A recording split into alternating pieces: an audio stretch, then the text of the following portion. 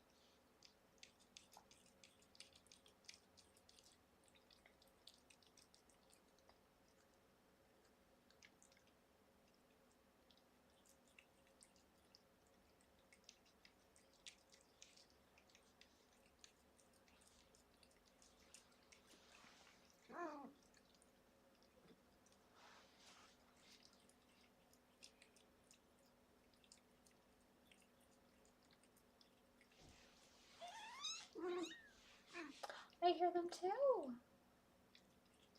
So precious. Oh, big yawn. Oh my goodness. They could not be cuter.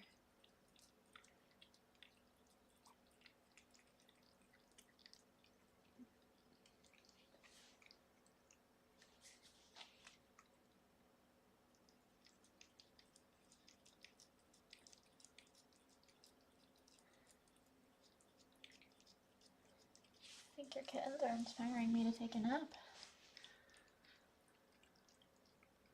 You're so cute. Yeah, you're such a good mama.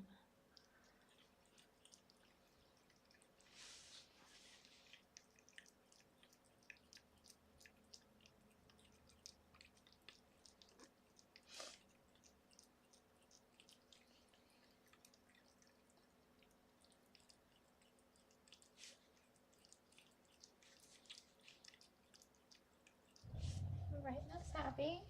I'll see you next time, okay? Maybe your kittens will have their eyes open then. Keep up the good work.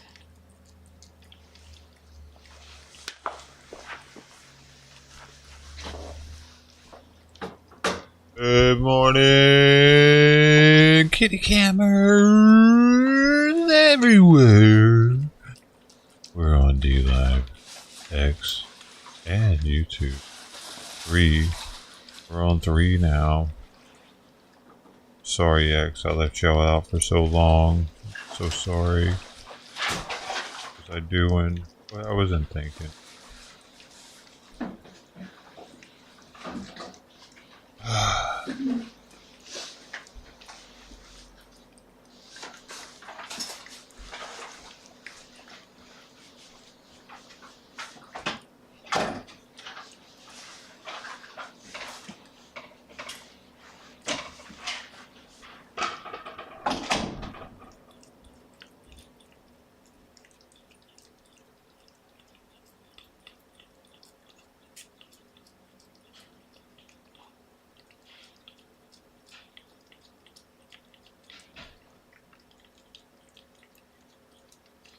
So,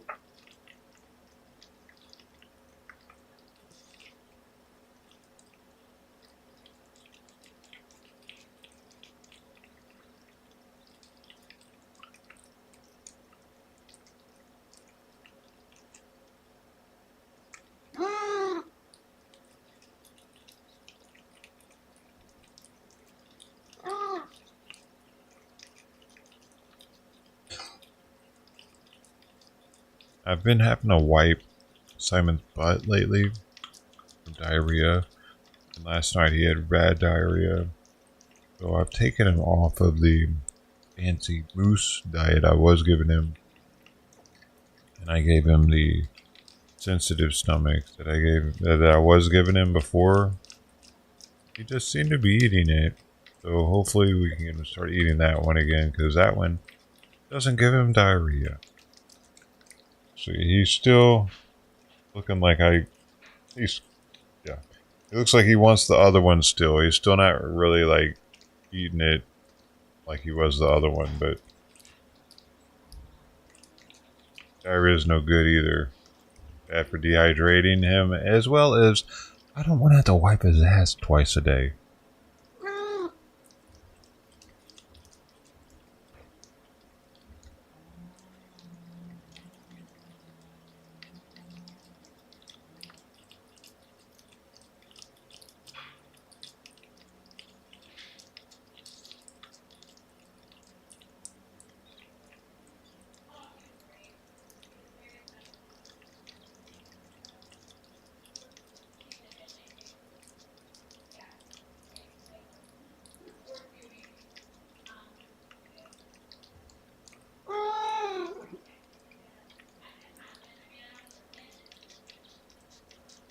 Diarrhea.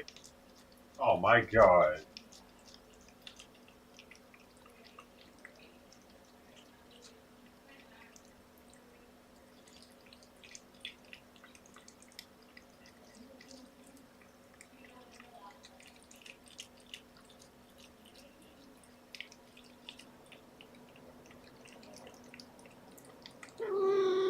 Alright.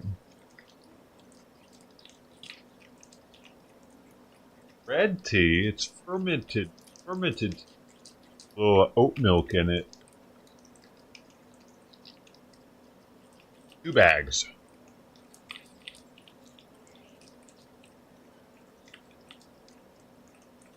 Took 1,200 milligrams of NAC this morning.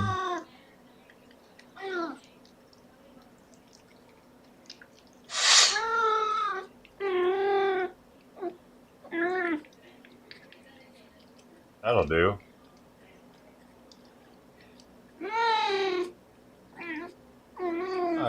Alright, Simon's doing a little bit better. Even though got that going on, he still seems to be doing a little better as far as appetite, because a week ago he would have turned his nose up completely to that food.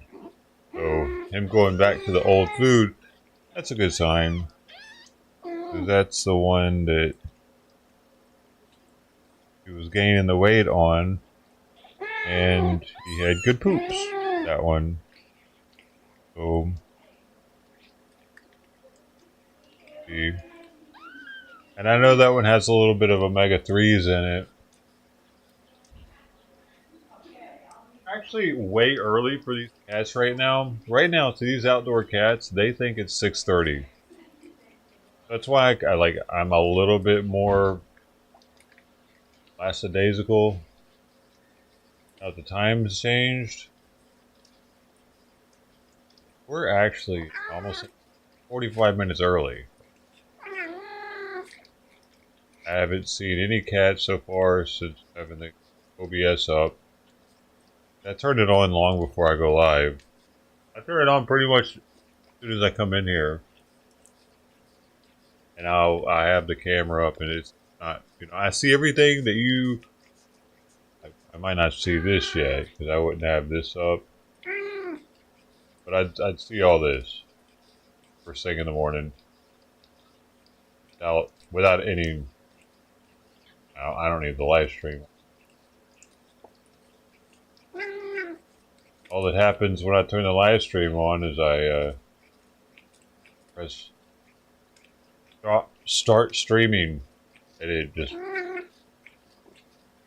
shoots whatever I already have. You guys, it's common sense that I don't have to be live to do the kitty cam thing. I can usually watch this camera without a live stream. take care of the duties. Morning, Mark. What's the plan for the day, man? Hands dirty.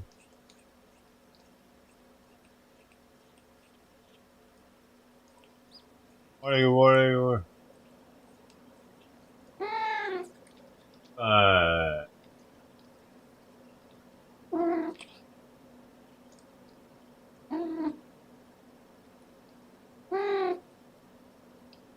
uh,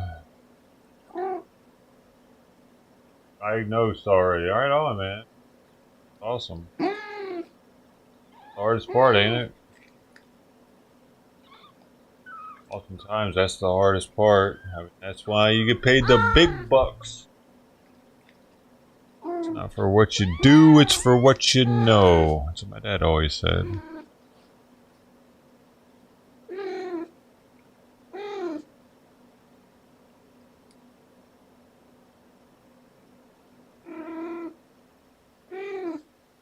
You know, to work on an engine from time to time.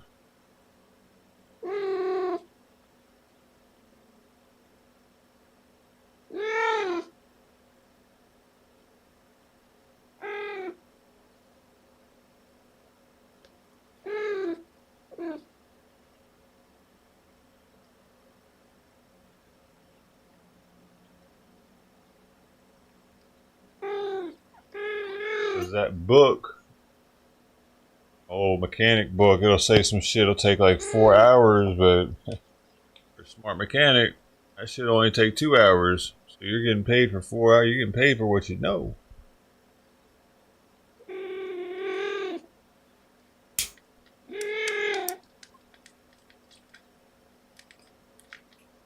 Like for instance, when I replaced my, and this is a simple fix, I replaced my blinker bulb. Dude, my blinker bulb had needed to be replaced for like 3 years. It was doing the fast, faint blink, you know. It doxed me in my streams. People could tell what direction I was turning and shit when I had the camera down. I didn't like that. But I finally fixed it when I had the battery out. And the way that people say to or do was to open up the wheel fairing. They like pull back the wheel fairing and get all up in there, like on the other side of the wheel. What a pain in the ass! But with the battery out, it was like the perfect time to do it. It was right there. So things like that, you know, that mechanics get over time.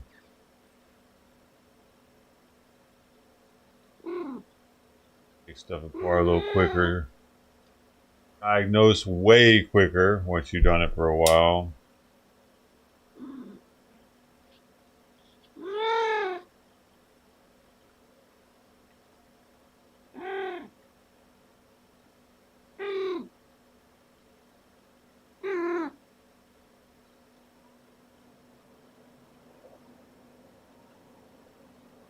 Especially nowadays, diagnostics is one of the hardest parts because of all the electronics, all the sensors and shit.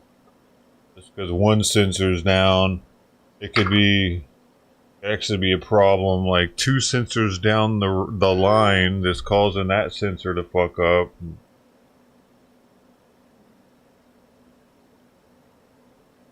Yeah.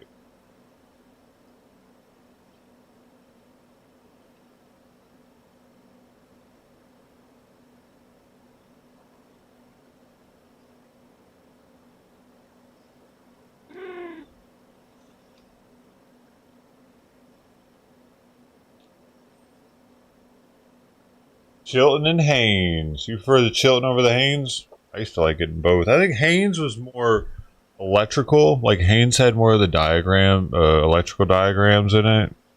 But Chilton's was more, it was more like easy to understand, easier to follow. I used to always have the Chiltons and the Haynes though.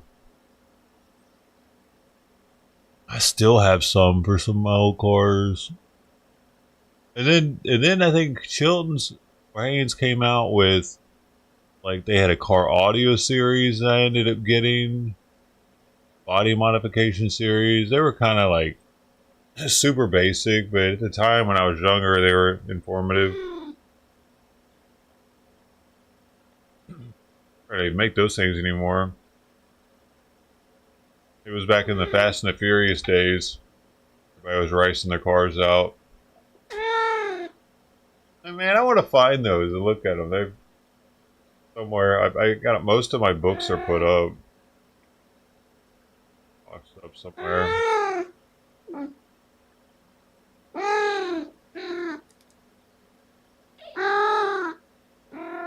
Chilton Haynes, another one that people used to use all the time and still to this day are like I don't know, man. They're probably not better than having MapQuest and shit because that's the real-time traffic information. But if that ever went down, dude, a map book is so useful. Holy shit. I wouldn't have been able to do half the stuff I did back in the day without a map book. Like as far as like going places,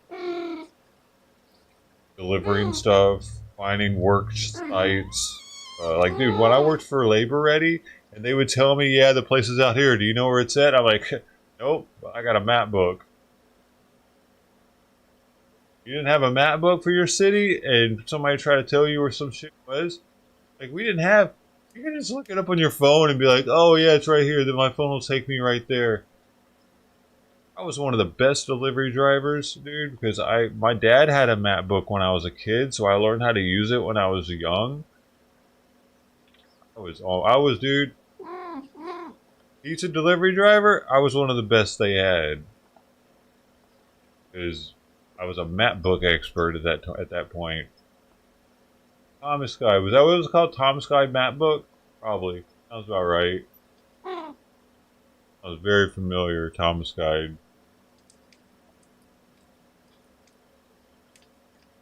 The green ones could be Chilton. I remember Chilton.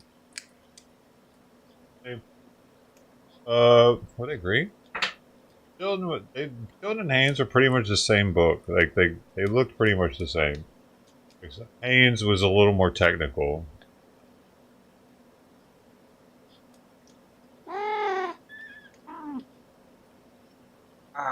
That's what I remember. I mean, maybe it was Chilton's that was more technical. One of them was more technical.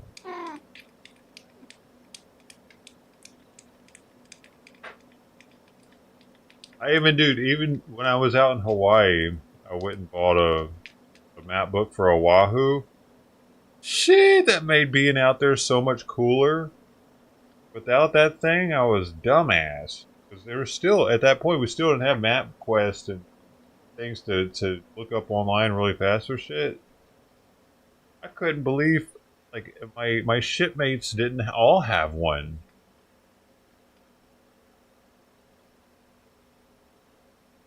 I toured the island so much with that thing. I drove all the way around it once. It took like 2.5 hours. That's all it takes, literally, to drive the entire circumference. Diameter.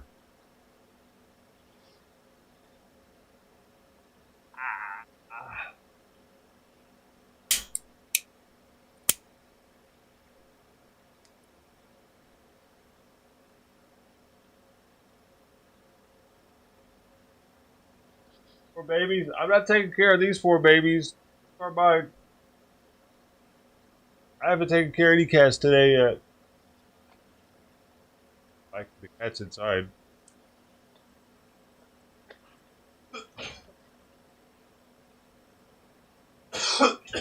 Simon is slightly a poor baby. He's had his medication already, thyroid. Both of the litter boxes are done. Hers is fresh as fuck. Yesterday, brand new litter. Simon eating some food that hopefully won't give him diarrhea. She's already eaten all her breakfast in about 60 seconds. Yeah, fresh water last night, so she's good there. And I have one bowl of chicken and beef, fancy feast, ready to go out. Water bowl ready, and I gotta take my trash out with it, and the recycling. There.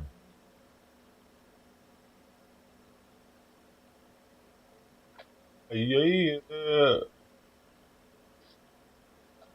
Already happened. And then this is here. Here too, this happened. Alright. And I took a shower. I'm actually clean. I smell like vanilla and something else. Vanilla and some sort of like shea butter, I think. Pretty much smell like a black person. Hey, I used to get the chocolate body wash when I dated black chicks, and they loved that shit. Like white chocolate.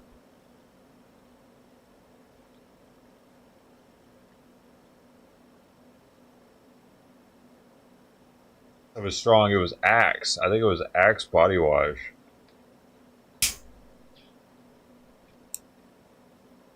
They had the chocolate. Remember that one? Chocolate deodorant.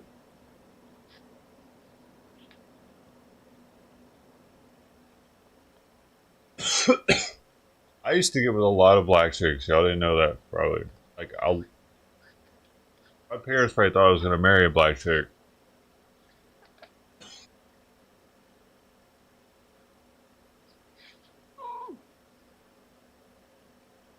Just goes to show, I got swagger. I can have style, even though y'all see me wearing tank tops all the time. I got rhythm. What else? I definitely showed some things, dude. I'm serious. They weren't like I wasn't like going and getting the bottom of the barrel. These weren't street workers or anything. You know what I mean?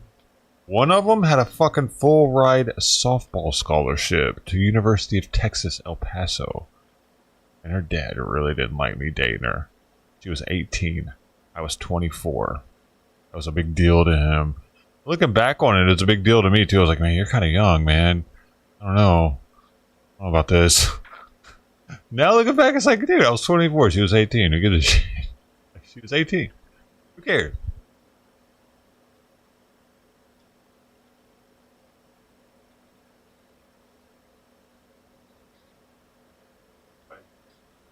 She was hot.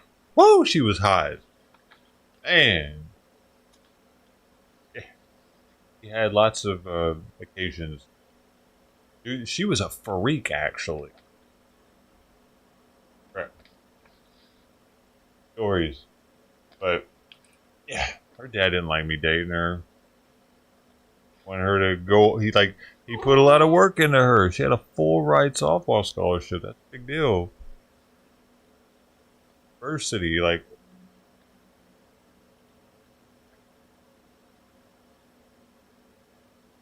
I would go to the batting cages with her and be so embarrassed. Like, I wouldn't even want to do it. I just want to watch her and be like, bink, bink, bink. Dude, she would hit all of them. It was amazing. I'd get out there and look like a dummy. Freaky dude. Because I don't know, man. She was all, dude. I think she was dating adults when she was before she was 18. Actually, that's why. I think she actually was because I met her through a coworker who was an adult, and it was his girlfriend at the time. It's a long fucking story, dude. I ended up getting robbed over it and shit. Kind of took his girl from him. He was long story though. He was cheating on his girlfriend or on his wife or girlfriend with this chick. She wouldn't leave his house on New Year's Eve. I think it was New Year's Eve because we were shooting fireworks off. They had their AKs outside shooting. They're gangsters. Black dude. I gotta tell that shit. She was a black chick. These were gangsters, security guards for the oil refinery. That's why I'm like, security guards can be gangbangers. They can be drug dealers. This is one of those cases. Like I said, I was a youngster, 2 years old, and hanging out with thugs. I already talked about how I was hanging out with people in Compton. Well, these were different people. But, like, they didn't... I worked inside the refinery. They worked on the outskirts of it. You know, so the other people that I hung out with in Compton, they actually worked inside with me. But this guy was a security guard, and this chick needed to go, and I was her ride home. His wife was coming home. She wasn't fucking leaving. So I was like, you know what? Check this. Hey, you gotta go. He's got a wife. She's on his way home right now. We gotta get the fuck out of here, dude. And dude, man, she made a big deal out of it. Almost like ruined his relationship and shit. So, and then she wanted to fuck with me. She like, what? And she was super hot too. So I'm like, hey, what? Hang out. Ends up though, these dudes fucking ended up robbing my hotel room. Stole so much of my shit. And then were smiling in my face the whole time, acting like we were still cool. I would see some of my stuff. I'm like, hey man, your girl's got a necklace. Look like the necklace I used to have. A silver necklace. And I would notice that they were playing. It was around Christmas time, so I didn't really think anything of it. So I'm like, noticing they're playing a PlayStation 2. And they got a midnight whatever. It's a racing game that I had, Need for Speed Midnight something. That's interesting. So, yeah, we got on that for Christmas. I'm like, okay, all right, whatever. Then dude,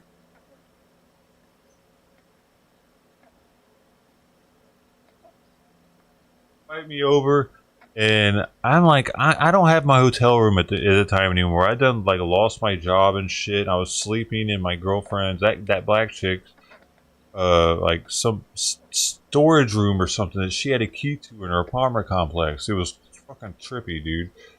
So, but I was gonna like stay out with them for a while because I knew that I needed to go to that room at a certain time. I shouldn't go too early because it's sus. Like I don't need people seeing me go in there to sleep.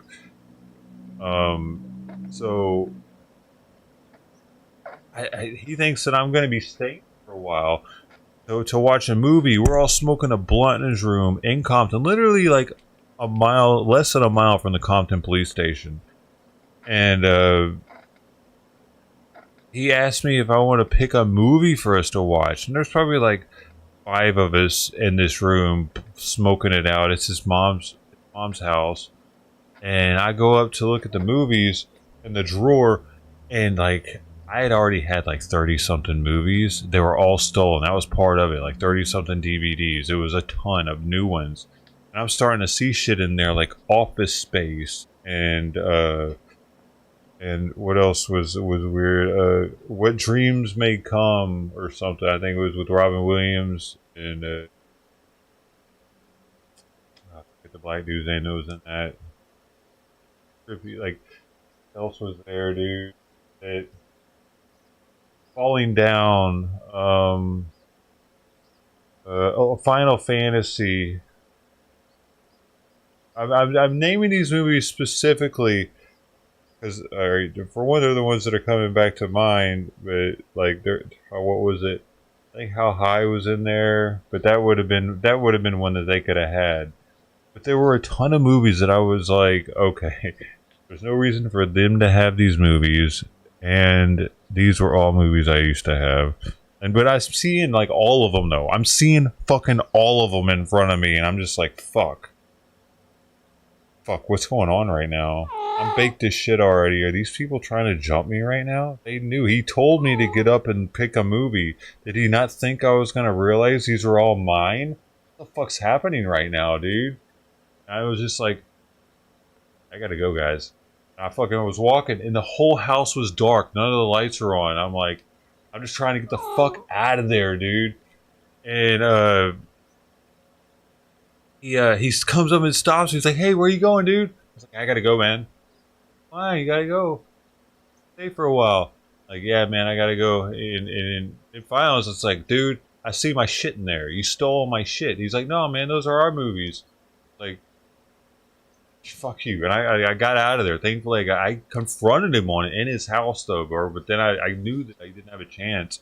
If I would have swung on him, they would have probably, I don't know what would have happened, dude. They were actually gangsters in Compton.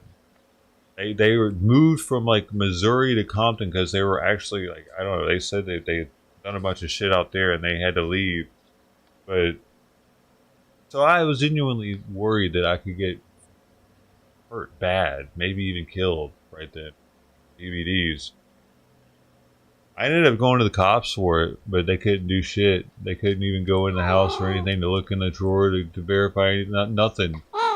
They could get a search warrant. Mama wouldn't let them in the house. It was fair, dude. I'd even I would loaned them one of them $50, right, to fix his car.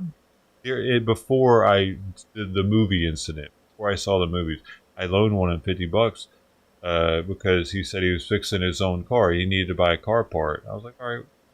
I never got the $50, but I realized later he was using the tools that I had just bought. There was like I was there for November before that, before the Christmas and all that, and I bought a bunch of tools from, I think it was Craftsman, because they are having a Black Friday sale. So I like half price, $400 worth of tools for like 200 something dollars. It was so many hand tools. It was like a full mechanic set pretty much. And that's one of the things that they stole from me, dude. He was using my tools to fix his car, and then he got $50 more from me for the car part. That's how scandalous motherfuckers can be. They can steal from you, help you look for it, ask for more money to fucking use your shit. So I got trust issues now, a little bit. That didn't help. I already had trust issues, and that happened when I was 24 years old. I don't think I've been the same since. Actually, I thought those dudes were actually my friends. It,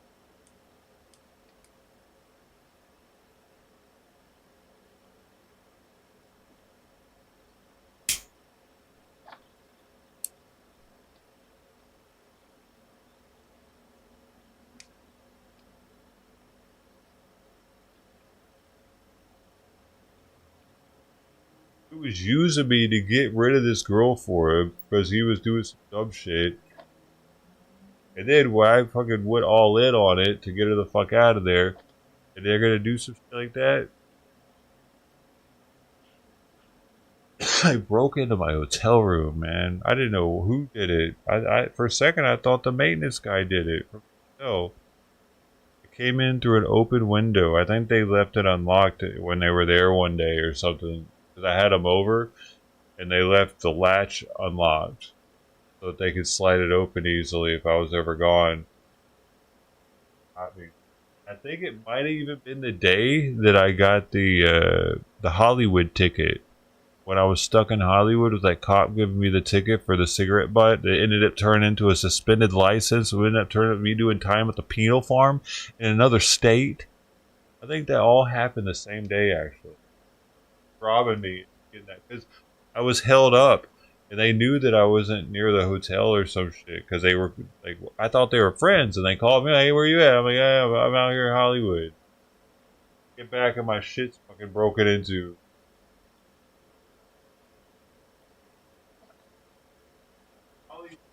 My hotel was in Artesia. It's so far from Hollywood. So like they knew they had plenty of time to, yeah, life lessons. Trust. That kind of trust, it's hard to, like, that's why, like, I haven't gotten surgery in so long. I can't even trust people like that to be like, yeah, sure, you can come taking care of my cat, and here's the key to my place, and I'll see you when I'm done. Let me get this surgery. Taking care of that. Hard for me.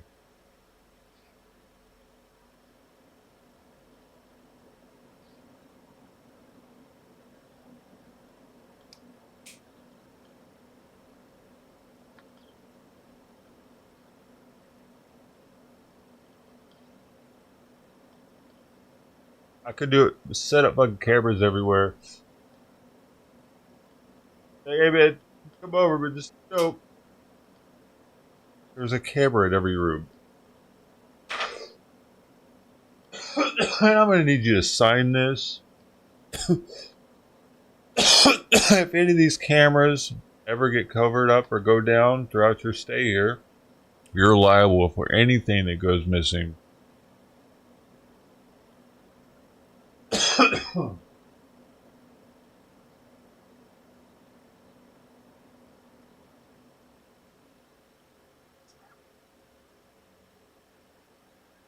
It's 8 o'clock. All right. For them, it's 7 o'clock. So, about go time.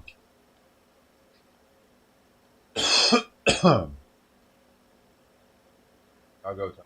Red tea here. Milk.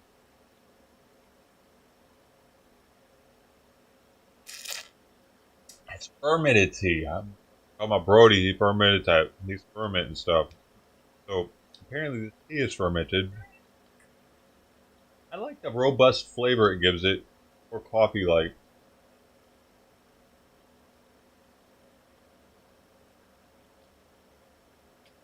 Yeah, not bad.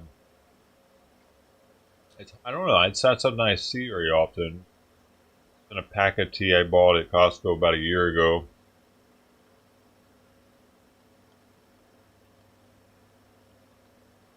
2 bags. It's not even warm. It's like lukewarm now. Got the oat milk and oat milk was on sale, so I got the 3 pack of that. I'm oat milked out of my fucking mind at the moment.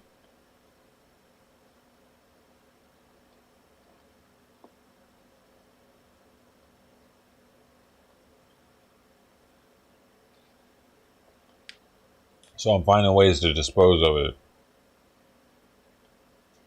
That says on the package it goes well with milk. I guess oatmeal works. Caffeine? Yes. I think that this one though has a very low caffeine level in comparison to even green tea. Something to do with the fermentation process might neutralize the caffeine somewhat. Let me see.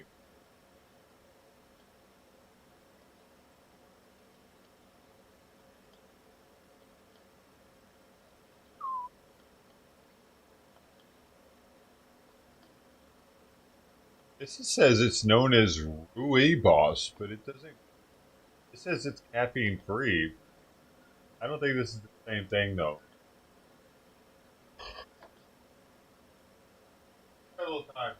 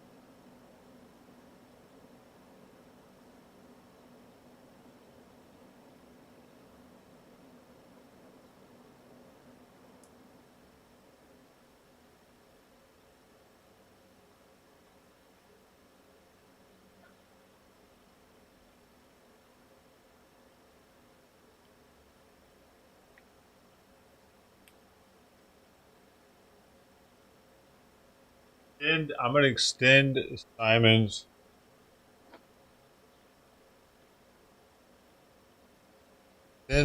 eating time because I'm trying to get him to eat more of this food. He's having diarrhea. I need to look at his butt.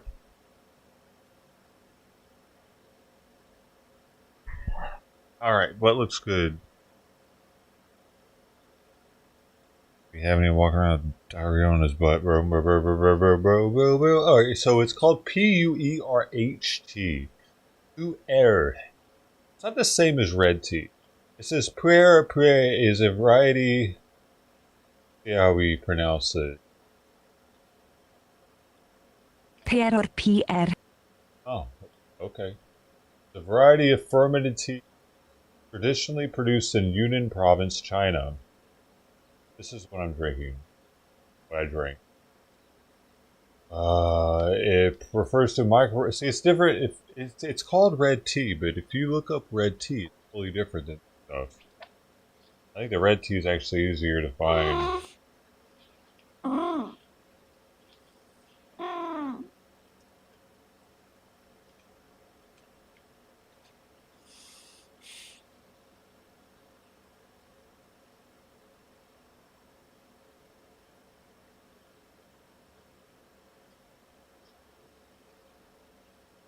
Wet piling, typically applied after the teas have sufficiently dried and rolled. The tea undergoes controlled microbial fermentation.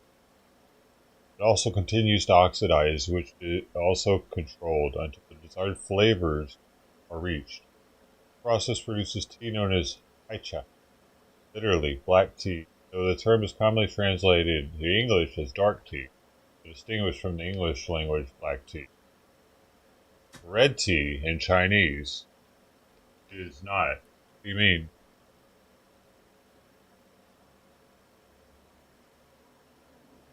Chinese.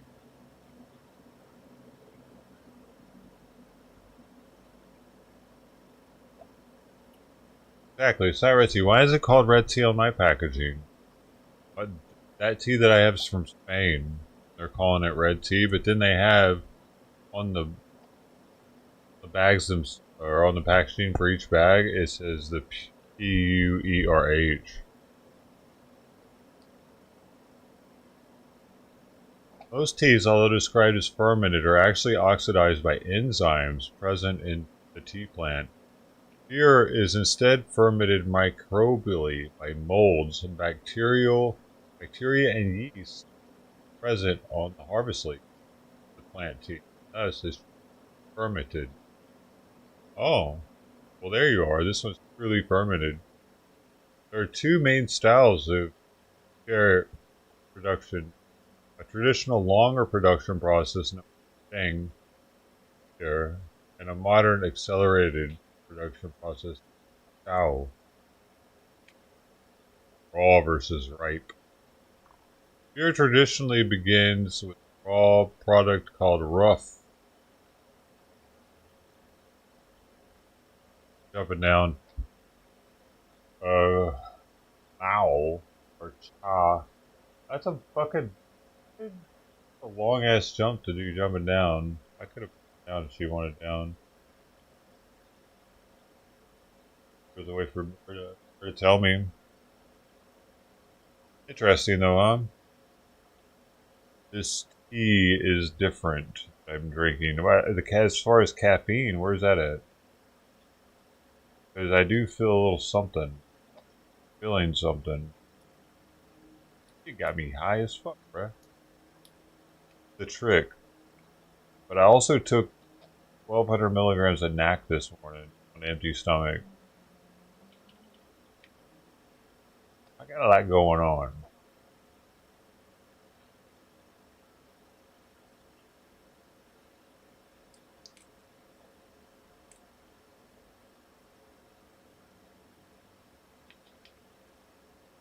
We'll talk about the other stuff. I'm not seeing caffeine anywhere.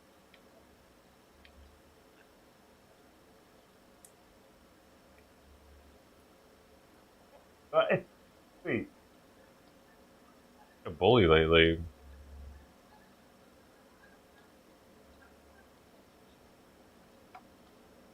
My goodness. All these gold melon.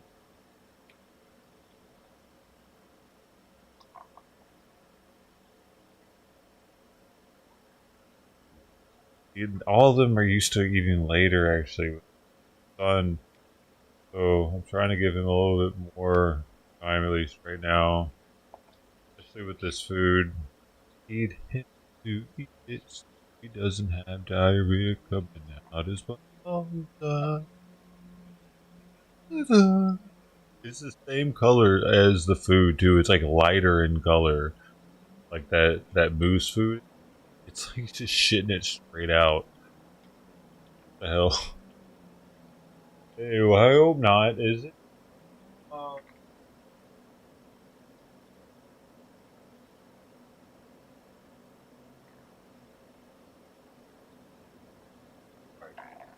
I'm gonna take it out real fast. And I'll be up.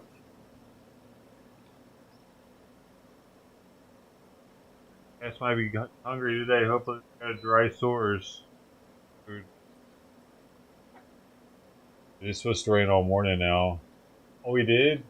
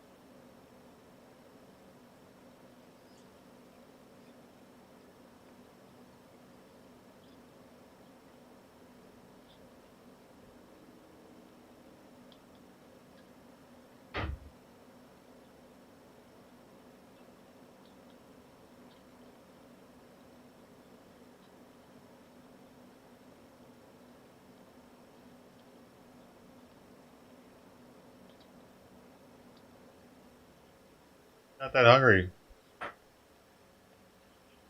That's not their favorite one.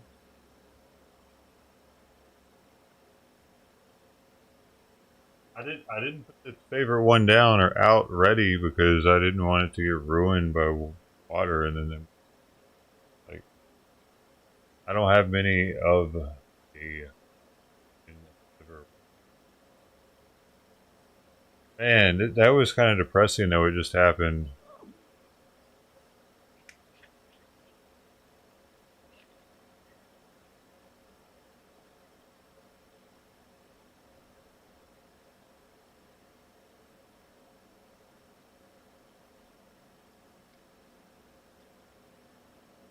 Pepe doesn't seem to have anywhere to go to get out of the cold.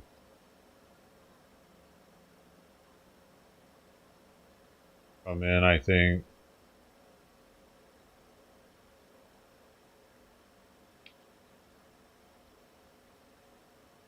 Kind of shelter. I mean, you could have went to the house, but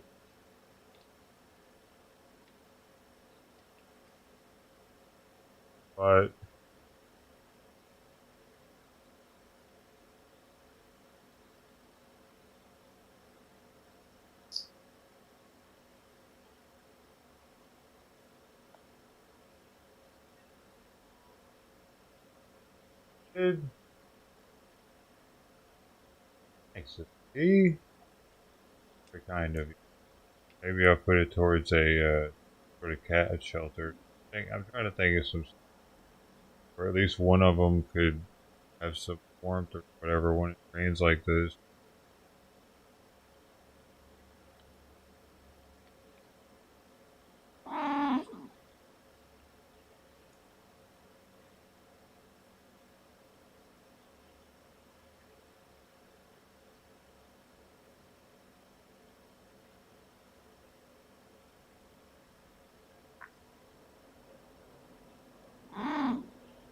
Still debating whether or not I should give Simon the fish oil again. He seems to be getting kind of stiff.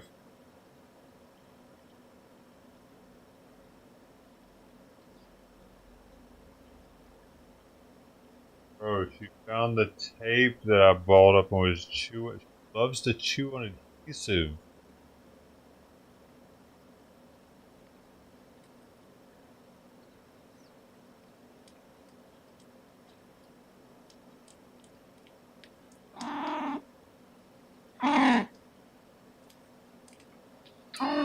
Thank you so much. Generous. You should.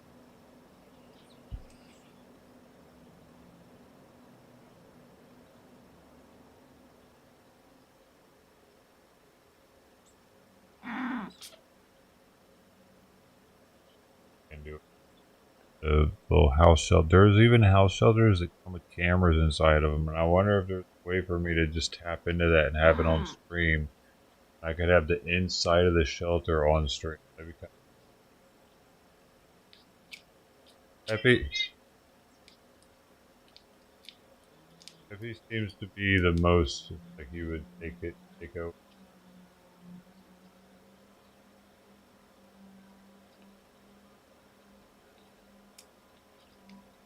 Followed me in the backyard. Followed me in the backyard, and then he peed on something. Kind of sprayed it a little bit. He actually sprayed where Tux used to sleep, right in that exact area. Then he ran underneath the fence on the backside and left.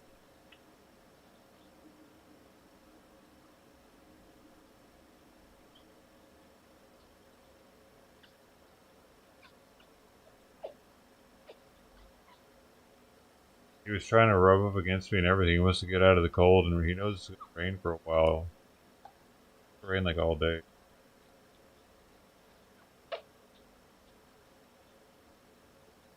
That food's that yeah, it's probably not going to get. Can't think of a way. I could have it covered. Then it's harder for them to smell it from it. I could put like a plate on top of the plate. hole on top of the plate.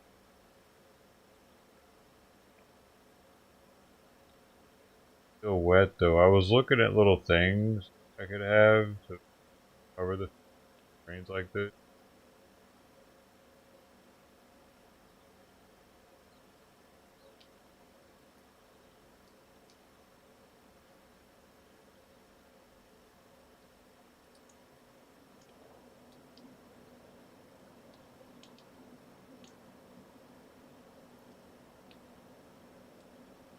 Rubbermaid upside down. I have some shears, some tin snips that I could snip a Rubbermaid container that I have, flip it upside down, and have it cover in somewhat.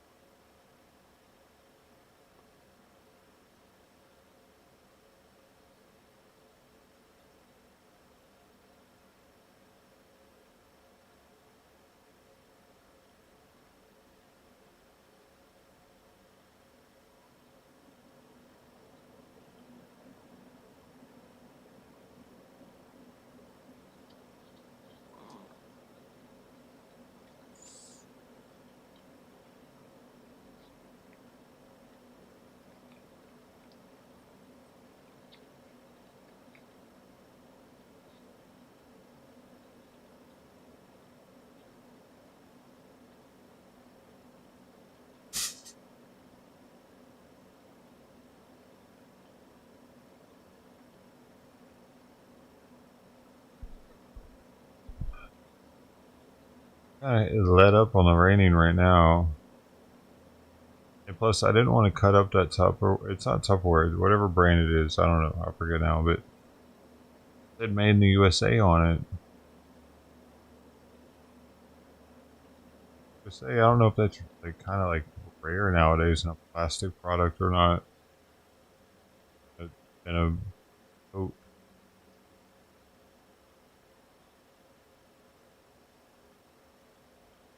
but what I do want to look into are those things I was just talking about. Thank you so much, Mr. D. Hey, do you want me to put it on the board?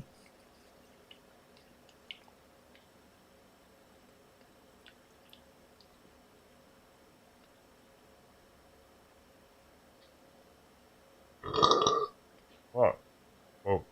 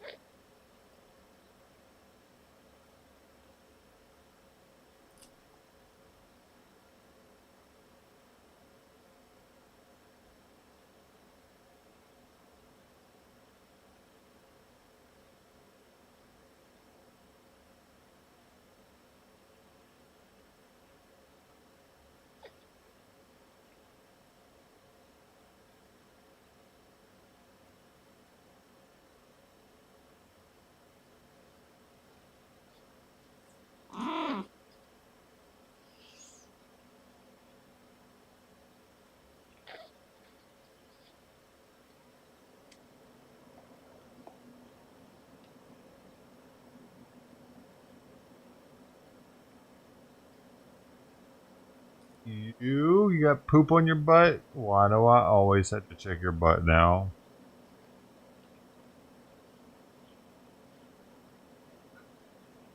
Okay, you're good.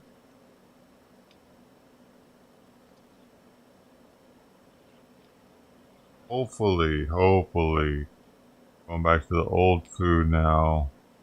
You don't have to worry about the poop butt so much, huh?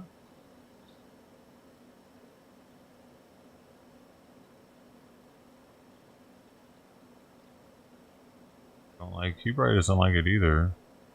Cause dude, his poop, the box, was not in a tube shape this time. It looked like it came out in a kabloosh. That food's a little too moosey for him. Likes the way it tastes. Hopefully he's got more of his appetite back now that the thyroid has been more equalized. Or you through the middle.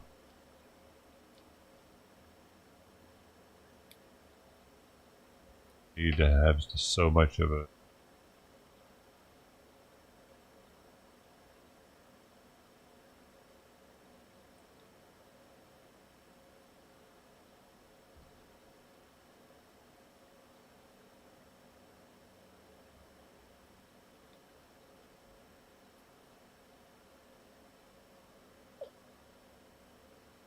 Neighbor on a ride.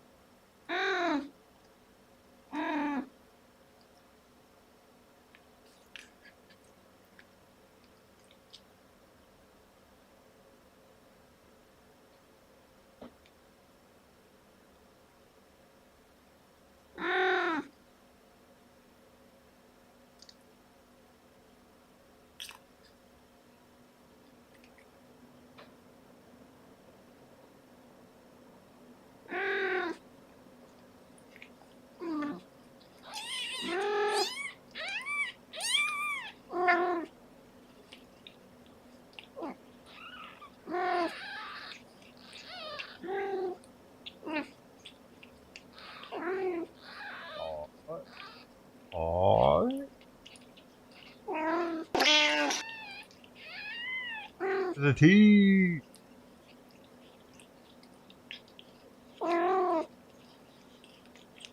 Care Bear stare. Did I ever tell you the Care Bear story? I was a kid. Probably. I've said it a few times. Care Bear story though. I haven't heard it.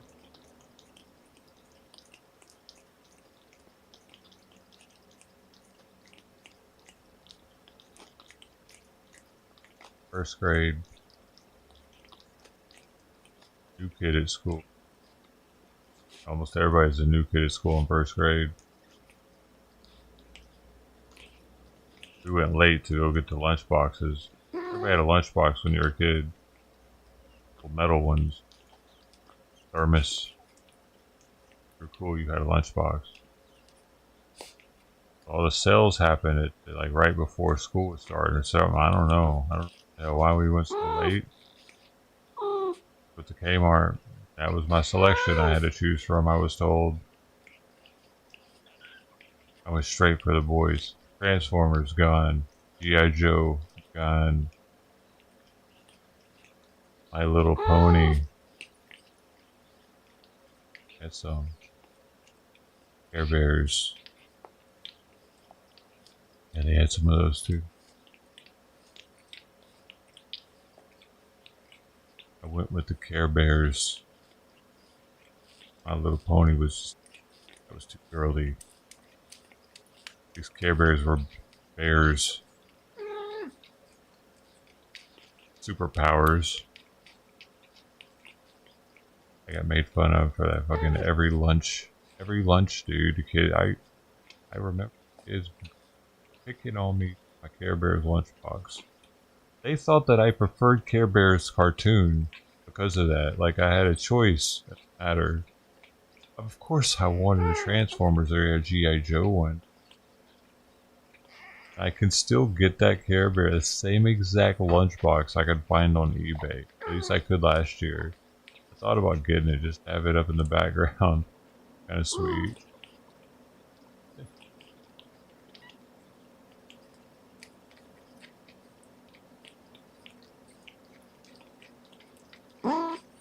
There's Bago.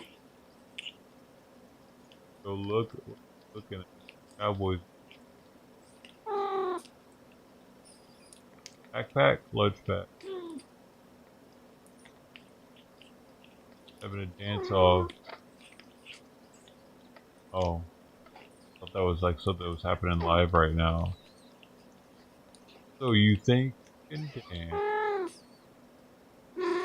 My buddy? Oh, I didn't have a my buddy. Or kid sister.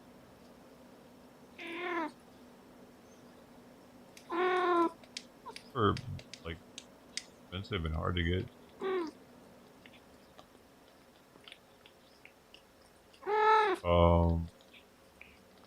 Even if you wanted one.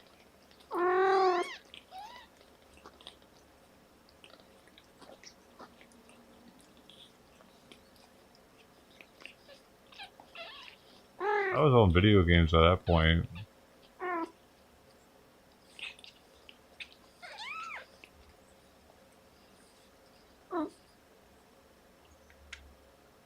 Yep. Only going in that.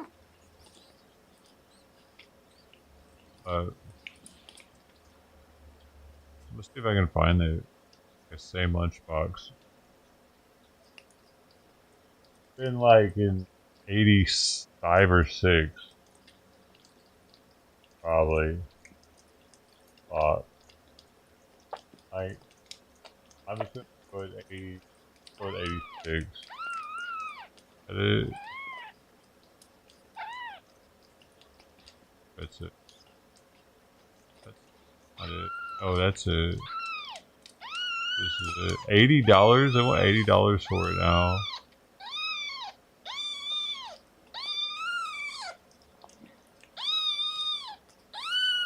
A lot of plastic ones on there now. Oh, there's a shitty banged up one that's cheaper probably.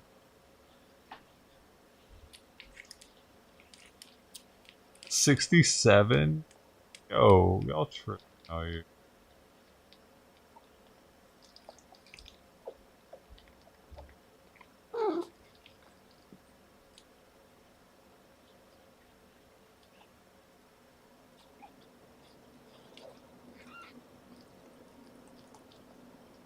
I thought they were cheaper before.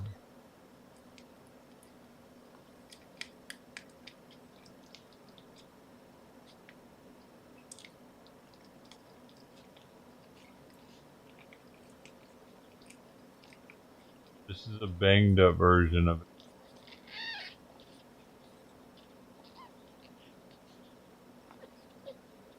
I think it looks pretty cool though. You know, they're having some snacks. I wonder if my parents still have mine in the attic. Right, threw all that shit away because they didn't want to think about me existing anymore.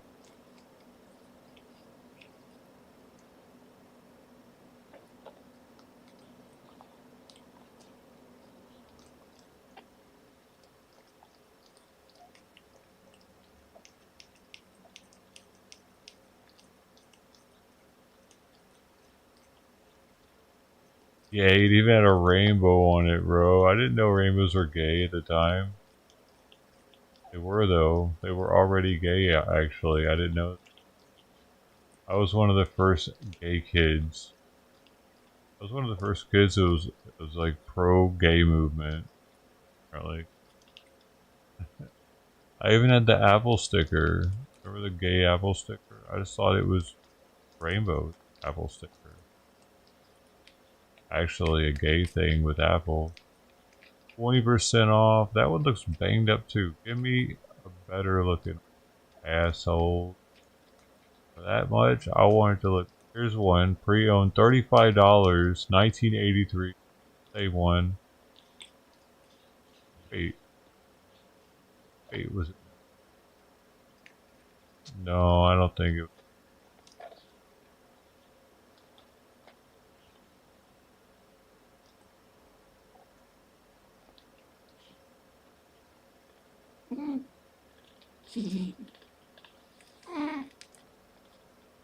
Dude,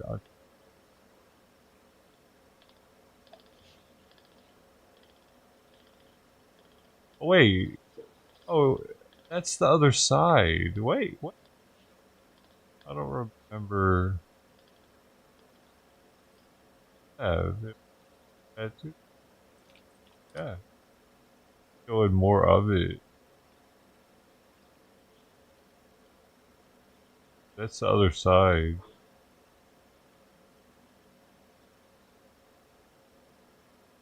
Definitely, if you're a kid that's in the know about the rainbow, it's super gay. Huh. They only want 25 or best offer, but it looks like it's missing thermos. Yeah, no thermos. Oh, that's sad.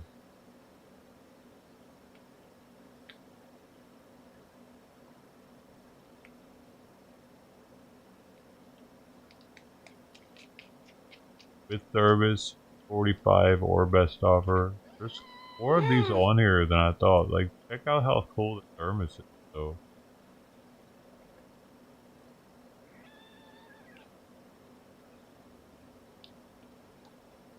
So good. Everybody's got a little rainbow. Yeah, babe.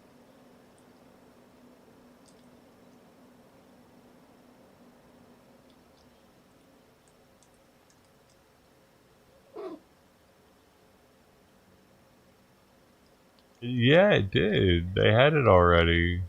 It just wasn't mainstream as it is today. It wasn't as like put it up everywhere, and they own it. Like, but they already had the rainbow flag in like late 70s.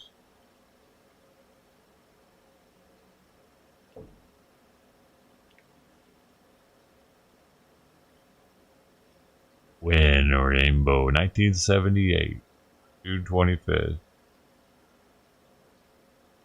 So when you see, look, I'll put gay apple. I had this when I was a kid, and it was actually a gay apple, gay pride apple. I had no idea when I was a kid. I just thought it was the colors. I was straight up repping gayness. Didn't even know it.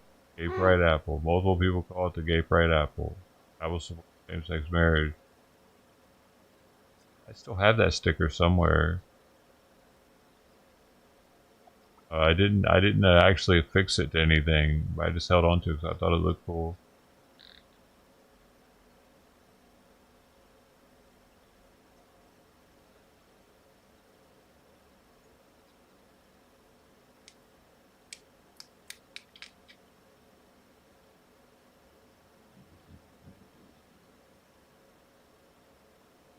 Yeah, exactly. It was all about rainbow and stuff, but it was, I think it was part of the gay push also, somehow.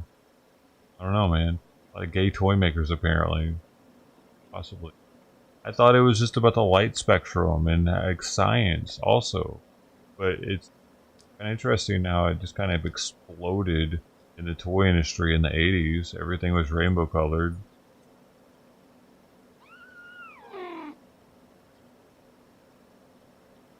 Were kids toys like that? I mean, they had Lincoln Logs. That shit was brown back in the 40s.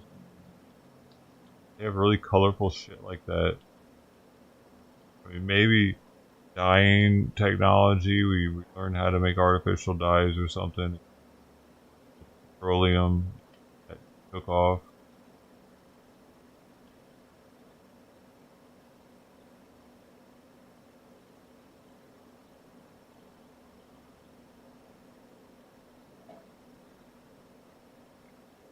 I had like the xylophone that had all the different colors going in the spectrum. It was like the put the put the peg and put the star shape thing in the star shape with the circle and circle. Like those are all colored. But yeah, I thought it was just to teach kids colors though at the same time.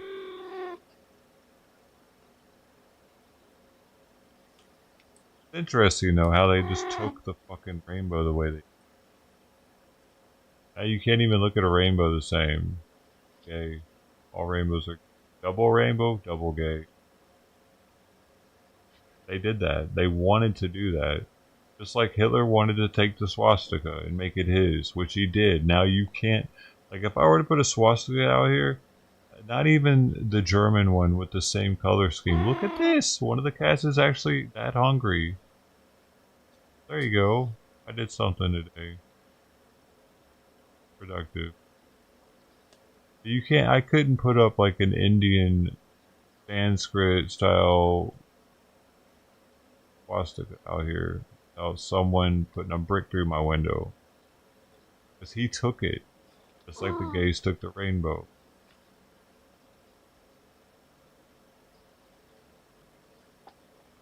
Prove me wrong.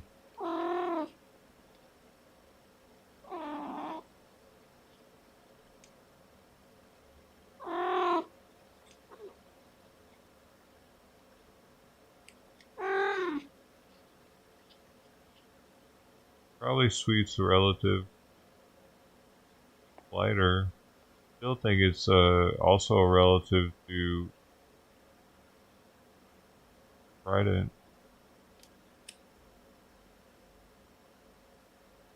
Yeah, it's the first one again, 2 days in a row. It'll be kind of cold out there. It's full feral, I think. Super sketch, and it's willing to eat out there with it being cold. Bet.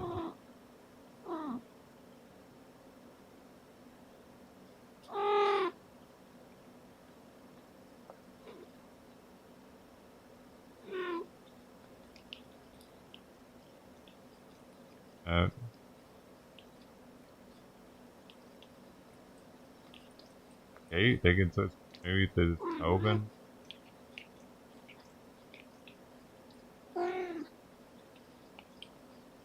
The last one to eat last night too, I believe.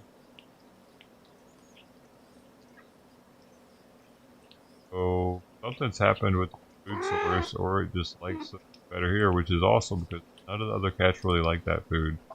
I only got like one more can of it.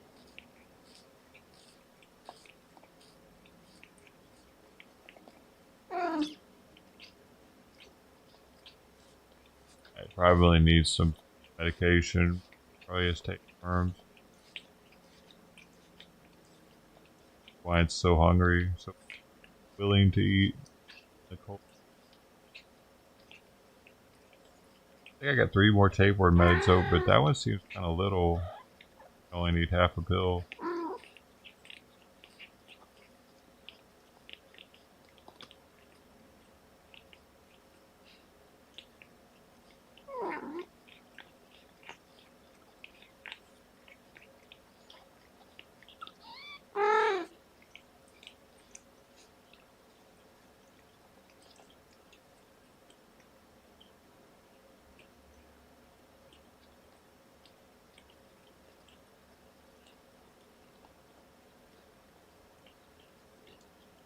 Still feel bad for Pepe out there.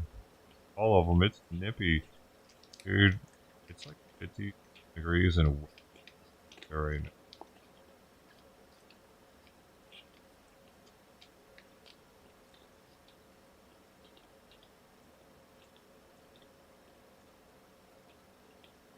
It says it's 55.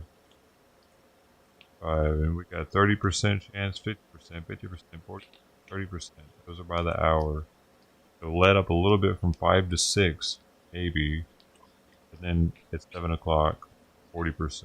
Then it's supposed to let up again. Then tomorrow, 40% chance of rain. And I'm talking about raining 3 a.m., 20%.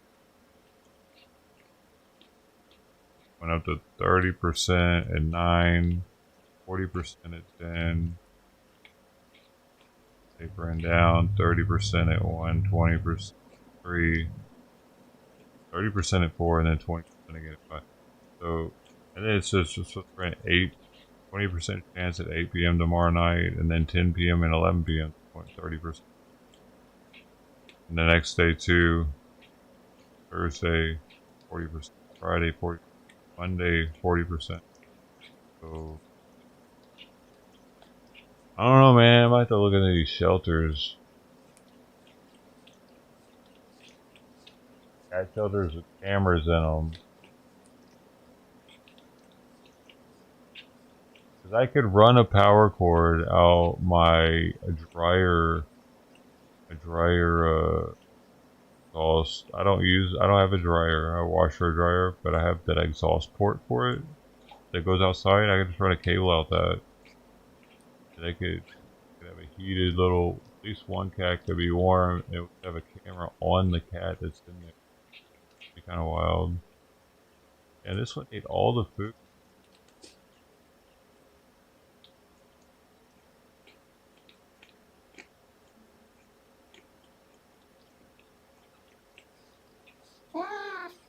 Simon's knocked out on my lap right now, or I'd be up and... It'll probably run off as soon as I go out there, though.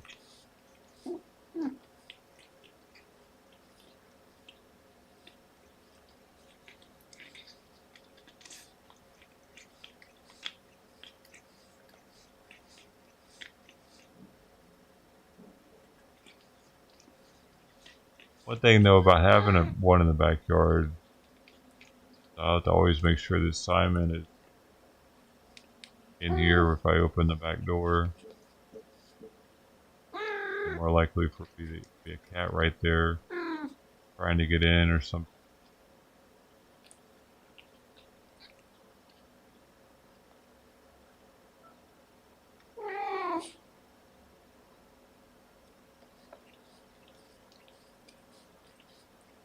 It's hard to tell how hard it's raining, too. How could I have something? I guess I could put a towel on the ground. How quick it gets wet.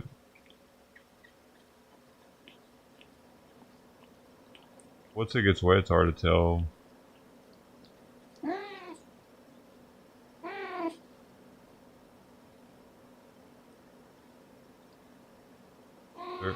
I gotta check to see. There might be a slight reprieve. Another one out for one of them.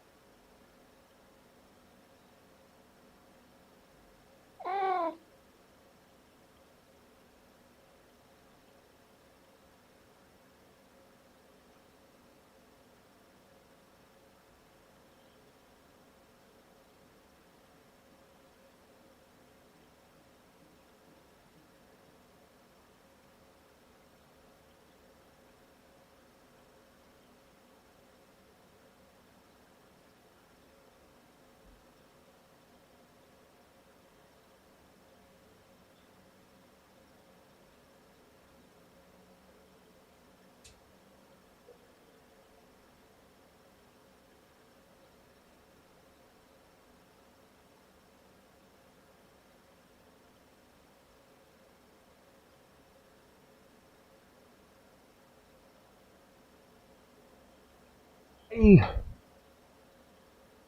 Oh, it wasn't so bad, was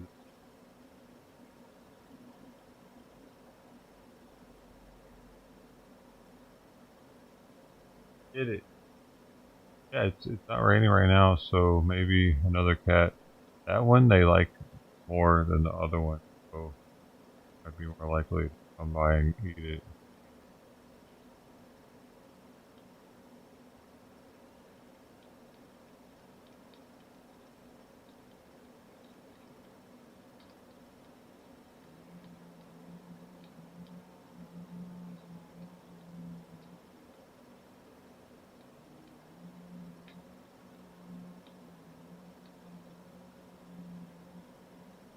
But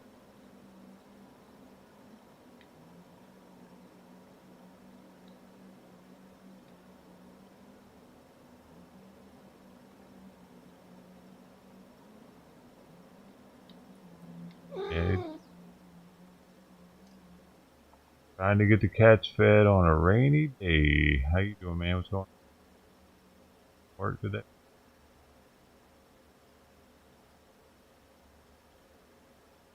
Day in Long Beach.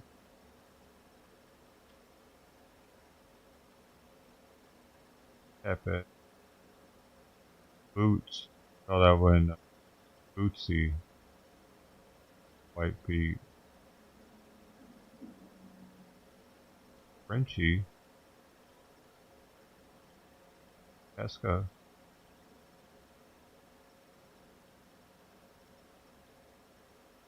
Not sure if it's a female though.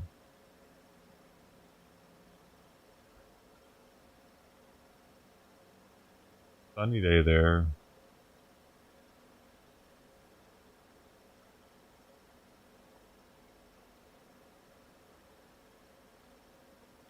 Trump is speaking again.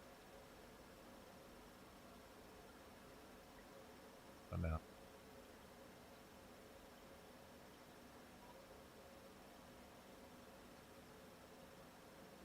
Thousands protested in Romania. Uh-oh.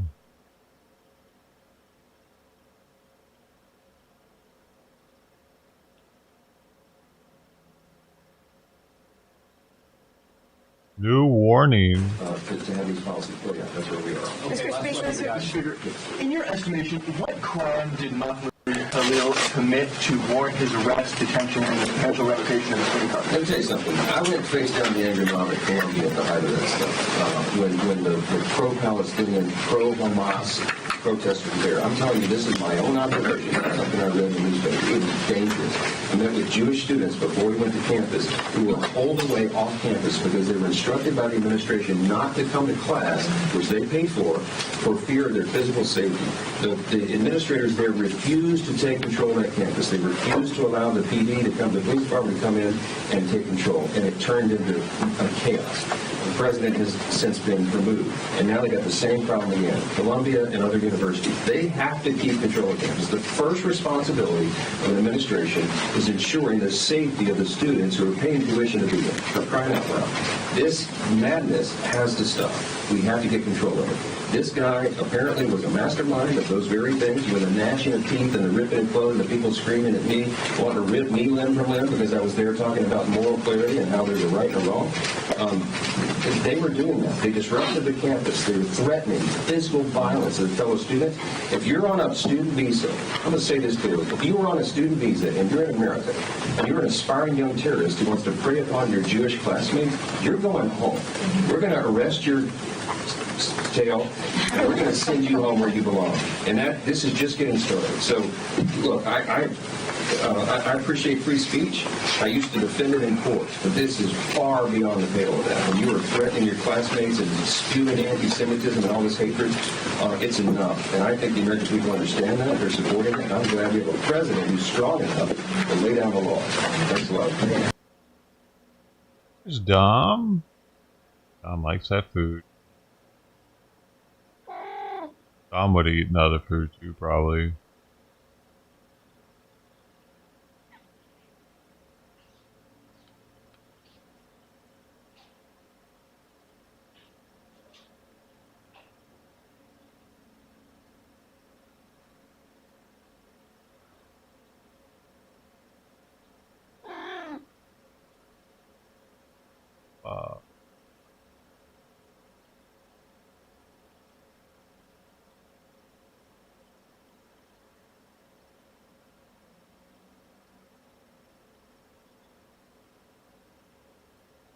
out because there's a slight break in the rain right now. So glad I put that out there.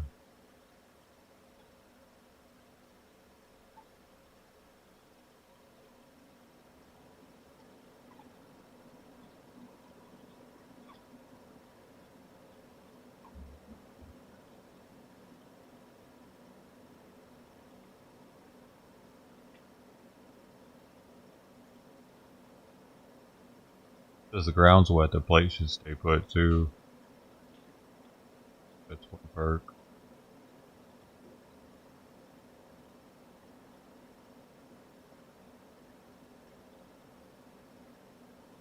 I saw that.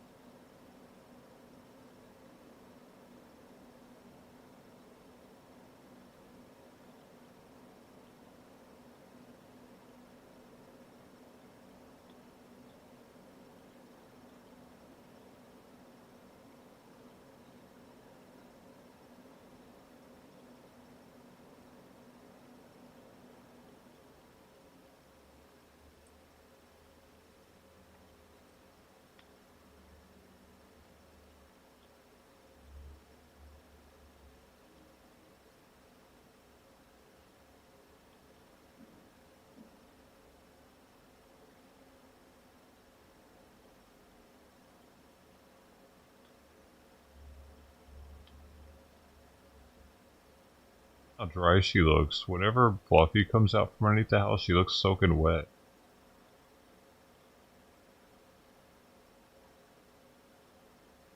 I have wet streaks on her.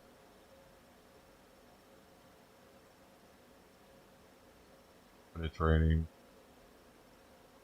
Tom knows where the good spots at up here.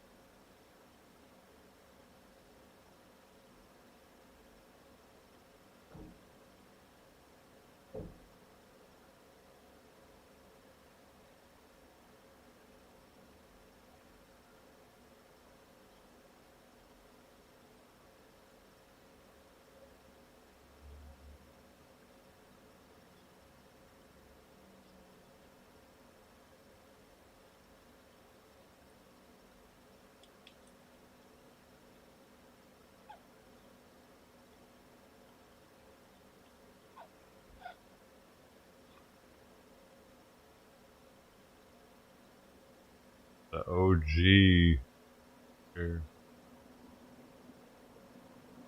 Weird.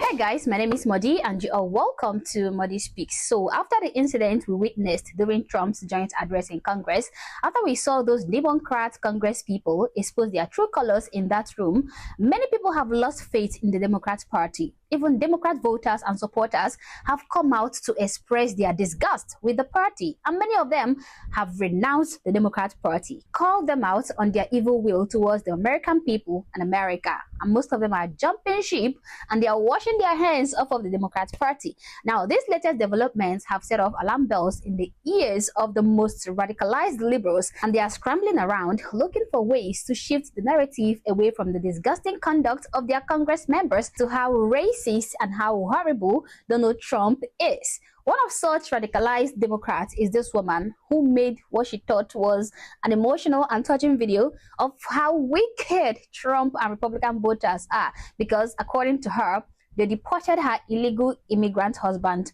who has been in the US for 20 years, and how deporting her loving husband back to his country makes her feel unsafe for herself and for her husband.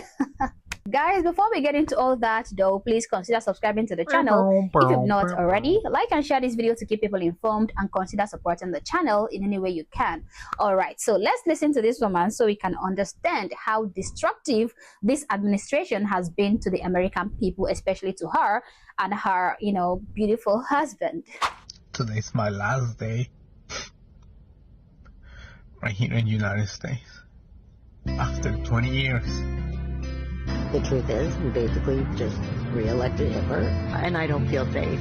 I don't feel safe. My husband isn't safe, and I don't like it. It's time to go. First, this woman says she feels unsafe for herself and her husband, who is going back to Mexico. And few seconds after that, she says again that she doesn't feel scared going to Mexico. She's happy she's going to be in a place where she feels safe for her husband. Now, if the husband loves Mexico so much, if he's happy to move back home to his friends and relatives, if this woman feels so much safer to be in Mexico, she's really looking forward to be in a place where she feels safe for herself and her husband, then what is the essence of making this video? Why is this full-grown man recording himself crying? What are these two adults whining about if you're happy you are going to Mexico? Really hopeful that everything goes easily at the airport and that nothing scary happens. Don't get me wrong, I'm very happy. I'm going to my country, I'm going to Mexico. I'm bringing my wife with me. And I'm talking scary on our end. I'm not scared at all of getting to Mexico. I'm actually really, really looking forward to being somewhere that I feel safe for my husband. Well, honestly, she sounds like Trump just granted her wish of moving to Mexico. So I'm happy for her. Go get your dream place in Mexico, woman. I'm gonna get to see my family, my sisters, after 20 years. I think it's truly shocking that the United States of America feels like one of the least safe places in the world. Yeah, it's because all of them have come here. This is a good life for us. We're going to have a great life. It's like we're about to live in Claudia Scheinbaum territory. That sounds exciting, man.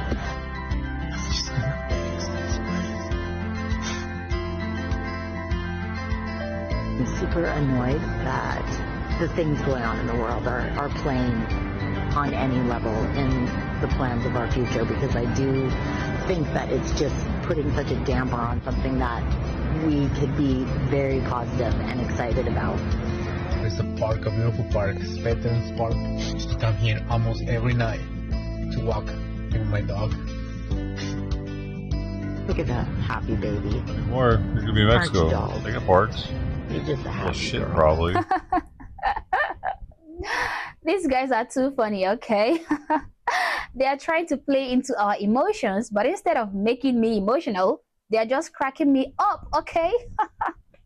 Oh, just look at that poor dog. I bring my dog to this park every night to walk him, but not even a single time in those many nights did I look for ways to make myself legal, even after 20 years. Oh, poor dog. Aren't you, No dog? English. You're just a happy girl. It's gonna be great. It's so weird. I'm not going to be living here anymore. That's so weird. Yeah. Oh, Dios, pinche madre. Ya me está pegando. So mind you, her husband, who is an illegal immigrant, have been in the United States for 20 years. 20 good years. Now, he forced himself into the US 3 or 4 years after I was born. Now, imagine what he could have achieved in such amount of time. Imagine how he could have become a legal citizen after such a long period of time. And she claims that he's her husband, which makes someone like me wonder how he's still illegal if he has been married to her. She's an American citizen, so why is he illegal? And also, why does she feel unsafe? Because her husband, who is an illegal alien, is being sent back to his country. Instead of feeling unsafe that illegal immigrants are freely roaming around in her country, Rather, she feels unsafe that those illegal immigrants are being sent back to where they come from. Well, that marks the end of the cringe edited video. They tried to make it as emotional as possible. First, they put a lively song and edited the thing, arranged it very well to make us feel what? Sorry for them? Well, sure, I feel sorry for them, but not too sorry though, okay? If her husband is not going about committing crimes and breaking the law, if he's just living a normal life, well, I understand, okay? And I feel bad that he's gonna be deported. He's gonna be leaving the US. But at the end of the day, the rule of law is the rule of law, okay? The rule of law applies to everyone. No one is above the law. Though he might not be committing violent crimes, but let's not forget that he still got into the country illegally. He forced his way into the country, and that, according to the law, is a big crime. It is a crime to live in a country illegally. Even real refugees and asylum seekers who come into any country legally are being documented by that country, and that makes them legal. But if you snuck your way into the country doesn't know you. The country is not aware that you are there. They don't recognize you. That makes you illegal, and that is a crime. Now, in the beginning of this video, the wife said, The truth is, we basically just re-elected Hitler. Actually, you did not, madam. You did not vote for Donald Trump, okay? You voted for Kamala Harris. I can see it written all over you. And those who voted for Donald Trump voted for him for exactly the same reason. The American people who love their country, who doesn't want to see it being decimated by illegal criminals, voted for him just for that reason, okay? People who are tired of seeing their female children being raped and unalived by people who snuck into the country illegally. They voted for him just for that reason. Donald Trump, right from the onset, made it clear he was going to send all illegals back to their respective homes, secure the border, and make Americans safe again. So when she says she doesn't feel safe, I wonder if she's actually aware of what she's talking about. And to her husband, I'm still trying to find out how you were able to live in the country for 20 years without finding it important to make yourself legal. Were you working all this while? Did you have a job? Did you even pay taxes? You mean to tell me that you were a burden to the US economy for 20 years? Never bothered to self-deport yourself and maybe come back through a legal way, maybe through marrying your wife here. You were happy to be living here freely without bothering to do the needful, knowing full well you're committing a crime each day you spend on American soil illegally. And somehow it is Donald Trump's fault that you are getting deported and being sent back to your country. Somehow we're supposed to be mad at Republicans and the people who voted Trump in for getting exactly what they voted for. Somehow we are supposed to demonize them and see them as evil people. Now, my question to these liberal Americans who think people should be allowed to stay in their country illegally: do you think you would be allowed to illegally come into the countries where these illegal immigrants come from? Do you think the citizens of these countries from where these illegal immigrants come from will welcome millions of illegal foreigners with open arms and encourage them to keep living in their country illegally? What is the problem with these people? And again, by making this video and sharing it with the whole world, with the internet for everybody to see, what do they hope to achieve? Outrage? The only people who will feel outraged that an illegal immigrant is being sent back to his own country are people who do not love their country, people who are hoping for their country to be destroyed. And by posting this video, you are just making it easy for the authorities to fish you out and arrest you for harboring a criminal for over 20 years. You're only going to hurt yourself and nothing more. These people really need to go and educate themselves instead of embarrassing themselves on the internet. Anyway, guys, these are my thoughts, these are my opinions, but feel free to share yours in the comment section below, but do so respectfully. Also, if you're not yet subscribed to the channel, honestly, I don't know what you're waiting for. Subscribe to the channel. Like and share this video to keep people informed, and consider joining my membership or buying me a coffee if you like, as a way of supporting the channel. Thank you for watching this video, and I hope to catch you on the next one. For now, peace.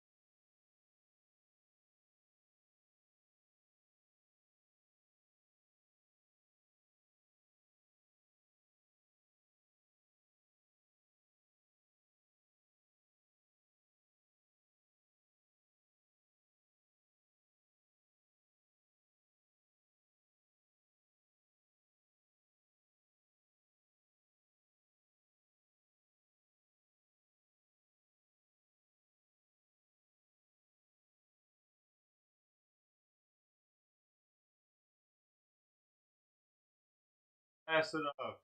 Across. Across too? Across the walkway. I thought that they walked by the camera.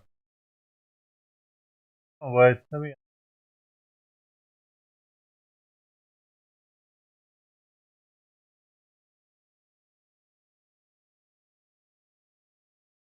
There you go, bud. But I put a very stinky duck food out there that Simon. It's also a topper. It's used as a topper. It's so strongly scented. Yeah, crossback. That's all they did was run by. They didn't even sniff the plate, huh? Well, yeah, they were. When I got there, they were at the end of the walkway right here.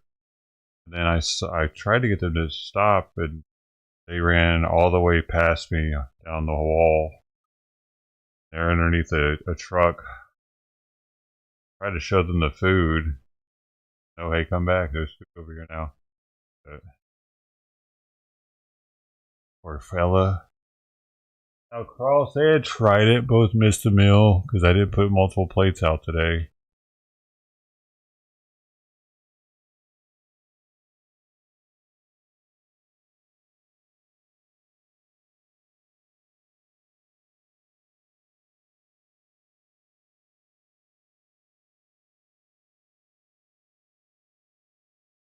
But I know it was going to rain, so I don't want to waste multiple plates of food either. It just ain't cheap.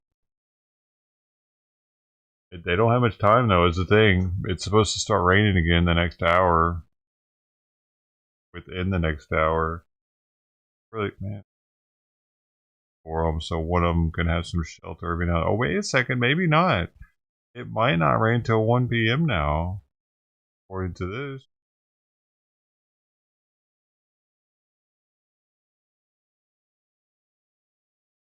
Yeah. Oh wait, no, there's a 10% chance of rain until 12, and then there's a 30% chance of rain, so there's still a chance it could do something, but maybe it moved past a little quicker than they thought. A federal judge in New York temporarily blocked efforts by the Trump administration to deport a Palestinian activist who allegedly led anti-Israel protests at Columbia University. Following my previously signed executive orders, ICE proudly apprehended and detained Mahmoud Khalil, a radical foreign pro-Hamas student on the campus of Columbia University. This is the first arrest of many to come, President Trump wrote in a post on Truth Social. The U.S. State Department also revoked Khalil's green card. A green card holder is a non-citizen who has been granted authorization to live and work permanently in the United States. Now, if a green card holder is found to have been involved in a riot or any criminal activity, they can face legal consequences such as arrest, fines, imprisonment, or deportation, depending on the severity of their cases. Khalil has not been charged with any crimes. U.S. Immigration and Customs Enforcement arrested Khalil Saturday, and he's currently being held in a detention facility in Louisiana. His lawyers have filed a motion for him to be returned to New York City, Fox News reports. To preserve the court's jurisdiction pending a ruling on the petition, petitioner shall not be removed from the United States unless and until the court orders otherwise, the judge ruled Monday. The arrest came just one day after the Trump administration revoked $400 million in federal funding to Columbia University over what it calls the school's continued inaction in the face of persistent harassment of Jewish students. Khalil was a graduate student at Columbia University and served as a student negotiator who met with university administrators. He was a key figure in last year's pro-Palestinian protests and encampments that erupted on the university's campus in the spring, the Associated Press reports. Khalil graduated in December. A hearing in the case is scheduled for Wednesday. For Straight Arrow News, I'm Lauren Taylor. For more on this story, download the Straight Arrow News app or visit san.com.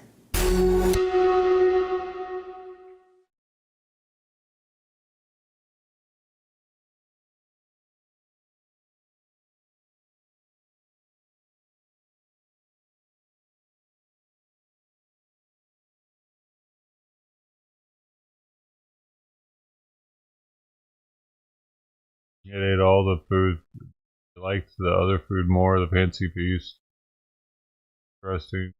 They ate all the fancy feast off the plate, but it didn't eat all that food. The fancy feast was on the back that I pulled off of the old plate.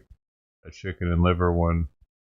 Man, interesting. That's interesting because this one right here, Simon won't eat any of the fancy feasts for one. But that one right there, it's known as being a topper and as being a full food. So it's that's like smelly and stinky, flavorful. Maybe it's got too much flavor almost. I don't even know if Simon will still eat that one. Try that for next. Over the past 6 weeks, I have signed nearly 100 executive orders and taken more than 400 executive actions, a record, to restore common sense. This is a party, the Republican Party, of common sense. Common sense? I have common sense. Common sense, right?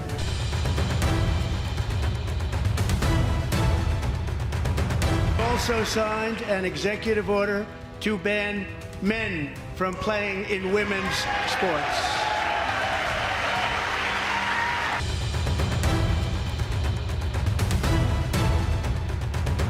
Thanks to our America First policies we're putting into place, we have had $1.7 trillion of new investment in America in just the past few weeks.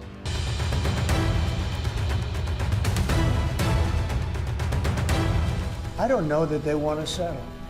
If they don't want to settle, we're out of there because we want them to settle. And I'm doing it to stop debt. More important than anything else. Secondarily, way down the line is the money. So we're in for $350 billion and Europe is in for $100 billion. They should be in for the same or more than us. And you know, I watched over the last week or so what's going on in Europe. This thing could end up in World War III if we don't get it set.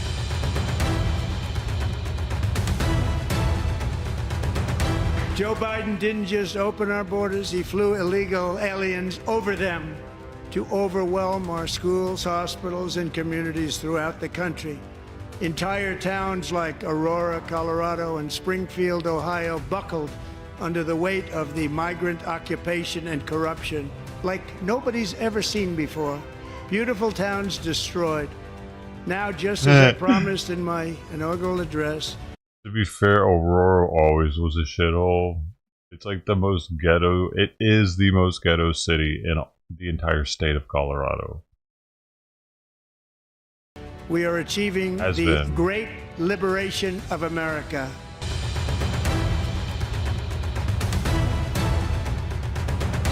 Well, I think the labor market's going to be fantastic, but it's going to have high-paying manufacturing jobs as opposed to government jobs. We had too many people in government. You can't just do that. We had many, too many. This is for 40 years. You know, this isn't just now. This built up and got worse and worse, and they just hire more and more people.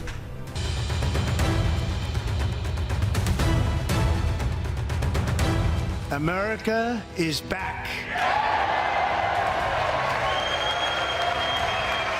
Oh, he started, isn't it?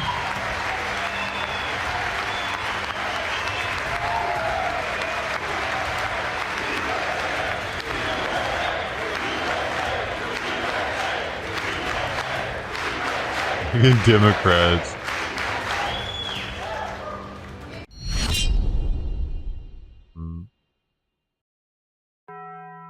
All scowling. Oh, you couldn't see that whole thing? Felt it sooner. Over now. Boom, boom, boom, boom, boom, boom. You can't see me dancing.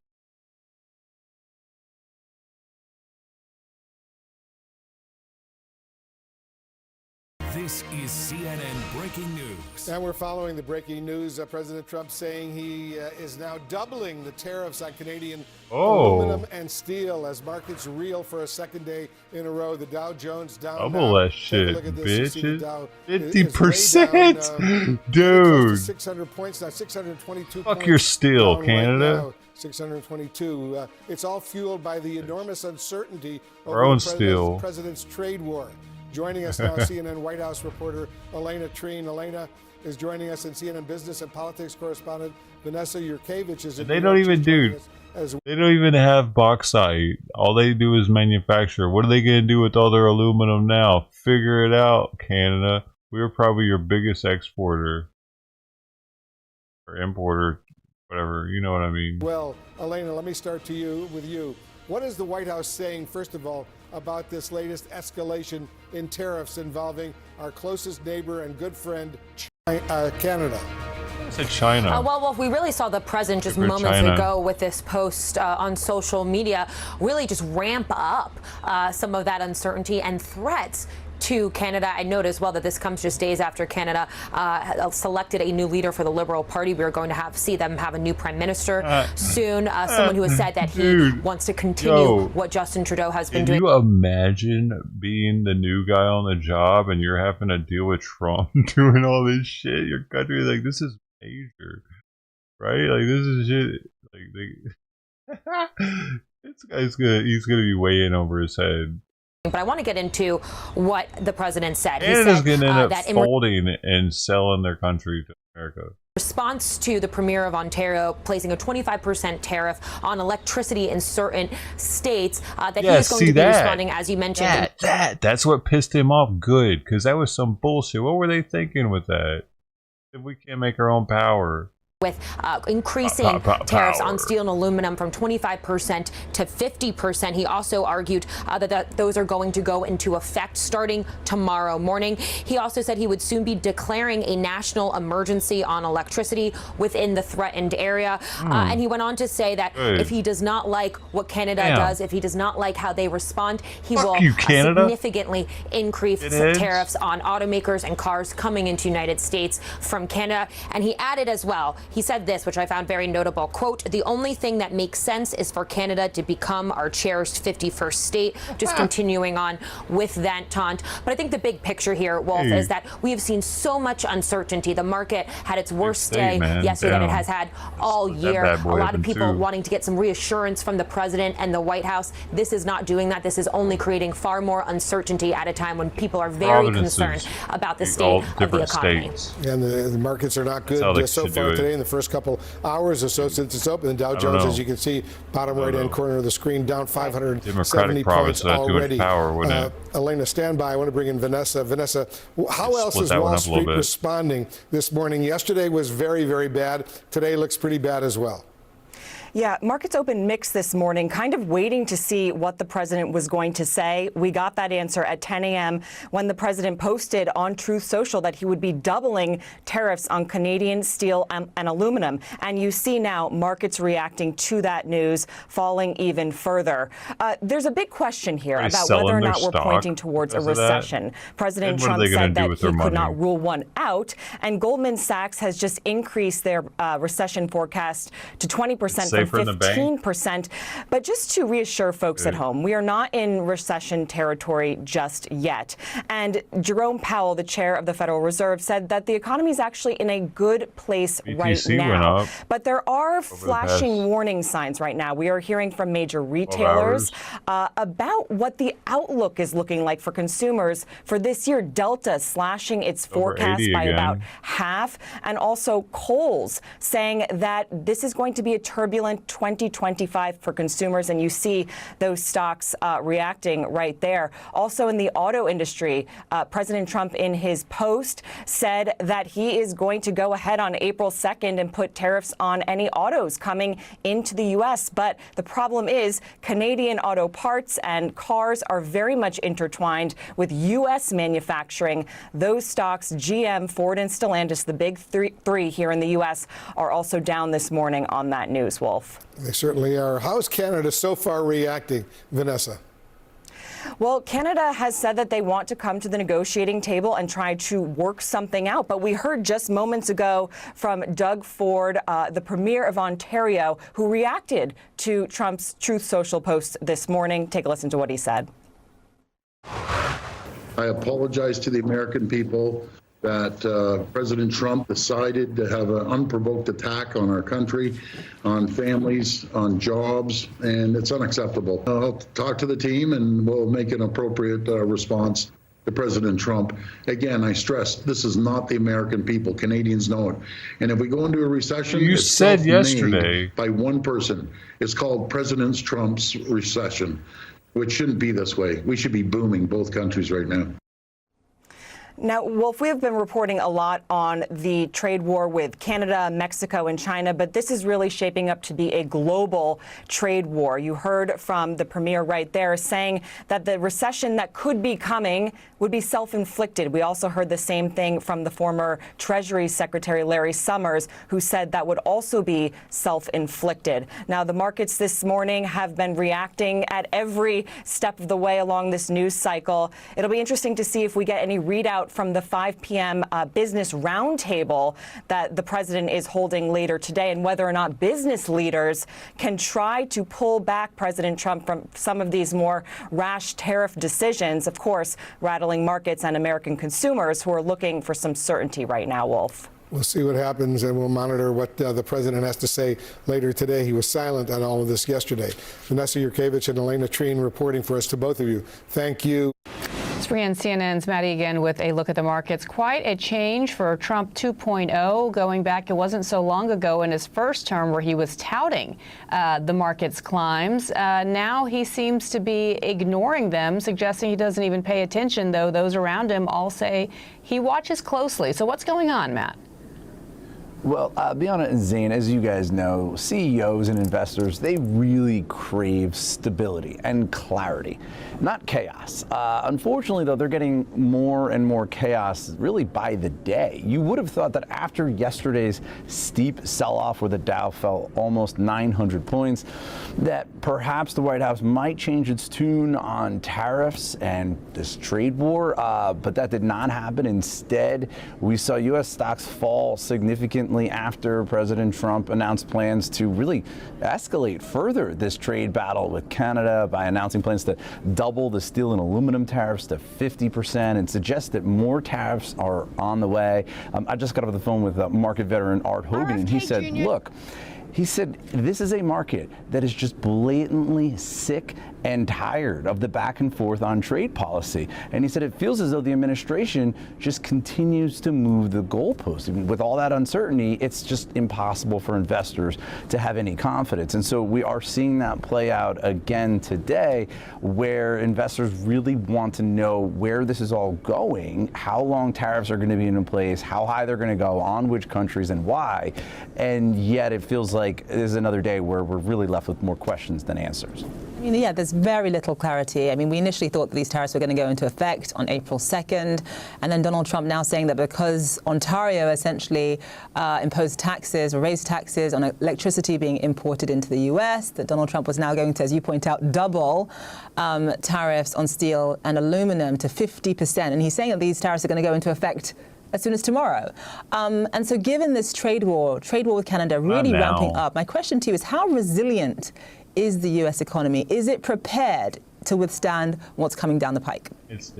Well, we're about to find out just how resilient it is. Thankfully, we're in a situation where the unemployment rate is low. We know that the economy was growing at the end of last year. The jobs market was continuing to add jobs in January and February. So all of that is good, right? We also know that this economy has been very resilient in the past few years. It has survived shock after shock after shock, whether it's the supply chain mess and the inflation crisis and the Fed spiking interest rates. Like each time the economy was able to withstand that pressure. But now there's a new kind of pressure. It's being largely driven by this chaos and policy uncertainty out of Washington. A former U.S. Treasury Secretary Larry Summers, he says that he is increasingly worried about the potential for a recession in the United States this year. Take a listen to what Summers said. This is pretty much a self-inflicted wound. I think we've got a real possibility of a vicious cycle where weakening economy leads to weaker markets, and then weaker markets lead to a weakening economy. So I'm pretty worried about the whole situation. Now, of course, it's far too early to say that there will be a recession, right? We just don't know that at this point. And it's also worth remembering there have been recession scares in the past that proved to be overblown. And just how the market reaction to the election, to the upside, was probably overdone, right? Investors kept pricing in all of the positives of the Trump agenda, none of the negatives. It's also possible that this market sell-off and this extreme fear we're seeing in the market, that could also be overdone as well. But I think what is clear is that investors really want to see more clarity from the White House on tariffs and this trade war. Yeah, I mean, the headlines keep coming out of this White House, not even by the day, but by the hour. I mean, this really spooking markets, the fact that the president came out and doubled down on retaliatory tariffs against Canada, set to begin tomorrow. So all of this, as we say, to be continued. You'll be watching the markets for us, though, closely. Matt Egan, thank you.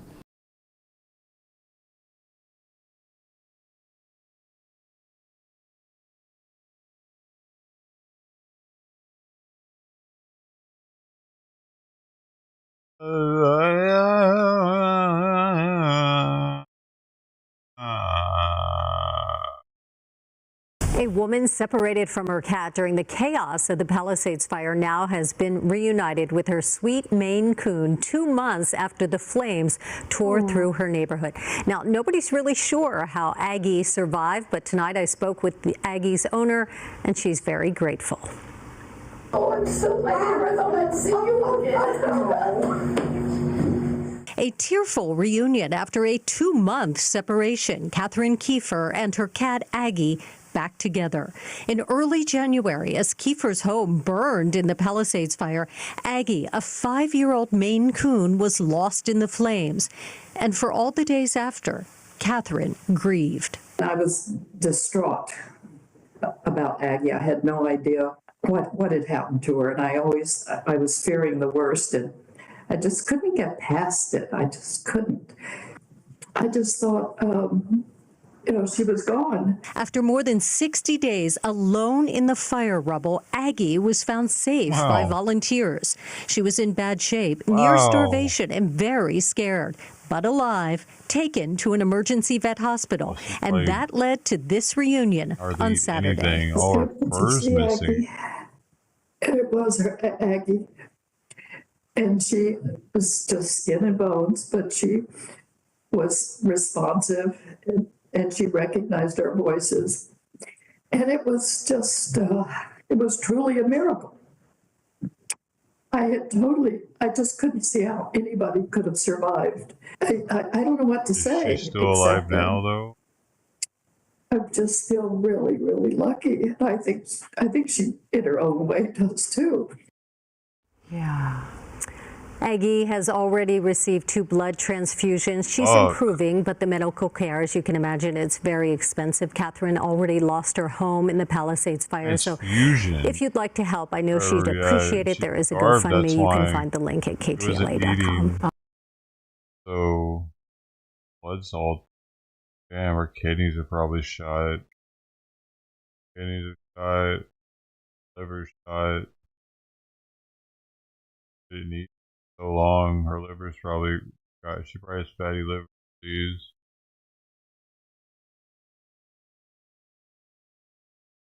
Probably. And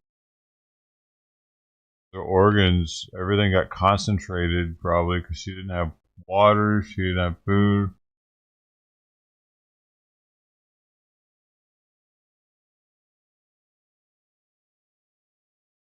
Concentrated with the lack of fluids.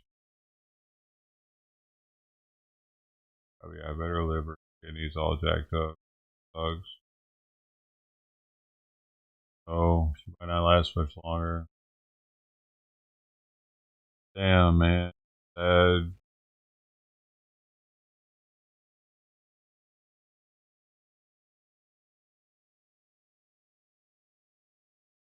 They didn't let them go in sooner. The city didn't let them go in sooner to go get their pets and stuff.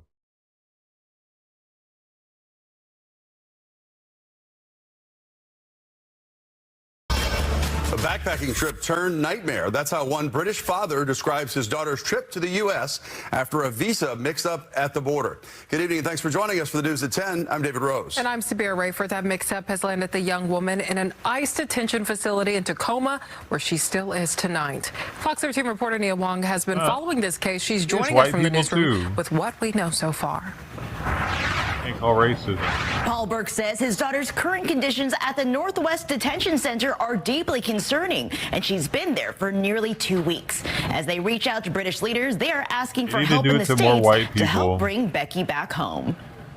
A desperate father in the United Kingdom opened this Facebook post on March 8th, saying his daughter, Becky Burke, had been on a 4-month backpacking trip when she was detained by ICE on February 26th. The cartoonist had been sharing her adventures on her Instagram account, where she stayed in Portland, then Seattle, before heading up to the Canadian border. Portland and Seattle, Paul Burke you says say. she was denied entry into Canada due to an incorrect visa, and when she tried to go back to the U.S., was refused re-entry and classified as a, quote, illegal alien. This is very heavy-handed. Abdin Bahadur is an attorney for Ryan Swanson in Cleveland in Seattle. The immigration laws are not something to ask forgiveness for later. Burke's father says she was on a tourist visa, and her social media account shows she participated in Workaway, a cultural exchange, according to the Workaway website, that expects participants to help around 5 hours per day in exchange for food and accommodation. ICE confirmed Burke is still being held at the Northwest ICE Processing Center related to the violation of the terms and conditions of her admission. U.S. Customs and Border Protection says it can't discuss specific cases, only saying on background, quote, individuals who travel to the U.S. under the visa waiver program are not allowed to work for any type of compensation. That includes work in exchange for room and board. While Bahadur says it is the responsibility of the traveler to know the rules. You know, the agency could definitely show more compassion, more grace. Bahadur has also been the liaison with Customs and Border Protection for Washington State with the American Immigration Lawyers Association. In his 5 years of holding the position, he believes that CBP officers could have made another choice. If the CBP officer, the Customs and Border Protection officer at the border, had wanted to, they could have probably arranged it to say, you know what, do you have the financial ability to buy a plane ticket home? Okay, there's tons of flights every day out of SeaTac to Europe. They could have just placed her on that plane, let her go home, and let her voluntarily depart from the United States. She had been breaking the law in the United States with Fox that 13 visa, has reached apparently. out to Paul Burke and is waiting to hear back on what's next for his daughter. ICE has not said when they plan to release Becky Burke. Live in the newsroom, Oh, Nia because Wong, she's Fox white, 13 she's News. supposed to get special treatment? What?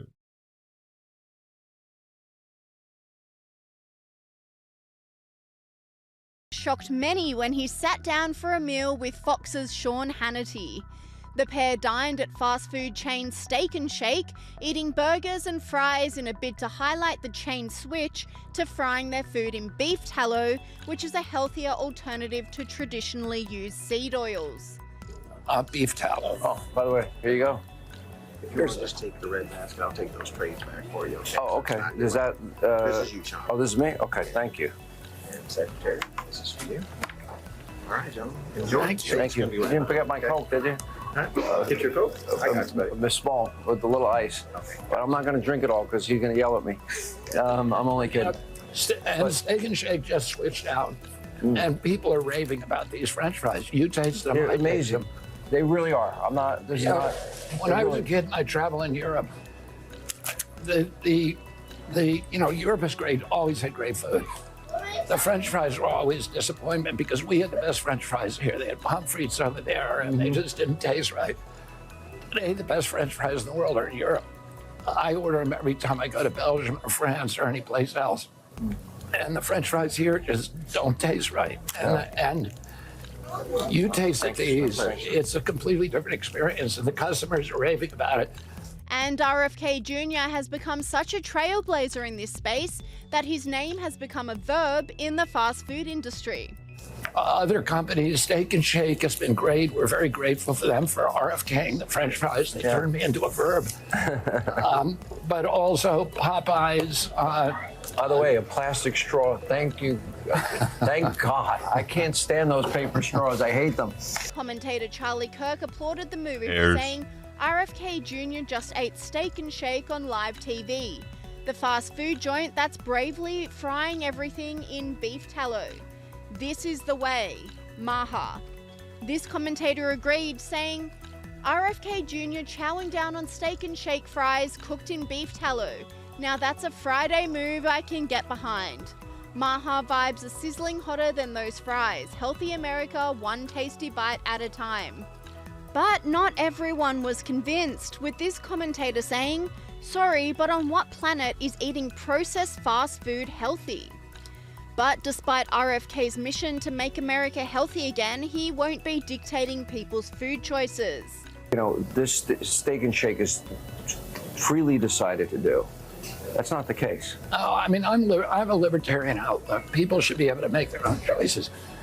If you want to eat a donut or seed oils, you should be able to. You should be able to exercise informed choice. You should know what that product is, what's in your food, and what the health impacts are. And that's all we're going to do. Yeah. We're going to incentivize we're going to incentivize companies to be transparent. And we're going to inform Americans about what's making them sick. Nobody wants to be sick. I don't want to be sick. And as US Secretary of Health, RFK Jr. is following in Elon Musk's footsteps and clearing out the waste in the FDA. You say clearing out the corruption in your terms. Would that mean clearing out the top level federal service workers that are currently at the FDA and the CDC? In some categories, I would say. What does that look like? Yeah. In some categories of workers, there are entire departments, like the nutrition departments at FDA, that have to go. That are not doing their job. They're not protecting our kids. Why do we have Fruit Loops in this country that have 18 or 19 ingredients, and you go to Canada and it's got 2 or 3? Would you eliminate any of the agencies? To eliminate the agencies, as long as it requires congressional approval, I wouldn't be doing that. And I can get the corruption out of the agencies. This is what I've been doing for 40 years. I've sued all those agencies. I have a PhD in corporate corruption, and that's what I do. And once they're not corrupt, once Americans are getting good science and are allowed to make their own choices, they're going to get a lot healthier. He's also taken immediate action to combat the epidemic of chronic health conditions that have taken over America. Last Thursday, President Trump signed an executive order to establish the Maha Commission to study what has caused the precipitous decline in American health over the past 2 generations. So we will convene representatives of all viewpoints to study the causes for the drastic rise in chronic disease. Some of the possible factors we will investigate were formerly taboo or insufficiently scrutinized. The childhood vaccine schedule, electromagnetic radiation, glyphosate, other pesticides, ultra-processed foods, artificial food additives, SSRI and other psychiatric drugs, PFAs, PFOAs, microplastics. Nothing is going to be off limits. Whatever belief or suspicion I have expressed in the past, I'm willing to subject them all to the scrutiny of unbiased science. That is going to be our template, unbiased science.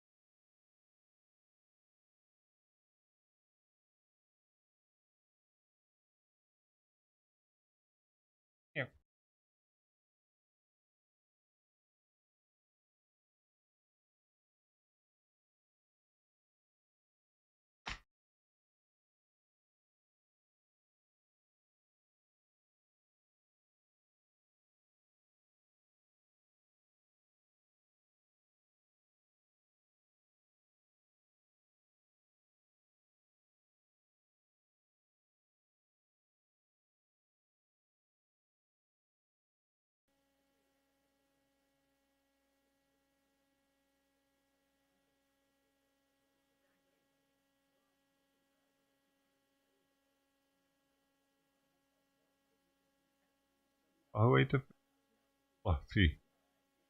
Oh my gosh. I set down. Come on, man. Oh, damn, Fluffy just came and ate all of it. Bummer tried it and didn't get some food. Because maybe Fluffy didn't have any food yet today. Most of them have gotten something now except for Trident. Pepe didn't eat either. Got something somewhere else.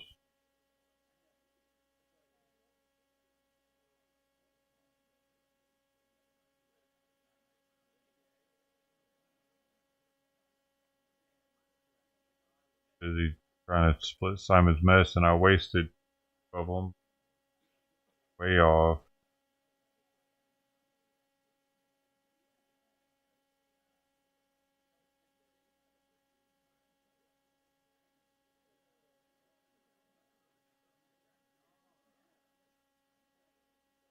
Hey, Cliff. Out of here. I know.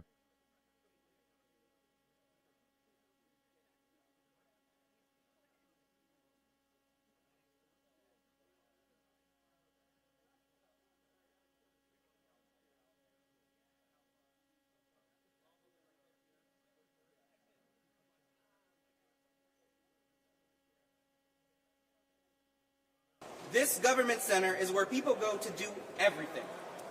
Get driver's license, birth.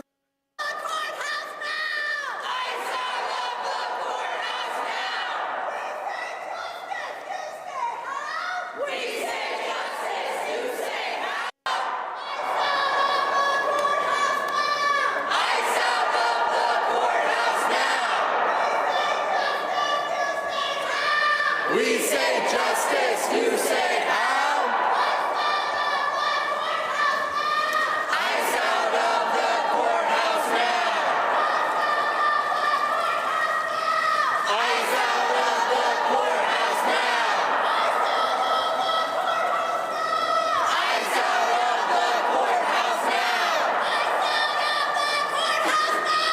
Eyes out of the courthouse now.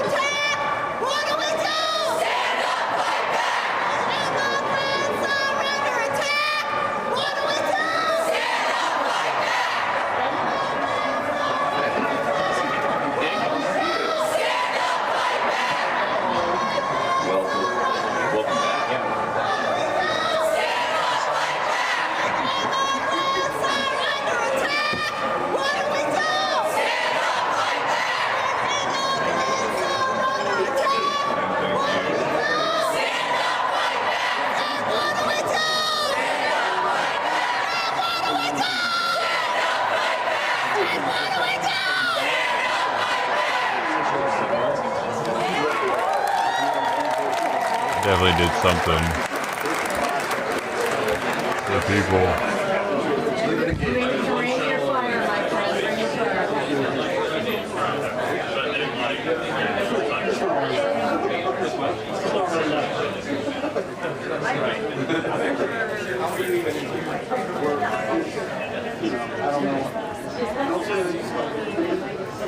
Hello, everyone. Thank you so much for coming out and support our community members today.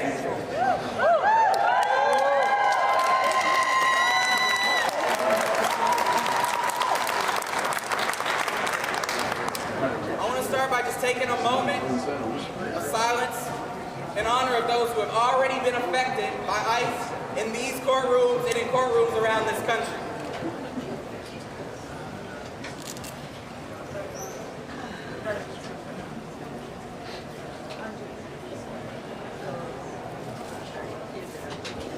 Thank you. Today, we demand that this place, a place based on community, civic engagement, and justice, affirm its own purpose and reject ICE arrests at courthouses and civic centers.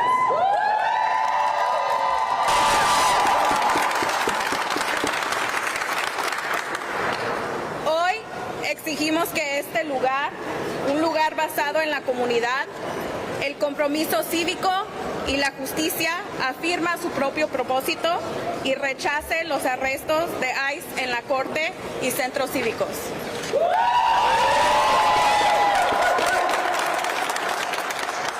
Since January 20th, 2025, ICE has targeted people in the Hennepin County Government Center and Public Safety Facility, arresting human beings who are innocently attempting to engage in their civic affairs.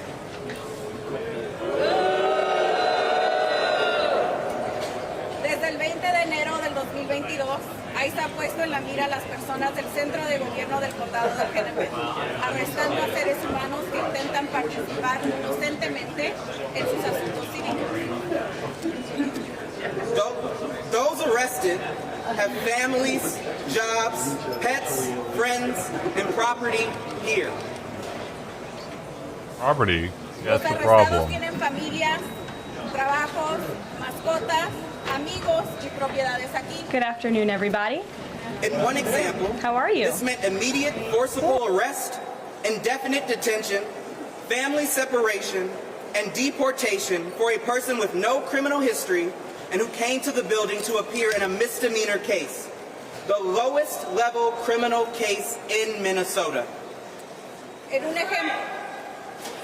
un ejemplo, esto significó arresto forzoso, inmediato, detención indefinida, separación familiar y deportación para una persona sin antecedentes penales y que vino al edificio para compadecer en un caso de un delito menor, un caso penal de menor nivel en Minnesota. That outcome is cruel and unusual punishment without due process, and we demand and deserve better.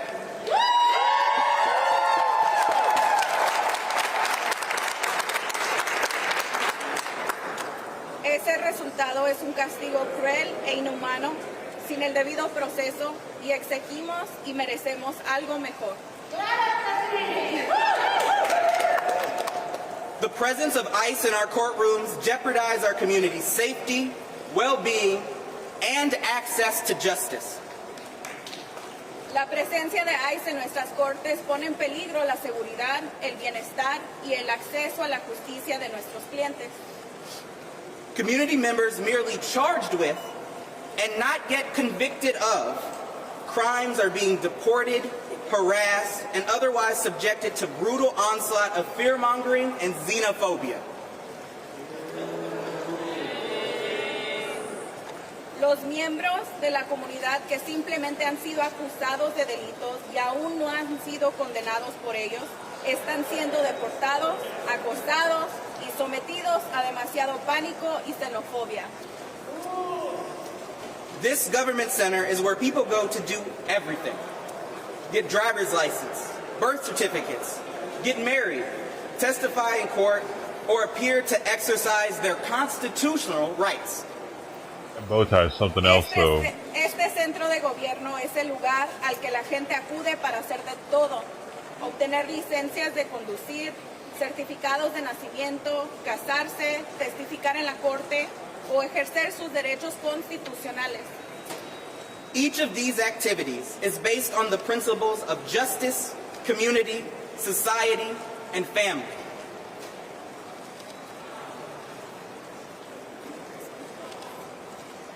Cada de estas actividades se basa en el principio de la justicia, la comunidad, sociedad y la familia. However, ICE's presence infringes on the ability of our neighbors and community members to engage in their everyday life. Sin embargo, la presencia de ICE vulnera la capacidad de nuestros vecinos y miembros de la comunidad para participar en su vida cotidiana. Simply put, they are afraid to leave their homes, much less come to court or engage in civic activities within the Hennepin County Government Center. En pocas palabras, tienen miedo de salir de sus hogares y mucho menos de acudir a la corte o participar en actividades cívicas dentro del centro de gobierno del condado de Hennepin. Our community, society, neighbors, and families are threatened by the immediate arrest, separation, and detention without protection because our leaders are silent in the face of unjust ICE arrests.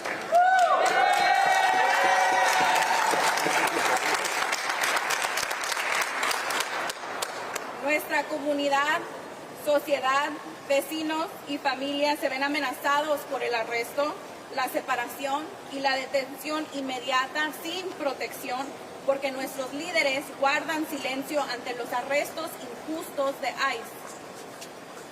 These arrests target our most vulnerable community members in a place that is hallowed ground for ordered civic society.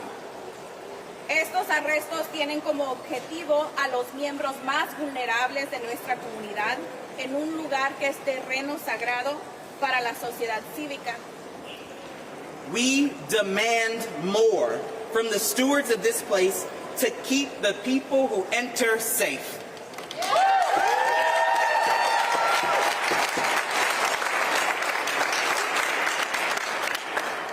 Exigimos más de los administradores de este lugar para mantener a salvo a las personas que ingresan.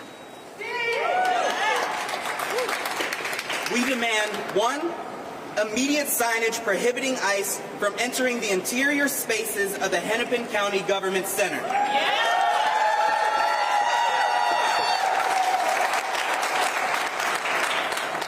Exigimos, primero, señalación inmediata que prohíba a la ICE entrar a los espacios interiores del centro de gobierno del condado de Hennepin. Two, no collaboration between government center or public safety facility staff and employees and ICE agents.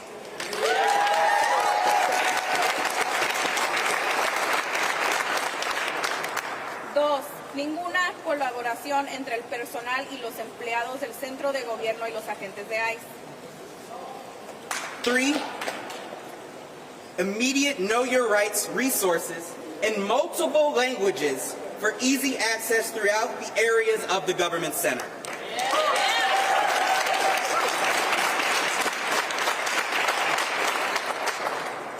Tres, información de conozca sus derechos de inmediato en varios idiomas para facilitar el acceso en todas las áreas del centro de gobierno.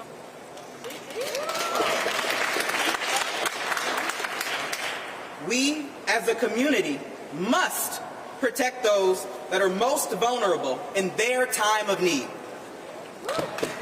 Horrible, dude. Como comunidad, debemos proteger a los más vulnerables en su momento de necesidad. We cannot continue to allow ICE to destabilize this pillar of stability, safety, community. Boring. I'll let my staff get settled. There's a lot of news today, so I look forward to taking your questions. Good to see you. And I have some updates for you as well. Later today, President Trump will address the Business Roundtable's quarterly meeting, where he will tout his pro-growth economic agenda and answer questions before more than 100 of our nation's leading CEOs.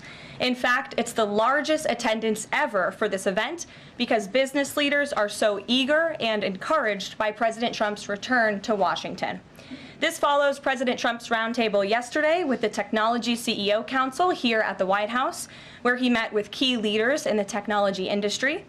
And last night, President Trump also held an official swearing-in ceremony in the Oval Office for Sean Curran, who is now the 28th Director of the United States Secret Service. Sean demonstrated unbelievable bravery under gunfire in Butler, Pennsylvania this past July when an assassin tried to kill President Trump. As someone who got to know Sean personally throughout the campaign last year, I can say unequivocally that there is nobody better suited for this important role. And following the confirmation of Labor Secretary Lori Chavez DeRomer last night, the Senate has now confirmed 21 of President Trump's well-qualified cabinet-level nominees, far outpacing the previous administration. And looking ahead, tomorrow, the president will welcome the Taoiseach Micheál Martin of Ireland for the annual White House Shamrock ceremony. And Thursday, President Trump will welcome the NATO Secretary General for a working meeting and lunch. On the economy, February's jobs report was good news for America, particularly our manufacturing sector. The manufacturing sector gained 10,000 new jobs in just 1 month under President Trump. This rebound was led by the automobile sector, where we saw 9,000 new auto jobs created already. That is the most auto jobs added to the economy in 15 months.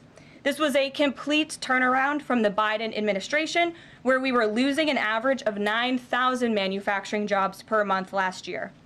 Reuters is out with a report that a number of companies are now looking at expanding their presence or bringing their businesses into America because of President Trump's policies. And just moments ago, before coming out here, I saw another report by Reuters revealing that Merck has opened a $1 billion facility at its North Carolina site. This is just the latest pharmaceutical company to boost its U.S. manufacturing in lieu of President Trump's tariffs. This announcement follows Eli Lilly's plans to invest at least $27 billion to build 4 new manufacturing plants here in the United States.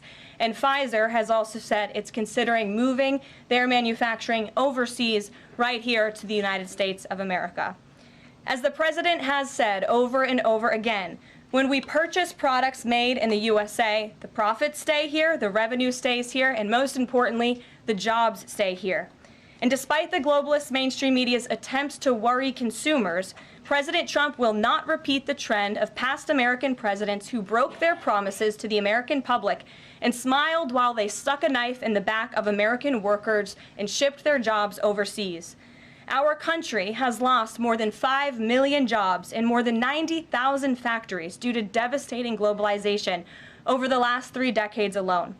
North Carolina lost 300,000 manufacturing jobs, including 60% of its furniture manufacturing jobs in the years following NAFTA.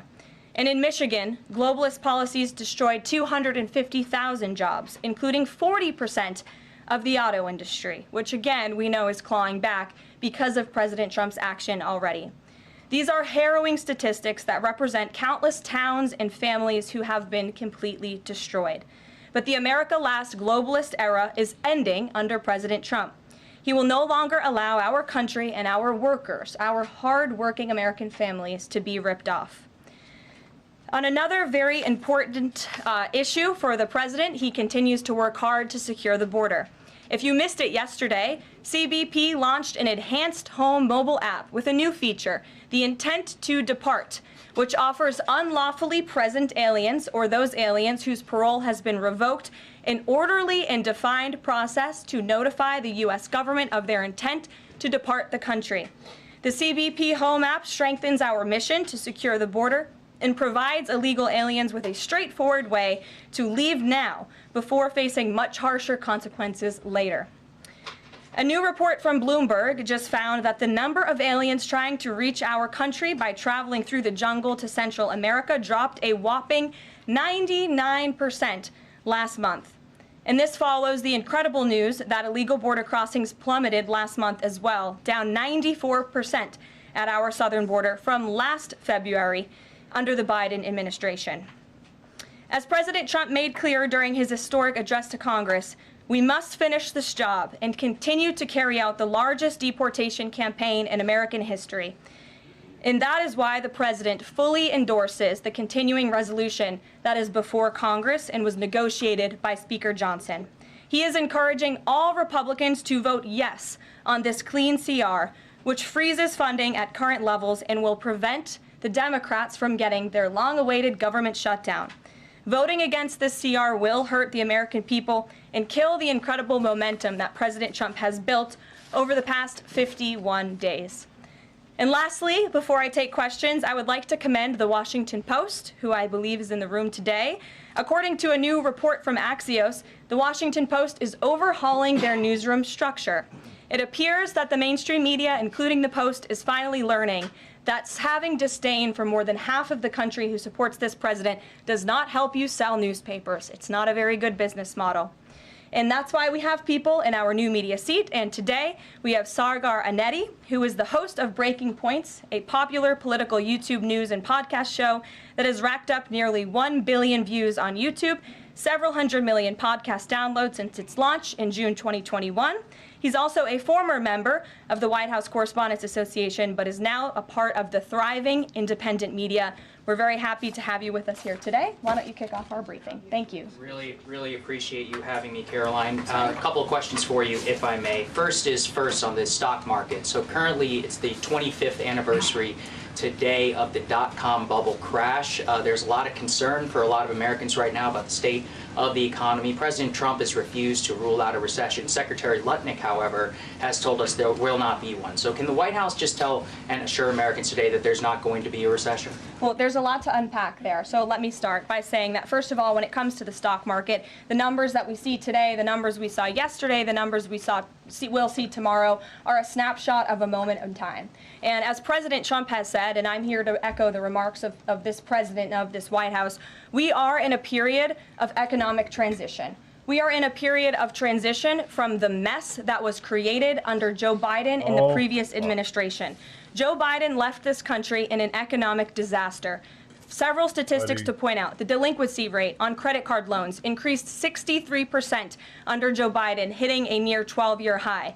Under Joe Biden, all net job growth went to foreign-born Americans. Real wages declined by 1.5% under Joe Biden. And as we all know, and this administration continues to combat, prices soared more than 20% under Joe Biden because of his reckless spending and economic policies. So we are in a period of transition from that economic nightmare under a president who had no idea what he was doing, never held a private sector job in his life, into a golden age of American manufacturing under a businessman and a deal maker in chief in President Donald J. Trump, who is implementing the formula that we know works. Look at President Trump's results in his first term. If people are looking for certainty, they should look at the record of this president. That's why the American people re-elected him back to this office. And look at everything that President Trump has already done and his team has already done in just 51 days. The massive efforts to deregulate.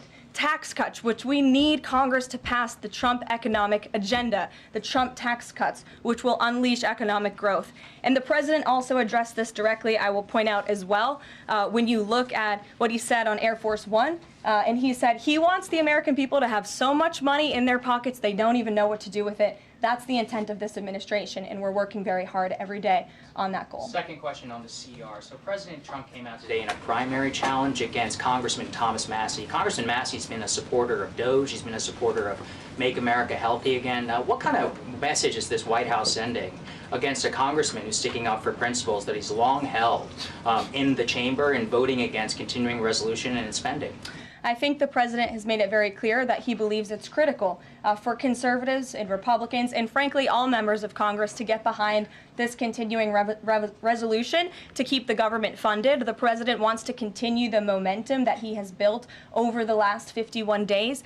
In order to keep the government funded, we got to keep moving with these deportations, and he believes that everybody needs to get on board with this bill. He's been active in this process. He's been making calls to get this over the finish line, and we're urging every Republican and Democrats too to do what's right for the American public to prevent a government shutdown. Just the last question here on Mahmoud Khalil. Does the administration believe that it needs to charge a green card holder with a crime to be eligible for deportation? Well, in fact, Secretary Rubio reserves the right to revoke the visa of Mahmoud Khalil, and I'm glad you brought this up. Under the Immigration and Nationality Act, the Secretary of State has the right to revoke a green card or a visa for individuals who serve or are adversarial to the foreign policy and national security interests of the United States of America. And Mahmoud Khalil was an individual who was given the privilege of coming to this country to study at one of our nation's finest universities and colleges. And he took advantage of that opportunity, of that privilege, by siding with terrorists. Hamas terrorists who have killed innocent men, women, and children. This is an individual who organized group protests that not only disrupted college campus classes and harassed Jewish American students and made them feel unsafe on their own college campus, but also distributed pro-Hamas propaganda, flyers with the logo of Hamas. That is what the behavior and activity that this individual engaged in. And I have those flyers on my desk. They were provided to me by the Department of Homeland Security. I thought about bringing them into this briefing room to share with all of you, but I didn't think it was worth the dignity of this room to bring that pro-Hamas propaganda. But that's what this individual distributed on the campus of Columbia University. And this administration is not going to tolerate individuals having the privilege of studying in our country and then siding with pro-terrorist organizations that have killed Americans. We have a zero-tolerance policy for siding with terrorists, period. Peter Ducey. Thank you, Caroline. So you said that the Dow dropping and dropping and dropping is a period of transition. You're sure nobody here at the White House shorted the Dow? No, I don't think so. Okay. But is there any concern here that it's going to be harder to ask certain federal workers to retire if they look at their retirement accounts and they're getting robbed every day? Well, I'm glad you brought up workers, because that's exactly who President Trump is looking out for with his America First trade policy and his America First economic agenda. And if you look at, there's great indication to be optimistic about where the economy stands. And the American people, investors, CEOs, small business owners, but most importantly, workers, should bet on President Trump, because his tariff policies, what he envisions is reciprocity, fair trade practices where American workers are put first and are no longer ripped off by foreign countries all over this world. President Trump says he's going to buy a Tesla today. Did he buy it? And when is the last time he drove a car?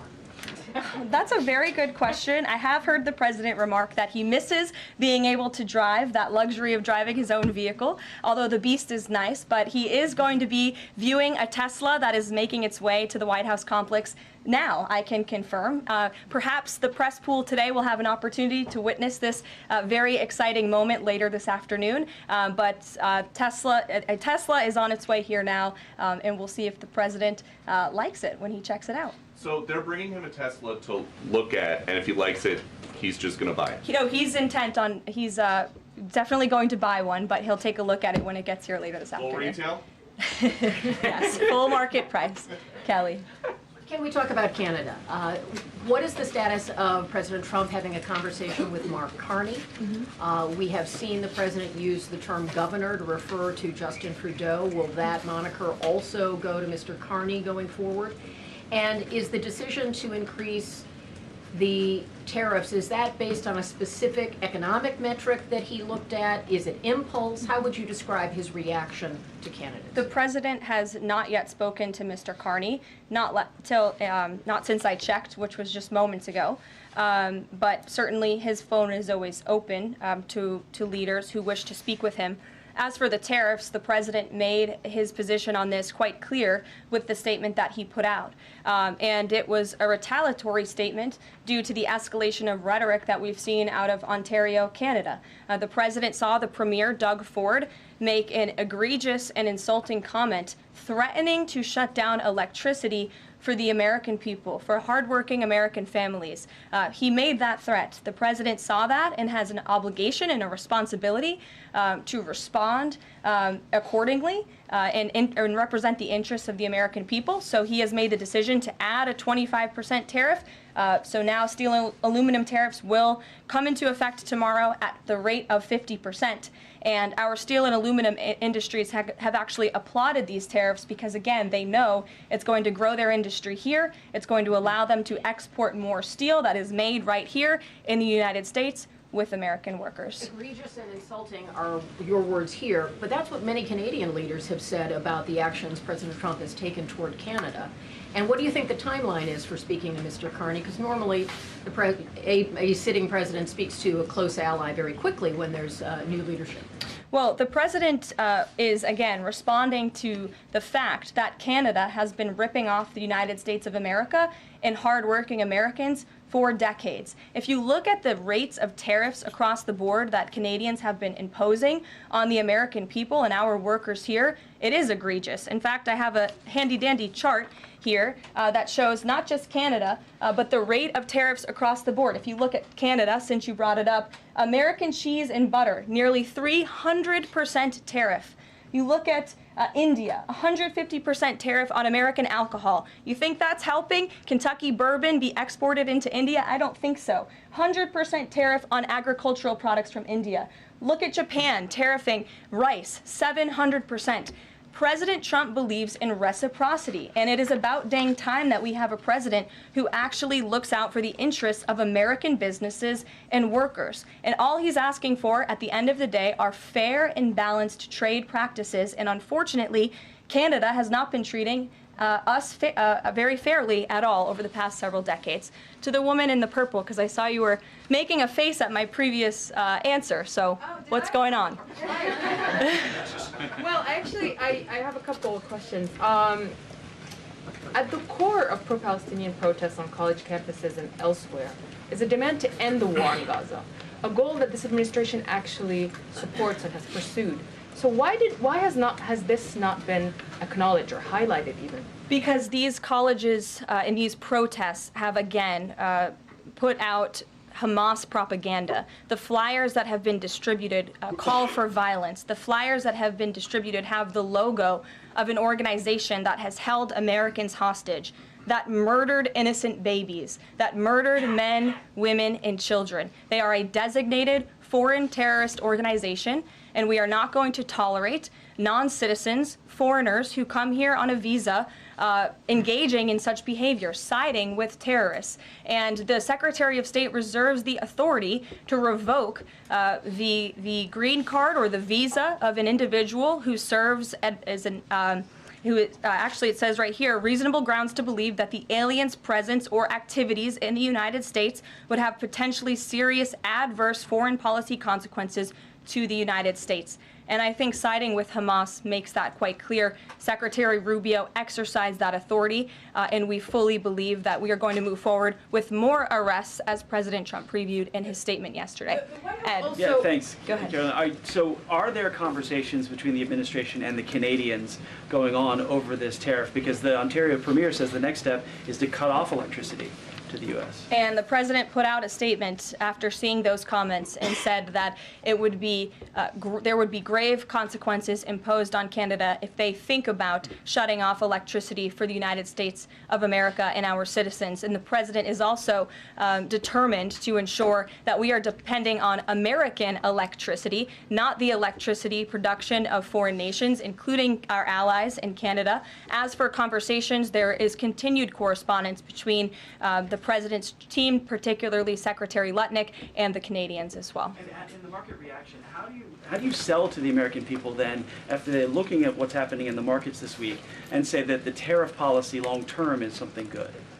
Well, just think about what the tariff policy long-term will do for our country. I think many of us probably grew up in small towns. I know at least I did, and the main street in my small town looks a heck of a lot worse than it probably did decades ago before I was alive. At least my parents and grandparents tell me so.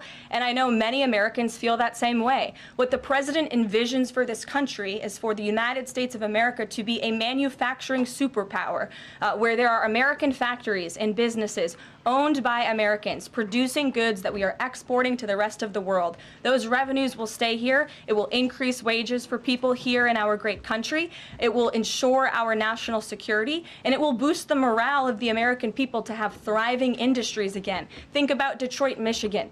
Think about North Carolina, as I mentioned, that used to have a thriving furniture industry that no longer exists because of the globalist trade policies of previous and past administrations.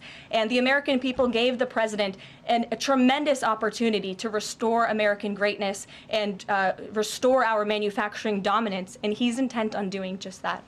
John. Thanks a lot, Caroline. Two questions for you. First, on the CR, you put up on the screen the president's message to Republicans to support this continuing resolution. Is there outreach to Democrats? Because what we've seen since the beginning of the fiscal year is that in order to get a continuing resolution, you need bipartisan support and you need compromise? Well, right now, we are focused on House Republicans and on the House, because that's the first step, as you know, John. And so the president has engaged in correspondence with House Republicans, whipping votes and getting them to a yes, which I understand has been pretty successful this morning thus far. And so, again, the president is encouraging Republicans especially, but again, as I said, all members of Congress to vote to continue funding this government so we can continue the business of the American people, which elected President Trump to do. And then on financial markets, we've seen this decline yesterday. We see it today as well. It seems that the read on the president's policies is one in which they do not have confidence in his trade tariffs policy. They do not have confidence in what the president said to Fox News over the weekend, that he didn't rule out the idea of a recession. What is your read in terms of the decline that we've seen over the last week and a half in financial markets? Well, I think there's actually a lot of reason to be confident, and many people do feel confident. Just look at the nearly $2 trillion in private investment that this president has secured. Look at the comments made by the CEO of Apple, one of the biggest companies in this world, who said that he is bullish on the future of American innovation under the leadership of President Trump. Look at CEO confidence. According to the Conference Board measure of CEO confidence, in Q1 2025, under the leadership of this president, it jumped to its highest level in 3 years, from cautious optimism to confident optimism. If you, again, look at the $2 trillion in investments from some of the biggest companies in the world, look at the jobs report last Friday, as I also cited in my opening remarks. Fox Business reported that Trump sees a manufacturing boom in first full jobs report of his second term. Look at the auto jobs that have already poured back into America. We added 9,000 new auto jobs. Those are sticky jobs. Those are good paying jobs. That's 9,000 American families who will now be able to live the American dream because of the policies of this administration. You also look at small business optimism. The NFIB put out a report this morning. Small business optimism continues to be far higher than it ever was under the previous administration. There's a lot of reason to be optimistic. And again, the American people, CEOs and people on Wall Street and on Main Street should bet on this president. He is a deal maker, he is a businessman, and he's doing what's right for our country. He wants to restore wealth to the United States of America. Michael, good to see you. Hey, Caroline, thank you. 2 questions, if I may.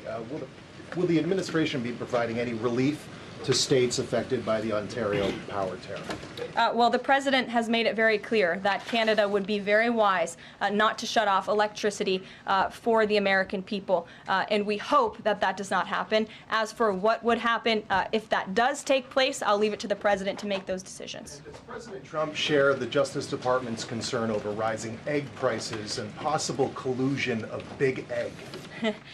Well, we definitely do share the concerns of the American people when it comes to the price of eggs. However, good news, the average cost of a dozen eggs is actually down since Secretary Rollins and President Trump announced their plan. It's down $1.85. So that's good news on the cost of eggs. And as we know, under the Biden administration, egg prices went up 22%. This is another example of an economic mess that President Trump inherited, and the Secretary of Agriculture and the president are focused on fixing it. Secretary Rollins put out a 4-point plan rather, to address this crisis. And she has been honest and realistic with the American people, as this administration always is. It will take about 3 to 6 months to get the egg supply back to where it should be. But she's focused, and this administration is focused on doing that every day. Karen. Thanks, Caroline. Just back on the markets, you said that what we're seeing this week right now on Wall Street is a snapshot of a moment in time. But does the president think he bears any responsibility for the turmoil in the stock market this week? Look, the president is unwavering in his commitment to restore American manufacturing and global dominance, and I think he doubled down on that this morning with his new statement and the tariffs that will be implemented tomorrow on steel and aluminum. And he has said recently he's not looking at the market. He said you can't really watch the stock market, but all of the gains since Election Day have been erased in the S&P 500. At what point, how far do stocks have to fall before the president considers it a factor and changes course? Again, as I just said, the president will look out for Wall Street and for Main Street, just like he did in his first term. And people on Wall Street and Main Street should bet on this president. He's doing what's right for this country. Nick, good to see you. Good to see you too. Thank you, Caroline. So, is the president prepared, like what we saw with Congressman Massey, to pressure other Republican lawmakers into supporting this continuing resolution?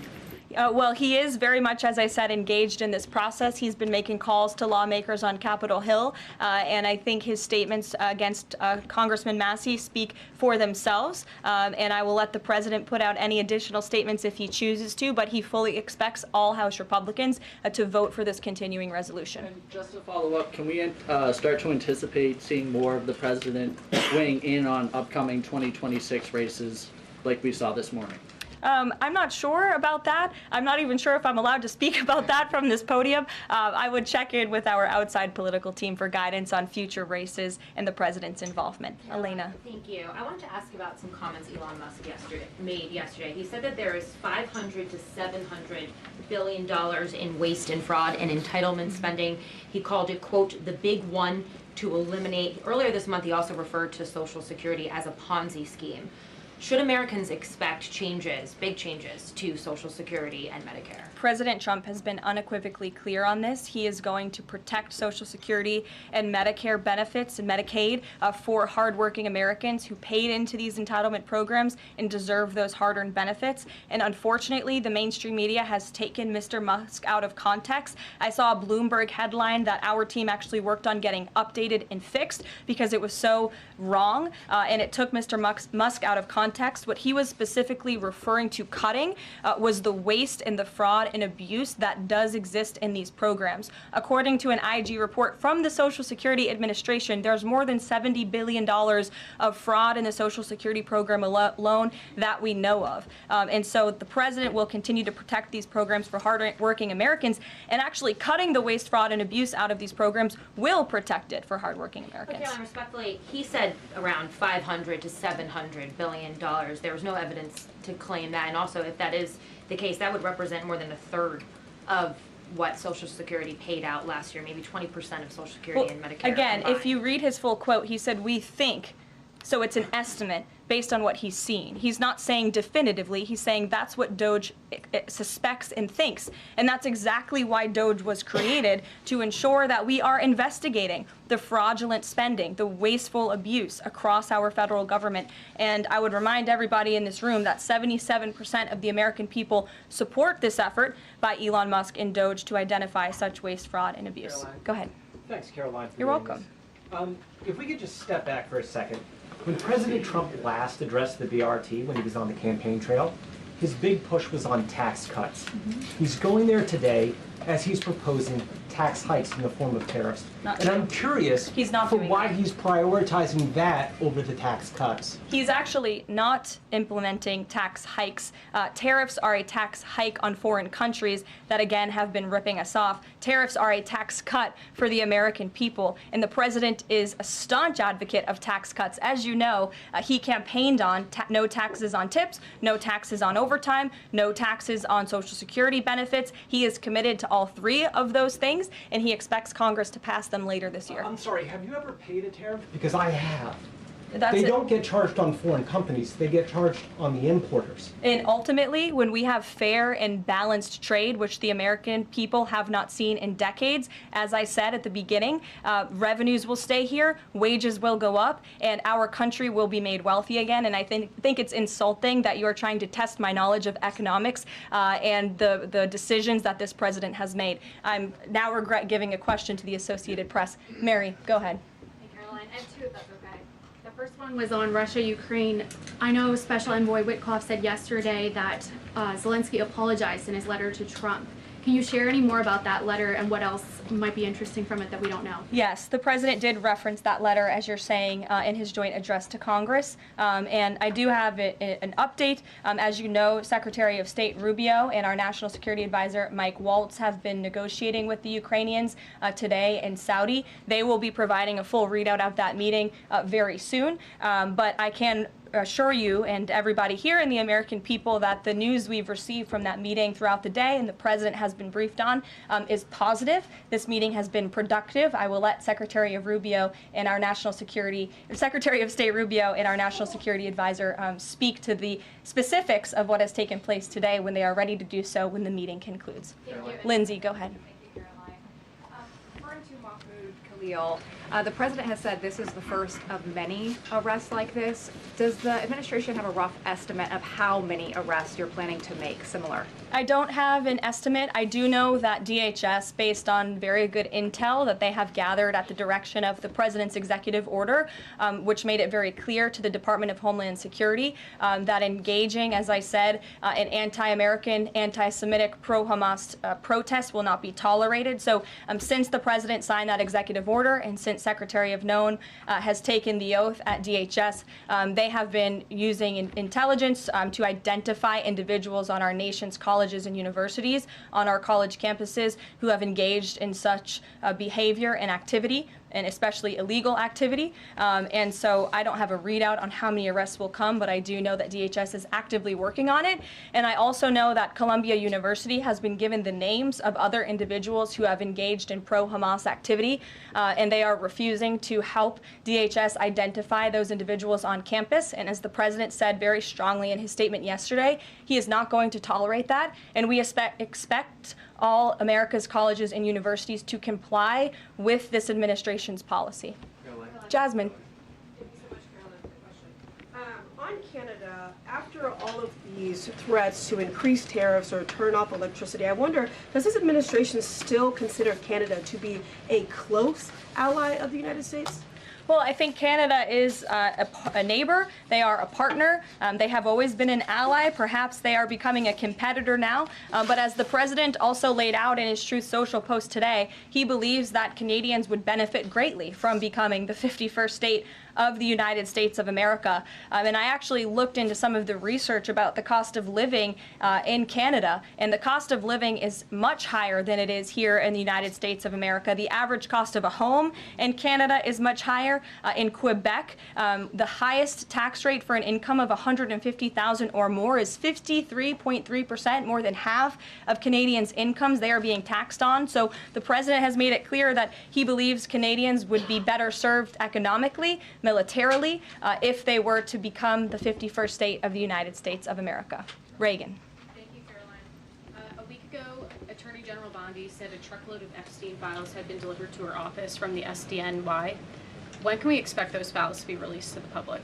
I would defer you to the Department of Justice. I don't have a timeline here. Do you have any update on the JFK files? I don't at this moment. Again, I would defer you to our DNI director, Tulsi Gabbard, and also the Department of Justice. I know that they are working on that diligently, as the president requested them to do.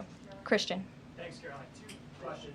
Since we've been talking a lot about tariffs, have there been any updates on standing up the External Revenue Service to collect revenue from there? Well, we need reciprocal tariffs to go into effect first, and as you know, the president will be rolling those out on April 2nd, and then the next start of that process is collecting that revenue to ultimately create the External Revenue Service, which Secretary Lutnick is working very hard on and is quite enthusiastic about, if you have noticed from his media interviews. Can the president do that through executive action, or will it require legislation? Well, the president already signed an executive order to direct the Secretary of Commerce to establish the External Revenue Service, or at least to identify ways in which it can be done. I would defer you to the Department of Commerce for more on specifics on that.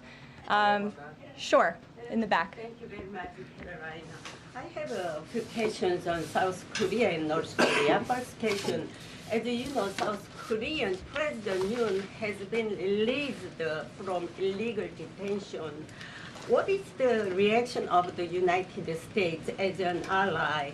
Is there a possibility of a summit with President Trump when President Yoon returns? Second question on North Korea.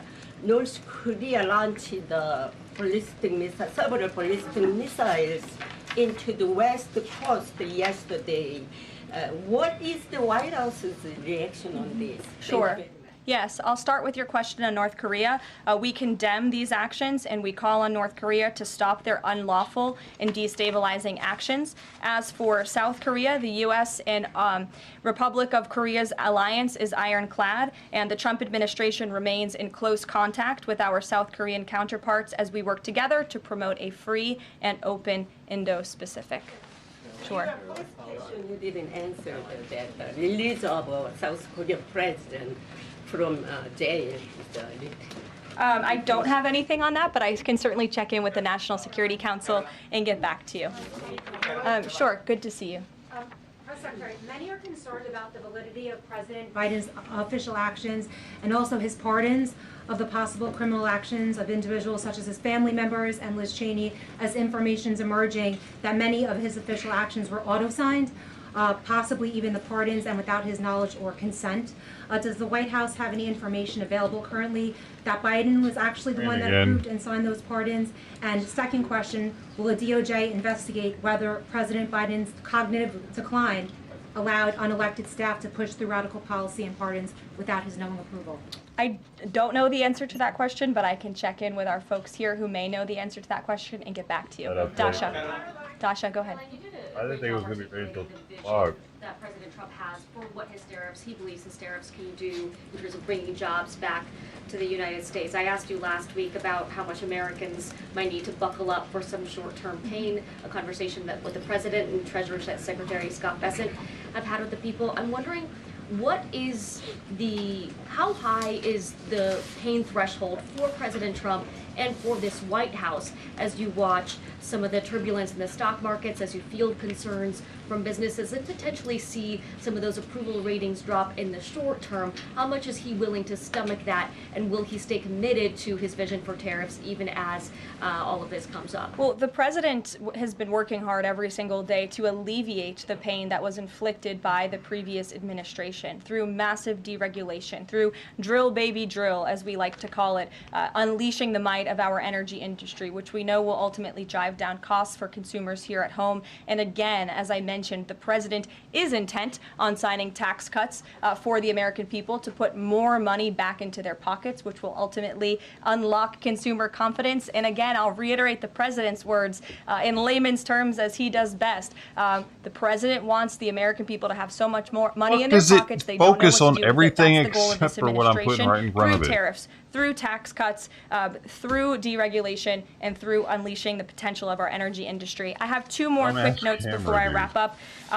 April 28th, I can confirm that the Philadelphia Eagles will be here at the White House to celebrate their Super Bowl victory. I know there was a lot of fake news about an invitation that wasn't sent or was sent. We want to correct the record. We sent an invitation. They enthusiastically accepted, and you will see them here on April 28th. And lastly, on a sad note, I would like to express our condolences to Fox News and to the entire Fox family who did lose a cameraman, Craig Savage, who passed away at 61 years old recently. A very tragic death, an individual who was a great man and covered this building for many, many years. So the entire press office, the communications office here wants to express our condolences with his family and also with Fox News. And I'll see you guys later. Perhaps you'll see the president in a Tesla later this afternoon. Have a good one. So, trying to pump the stock price because he has some of it, but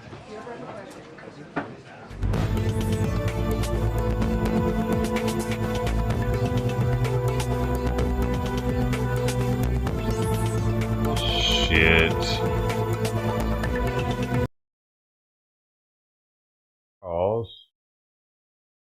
Cross they need more earlier.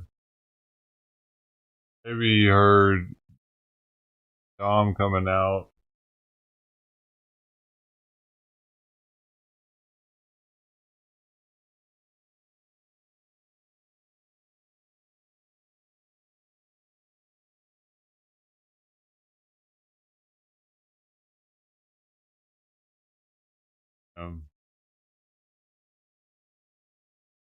Put another one out.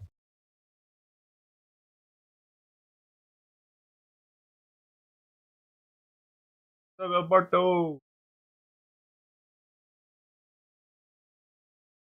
How bad it is. Sorry, buddy.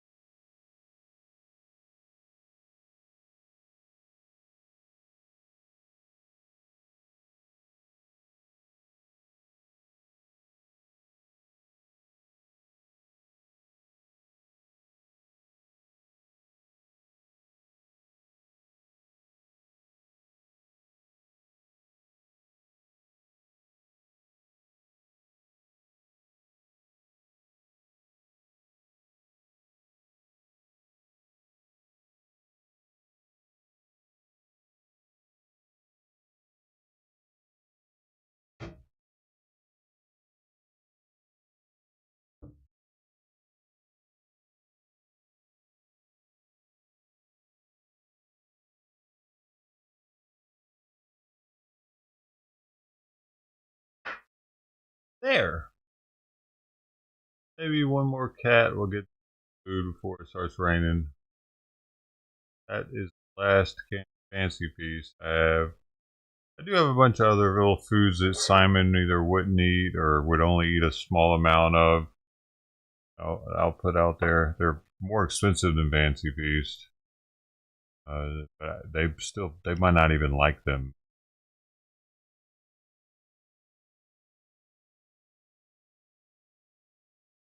Out next, it'll be an experimental food. This one's kind of experimental too. For some reason, it's their least favorite Fancy Feast. Chicken and beef.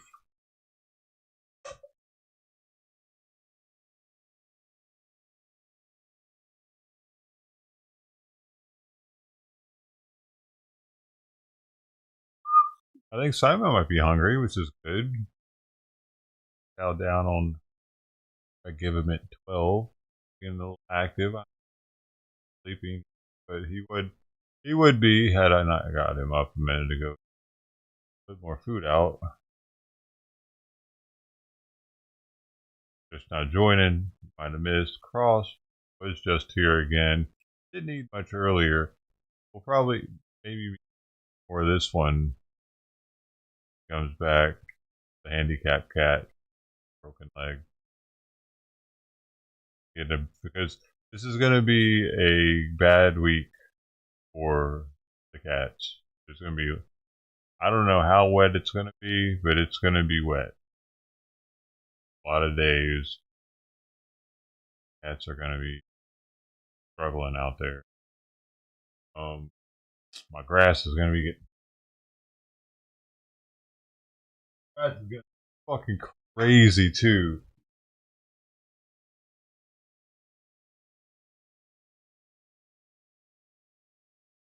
Definitely gonna have to get out there with a weed eater sometime this week. Time is being silly. Twice in a row.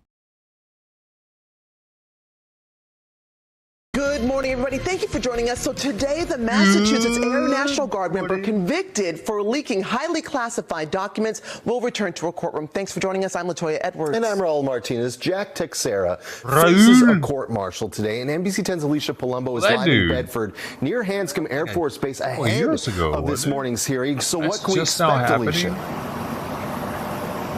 Well, Raul, that court-martial trial will be taking place here on Hanscom Air Force Base before a military panel today. 22-year-old Jack Texera of North Dighton faces charges of disobeying orders and obstructing justice. Texera was already sentenced last year to 15 years in prison for leaking highly classified military documents. He pleaded guilty in U.S. District Court in Boston to 6 counts of willful retention and transmission of national defense information under the Espionage Act.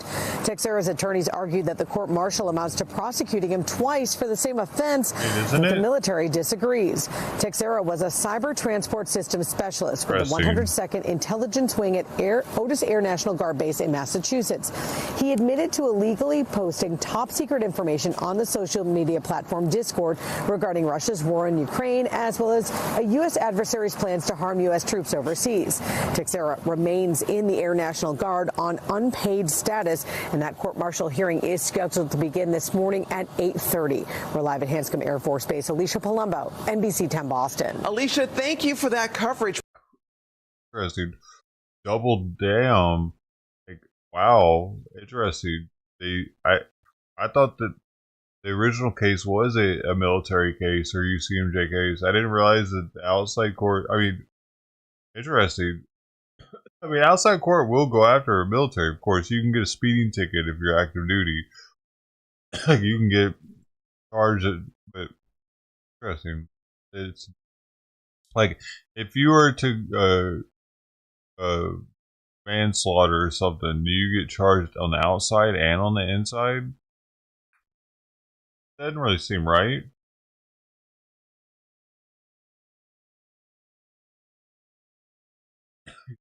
Military charge, military time, and you have to do. I mean, it makes sense though because people get brought up on state charges and federal charges sometimes, and they gotta do both crime. Wild, dude.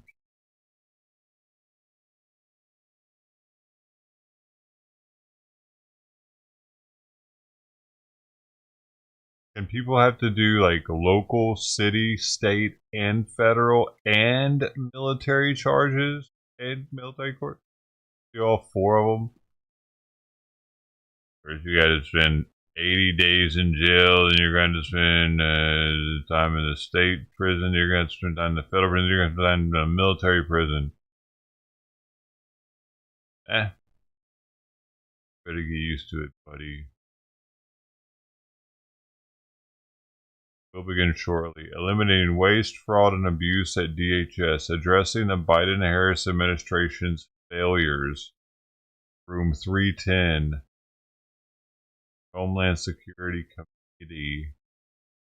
Hasn't started yet. I'll just keep up on the side. I'll look for something else. That should be good. That should be a juicy one. They're going to be talking all kinds of shit in there. You better believe it, buddy. Is adopted and the bill as amended is considered read.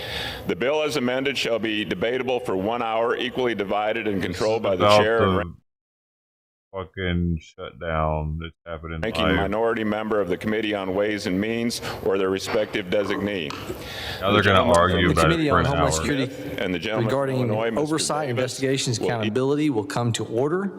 The purpose of today's hearing is to examine areas of rampant waste. Now they're going to fucking get the government by the Biden-Harris administration's Department of Homeland Security. Without objection, the chair is authorized to declare the committee in recess at any point. I now recognize myself for an opening statement. Again, welcome to the Subcommittee on Oversight, Investigations, and Accountabilities, our very first hearing of the 119th Congress, titled Eliminating Waste, Fraud, and Abuse at the Department of Homeland Security, addressing the Biden-Harris administration failures. I'm honored to be the chairman of the subcommittee, to be joined by my colleagues, distinguished guests, and experts. I also congratulate Ranking Member Thanedar for his new role. There's a lot of work that we'll be doing in this Congress, and this subcommittee is excited to be on the forefront of assisting in the reformation of the Department of Homeland Security. We'd also like to thank full committee ranking member Benny Thompson for joining us today, who I know is not here. I don't see him, but he'll be here shortly. For too long, the federal government has spent money on programs, contracts, and grants that do not promote the interest of the American people. For 4 years under the Biden-Harris administration, we've all watched taxpayer dollars entrusted with the Department of Homeland Security become subject to waste and abuse.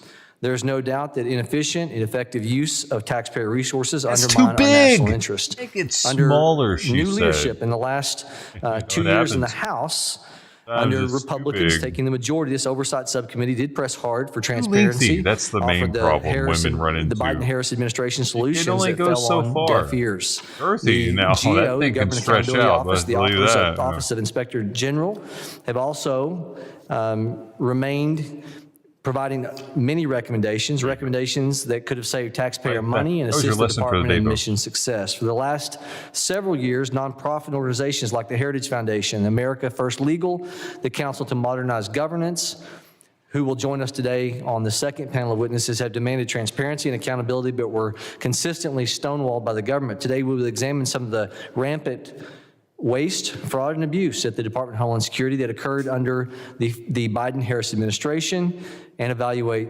solutions. We must defend against such waste, hard-earned taxpayer resources. Failures of the Biden-Harris administration are staggering because the previous administration refused to enforce immigration law. Our American sovereign borders have been in chaos. From 21 to January of 2025, 4-year period, U.S. Customs and Border Protection counted more than 11 million illegal aliens nationwide. Most of these 11 million illegal aliens were released and provided shelter, food, plane and bus tickets, cell phones, and cash by non-governmental organizations known as NGOs who receive billions of American taxpayer money. One office of the Inspector General report found that DHS, Department of Homeland Security, wasted under the Biden-Harris administration at least $17 million, paying one NGO for unused bed space for illegal aliens in a hotel. That $17 million could have been spent on agent salaries, better equipment for federal law enforcement, or improved training to help protect officers and keep communities safe. In an attempt to shield the immigration crisis from the public, the Biden-Harris administration created a mass parole scheme to fly illegal aliens into the interior of the United States. These schemes were a clear abuse of power that left American citizens, vulnerable communities, exposed to criminals, cartels, and potential terrorists. A notable component of this parole scheme was Operation Allies Welcome, used to bring Afghan nationals in the United States after President Biden's disastrous withdrawal from Afghanistan in 2021. Multiple Inspector General reports found that DHS released Afghan nationals into the United States without adequate screening, without adequate vetting, or monitoring, leaving our country vulnerable to a national security risk. Yo, remember when I was like, we got fucking Afghan nationals living in mud huts on the side of the Grand Canyon probably right now, just waiting for their time to get activated. That's probably actually happening, dude. You know what I'm saying? Because they were used to living like that. From those that were coming in. In addition to their failure to protect America's borders, the Biden-Harris administration favored the use of the Federal Emergency Management Agency's, FEMA's agency's resource to support sanctuary cities and NGO, non-governmental organizations, for sheltering and caring for illegal aliens, monies that otherwise could be used elsewhere. I reported on that too. FEMA's crisis of focus has been worsened by its fragmented approach to disaster assistance, resulting in the Government Accountability Office, GAO, adding federal disaster delivery to its 2025 high-risk list for waste, fraud, and abuse. I want to reiterate that. It resulted in the GAO adding federal disaster delivery, FEMA's disaster aid, to its 2025 high-risk list for waste, fraud, and abuse, which we'll talk more about. Another DHS component that experienced a crisis of focus under the Biden-Harris administration is the Cybersecurity and Infrastructure Security Agency, CISA. In the 118th Congress, this committee investigated and uncovered efforts by CISA to pressure social media companies to remove posts by Americans containing, quote, mis, dis, and malinformation, end of quote, related to the COVID-19 pandemic. Republican lawmakers thankfully forced DHS to scuttle their attempts to stand up to this disinformation governance board, as it's called, to further police the lawful speech of Americans online. CISA's focus on censorship instead of its statutory mission to protect our critical infrastructure from cyber threats was misguided at best, nefarious at worst. Either way, the divergence from CISA's intended mission increased the risk to our cybersecurity. Over the last several years, the Office of Inspector General found severe cyber vulnerabilities in Homeland Security's networks, including TSA, ICE, and CBP. President Trump has now augmented our efforts to return Americans to common sense on these policies. He's introduced executive orders to secure our borders, uphold the rule of law, defend against the waste of hard-earned taxpayer resources, and create transparency through the executive branch. On his first day in office, President Trump stated that he would marshal all resources available to prevent unlawful entries across the borders of the United States, to pursue criminal charges against illegal alien criminals, and regain operational control of the border from cartels and smugglers. President Trump also organized the FEMA Review Council to advise and report on potential reorganization of FEMA, leading to potentially, as the president has discussed, more state authority. Refocusing the federal government's disaster response efforts on helping Americans, including by vesting greater power in state governments to perform disaster response, is long overdue. Finally, we must recognize that the executive branch has acted swiftly in recent weeks to undo much of the Biden-Harris administration's way. Yo, go somebody say hi to Eric. He's live he's on Discord right now. Eric the mechanic from People's Convoy. Ask him how he's doing, how he's been. Find out that not gonna know we're live over here or anything, so we don't have to worry about him coming over. Of taxpayer dollars. The Department of Government Efficiency, or DOGE, has been instrumental in exposing and suspending, even within the Department of Homeland Security, outlays on DEI programs, duplicative awards, and services for illegal immigrants. Today, we'll examine how under the Biden-Harris administration, DHS failed in its basic mission. We'll also explore opportunities for greater efficiency and cost savings in the Department of Homeland Security all across the federal government. I welcome our members, appreciate the important work ahead of us, and welcome our guests today. Thank you for joining us. I now recognize the ranking member, the gentleman from Michigan, Mr. Thanedar, for his opening statement. Good afternoon, and I want to first of all congratulate Chairman Brecken for his new role, and I'm delighted to be on this committee and work with you throughout the year. and this Congress. I remember. Also welcome full committee ranking member, Mr. Thompson, to our committee here. And good afternoon to all. Look, waste, fraud, and abuse are not new. That's why Congress established legitimate entities decades ago to help identify and they're not root it out. working. They're not doing their job. Experienced government watchdogs are now being viciously attacked by President Trump because they're fucking and shit. President Musk. Doesn't that make sense? During his first week in office, Trump unlawfully fired 17 inspector generals who defend against corruption and mismanagement in government. Trump falsely claimed it is a very common thing to do and pretended not to know the IGs he purged despite appointing many of them himself. English so bad. Those IGs saved taxpayers $93 billion. Bro, our forefathers were so good at English, it sounded like they were speaking fucking Shakespeare. What is going on? Dollars in fiscal year 2023 alone. Now that is a $26 return on every dollar spent. Such savings are only possible when IGs are truly independent from the administration they investigate. Such independence is also crucial for the Office of Special Counsel, which provides a safe place for government employees to disclose wrongdoing. So it was no surprise when Trump unlawfully fired the head of OSC last month without cause.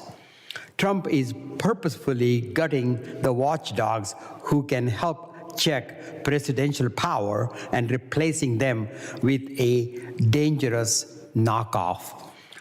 Musk's so-called Department of Government Efficiency, DOGE, has taken a chainsaw to the federal government, creating chaos and wreaking havoc. DOGE has assessed highly sensitive systems and information in a manner that makes it easier for our adversaries, China and Russia, to exploit. DOGE has purged the government of dedicated civil servants, including thousands of national security employees who help collect intelligence and protect our country from terrorist attacks. DOGE has canceled contracts without regard to their purpose, including office leases that enable the Government Accounting Office, Congress's own watchdog, to conduct reviews of national security programs. Musk's DOGE is a national security nightmare that is eroding the federal government's ability to function effectively and efficiently while the price of eggs skyrocket. Let's not forget DOGE's disappearing receipts. Musk's financial savings claims are riddled with math errors, accidentally canceled contracts, and contracts canceled by the Biden administration. If this administration was serious about fighting waste, fraud, and abuse, it would be supporting the legitimate independent agencies that exist for that sole purpose.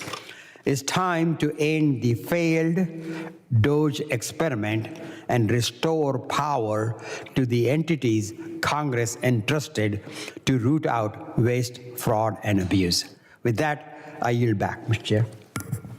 Thank you, Representative Thanadar. I now recognize the full committee ranking member, the gentleman from Mississippi, Mr. Benny Thompson, for his opening statement. Thank you very much, Mr. Chairman. Mr. Chairman, my Republican colleagues are clearly obsessed with President Biden. They investigated him last Congress and turned up nothing. They tried to impeach him and turned up nothing. Why did they get two people in a row to talk? Out of office, they just can't get him out of their heads. Perhaps it's because the Musk-Trump co-presidency and DOGE are unpopular. Musk and Doge are so unpopular that my Republican colleagues are here today pretending that Joe Biden is still president so that they can have someone to beat up on for their failures. But just in case my colleagues across the aisle don't get it, let me make it clear to you. Republicans are in charge here in the House. Republicans are in charge over in the Senate. Republicans appointed justices who control the Supreme Court, and your orange Jesus is in charge of the White House. Republicans on this committee want to have a hearing to air their grievances about the Biden-Harris administration because under the Trump-Musk administration, planes have been crashing out of the sky, the price of eggs has skyrocketed, tens of thousands of Americans have lost their jobs, and Russia and China are celebrating. If Republicans really want to combat waste, fraud, and abuse, they should be laser focused on overseeing Elon Musk's Department of Government Efficiency, which is a cheap knockoff of congressionally mandated watchdogs. Elon Musk's Doge not only is redundant, but also is a direct threat to the homeland security. It must be stopped. Because Elon Musk's Doge illegally dismantled USAID, food is rotting in the warehouses instead of feeding starving children overseas. That is waste. It is also a national security risk. I need to see how much. Because hungry nations won't go hungry for long. Actually, our global adversary, China, will be right there to feed them, and China won't be there out of the goodness of their heart. Elon Musk laughed during a cabinet meeting as he described how Doge accidentally cut Ebola funding, which is necessary to prevent the ravaging disease from becoming a pandemic and killing people here in the United States. Elon Musk froze Homeland Security grants that Congress authorized to help nonprofits prepare for a terrorist attack. Elon Musk unvetted Doge delinquents have accessed sensitive federal information and fed sensitive data into unsecure artificial intelligence software that China and Russia are sure to exploit. Pursuant to a demand from President Trump, the CIA shared the name of every single person hired at the intelligence agency over the last 2 years. The message went to an unsecured email address at OPM, the same agency that was previously hacked by China. At the same time, the Trump-Musk administration has fired thousands of federal employees, including veterans, people working in national security, and hundreds of DHS employees. Who does that benefit? It surely doesn't make the United States safer. Russian and Chinese spies are targeting recently fired federal workers with security clearances, and I can guarantee you that those foreign spies are targeting the young, inexperienced Doge employees who have unfettered access to the federal systems and classification information. The Trump-Musk administration has created a national security nightmare, and my Republican colleagues are sleepwalking right into it. Make no mistake, Elon Musk Doge is a homegrown threat, and it's time for the other side to wake up. Mr. Chair, I yield back. Thank you, Ranking Member Thompson. Other members of the committee are reminded that opening statements may be submitted for the record. Dude, that we paper are, as a committee, pleased to have a panel of packaging government witnesses before us today on this important topic. I ask that our witnesses please rise and raise their right hand. I've had it for like 2 weeks now, and they still play with it. Do you solemnly swear that the testimony you will give before the Committee on Homeland Security of the United States of the House of Representatives will be the truth, the whole truth, and nothing but the truth, so help you God? Let the record reflect the witness have answered in the affirmative. Thank you, and please be seated. I would now like to formally introduce our witnesses. Mr. Chris Curry is the Director of the Homeland Security and Justice at the U.S. Government Accountability Office, GAO. Ms. Kristen Bernard is Department of Homeland Security's Deputy Inspector for Audits. Ms. Erica Lang is the Department of Homeland Security's Assistant Inspector General for Inspections and Evaluations. Thank you all as witnesses for being here today. I want to now recognize Mr. Chris Curry for 5 minutes for his opening statement. Thank you very much, Mr. Chairman, Ranking Member Thanedar, Ranking Member Thompson. It's an honor to be here today to talk about GAO's work on the Department of Homeland Security. Since 2003, when DHS opened its doors, we've issued thousands of reports and just as many recommendations to improve the department. There's been a lot of progress made over that 20-some-odd years, but there's a huge number of challenges that still remain. I can't cover them all in 5 minutes, but I just want to give you a snapshot of what I see as the biggest priorities. Right now, there's 459 open recommendations that we have to the department, but each year we send a letter to each cabinet secretary outlining those that are the highest priority. Last year, we sent a letter outlining 37 open recommendations to the DHS secretary, and these run across the gamut of the mission of the department. For example, we've recommended they improve their IT procurement and acquisition processes, better training and hiring for Secret Service agents, simplifying disaster assistance, sharing cyber threat information across the department and across agencies, and collecting better data on ICE detainees, just to give an example, a few of them. Each year, we also identify areas of duplication, overlap, and fragmentation and cost savings across the entire federal government. And DHS has been a major part of that too. Since we've been doing that work, we've identified over $19 billion in financial savings that the department could save by making its programs more efficient. And currently, there are many other areas, over 30 of them, that have still not been fully addressed by DHS. Just to give a few examples of these, we have recommended that better procuring and streamlining its IT systems could save potentially hundreds of millions of dollars. Closing unnecessary Coast Guard boat stations that overlap with one another could save millions of dollars. And DHS and the FBI could work together to better streamline the sharing and collection of terrorism information, just to name a few. I also want to discuss the DHS high-risk areas that are currently on our list. Every 2 years at the new Congress, GAO issues a high-risk report to Congress. There are currently over 30 issues across the federal government on there, and many that affect DHS. But the two I want to highlight are, one, DHS management at large. This has been on our high-risk list since 2003. It has been narrowed over the years as the department has worked to create itself into one functioning department. But we still face a number of very difficult financial management and IT security issues. For example, every year, the DHS's independent auditor identifies access controls and IT security problems with its systems, which clearly, as one of the nation's foremost national security agencies, is a concern. In financial management, DHS has a number of systems, including FEMA and ICE, which manage most of the department's billions of dollars in resources. That some of these are over 25 years old. FEMA itself has 6 different procurement systems that can't talk to one another. And so there are still some legacy challenges that have not been addressed in over 30 years since FEMA was first created. Lastly, and you mentioned, Mr. Chairman, we just added a new area to the high-risk list this year, strengthening the delivery of federal disaster assistance.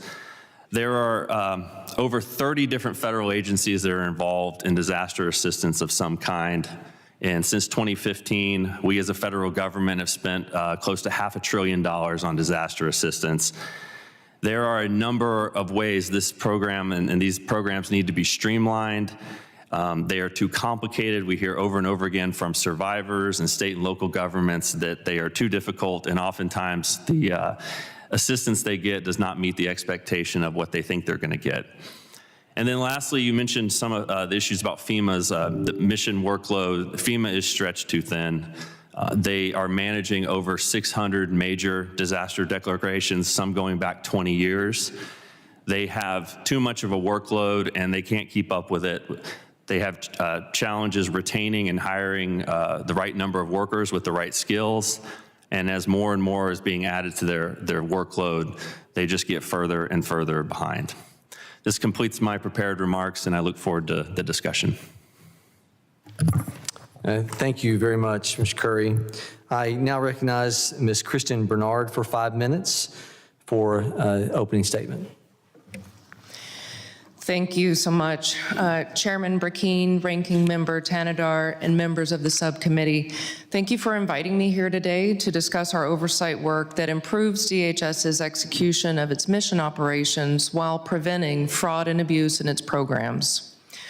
My testimony today will highlight longstanding and systemic weaknesses that pertain to border security and immigration enforcement, cybersecurity, and emergency management. First, DHS faces challenges executing its day-to-day border security and immigration operations. We've issued numerous reports highlighting recurring problems in tracking and accounting for migrants entering and being released into the country.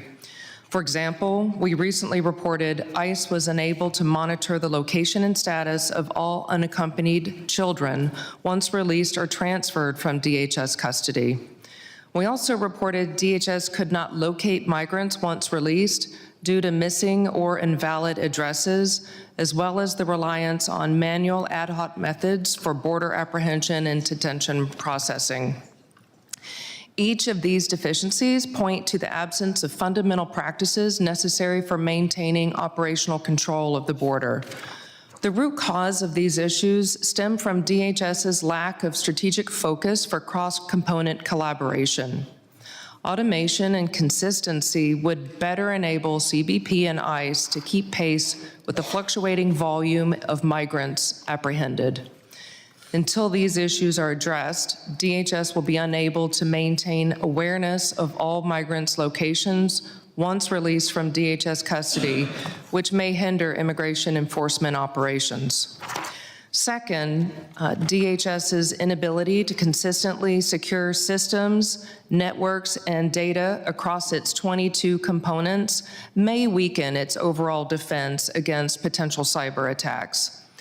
Our recent audits of access controls, which is an essential cybersecurity practice, revealed hundreds of personnel who had either left DHS or transferred to a new position, but they continued to have access.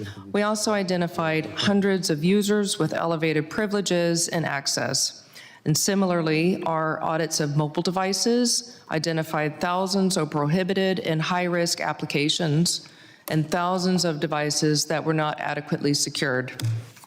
And lastly, our recurring testing of critical systems across DHS has revealed hundreds of workstations that were not receiving security patches or operating with the right settings. Collectively, our oversight has identified more than 4,000 security vulnerabilities over the past 3 years. But I will note, our recommendations have prompted swift action by DHS in the area of their cybersecurity posture. They've made continuous improvements and quickly remediated vulnerabilities. And I credit this to our in-house automated testing capabilities and methodologies that enable us to provide results before the audit concludes, as well as to our strong partnership with DHS officials who are responsible for implementing and overseeing cybersecurity practices. Third and finally, I will highlight our continued work to help improve FEMA's administration of disaster programs. While FEMA has certainly faced an unprecedented number of natural disasters and a global pandemic, it continues to operate in a manner that is not conducive to the scale or complexity of its current environment. We continue to identify astronomical amounts of questioned costs, totaling $12 billion in the last 3 years.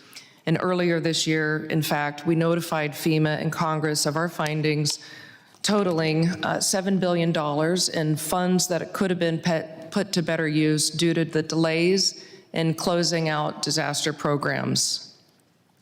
The results of our work demonstrate our dedication to promoting the integrity, efficiency, and effectiveness of DHS programs and operations. But we do remain concerned that until the department fully addresses recommendations for improvement, its components may be hindered to achieve these essential mission functions that our national security and prosperity rely upon. DHS OIG remains committed to working with this subcommittee and DHS leadership and other stakeholders to promote transparency, efficiency, and accountability. And thank you for the opportunity to discuss our critical work, and thank you for Congress's support in enhancing our ability to promote accountability and deter fraud against DHS programs and operations. And this concludes my testimony. I'm happy to answer any questions you have. Thank you, Ms. Bernard. I now recognize Ms. Erica Lang for her 5 minutes of opening statement. Good afternoon, Chairman Burkeen, Ranking Member Tanadar, and esteemed members of the subcommittee. Thank you for the opportunity to discuss the Office of Inspector General's independent oversight of Homeland Security programs and operations. As you've heard from my colleague, our vital work ensures DHS is effective and efficient while safeguarding American security and taxpayer dollars. My testimony today will focus on my office's oversight of DHS's efforts regarding border security and immigration enforcement. First, I want to highlight OIG's body of work related to the resettlement of approximately 97,000 Afghan evacuees into American communities in 2021. We determined that approximately 11,700 Afghan evacuees independently departed U.S. military bases without assistance from resettlement agencies. Our review found DHS struggled to track who independently departed and when these independent departures occurred. DHS also did not attempt to locate all evacuees who independently departed the bases to verify their compliance with parole conditions. We also examined DHS's processes for identifying and resolving potentially derogatory records of Afghan parolees and found this process was fragmented. Ultimately, the department did not have a process for monitoring parole expiration for individual Afghan parolees and had not designated a single component to monitor this parole expiration. Finally, we reviewed DHS's overall management of the evacuation efforts. We found the department met processing timelines for the limited number of asylum applicants from the Afghan population. However, it did not have a structure to support DHS volunteers for the effort, and the lack of direct funding and absence of clear authority affected the coordination of the resettlement process.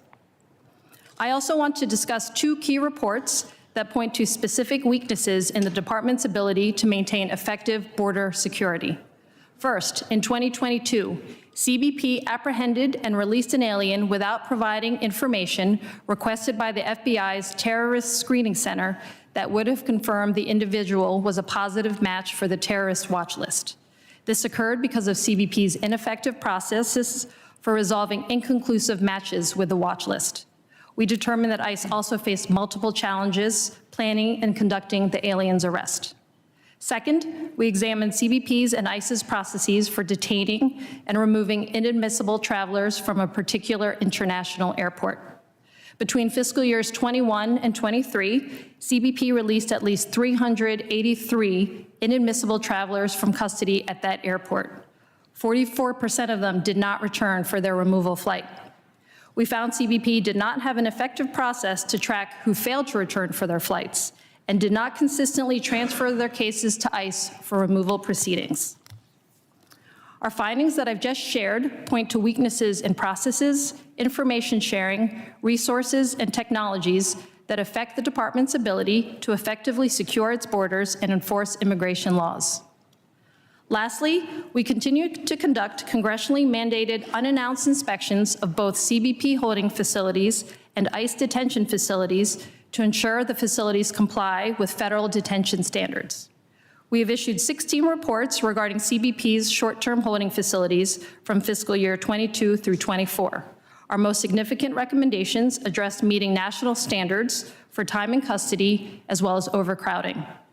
During the same time, we issued 14 reports related to ICE detention facilities and made multiple recommendations to improve the conditions of those in detention.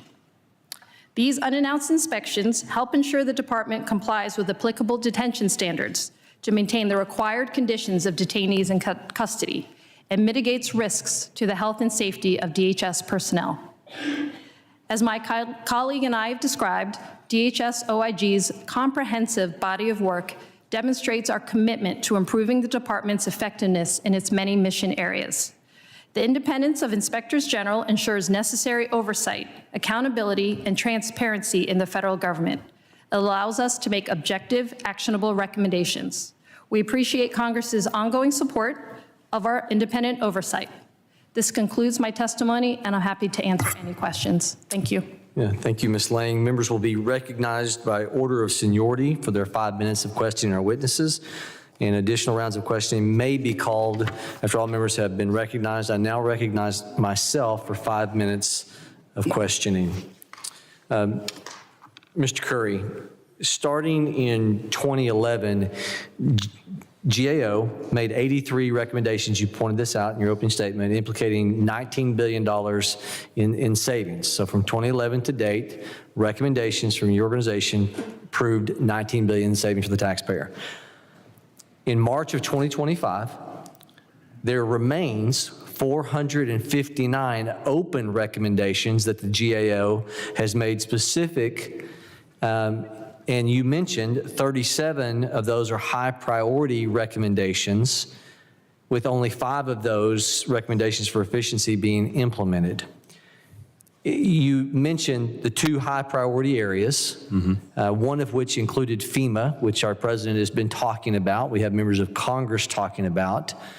To what extent does the high number of recommendations from GAO relative to the Department of Homeland Security, 37, 2 of them specifically, that remain unaddressed implicate major duplications?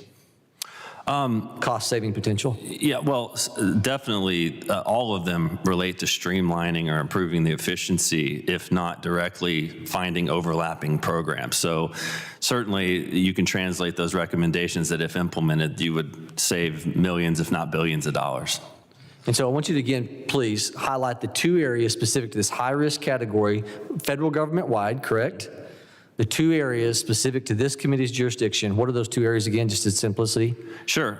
One is DHS IT security and financial management, also improving the delivery of federal disaster assistance. And actually, there's one more I didn't mention today, which is the cybersecurity of the nation is a high-risk area as well, and DHS. Which OIG is also indicated. So one area that showcases the significant growth, waste, as you just said, is the FEMA's disaster recovery efforts. It is more than justified what our president has been discussing when he's talking about what we can do to change the status quo. So I've asked staff to provide this chart. Visuals are always good.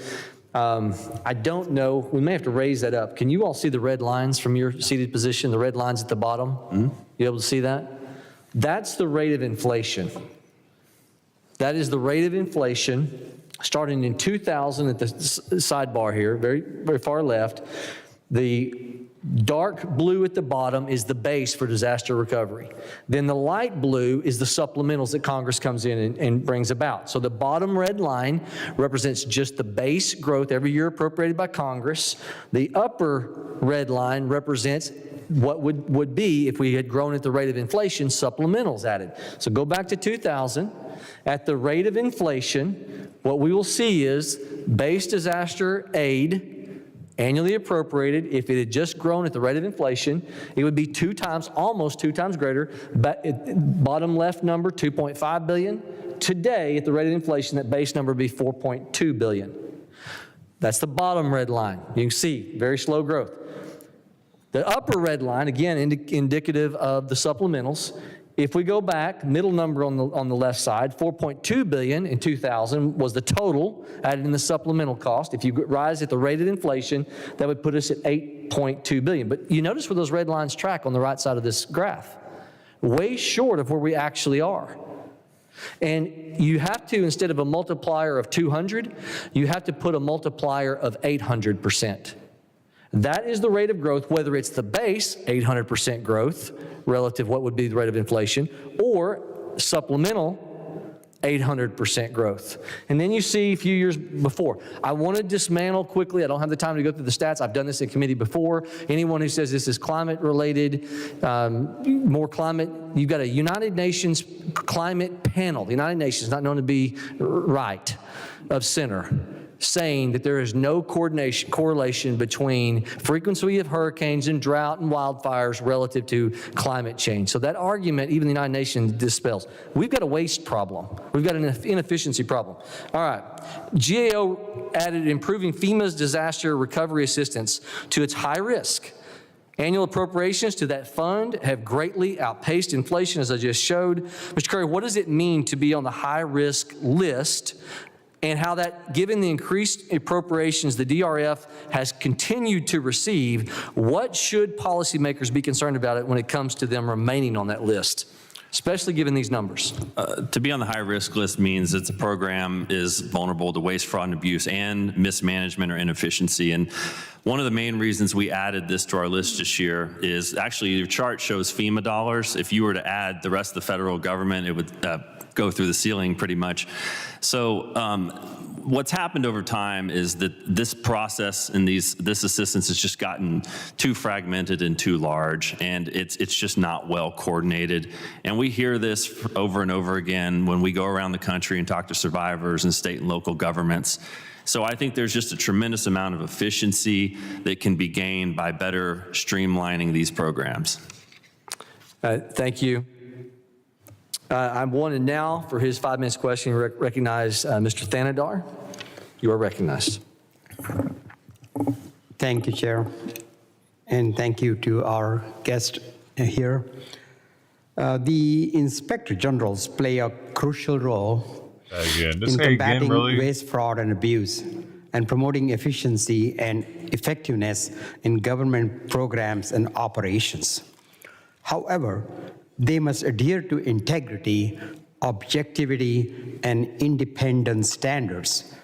Previously, GAO found that a lack of transparency in DHS OIG's selection of work topics called into questions the independence of the organization.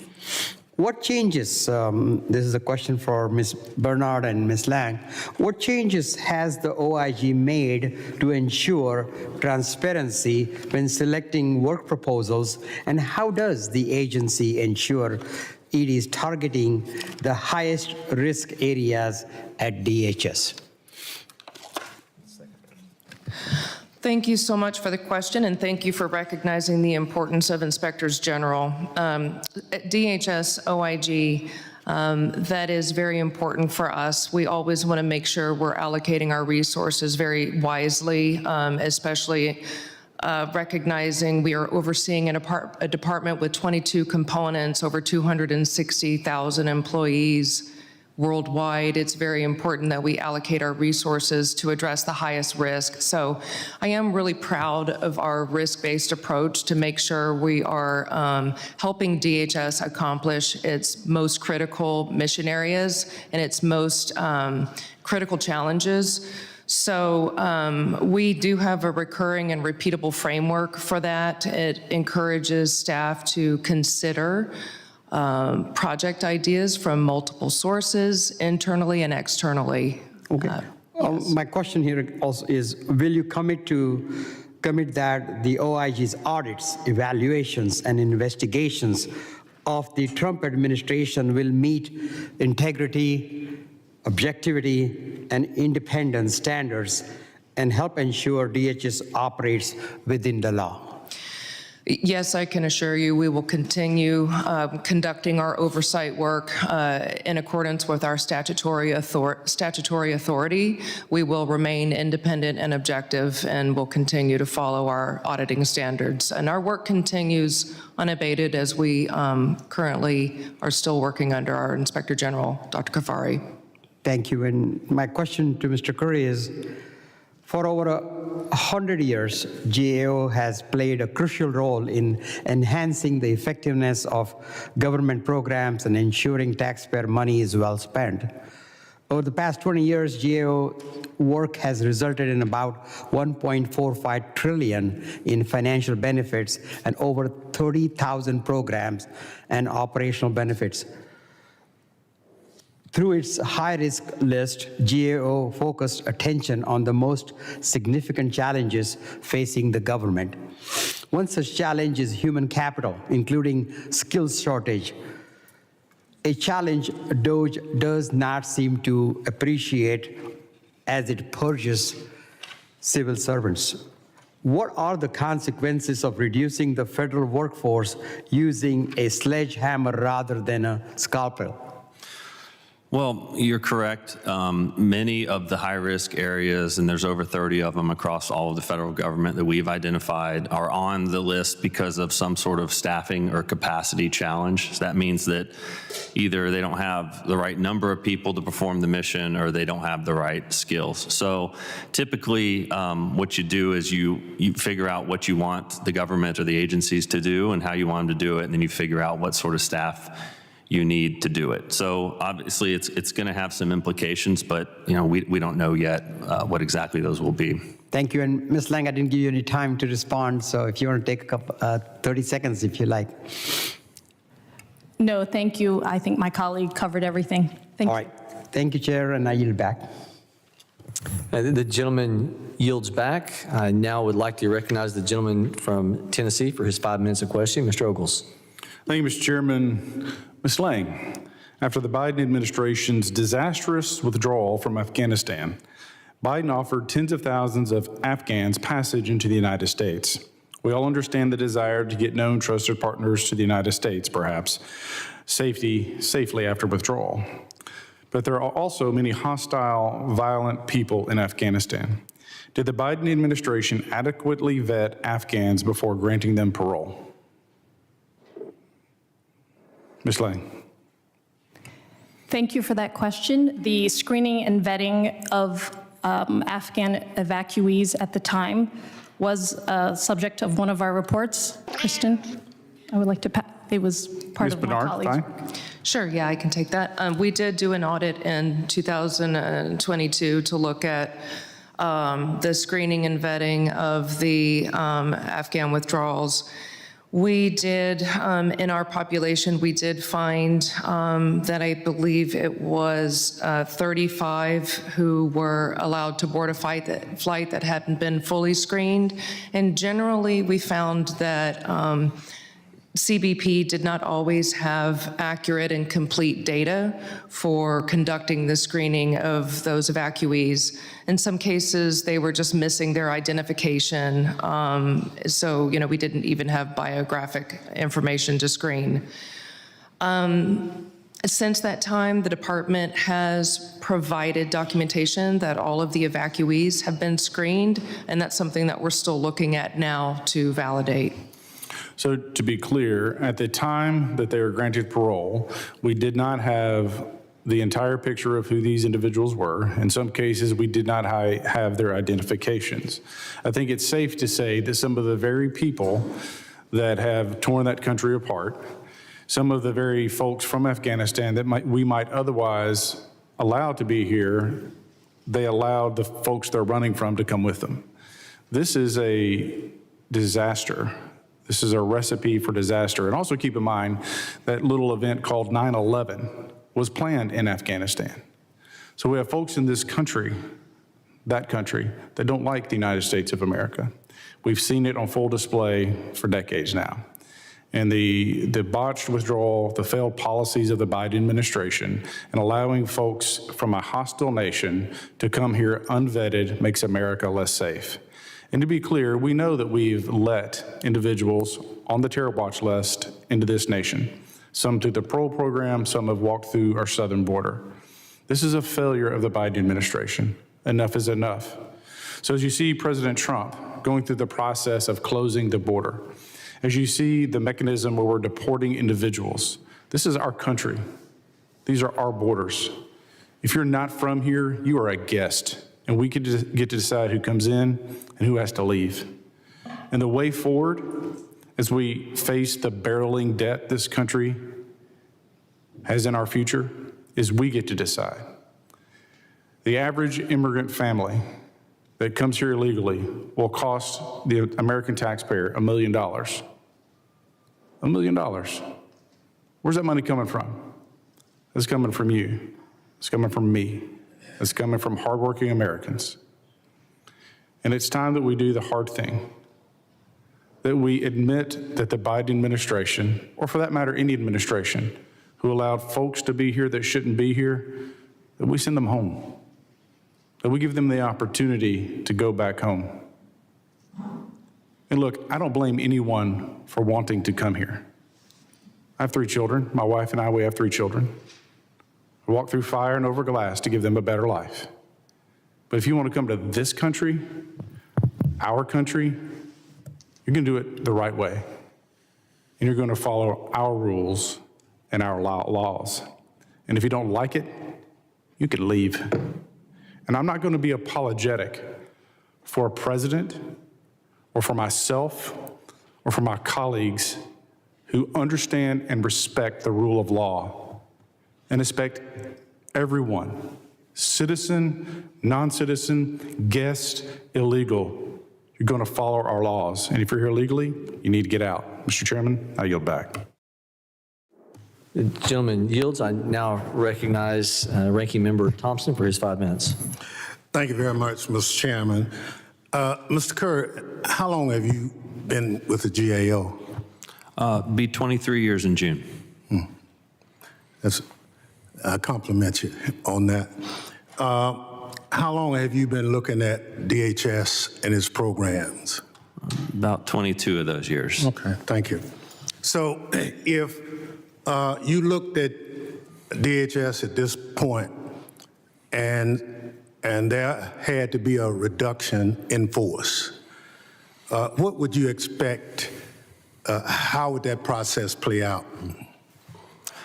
Well, it's a challenge because there's not a mission in DHS that's not critical, which is very unique. I think it would be hard to balance between is cybersecurity more important than disaster assistance, and it's not.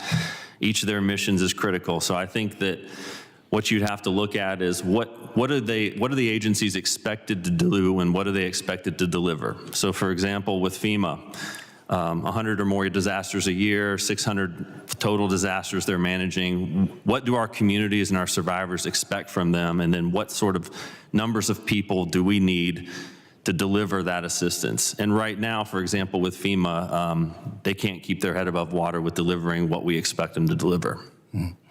Well, thank you. You mentioned FEMA and what's the other agency? You mentioned 2. Oh, I think cybersecurity, CISA. Okay. So if I told you that there have been hundreds of FEMA employees and CISA employees summarily told to leave without evaluation, without a plan or anything of that nature, have you seen that? Well, we know that there have been dismissals of employees. Yes. So are you aware of any kind of a reduction in force plan or dismissal plan for the employees that are currently being discharged at FEMA or CISA? I haven't seen any plan like that. I do know that some of these reductions have been based on for newer or probationary employees. That's about the extent of the grouping that I am aware of. Well, when you say probationary employees, define that for the committee. Well, that could be people that are new to FEMA, or it could be people that are new to their particular position. If I told you that there were employees who've been with the agency for 10 years, got promoted to another position, and all of a sudden they are considered probationary, is that consistent with normal personnel policies and procedures? Not normally. I'd want to know, where they work and what their actual performance was. That's an important part, their performance every year, and then also what specific area they work in to know whether that is something that would have an impact on the mission or not. So if I told you there are hundreds of employees at FEMA and CISA who've been discharged, who evaluations say they've been excellent employees. Yeah, I mean, I would have concerns over that, and not just from the immediate mission, but you know, hiring new employees as well, because you know, whatever reductions are made, there's going to have to be some people, federal employees, that deliver the services. So Sure. I'm concerned mostly with FEMA being able to deliver the mission that we expect it to deliver. Yeah, if I told you that CISA employees have a critical mission, they have to maintain basically our cyber hygiene for government, and that we have people who are being discharged, and now that agency is losing its capacity to do what its mission calls for, that creates a vulnerability by letting those people go. I mean, yeah, in the area of cybersecurity, particularly in CISA, you know, we've spent the last 10 years trying to get DHS the authorities it needs to bring on board people with those skill sets, because they don't always want to work for government. They can make a lot more money outside. So with regard to cybersecurity specialists, yes, I'm concerned about losing that talent and then being able to recruit the talent we need to address the threat we face. I yield back, Mr. Chairman. The gentleman yields. I now recognize the representative from Georgia, Ms. Green. Thank you, Mr. Chairman. I can assure everyone the threat we face is millions of people that came into our country under the Biden administration and full Democrat control under the past 4 years. In Joe Biden's first few days and months as president and full Democrat control of this country, the Biden administration stopped construction of the border wall, unlawfully granted mass parole. That means he let thousands and thousands of people in this country every single day, expanded the grounds for claiming asylum to pretty much anybody and everyone, implemented catch and release. Oh, if they caught them, they just released them in with here's some paperwork, here's a free flight, here's a bus ticket, and if you make it to New York City, taxpayers in New York and other sanctuary cities will pay for you to stay. He terminated cooperative agreements and took just about every action possible to facilitate the largest invasion of our country and create the highest national security threat in our homeland that our country has ever faced. Ask any angel parent how they feel today about federal workers losing their jobs. You know what they're going to say? They're going to say the United States government failed our family because our child or family member were murdered by an illegal alien that shouldn't have been in this country. Ask Laken Riley's mother how she feels about that. Ms. Bernard and Ms. Lang, in your testimony, you stated that in a 2024 OIG report, CBP could not biometrically confirm the identity of all persons seeking entry in vehicles at land ports of entry, nor did CBP maintain consistency in operational procedures to screen all vehicle passengers prior to allowing these non-citizens into the country. We knew that CBP wasn't verifying the identities of people crossing the border in between ports of entry, but they weren't even able to fully identify people at ports of entry in cars. That would be like us opening up our doors to our house, opening up our windows, and not checking to see who's coming in with our children in our house. You also testified that OIG assessed DHS's actions related to the screening process of suspected terrorists, and in 2022, CBP missed multiple opportunities to verify that an apprehended alien was a positive match for the terrorist watch list before releasing the migrants into the community. Terrorist watch list, ladies and gentlemen. This included not providing information requested by the FBI's Terrorist Screening Center, which would have confirmed a positive match. Ms. Bernard and Ms. Lang, why did these failures occur under the Biden administration? Ms. Bernard. Yeah, thank you. This is a critical area for us. We've done a lot of work to look at border security, and in that particular project that you mentioned, we were looking specifically at how CBP was conducting screening and vetting at ports of entry. Our focus was on the technological capabilities, resources, and processes that they were using. And yes, we did find challenges in biometric screening capabilities.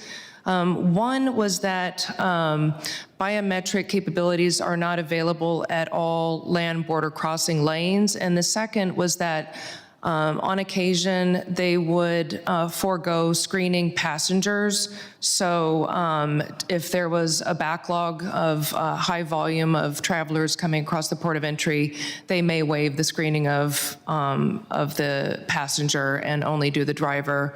So to increase people coming, let's move the traffic along. Yeah, that's a complete failure. Ms. Lang, can you explain? I can speak to the release of the individual who was a match for the watch list. We found that that happened because of weaknesses that we see across DHS, which is ineffective practices, poor information sharing within CBP itself, staffing constraints on the part of CBP, and really it was paper processes, relying on paper files, moving them across the country.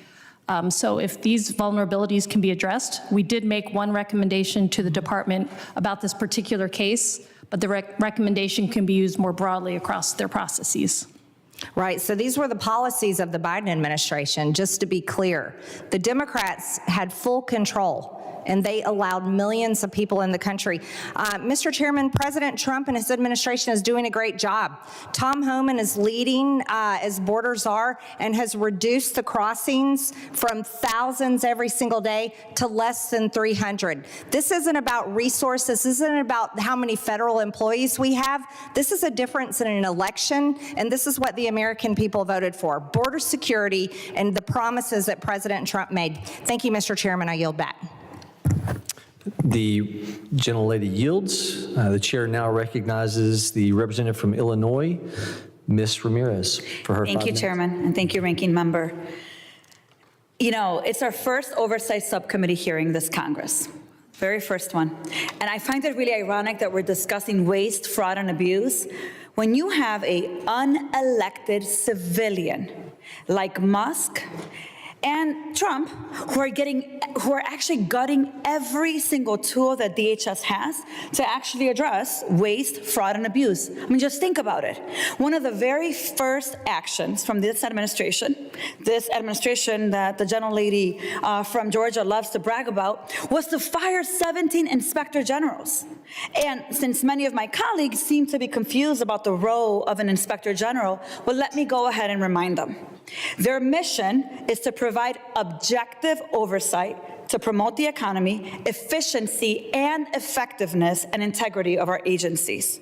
Since those firings, the administration has been on a rampage of terminations and fork-in-the-road emails to gut the federal workforce.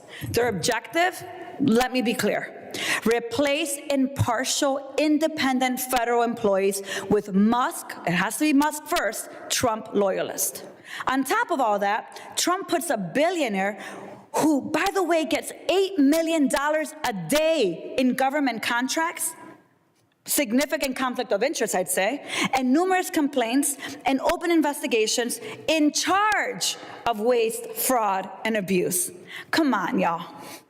It's the fox guarding the henhouse. And then you add illegal impoundment, funding freezes, extreme budget cuts, and you have a recipe for more abuse. Trump's billionaire friends getting contracts and payouts on the back of working families and veterans that we all represent. So you see how it's hard for me to reconcile that the chaos of illegal firings, the irresponsible handling of conflicts, the defunding of congressionally authorized services is a credible way to approach handling waste, fraud, and abuse. You see, I too want to see an end to the misuse of funding and abuse of our agencies, and especially within Homeland under this secretary. But from where I'm sitting, the biggest culprits of waste, fraud, and abuse are sitting at DOJ and in the White House. So Ms. Bernard and Ms. Ling, do you believe that the Office of Inspector General plays a critical role in safeguarding the agency from waste, from fraud and abuse? Yes or no? Ms. Bernard? Yes. Thank you, Ms. Ling. Yes, Thank you. And my follow-up question, Ms. Bernard and Ms. Ling, I want to ask you, in your opinion, is maintaining a sufficient federal workforce imperative to the success of the agency? Yes or no? Ms. Ling? Yes. Ms. Bernard? Yes. Ms. Bernard and Ms. Ling, I have another question. Is there a replacement for the Office of Inspector General or an office or department that can do the same work? Yes or no? No. Ms. Bernard? Not that I'm aware of that has the same statutory function, no. Yeah, I figured you'd say that. The reality is that we need our inspector generals, but this administration overnight sends them an email at 7 p.m. and tells them, you are fired, thank you for your service. This is the same administration that wants to talk about accountability. So I want to pivot quickly to the importance of maintaining a sufficient federal workforce. Mr. Curry, the GAO's testimony states that you found that FEMA had an overall staffing gap of about 35% across different positions at the fiscal year of 2022. What are the possible consequences if DHS does not properly staff up instances like disaster recovery and resilience? Well, quite simply, if the workload remains the same, which I think it will, or increase moving forward, they're not going to have enough people to do the job that they're asked to do right now, unless they are, their mission or their authorities are reduced in some way. So, Mr. Curry, we here say that we care deeply about the American people, our constituents. I have colleagues here that do everything they can to go after immigrants. But the reality is that this administration here is talking about cuts when we know that we need these funds for disaster recovery and resilience, and not having the workforce actually makes it impossible for us to be able to deliver those services. Let me close by saying this. As a member of this committee, especially this subcommittee, my responsibility is to ensure that we are in fact conducting oversight. And the reality that is that Trump is the president right now, that the Republicans have the House and the Senate, and so therefore we're going to have to do some internal assessment of how you are functioning, and especially today given the unethical and illegal actions coming from billionaire bosses. Because I'm clear that maintaining independent oversight and accountability tools are critical for the health and success of our agencies and for the American people, and I want that to be on the record. With that, Mr. Chairman, I yield back. Representative Yields. I would now like to recognize for 5 minutes of questioning the gentleman from North Carolina, Mr. Knott. Thank you, Chairman. Witnesses, thank you all for being here. Rather than take up most of the time with speaking, I would love to go in and ask some questions about the previous 4 years and the border disaster that I saw firsthand. I want to start with Ms. Lang. One of the OIG reports under the Biden administration described the screening and the vetting implementation as soiled. Are you familiar with that report or the vetting procedures that seem to have been, I would say, deficient during the previous administration?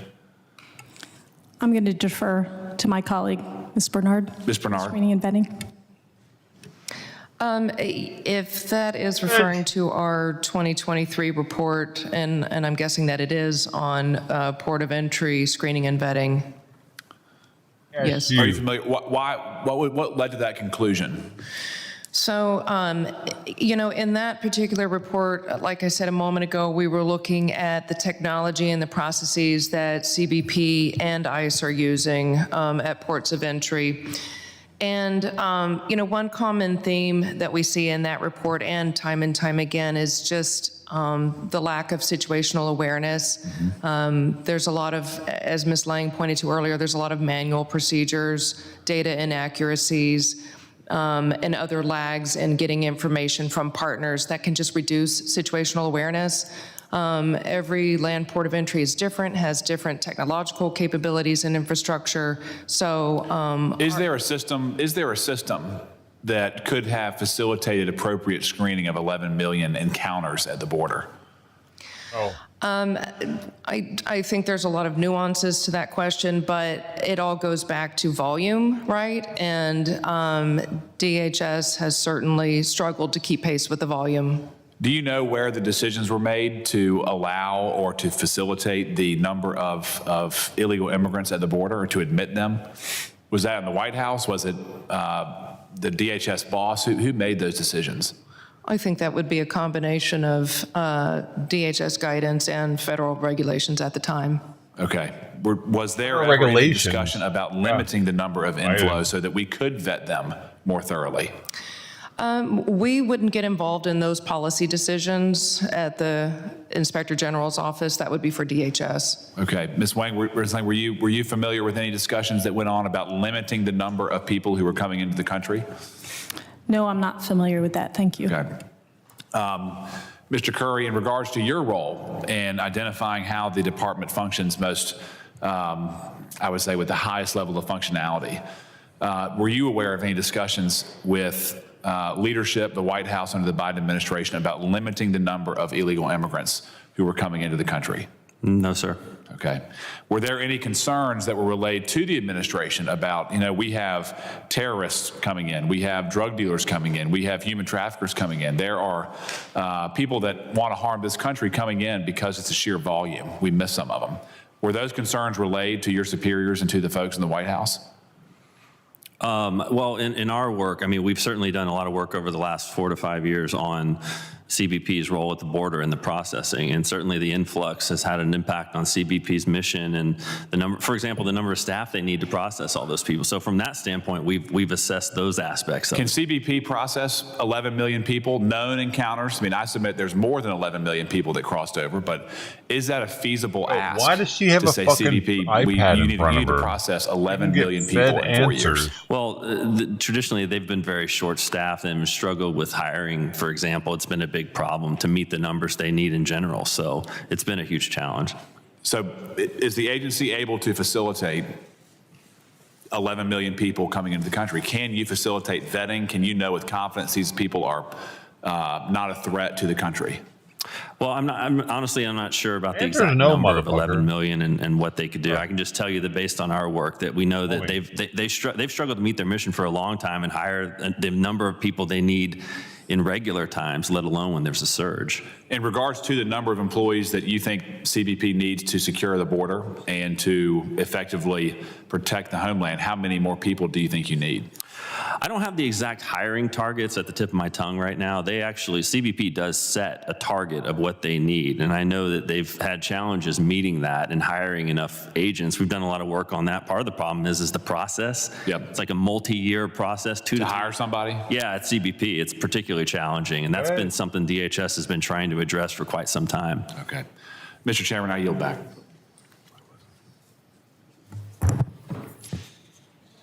Do what?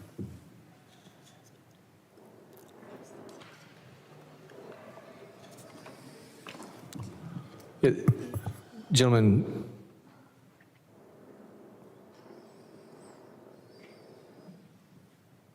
I got that. if it's okay with the committee, can he ask a follow-up? Yes. A few extra questions? Yes. In regards to the going to the portion of disaster relief to the states, Mr. Curry, is there anything that GAO can do to assist the President's Council in terms of research on returning power to the states and disaster recovery? He's mentioned block grants. He's mentioned giving money more efficiently to the states. Is that something that you would have interest in doing? And if so, what kind of recommendations would you give us to assist in that regard? Yeah, we haven't been contacted by the council yet, but we've been reporting on this for a number of years. We did a report a couple years ago. We had 10 major options for reforming this system, which, by the way, has been a problem for many years. When you say this system, what? The disaster recovery system. I call it the system because it's 30 federal agencies, including FEMA. It's this big, large bureaucratic sort of soup of agencies that all provide assistance. And what we've found over the years is that it's too complicated is the bottom line. And so we have a number of options we've laid out. For example, one is federal government providing less assistance and getting involved and maybe not getting involved in the medium and smaller disasters and letting the states manage those. Another is changing the grant structure. Right now we have FEMA's grants are some of the most complicated in all of government. Like I said, some of these disasters are 20 years old. Hurricane Katrina is still an open disaster. FEMA is still writing checks and obligating funds for Hurricane Katrina. So getting out of the business of that so they can focus on response near term is another option. So, but there's many other options too. It's one of the perverse incentives of FEMA and your department is, I would think, it disincentivizes states and local governments from having their own types of creativity or outlets in terms of dealing with disasters. Is that Absolutely. fair? I mean, they know they can rely on the federal government. For example, a few years ago, we looked at states, how many states have a rainy day fund for disasters, and very few do, because they told us outright that if something is bad, then they'll have the federal government pay for it. So, for sure. I'll just go down the list. If you all have any suggestions about how to more efficiently and effectively respond, I'd love to hear it from you, Ms. Bernard or Ms. Lang. I would just add to what Mr. Curry said. There is a lot of bureaucracy in FEMA, and something that we've seen over not just the last 4 years, but certainly in the 20 years I've been here, is FEMA really struggles with operational efficiency. There are a lot of partners involved, and they also struggle with just making sure that they're collecting sufficient documentation. It's a heroic effort to review just the sheer volume of transactions that they're dealing with. And so they have a lot of different options for reviewing payments as they go along or reviewing a sample of payments. And that's just something we see time and again. It's the more transactions they're dealing with, the more opportunities there are for potential fraud or just misspent funds. And what's the source of the inefficiency? Is it the workload? Is it the workforce? Is it the process? I think it's definitely all three. Sorry. Yes, all three. Mr. Chairman, I think my time's up. I yield back. I think the gentleman, go ahead. I would like to ask for unanimous consent to enter a statement for the record from the Council of Inspector General on integrity and efficiency that speaks to the value of the IG community. Without objection, so ordered. I thank the witnesses for their valuable testimony. Members, for your questions. The members of the subcommittee may have some additional questions for the witnesses. We ask the witnesses to respond in writing. Pursuant to Committee Rule 7E, the hearing record will be open for 10 days. The witnesses are dismissed, and the committee will be in recess for 5 minutes.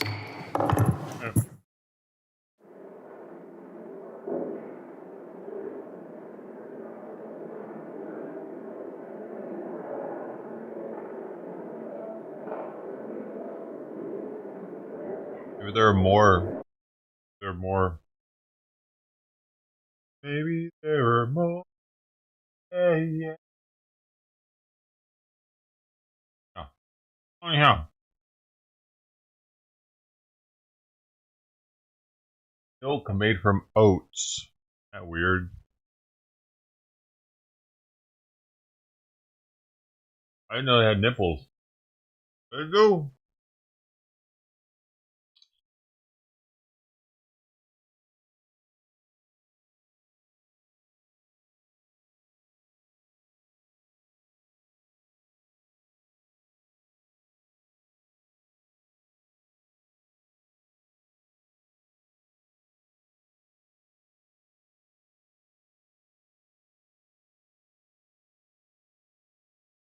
Damn. Gotta milk them.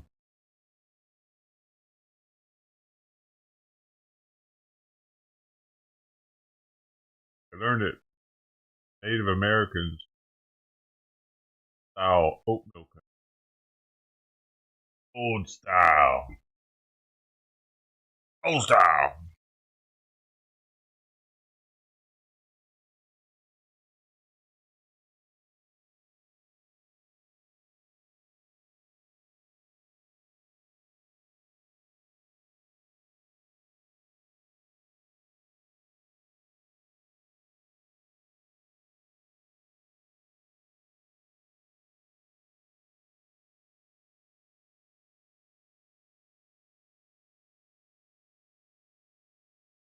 Before we had cow's milk, we had oat milk. Back in the day, I was young, not a kid.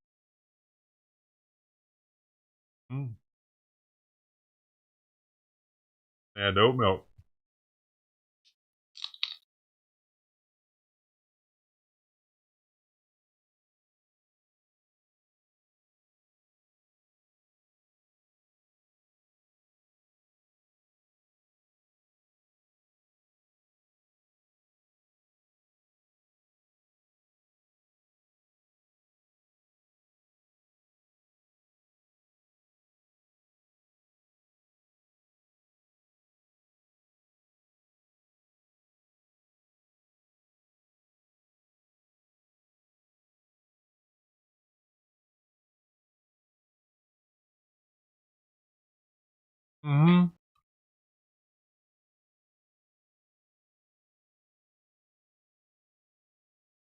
Veggies are important.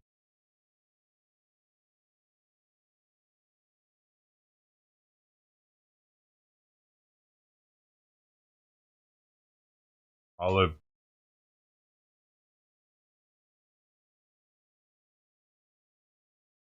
Extra olive powers.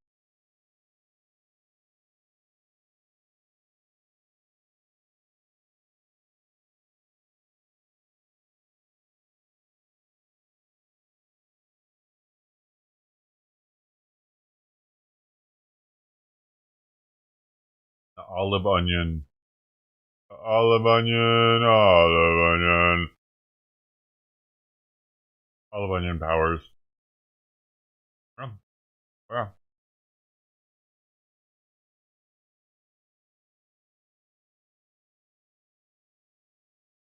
Kids these days don't know. How about that?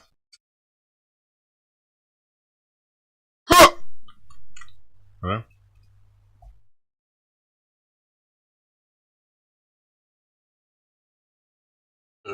With the oats. With the oats.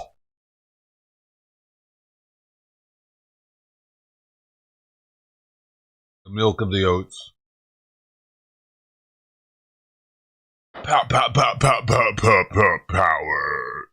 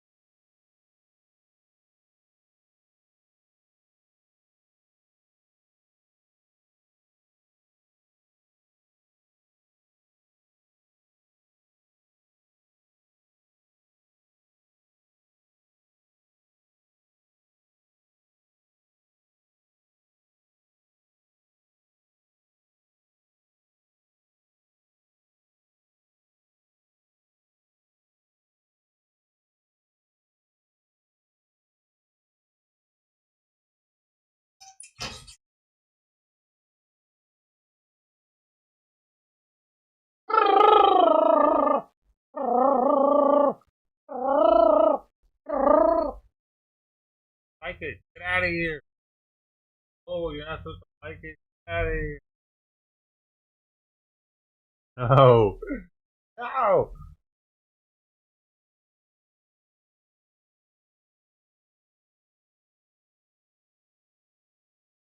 Yes, I'm still not eating.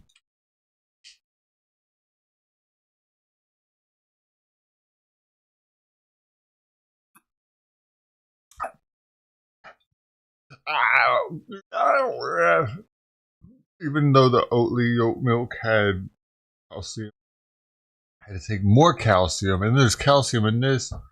Calcium everywhere.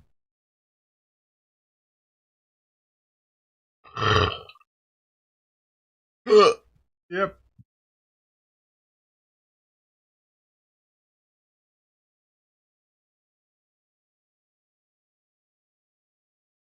Well, we're supposed to come right on back. Faced with a stark but There they are.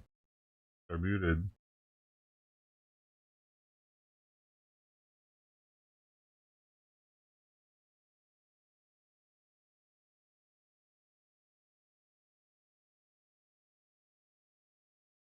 Dude.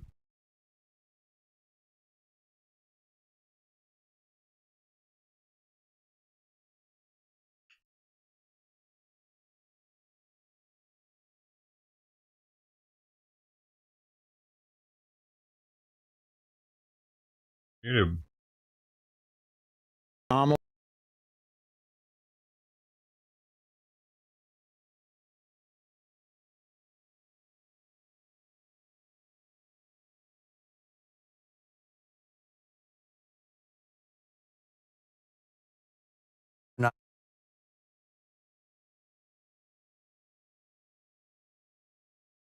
That in my notes.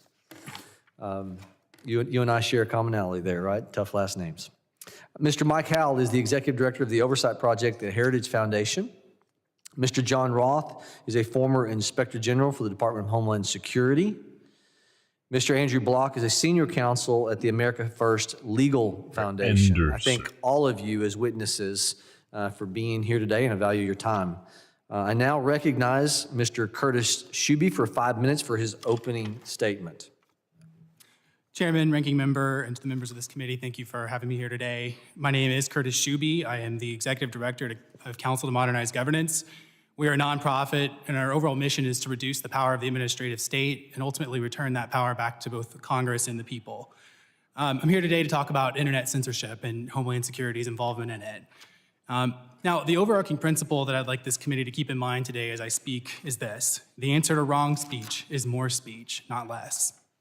Giving government the power to determine what is true and what is not, and the power to determine what narratives can be spoken and what cannot, and giving the power to silence the dissenting voice is opening the door to tyranny. Now, I submitted some written testimony for this committee. I'd like to just give some of the highlights. We all remember back in 2020, election and COVID-related content was routinely marked as misinformation or malinformation or disinformation on social media. Sometimes it was given that little moniker saying that this is disinformation. Sometimes it was deleted, and sometimes the person who spoke even was removed from social media. Now, in a time when 54% of Americans say at least sometimes they get their news from social media, this is a very significant development. It means that some messages are able to get to a significant portion of the American populace, and some messages are not. Now, we've come to find out that there were specific NGOs who were driving this effort. They had determined what messages were constituted MDM, misinformation, disinformation, or malinformation, and they would funnel that off into social media companies who would in turn delete that content. We've also come to find out that some government employees were involved in that during 2020, but as far as we can tell, leadership was not until President Biden took over. So I want to talk about CISA, which we think was one of the more abusive sub-agencies within this effort. So what CISA did, it was created in 2018. It was created to oversee the American infrastructure with regard to cybersecurity.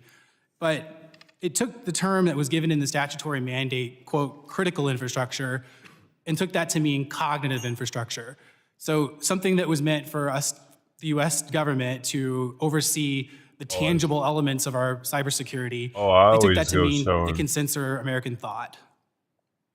Now, if CISA had begun to itself routinely identify content and report it itself, the American public would have had an outcry because we intuitively know that that would violate the First Amendment.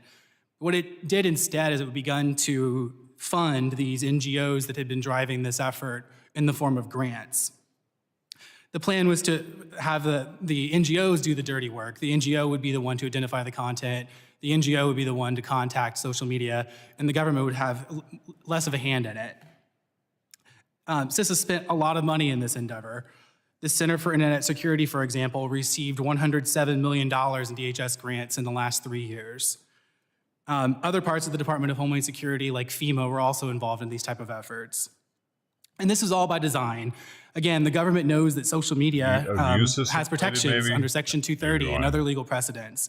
So the government can claim, hey, we didn't remove any of this content, Facebook did it. And then Facebook in turn can say, well, we have protections under Section 230 and other versions of the law, and then there's no legal recourse for the censored party there either. And this is exactly what happened last year in Murphy v. Missouri when the Supreme Court upheld the dismissal of censored Americans' lawsuits because they supposedly did not have standing. So members, misinterpreting statutes and finding legal loopholes to avoid the protections given to all Americans under the First Amendment is abuse. Funding that effort is waste. The government knows that it should not and cannot censor the speech of American citizens. So under President Biden's leadership, it found that loophole, and this must be fixed. And unfortunately, there are some opportunities for Congress to fix this. It could pass laws that better define what the term critical infrastructure is to keep CISA under control. It can also pass laws that would prevent any government funding of an NGO or other private party who was involved in censorship efforts. And third, it can pass a law that would give citizens standing to have legal recourse when the types of activities described here and today were to occur. Thank you for having me today, and I look forward to any questions you may have. Thank you, Mr. Shuby. I now recognize Mr. Mike Howell for 5 minutes for his opening statement.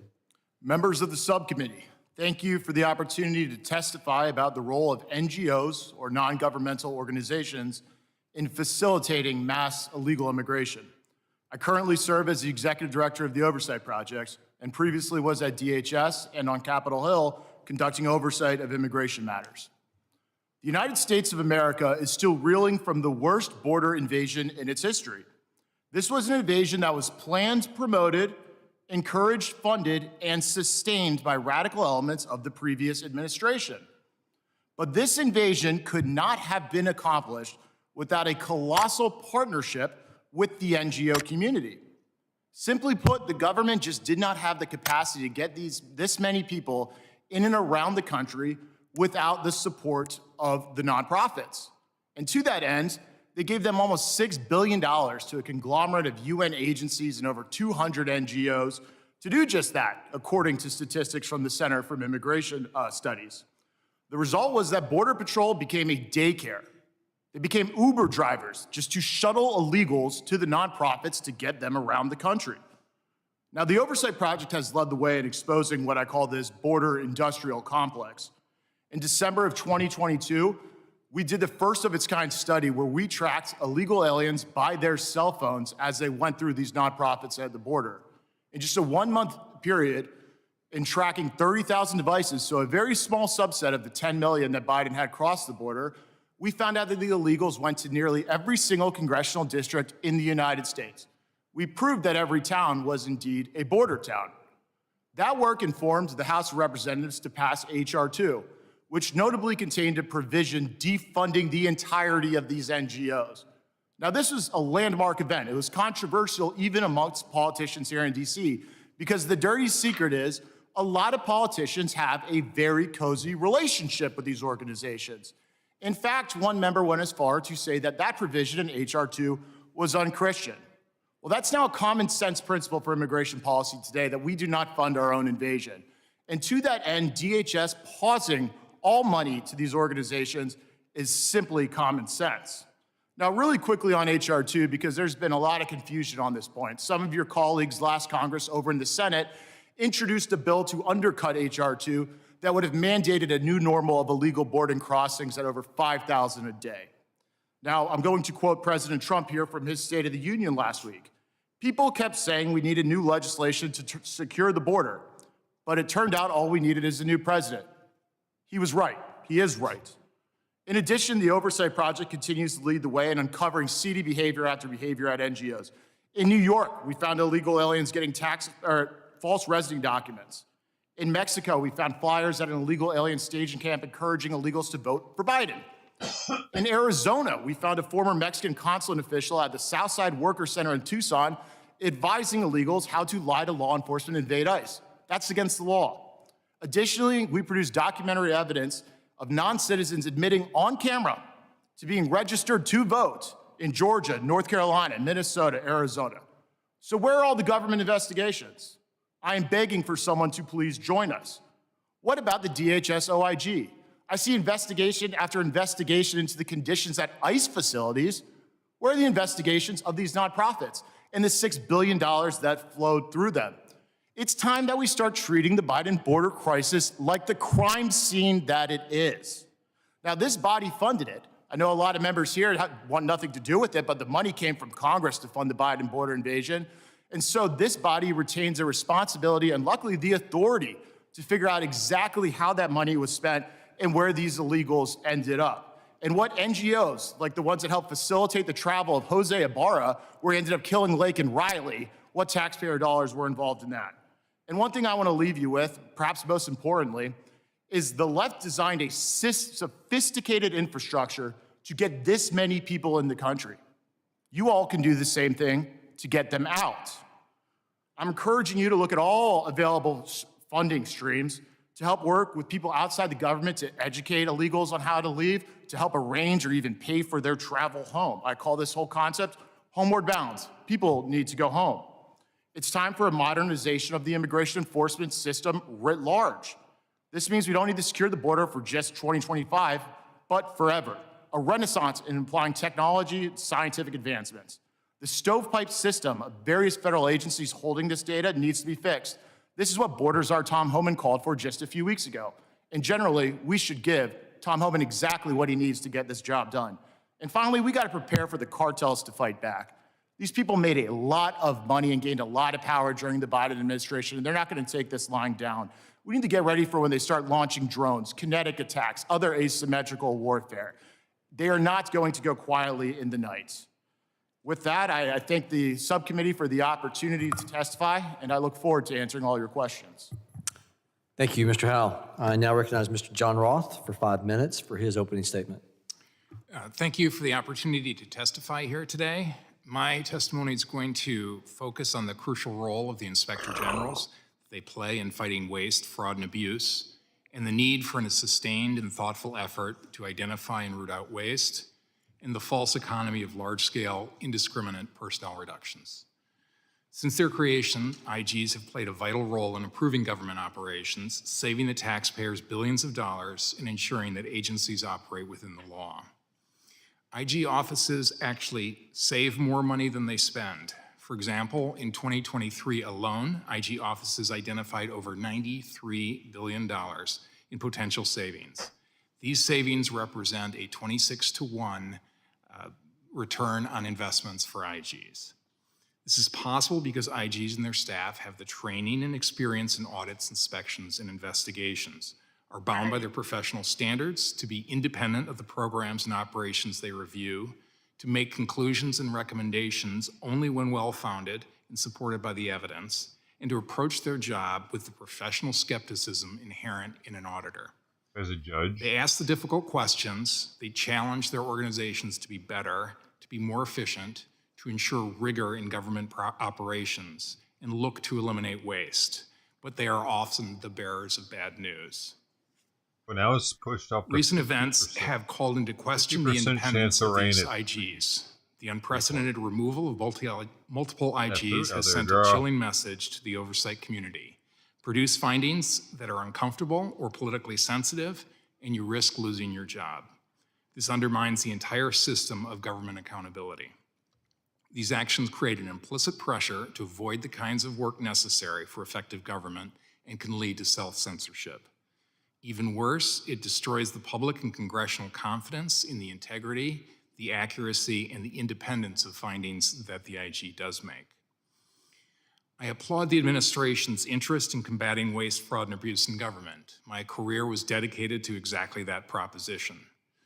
But I believe that the administration has missed the mark in relying on the Department of Government Efficiency to identify and root out waste, rather than the mechanism that already exists, the Inspector General community. IG offices are well positioned to understand the specific operational challenges and risks within their agency. If the intent is to cut with a scalpel rather than a hatchet, the deep knowledge of the institution involved is necessary. Moreover, IGs are accountable both to Congress, this body, as well as the general public. IGs are required to submit written reports to Congress detailing their findings and recommendations, which are published ensuring transparency and accountability. IG staff meets with congressional staff to discuss reports and recommendations. They also initiate reviews based on recommendations from this committee and other committees of government operations. IGs testify before Congress, as we saw today, to explain their findings and answer Congress's questions. And congressional appropriators routinely cite IG reports in their own reports, directing agencies to fix problems that the IGs have uncovered.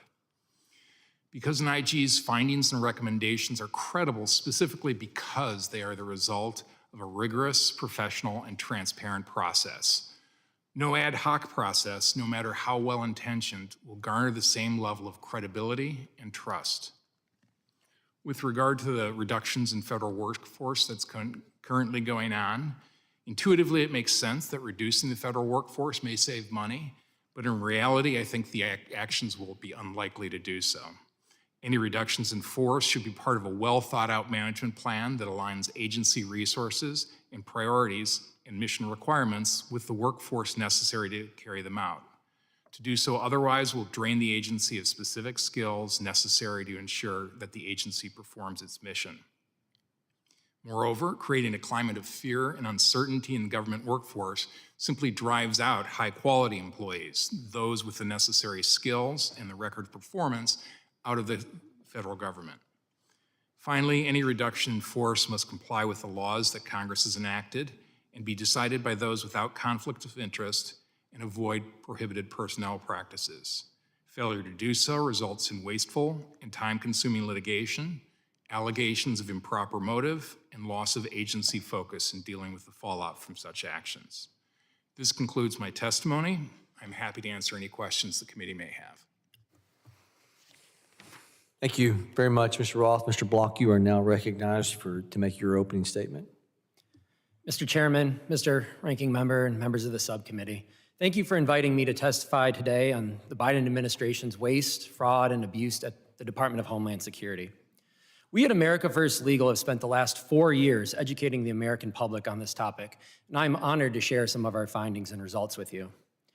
The Biden administration's cavalier attitude towards the law was on full display in the way that it approached immigration policy, where, at the direction of President Biden and Secretary Mayorkas, DHS failed to faithfully execute the laws and even actively created barriers to law enforcement. Among the administration's many abuses, none is worse, in my view, than its abuse of the parole authority. Congress empowered the executive branch to use its discretion on a case-by-case basis in compelling exigent circumstances to temporarily admit otherwise inadmissible aliens when doing so is necessary for an urgent humanitarian reason or a significant public benefit. Yet from this limited, qualified, and individualized authority of last resort, the Biden administration created whole programs completely disregarding all of the constraints imposed by Congress and using it as a primary authority to indiscriminately admit millions of people.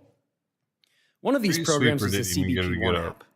Now, when you or I arrive at a border or a port of entry, we have to show our documents, whether it's a passport, a driver's license, a visa, or some other document showing that we are entitled to enter the country. But with the CBP-1 app, the last administration said, forget all of that. And illegal aliens, lacking any basis or authority under the law to enter the country, were allowed to make an appointment, show up at a port of entry, and walk in the front door. It wasn't even catch and release, as Ms. Taylor Greene said. It was literally show up and walk in. According to Secretary Noem, more than 1 million people entered the country this way. AFL applauds DHS's announcement yesterday that going forward, they're going to repurpose this app for their removal efforts. Other parole programs, which I touch on in my more detail in my written testimony, are the CHNV, a program so rife with fraud that the administration actually paused it of its own volition for nearly a month, and the Parole in Place. Now, Parole in Place was particularly egregious, and AFL took the administration to court and won, stopping this program in its tracks. Through these 3 parole programs, the last administration attempted to bestow legal status on 2.6 million illegal aliens.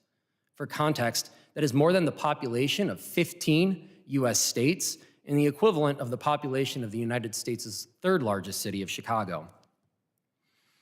And where the Biden administration could not make an argument under existing law, it simply endeavored to rewrite the law. One such example is the 2022 Asylum Officer Rule, which gave USCIS asylum officers the duties of immigration judges, leading to AFL founder and president Stephen Miller at the time calling it the most extreme immigration regulation ever proposed. Last is the issue of interior enforcement. And while removals were statistically non-existent during the Biden administration, its attitude towards ICE was even more pernicious than that.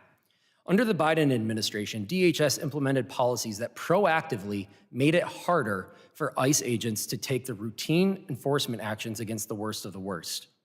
Under the ironically named priorities memo, for example, DHS required ICE agents to seek pre-approval from Washington, D.C. headquarters for every proposed enforcement action for almost all of 2021. Records obtained by AFL show how ridiculous this policy was, resulting in nearly 60,000 requests by field agents to do their job. This is 60,000 enforcement actions against gang members, cartel members, murderers, arsonists, traffickers, rapists, and violent individuals that were slowed down or delayed because trained ICE enforcement officers had to go to a desk, write out a justification, and get pre-approval from DC to do their job. The story of the Biden administration's DHS cannot be told without emphasizing just how wasteful and abusive its policies were of taxpayer resources. From willfully ignoring the law, to attempting to rewrite it, to actively erecting roadblocks to block law enforcement, every Biden-era DHS immigration policy can be categorized as waste, fraud, or abuse. Thank you, and I look forward to answering your questions. Thank you, Mr. Block. Members will be recognized by order of seniority for their 5 minutes of questioning. Additional rounds of questioning may be called for. All members have been recognized. I now recognize myself for 5 minutes of questioning. Mr. Howell, you encouraged Congress just a minute ago relative to the NGOs, non-governmental organizations, and what we could do in particular to having the Office of Inspector Generals look into the NGOs. I really am intrigued by that because I think it's something that committees are going to be lacking on if we don't do that. I think it's a great idea. So I'm going to take your idea. I'm going to pivot to a former lead official within the Office of Inspector General, Mr. Roth. How would Congress be able to approach the Office of Inspector Generals to be able to do the granular element of trying to find how the NGOs, we know we have an issue of financial management, which it came up minimal in the previous panel, where we're under Homeland Security, financial management of controls, of tracking monies. What did you see? What can we do in your estimation quickly to be able to accomplish this goal for accountability with these NGOs? Well, in my experience, IG's offices are extraordinarily sensitive to requests from their committees of jurisdiction. So the fact that you are the chair of a subcommittee of Homeland Security means that typically, or at least in my experience when I was IG, we would take that very, very seriously. So my advice, for what it's worth, is that I would have your staff call their staff, engage in some discussions, and then perhaps follow up with a formal recommendation or a formal request as to the sort of scope of the work. And in terms of NGOs and their ability to, given the financial management element, we know that we're under high risk under Homeland Security right now.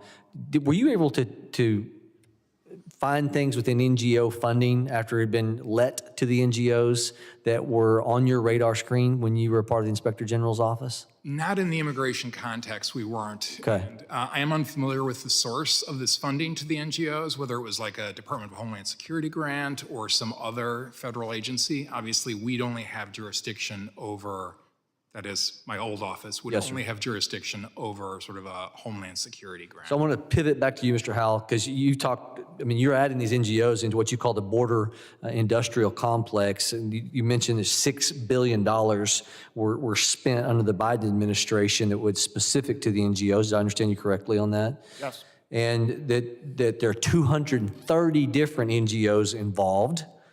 Can you name 5? You don't have to do 5, okay?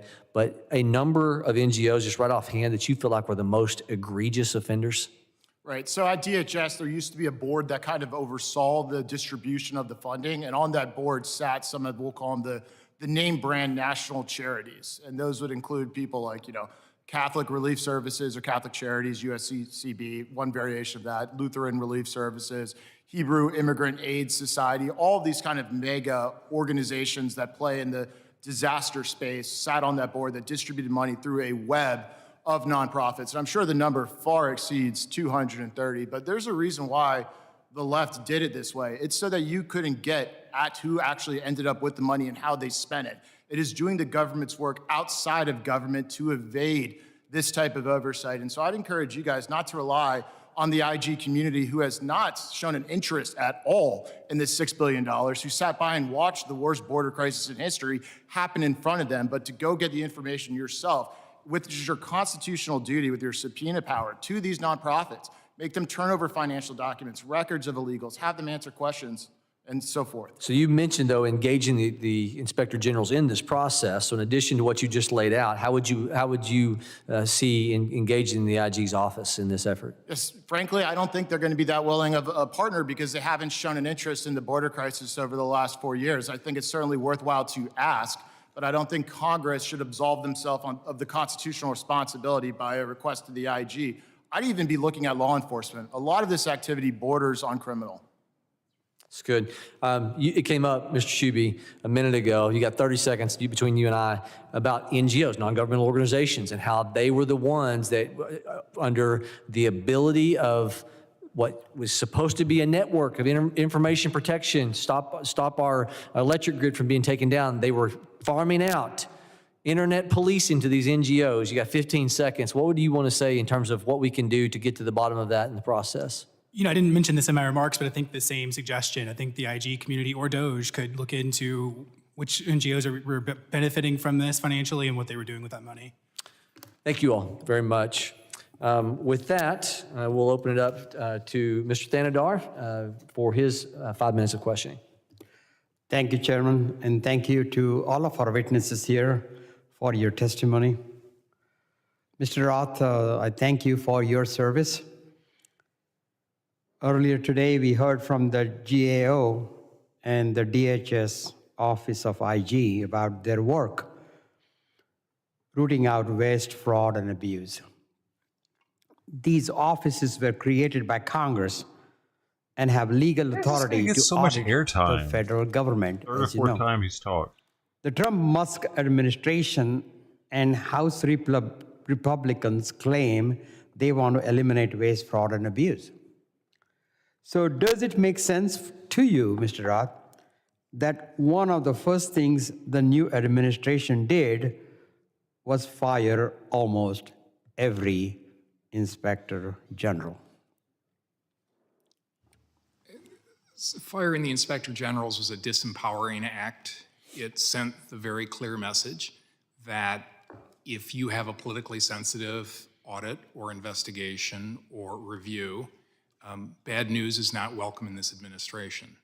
And what it has done is sent a chilling effect throughout the oversight community, and that's including the Inspector General's office, but also the Office of Special Counsel, Office of Government Ethics, that they are unwelcome and that oversight is not apparently welcome. Thank you. Mr. Roth, how does Elon Musk's DOJ differ from the statutory watchdogs Congress created who have a long history of rooting out waste, fraud, and abuse? So one of the primary ways that it's different is the decentralized nature of the OIGs. So each OIG is harbored within a specific department. So for example, for me, it was the Department of Homeland Security. Someone else, it would be NASA. What that gives you is the opportunity to get deep knowledge as to the functions and missions of each agency, sort of the pluses and the minuses, so that you can then go and direct audits, investigation, and inspections. The other thing that the IG's office brings that DOJ can't bring is the kind of rigor that professional auditing does. And you saw a demonstration of that today in the first panel with the IG's office, who is very well informed, had written reports that were vetted and according to accounting and auditing standards. You don't have any of that with an ad hoc group that isn't bound by the same kind of professional auditing standards. Mr. Roth, you were the Inspector General for DHS for a number of years, and you worked closely with other statutory watchdogs created by Congress to protect the American taxpayer. Offices like GAO and the offices of Special Counsel.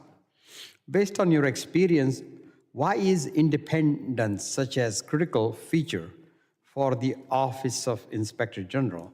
And how does that differ from the people at DOJ? So there's two answers to that question. One is sort of the ability to gain information from the agency in which you are sort of doing oversight on. So if you were perceived of as independent and neutral, you're more willing to get whistleblowers to come in and talk about, and this is really the lifeblood of any oversight, is to be able to get people to trust you and talk about sort of what it is that they see. And during my tenure at DHS, we had a number of whistleblowers in different places because I was perceived as being on nobody's side. I wasn't part of the administration, I wasn't part of the non-administration. Likewise, the Office of Special Counsel has special programs in place to protect whistleblowers. So that's one aspect of it, is that people trust you and they'll come to you so you can root out problems. The second aspect, of course, is just credibility. So when the IG or the Office of Special Counsel writes a report, the fact that they don't have a dog in this fight, the fact that they aren't part of the management, that they're not encumbered by any financial conflicts of interest or other kind of political conflicts of interest, makes those reports more credible than otherwise would be. Thank you for that. And it is, disturbing because we don't see the same level of competence. Again, do you see the same level of competence or the independence in the 19-year-olds and the 20-year-olds that are hired? Or if you look at their social media profile, you see all kinds of racism and other horrible background. Are these people qualified to do the job that they've been assigned to? Again, the process that the Inspector General's offices have is that you have to have professional auditors who are trained and skilled in the kinds of things that auditors do. They are reviewed, they are supervised, any report goes through vetting, et cetera. All right, my time is up, so I yield back, Chair. The gentleman yields. I now recognize the representative from Illinois, Ms. Ramirez, for her 5 minutes. Thank you, Chairman. And I'm really grateful for the opportunity to also stay for the second panel. At our first Homeland Security Full Committee hearing a couple of weeks ago, I brought this graphic with me. And as you read here, Elon Musk. That is what I believe to my core is the biggest threat to our national security. This is the Committee on Homeland. And since then, I've asked the members of this committee, who is supposed to do everything in their power to protect the homeland, to really take seriously the threat that Trump, Musk, and his army of unaccountable tech bros represent every day. So you can imagine my disappointment, not really, to see that instead, the Republicans on the subcommittee have decided to throw their Lord and Savior a parade in the form of a hearing. And while their Lord and Savior changes from time to time, yesterday it was Donald Trump, today is Musk, tomorrow might be the next billionaire, although this guy is about to become a trillionaire off the backs of working people. It's something that's very clear for me is that Republicans have willingly given away their power to conduct oversight over our agencies and the dangers that these unelected billionaires have on our security. So you see, my Republican colleagues and their hyper-partisan witnesses sitting here today have completely ignored that the waste in our agencies is the millions of dollars spent on the Doge army of unqualified workers stealing our data and firing dedicated, qualified public servants. The fraud in our government is Elon Musk, whose greatest achievement on efficiency is a social media platform that crashed multiple times yesterday.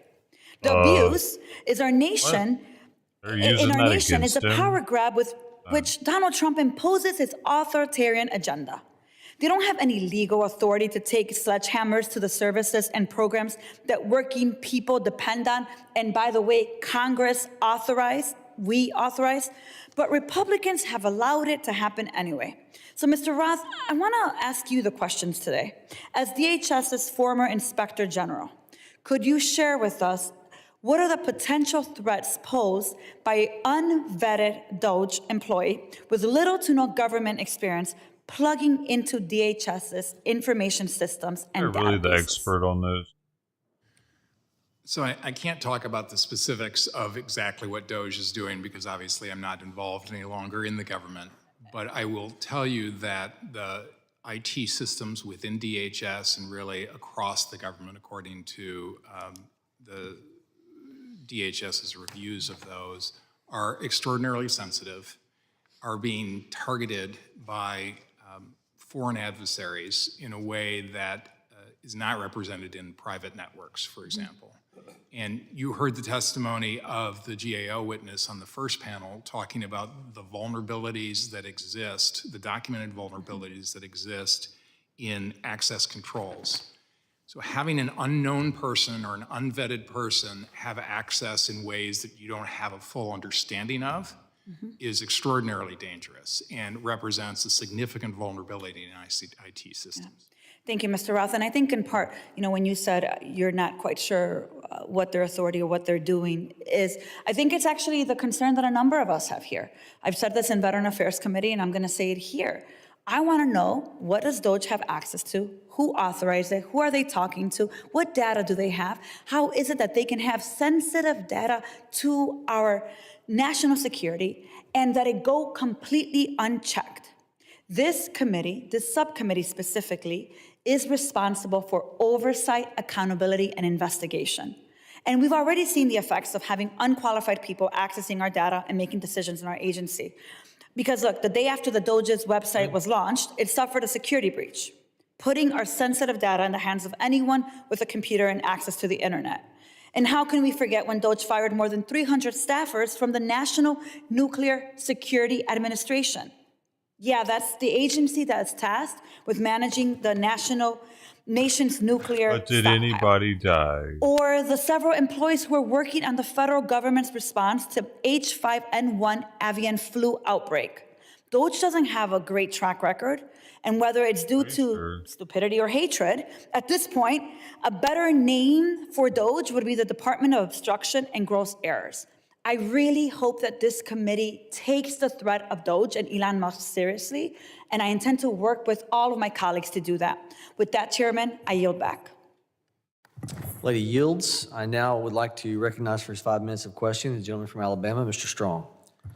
Thank you, Mr. Chairman. Mr. Howell, your organization published findings from your analysis of cell phone data revealing potential illicit activities by NGOs, such as providing false residency documents or advising illegal immigrants to lie to law enforcement to evade ICE.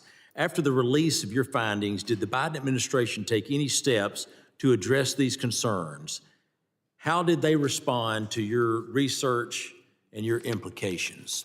So the Biden administration, through the Biden campaign, called me and my organization some variant of disinformation, of course, and then otherwise relied on their legacy media outlets to try to come after us and discredit us, which they ultimately failed and actually ended up supporting our findings. Thank you. How do you think the administration's failure to act on this issue might have emboldened other NGOs or other groups engaged in questionable practices? Well, they turned on the fire hydrant of billions of dollars of funding. They built an entire sophisticated apparatus and infrastructure. A lot of people gained a lot of power, influence, and money throughout this, and it resulted in the biggest invasion of the United States, the biggest mass movement of human beings I can think of in an organized fashion throughout our country and into everyone here's community, with drugs, crime, violence, all coming with it. Mr. Howell, in your testimony, you alluded to examples of NGOs misusing taxpayer-funded grants or resources to facilitate fraudulent activities. Can you elaborate on how these funds were directly misused and what measures can be implemented to trace and prevent further misuse of public funds? Right, so the behavior we see at the NGOs ranges across the gamut of questionable and even illegal activity, including advising illegal aliens on how to evade ICE. I believe it construes kind of harboring illegal aliens too. It potentially implicates the trafficking of them as well. There's all amounts of kind of criminal negligence I think we can find at these nonprofits. In addition, in New York, we found them giving false residency documents to illegal aliens. Who knows the impact that has in our voting systems? Did you know of any NGOs that were helping people try to register to vote? Yes, absolutely. By giving them false residency documents, with residency being one component of voting, that is a factor there. Also, south of the border in Mexico, we discovered flyers encouraging illegals to vote for Biden when they entered the country. Separate, the White House themselves, when they tried the federal takeover of elections via Executive Order 14019, they invited a lot of these nonprofits and their partner organizations to basically advise, we don't need to do anything to warn illegals not to vote whatsoever. They kept the system wide open because they were relying on those very votes. That's why they opened the border in the first place. They can't win with only American votes. They needed to import a new population dependent on government to fundamentally change the United States. That's what this is all about. You're spot on. Switching gears, American First Legal has been dedicated to ensuring transparency and holding the government accountable. However, these efforts have faced significant obstacles, particularly from actions within the Biden administration aimed at hindering oversight work.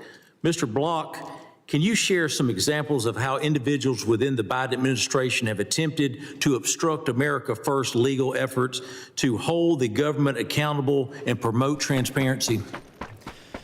Yeah, so a couple that come to mind. I mean, from day one, the Department of Justice moved to disqualify one of our co-founders and general counsel, Gene Hamilton, from cases that he was qualified to work on and had every right to be on. And that was day one to all the way up through to just before the election. NARA was supposed to produce documents depicting Hunter Biden and Joe Biden meeting President Xi. Those were ultimately produced after the election. There were other productions that we were supposed to get before the election that came after the election as well. So, I mean, just from day one through the current day. Thank you, Mr. Block. Mr. Chairman, I'd be remiss if I didn't mention, I walked in and I heard the word hyper-partisan. I'm telling you right now, I hate that I was committed to something else and I couldn't be here longer. I want to defend these folks. 2 of the 3 Republican folks that are testifying today have served with distinguished records for years for DHS, and they've been called hyper-partisan. What this committee wants is the facts. We want to know what worked. We want to know what didn't work. I thank you for your service, and I hope that that hyper-partisan statement doesn't affect anything you do in your future. Thank you for your service to our country. Gentleman yields. I thank the witnesses for your valuable testimony. The members of the subcommittee may have some additional questions for the witnesses. We ask the witnesses to respond to these in writing pursuant to Committee Rule 7E. The hearing record will be open for 10 days. I do want to just make a general statement relative to the actions of the administration, whether it was the digital services renamed DOGE. What we know is Article 2 of the Constitution does invest all executive authority under the president, and the authority of the president in duly elected to be able to execute on the day-to-day operations is his prerogative. Additionally, I want to move to enter this letter from the Vice President of the Associated Builders and Contractors, a National Construction Industry Trade Association representing more than 23,000 members, requesting members of the committee reduce wasteful spending in infrastructure contracting by removing the Biden-Harris administration's project labor agreement that discouraged fair contract completion without objection. So ordered. With that, thank you to the witnesses for your testimony, to the members for your time, and now this committee stands adjourned.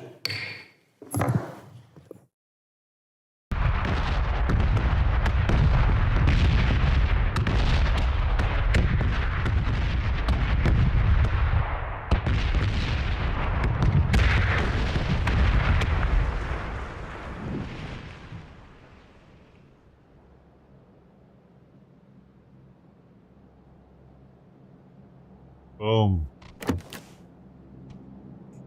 I'm playing casual. Not a big deal.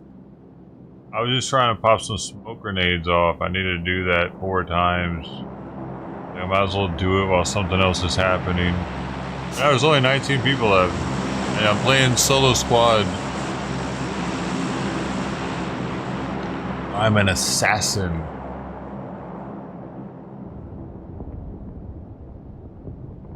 Wild assassin. I need to eat more though. I got this mercy picker. There's a level 3 vest in here that's kind of bait right now on the floor in there. Might see it and go in and want it. I'm gonna be like because there it is right there. Let me move it.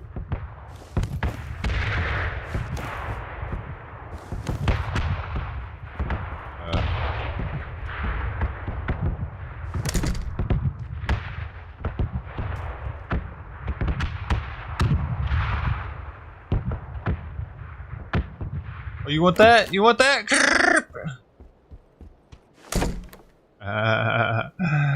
Hey, look, I don't even have to open the door. I just shoot straight through it. Bitch. Wanted that, didn't you?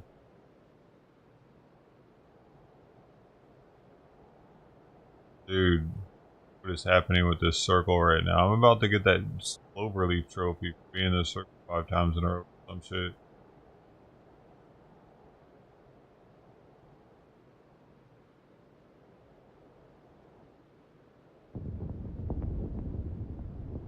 What's going on, Ted? What you got going on today on a Tuesday? It's a Tuesday.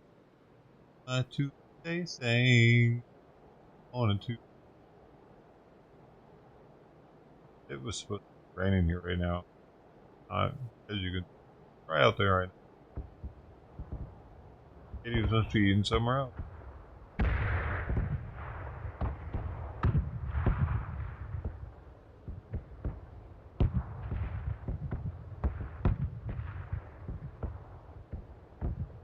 People to go.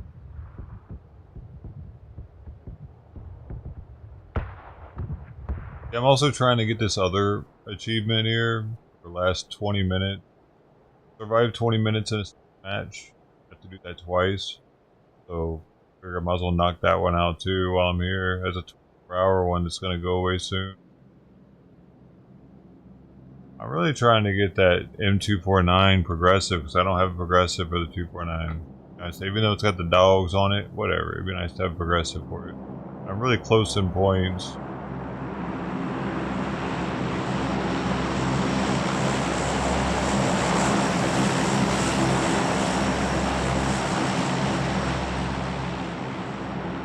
Destroy a vehicle tire and I need to drive a vehicle for a little while. Oh, it's like it.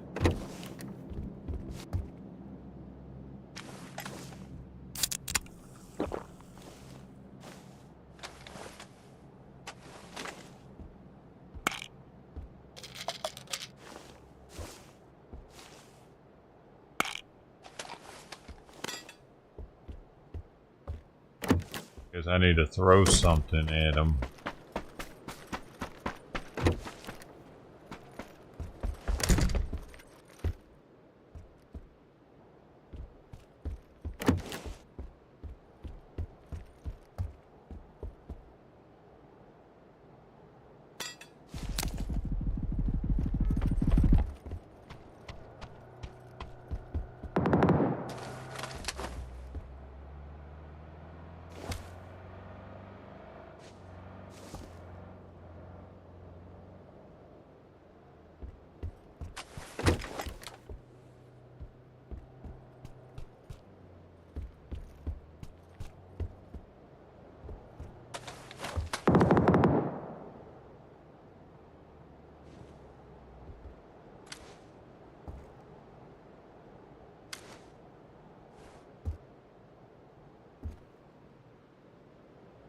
I got friends in.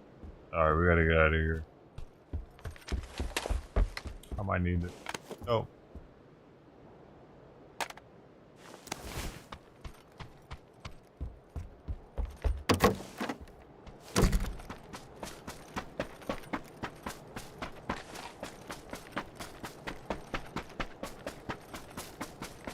Really not good. Really not good. Not fucking good. Not feeling this right now. Sounds like it's at me.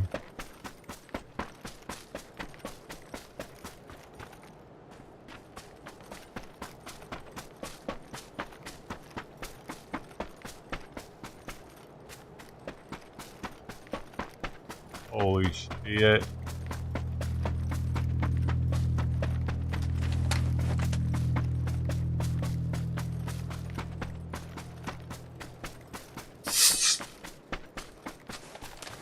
Butthole. You fucking, how do you know every time?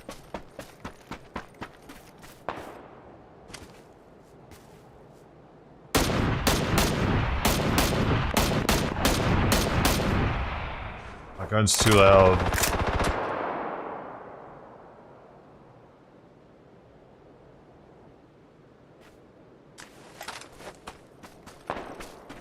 Oh. Alrighty.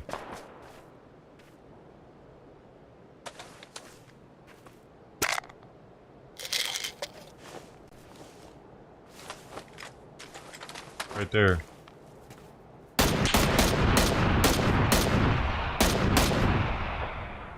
Yeah, bitch, ain't a bot. That was a bot, didn't you?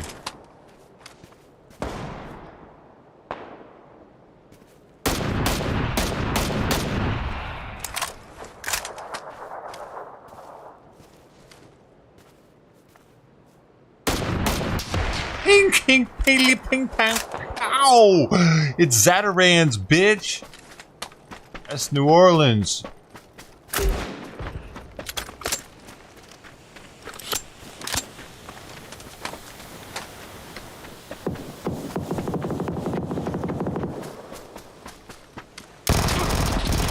Oh, what the fuck? Where'd this guy hit me from? See, it's his teammate, probably. If I was playing solos right there, that would have been nearly as close, but this guy's teammate, yeah, for sure, coming right around to pick him up. Oh, wait, yeah. Yeah.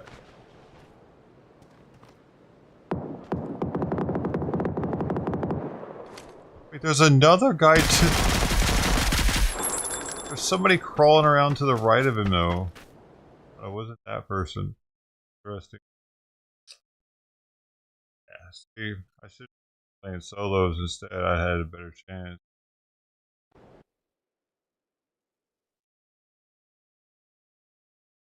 Trying to get out of here. She knows when I'm in game somehow.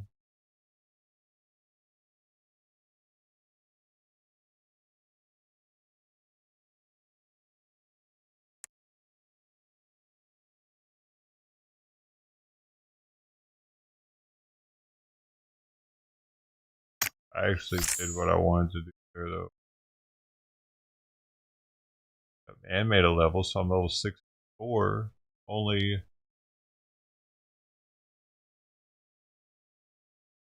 level.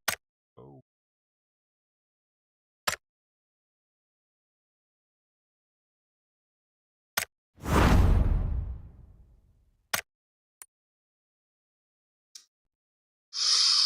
Ooh. 320.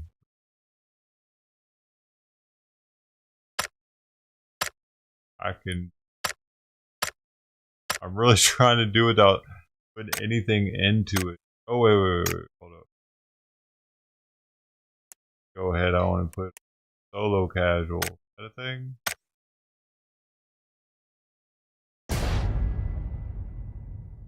Because, I mean, I'm playing against whole squad. What am I doing?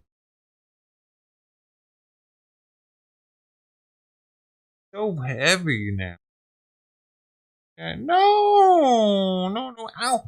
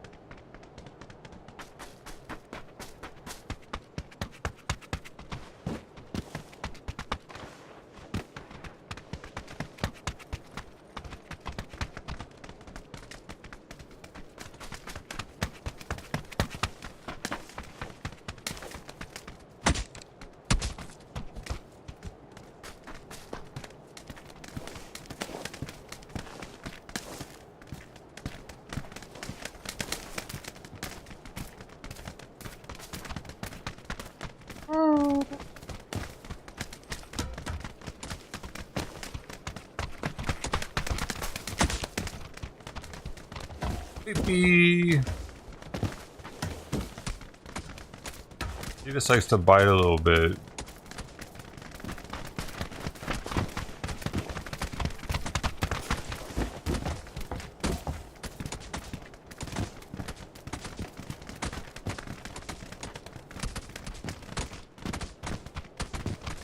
But I'm a cat wrangler.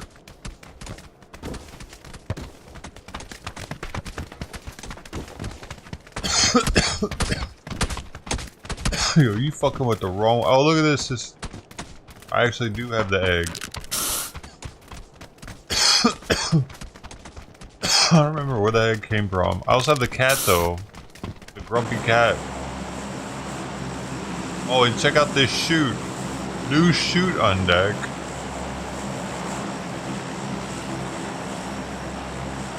I'm gonna let it go for a little while. I don't want to jump out instantly because I need to throw these smokes more than anything.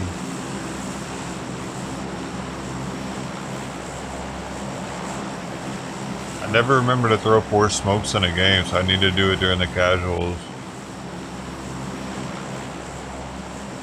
I always save them, and then I've always throwing like 1 or 2 at the end. I don't have it. You know, it could come around one day.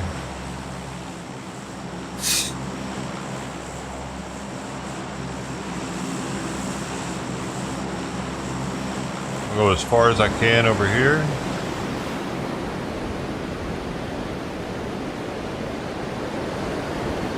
So I can throw some smokes.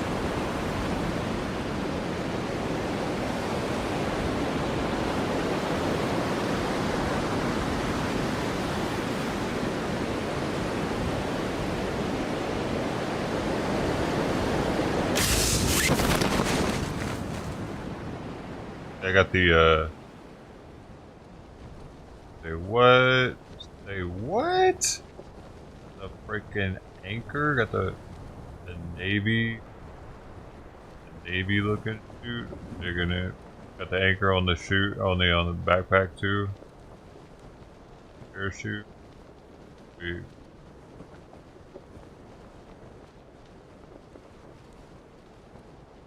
Pretty bright too, because it's white. I remember when this was in the store. I remember they had the whole set.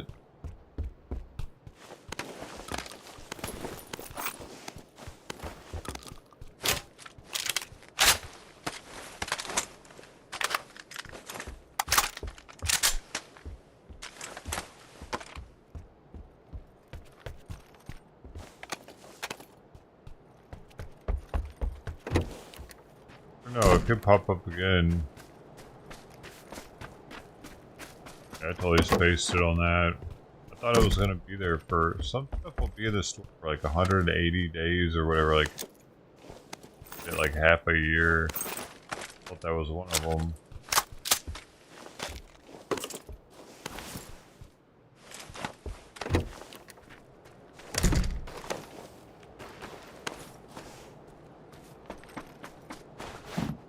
Gotta lay down.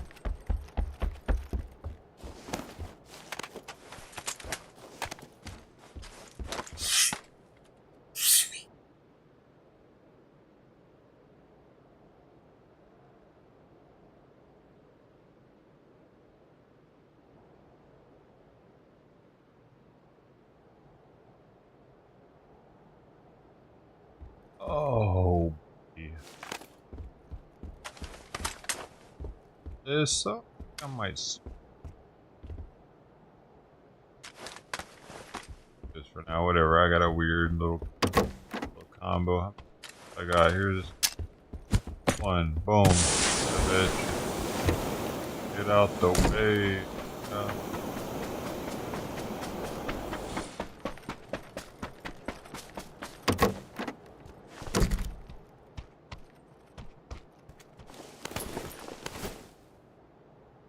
Man, these cats need to come eat them. It is gonna rain. That, whatever.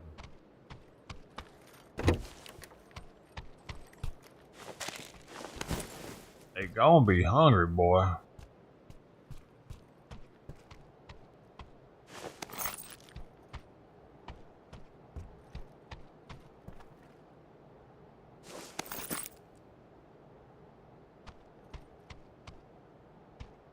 Man, I gotta go find some. I gotta go find a tire to pop. Already. Hard to drive, a tire to pop.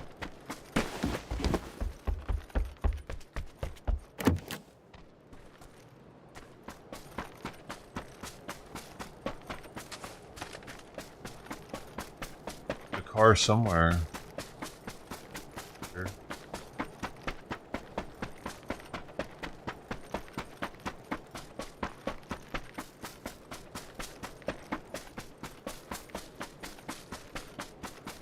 Okay, now this is actually solos, but still I haven't even seen a solo bot. I'm not sure how many bots are in the solo. My first ever casual solo. Usually I do the solo squad. But it's nice knowing I'm not gonna run into like a group of 4 people that want me dead.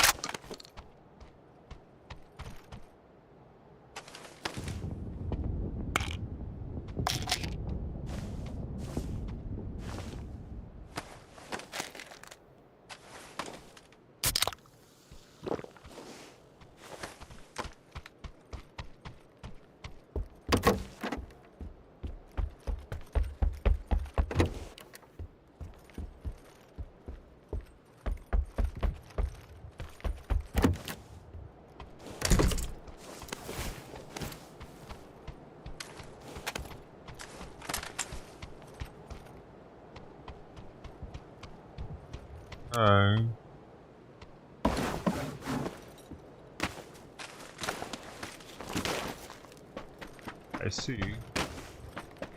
I could. Oh.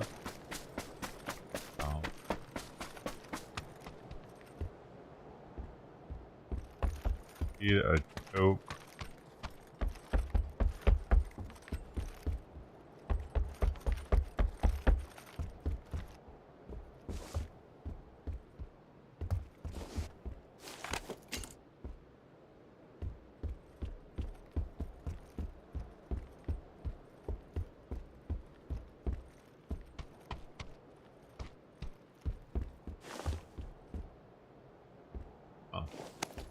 My ability to do that. I really need to find a vehicle though, so I can bust the tires out. Or one tire. I need to drive it for a while for that though. Alright. God dang, it's loud. Why does that have to hurt my ears?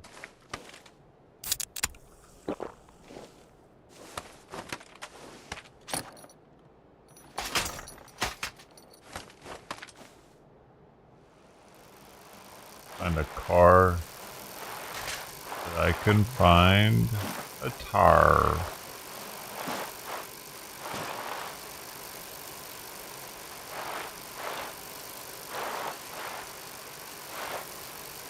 Tuesday.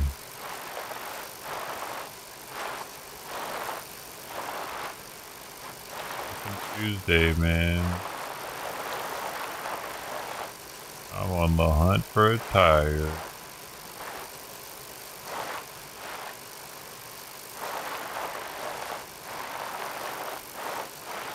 That over there, is that tire? No, that's not a tire. Oh.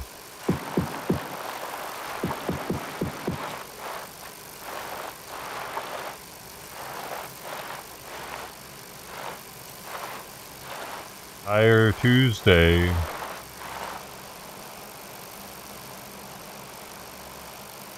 Tuesday is for tire hunting.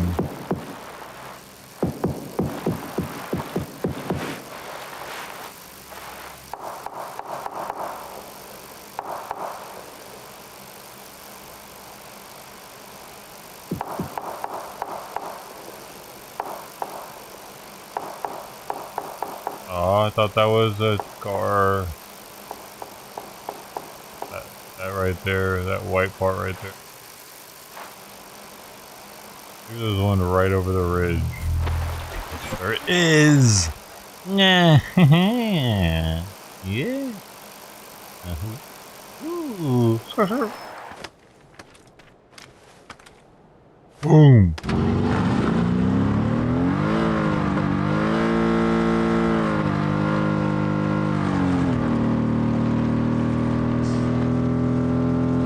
Fucking styling, bruh.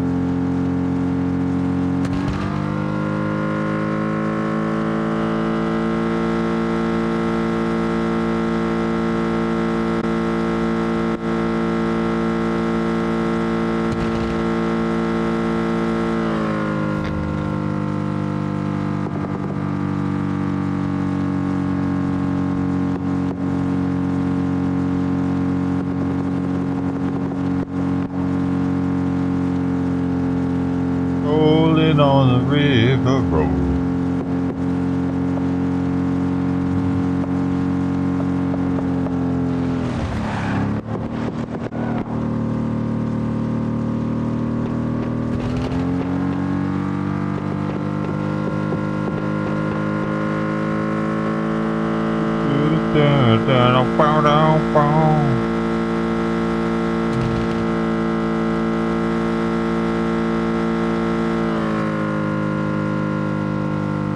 Wheels keep on turning. I'm gonna keep on burning.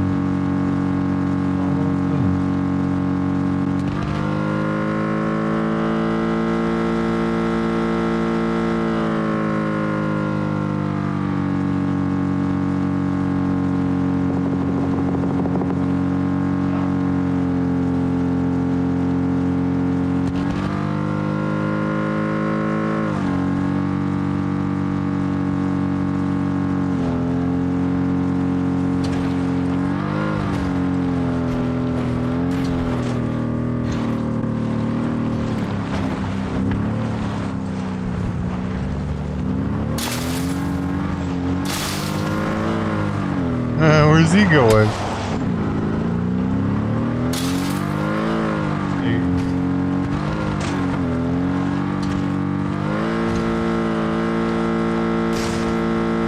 Rolling on the river, rolling on the river.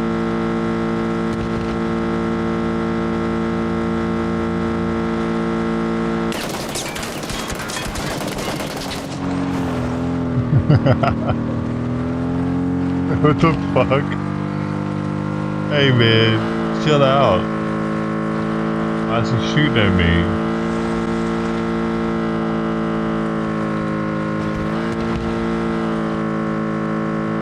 I need to go see if I fulfilled my driving requirements.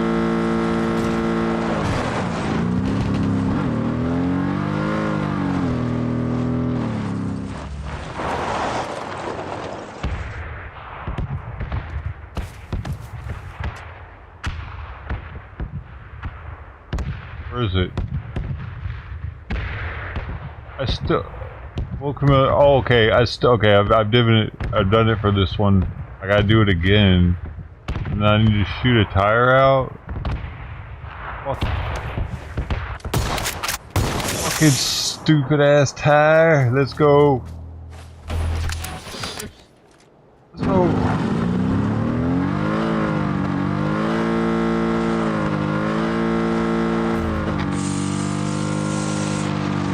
I don't need it. Okay. No, we got it. Fuck, I thought this thing was all-wheel drive.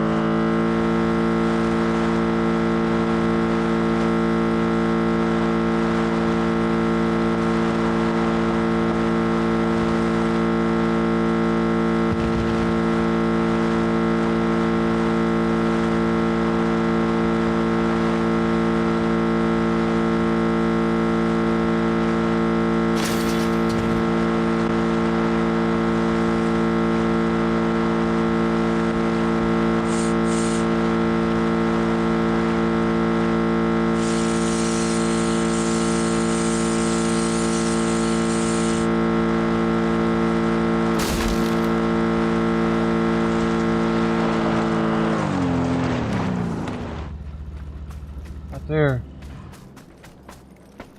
Fuck. Oh, fuck. I hit him in the chest, but it wasn't enough. I needed a headshot. I almost got him, though. He knows it. Damn it. I didn't want to spin out right there. I wanted to go in a little deeper. It was too shallow. I didn't want to be in the beginning of the town.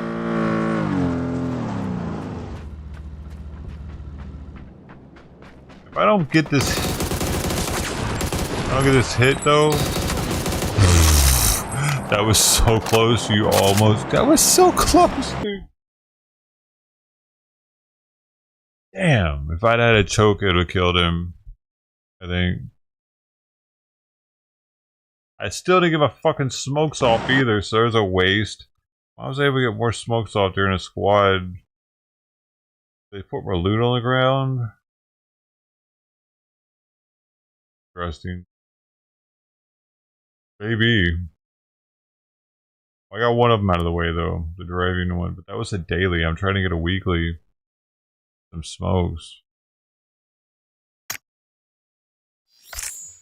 I'll do another solo squad just to see if there's just more loot on the ground, maybe, because I didn't come across that many smokes. I wanted 4. I needed 4. I need to do 4 times. I've done it once so far.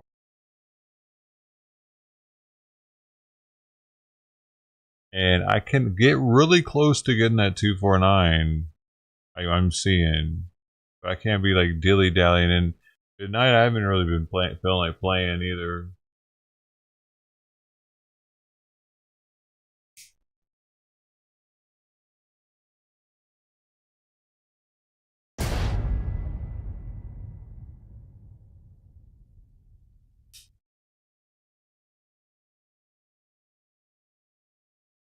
Already put so much into to get that 249.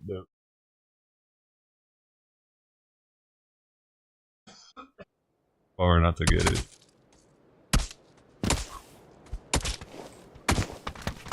I've got like all but 320 points of 2,000.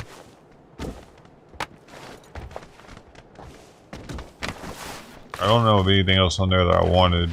I don't even really want the 249, but it'd be cool to have a progressive for it, I guess.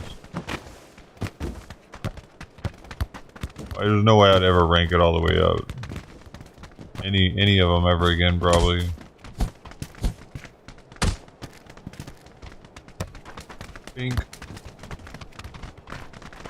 There's not much in it, you know what I mean? Like you don't get much street cred or anything for it. Look at my gun. Hey, look, it's got the thing on it. It glows a little bit more.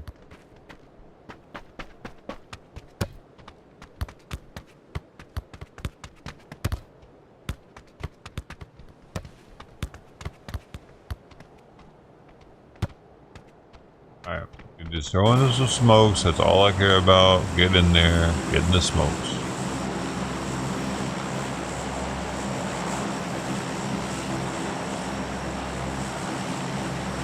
But they got a lot of smokes on the military base, all the way at the end there. If they don't, that's false advertising.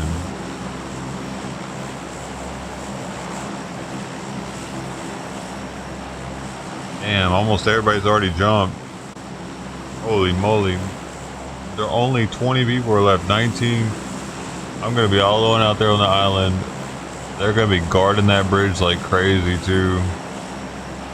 Alright, this is gonna get nutty. I'm just going for the smoke, so if I make it back across the bridge, it'll be phenomenal.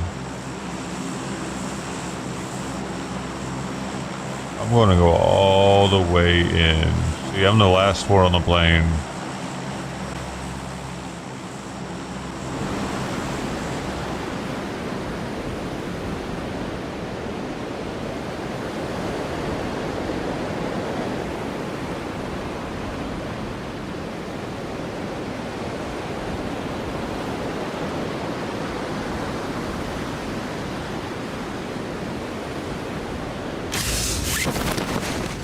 I like that white. There aren't that many white chutes, I'm thinking. Like, now that I'm thinking about it, like I don't see that. That shit was clean. It still sticks out. Like I like the red because it stuck out. White still sticks out too.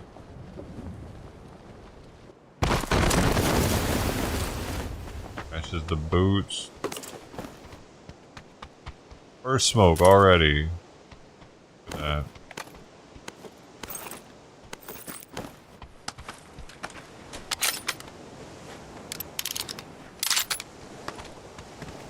It's odd that it lets you put your scope on while it's loading. A bit odd.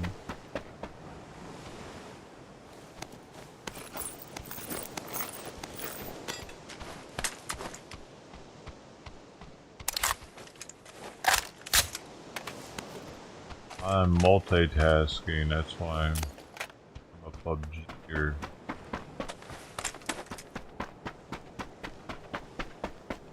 PUBG in my ass off. I can smoke already. I smoke it. Alright, I need to make some room.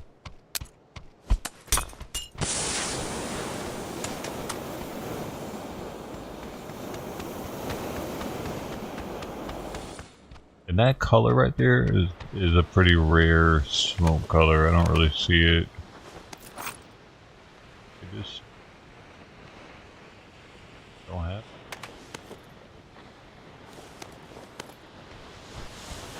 I think it blends in pretty well too, more than a lot of the other colored smokes.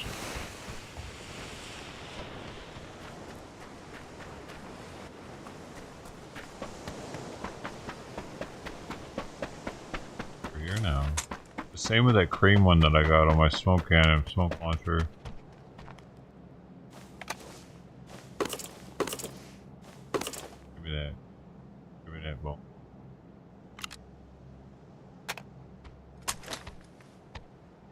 How'd you gotta do that? How'd you gotta do that? Are they coming to see me right now? Am I having visitors?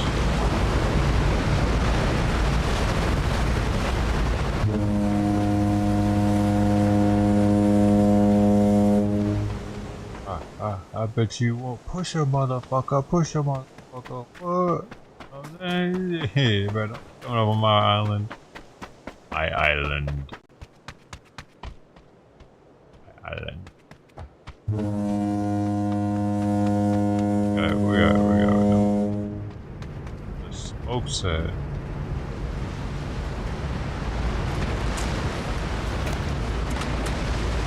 Well, actually, I need that for this right now. I don't have anything for it.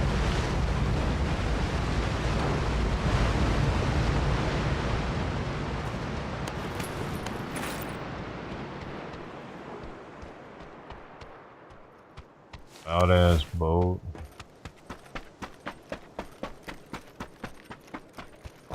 Alright.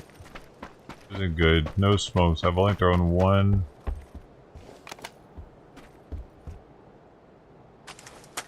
Definitely got some to go. Oh, I didn't know you could walk on that.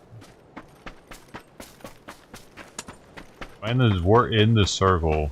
They did them dirty with that one. Alright, I just need to find smokes. I just need...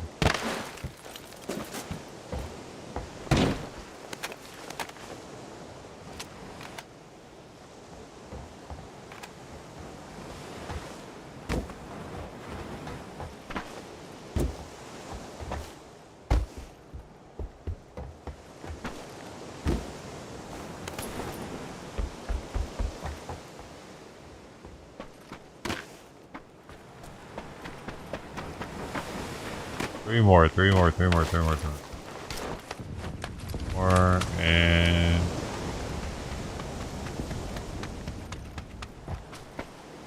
There's another one.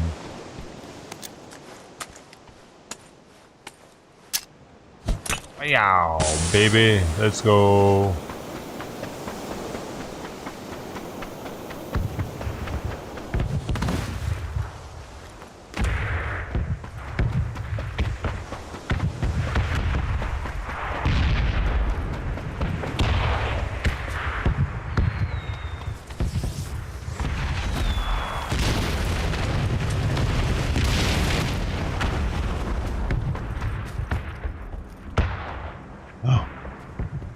there's not anymore.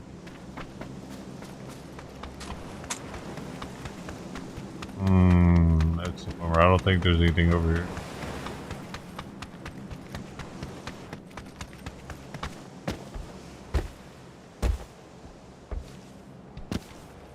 Dang. Alright, well.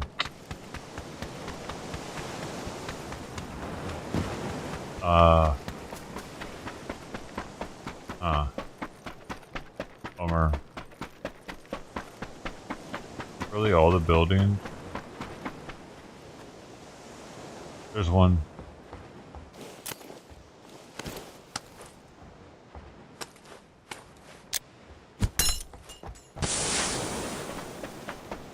One more.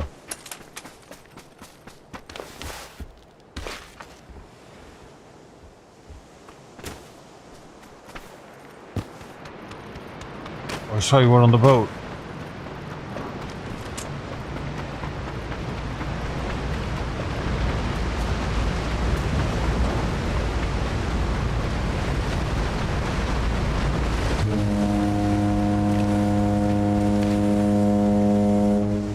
Oh man.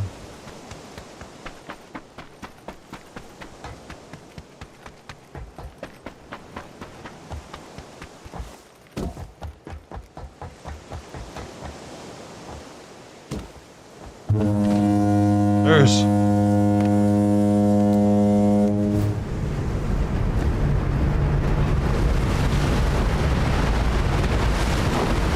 And there was an EP on board. Spink. There's my 4th grenade, and I'm in a good spot here. I know I have this. I'm gonna get up top here. So I've done that twice. I've done that. I do that in 2 more games, so 4 smokes.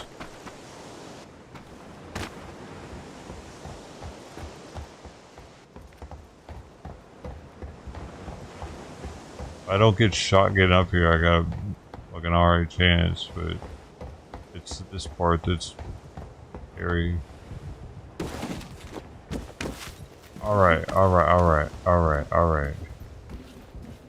What we got going on?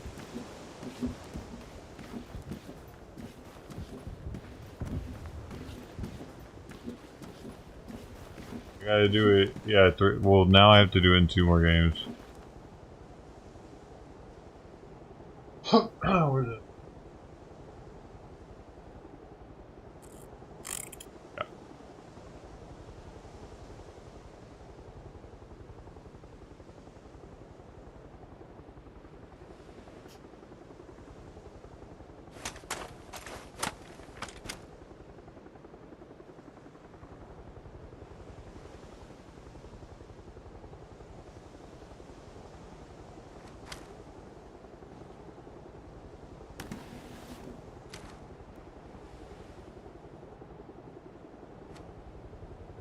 Could take the EP to up there, actually.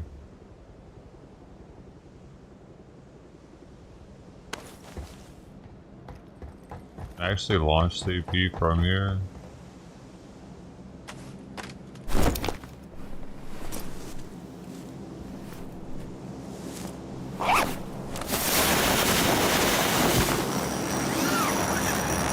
It only goes like 20 feet up. It's still gonna go just as high. Yo, we're gonna be in this fucking stratosphere.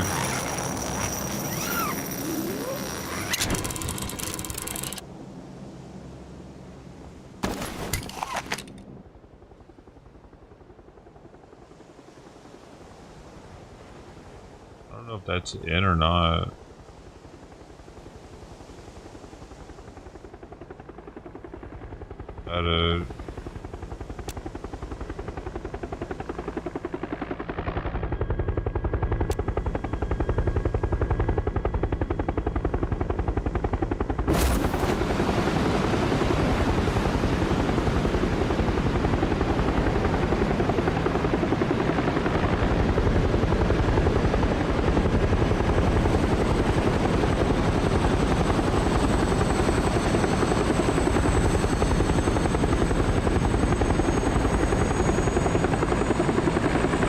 It's not the best spot I was thinking it was.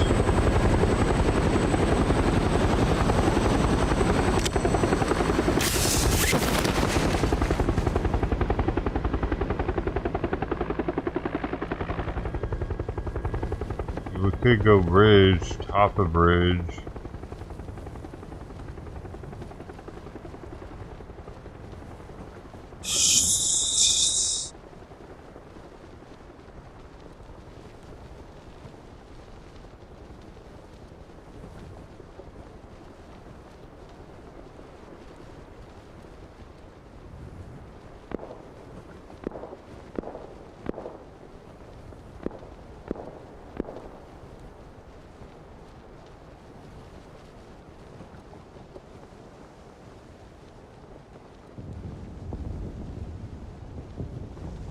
No!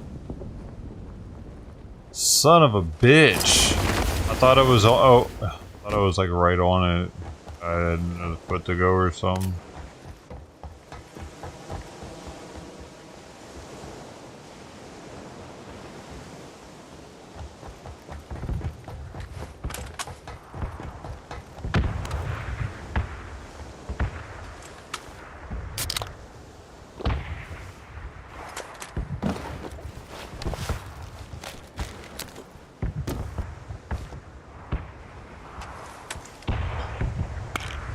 Damn it. Dude. Alright. Not raining yet. Cats aren't hungry. Alright.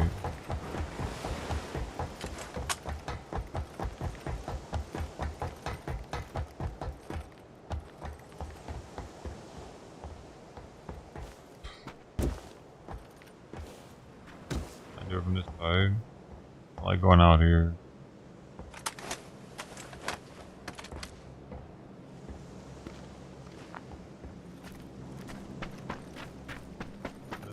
How do I?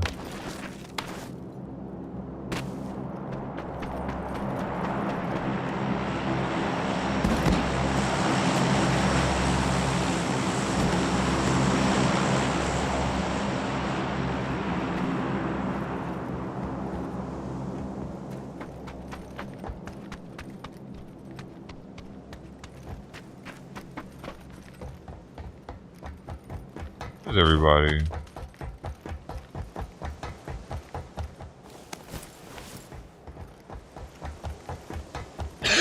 Dude, there's only 22 people left.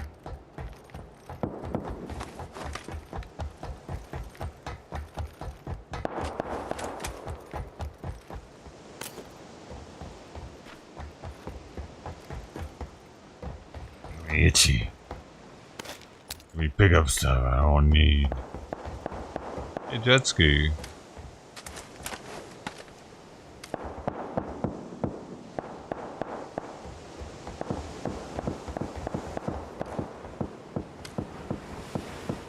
Why that?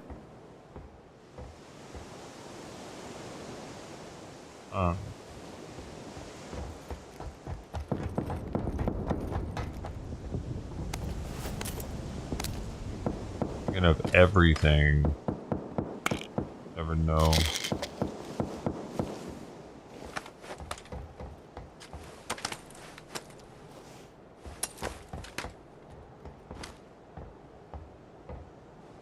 Where is the people? Where is the people?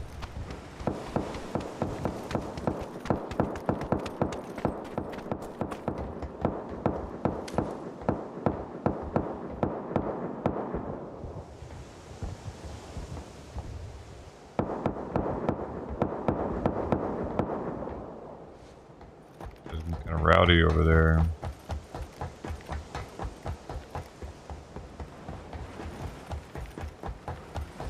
I just came here to throw some smoke, man.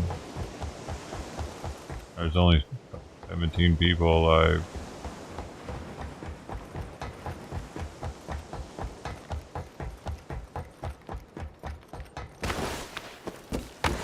Yeah, yay.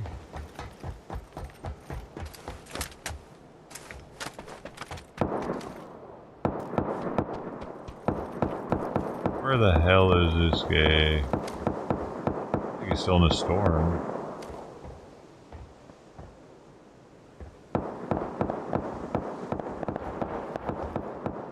Oh, somebody died over there.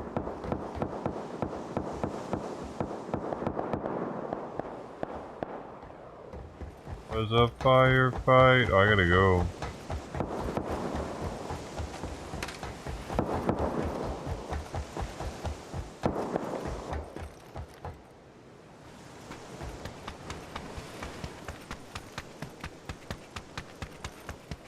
Is that a car? Why do you drive that kilometer?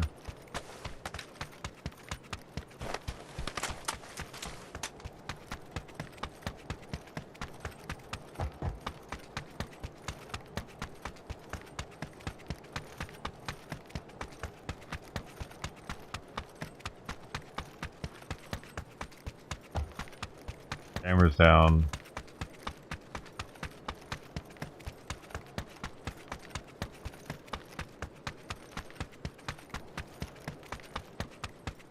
Camera's down, man. It should come right back up. Okay, so 1 kilometer.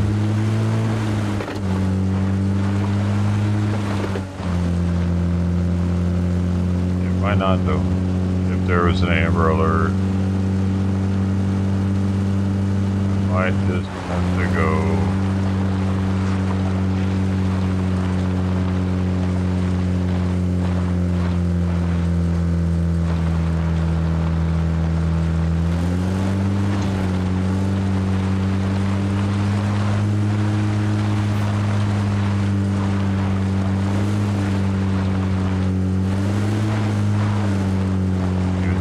Oh,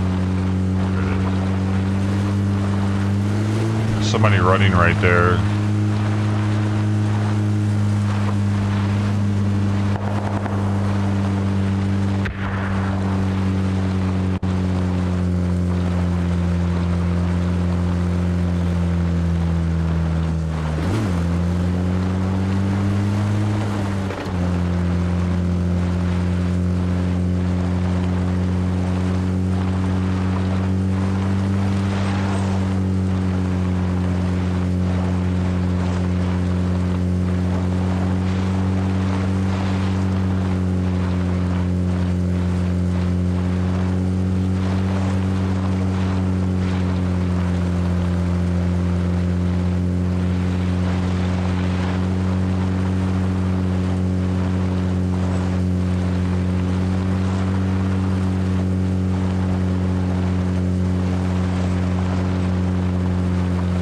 Have I driven a distance?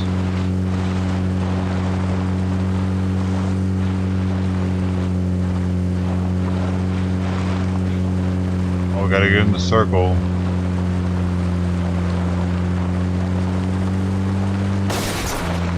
Oh. Oh.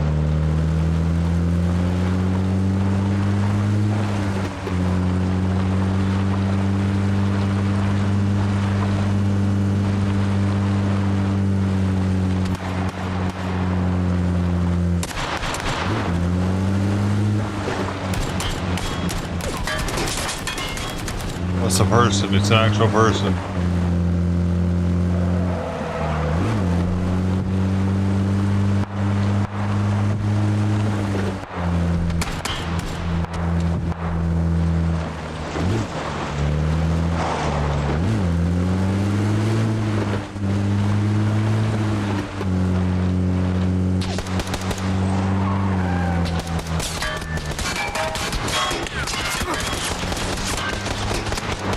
Oh no.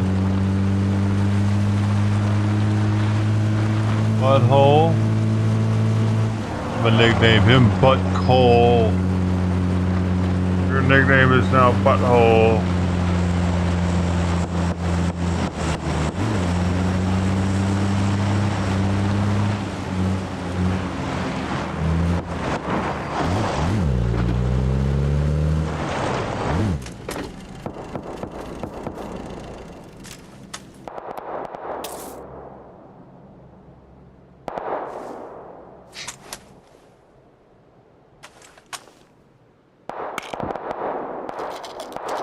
5 people.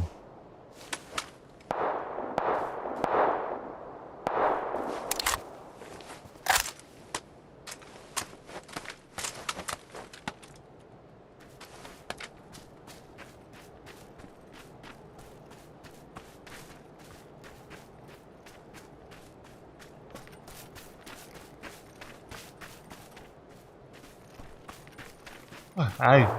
Here.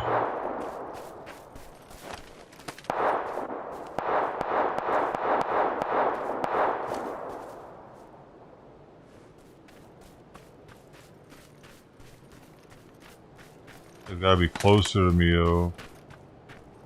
There he is.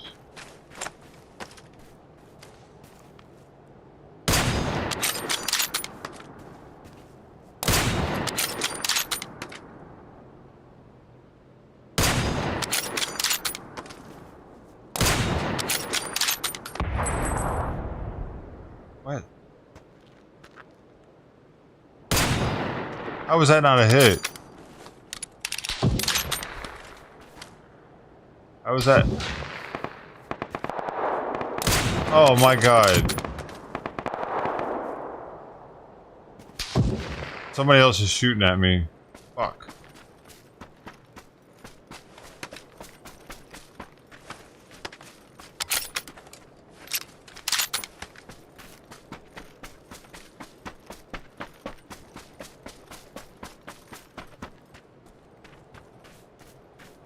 I don't see him. He smoked.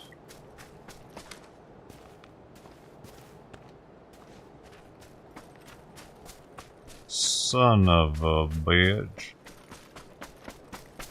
Where'd he go?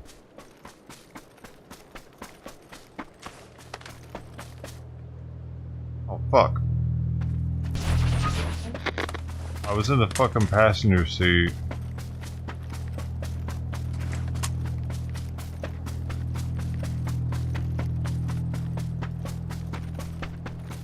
Oh, this isn't good. So fucking not good.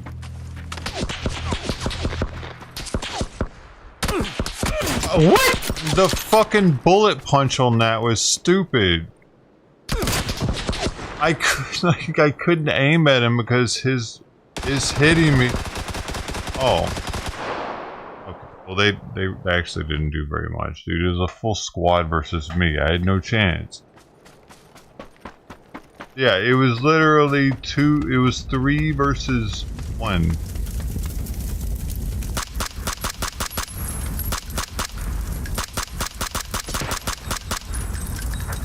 No one should ever celebratory fucking shoot off rounds at the end of a casual game, bro. You're 1v3. There's no celebration for you. You're a moron. You should be going over there and giving me my respects. Down here sleeping in a small cat bed down here. Barely you could see her. She's there.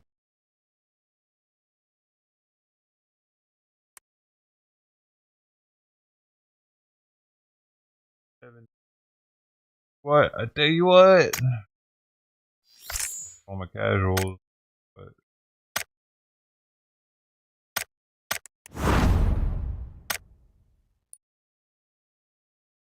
dude, I got that Navy one out of one of these. That Navy parachute.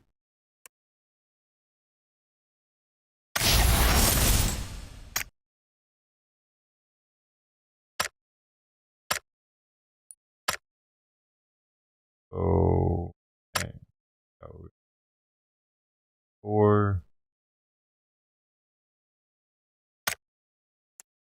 Dailies are all completed. Did the driving, everything I could do daily. Damn it, they just reset fucking when I got on or something apparently. I got another 11 hours and 38 minutes. Bummer.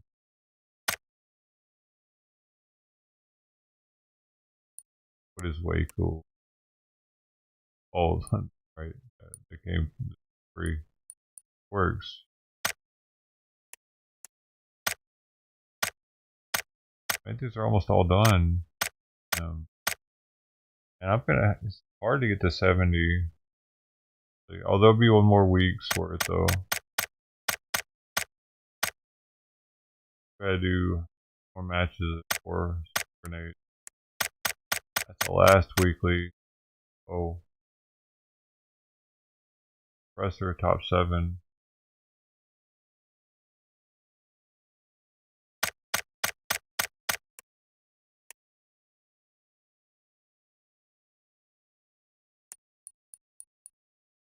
It's not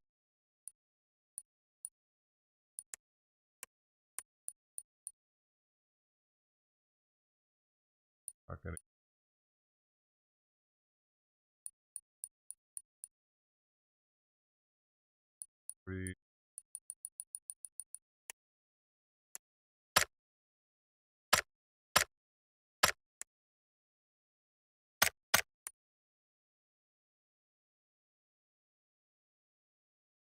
Man, 320 still.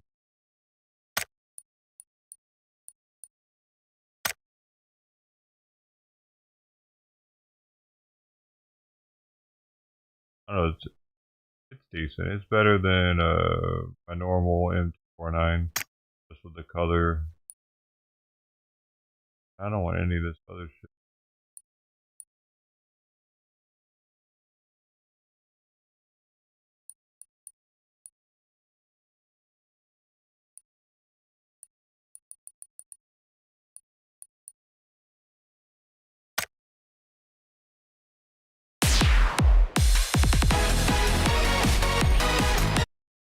Okay.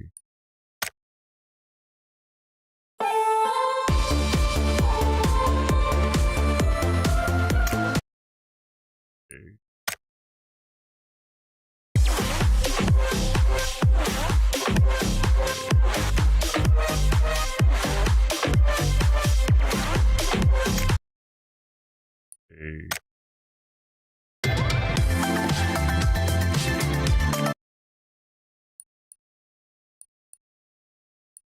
Everything is game. Everything.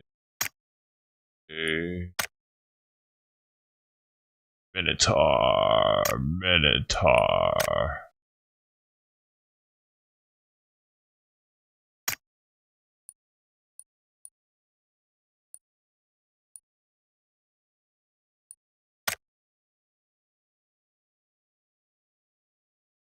I do think the chromo looks better though.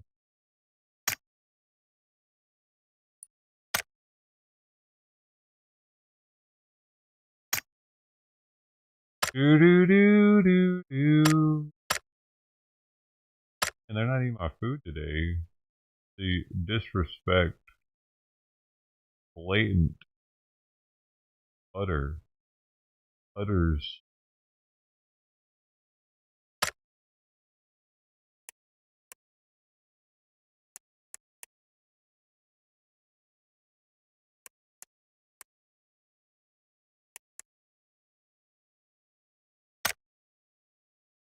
Freaking utters.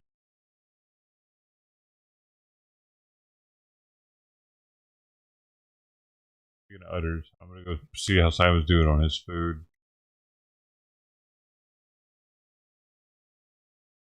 And see how the kitties do. Hey kitty, how are you? You're utter.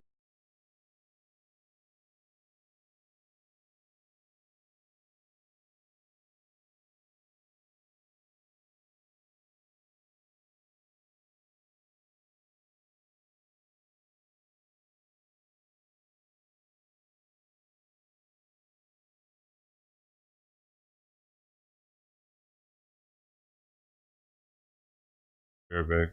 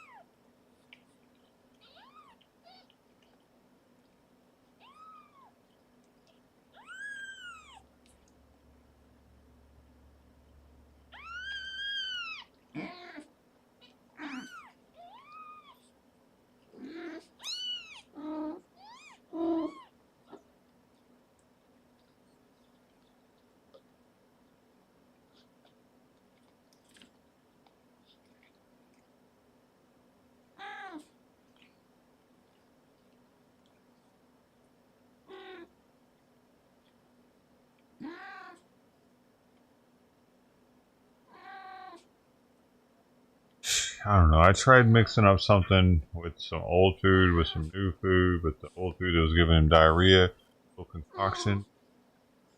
He needed it for a second, but then he. I don't know what it is, what he wants.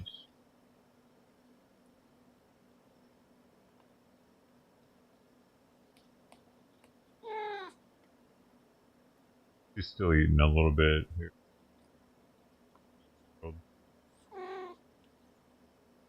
Probably eat some more in a minute.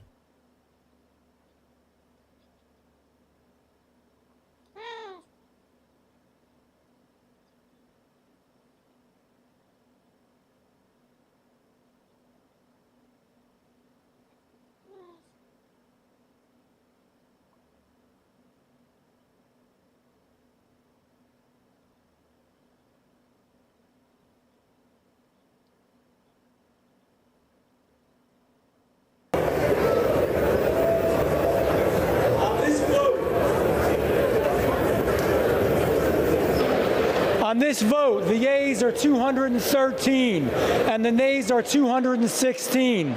The motion is not adopted. The question is on the passage of the bill. Those in favor, please say aye. Those opposed, please say no. The ayes have it. The gentlewoman from Connecticut. On that, I request the yeas and nays. The yeas and nays are requested. Those favoring a vote by the yeas and nays will rise. A sufficient number having risen, the yeas and nays are ordered. Members will record their vote by electronic device. This is a 5-minute vote. Where's Mike Johnson at?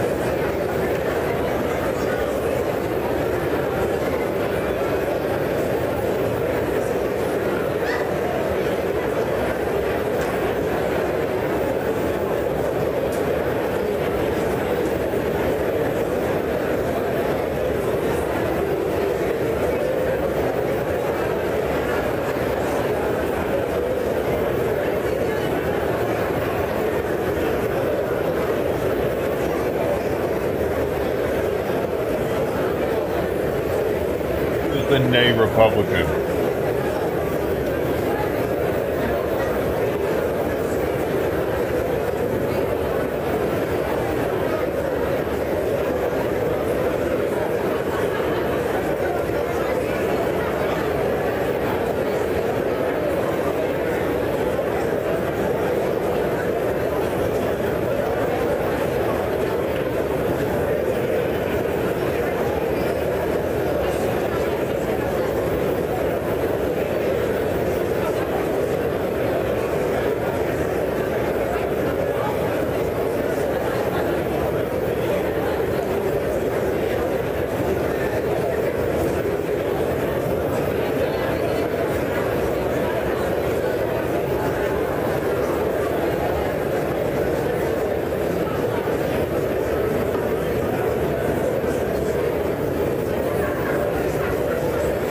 Instant. We should be able to see who's the nay guy right now.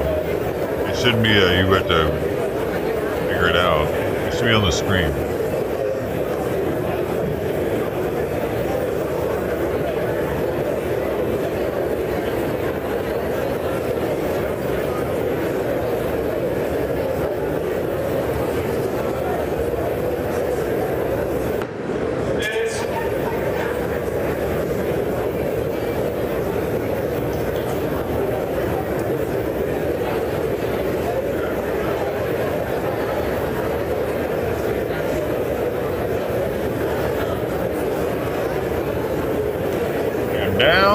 bring him up.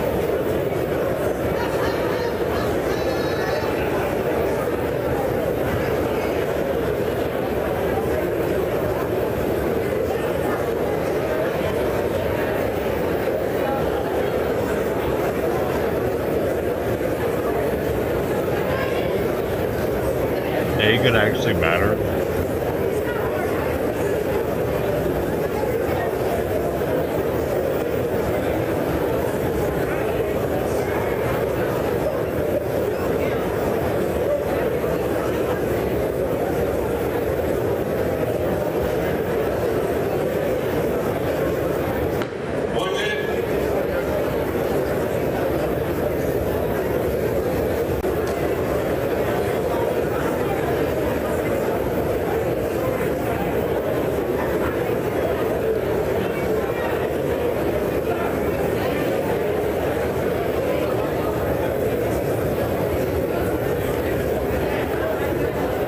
How is this shit so close? It's kind of crazy.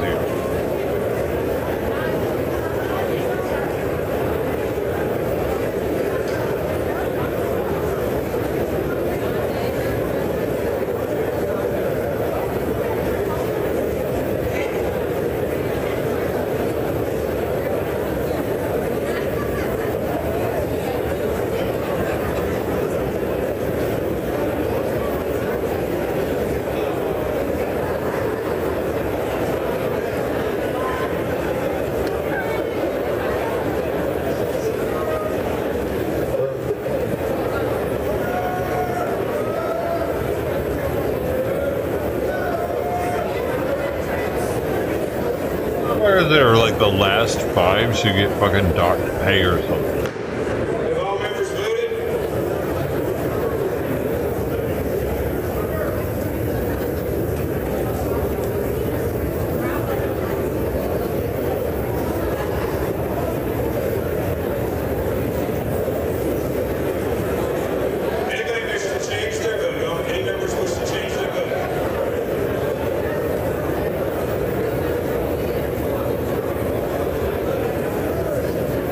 On this vote, the yeas are 217, the nays are 213.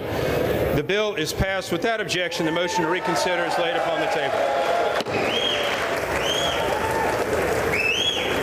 Pursuant to Clause 8 of Rule 20, the unfinished business is on the vote of the passage of H.J. 25, on which the yeas and nays are ordered. Clerk will report the title of the joint resolution. Union Calendar Number 3, House Joint Resolution 25, Joint Resolution providing for congressional disapproval under Chapter 8 of Title 5 United States Code of the rules submitted by the Internal Revenue Service relating to gross proceeds reporting by brokers that regularly provide services effectuating digital asset sales. Question is on passage of the joint resolution. Members record their vote by electronic device. It's a 5-minute vote.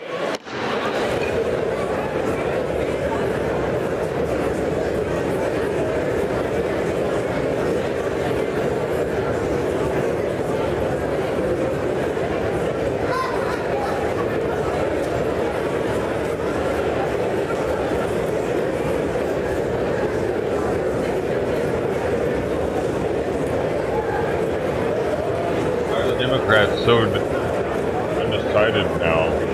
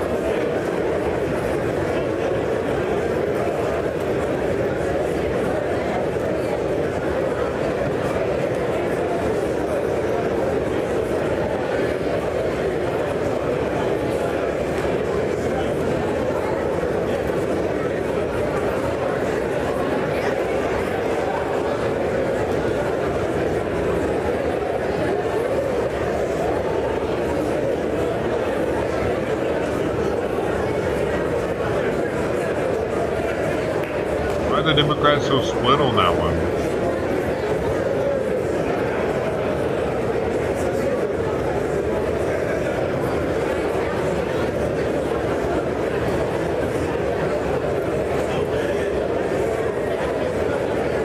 It's a lot to be splitting.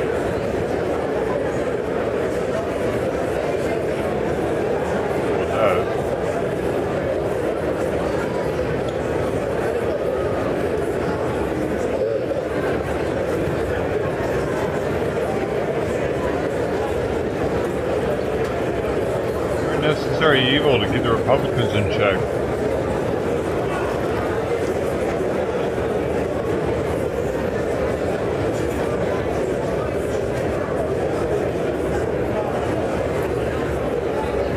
Republicans are a little carried away too. They want to.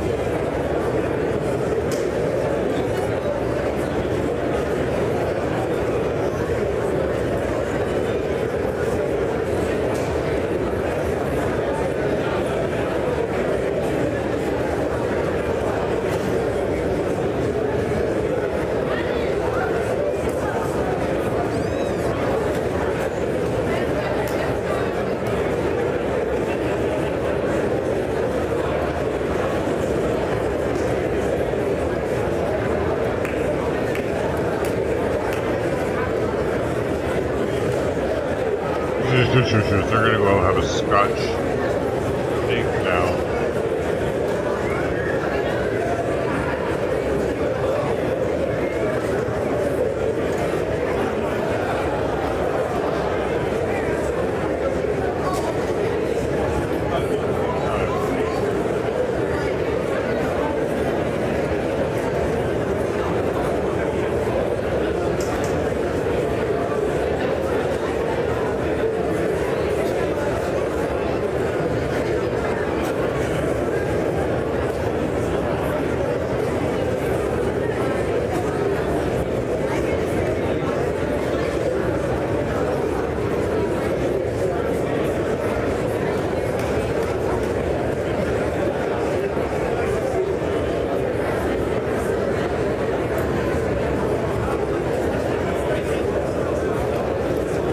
People were patting each other on the back and shaking hands.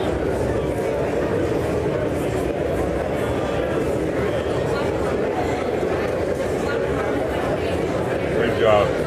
Here, Jack, put it on.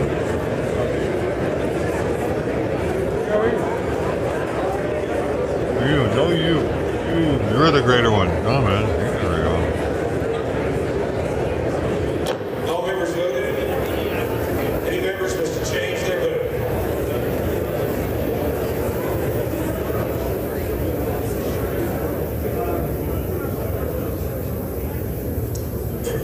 On this vote, the yeas are 292, the nays are 132. One vote present. The joint resolution is passed. Without objection, the motion to reconsider laid upon the table. Pursuant to Clause 8 of Rule 20, the unfinished business is on the question suspending the rules, passage of H.R. 706, which clerk will report title. H.R. 706, a bill to improve the biodetection functions of the Department of Homeland Security and for other purposes. Will the House suspend the rules and pass the bill? So many of those in favor say aye. Those opposed say no. Opinion of chair, 2/3 being in the affirmative. The bills are suspended. The rules are suspended. The bill is passed. Without objection, motion to reconsider laid upon the table. Pursuant to Clause 8 of Rule 20, the unfinished business is on the question on suspending the rules and passing H.R. 1692. Clerk will report the title. H.R. 1692, a bill to amend the Homeland Security Act of 2002 to enable secure and trustworthy technology through other transaction contracting authority and for other purposes. Question is, will the House suspend the rules, pass the bill? So many in favor say aye. Those opposed say no. Opinion of chair, 2/3 being in the affirmative. Rules are suspended. The bill is passed without objection. Pomegranate juice, man. I don't drink. Card. Wine. What's wrong with you people?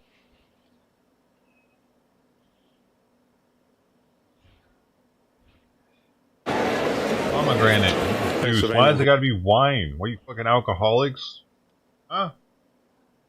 For what purpose does the gentleman from Pennsylvania seek recognition? Gentlemen will suspend. House will be in order. Any discussions or conversations, please take outside the chamber. Gentleman is recognized. Mr. Speaker, by direction of the Republican Conference, I sent to the desk a privilege resolution and asked for its immediate consideration. The clerk will report the resolution. House Resolution 213, resolved that the following named members be and are hereby elected to the following standing committee of the House of Representatives. Are they killing people? Mr. Rutherford, Mr. Garbarino, Mrs. Henson, and Mr. Moran. Without objection, the resolution is agreed to. The motion reconsider laid upon the table. Are little African kids squishing them in between their toes? From California, malaria. Mr. Speaker, by direction of the Democratic Caucus, I offer a privilege resolution and ask for its immediate consideration. Clerk will report the resolution. House Resolution 214. Don't remember anymore. Unanimous consent that the resolution be Remember considered as anything. read. Without objection, the resolution is agreed to. The All right, motion fucking reconsider Bill. laid upon the table. Bill.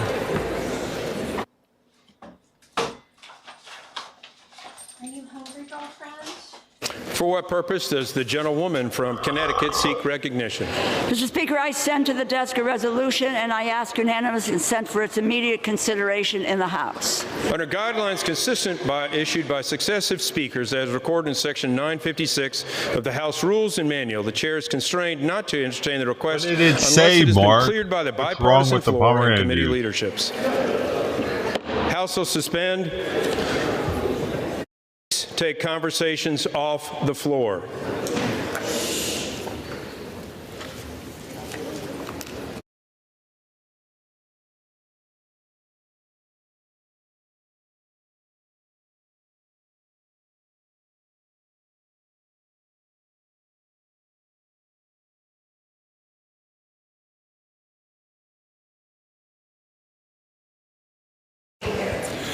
The chair will now entertain requests for 1-minute speeches.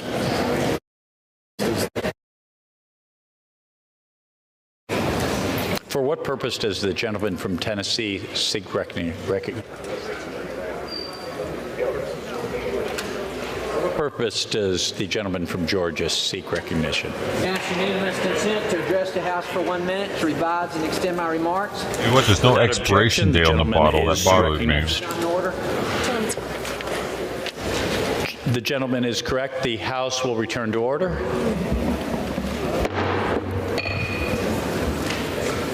Might last forever. Without objection, the gentleman from Georgia is recognized for 1 minute.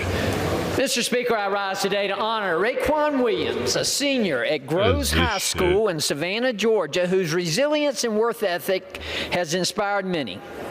Raekwon has faced immense hardship, losing his father at the age of 5 and his Why is that happening?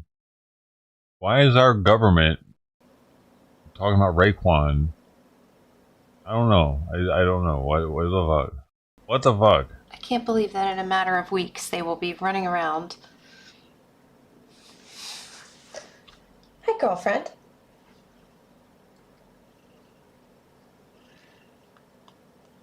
Hi, baby. Are you proud of those 3? Here's our girl over here. There she is.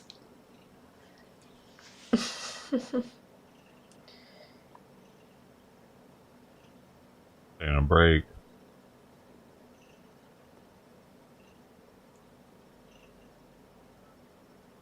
Hi, Vesna. Yes, they are sparkly clean. You ate all your food. That's Are you forever hungry? chemicals. You are? The juice itself. Oh. I know, baby. I know. Hi, Rosie.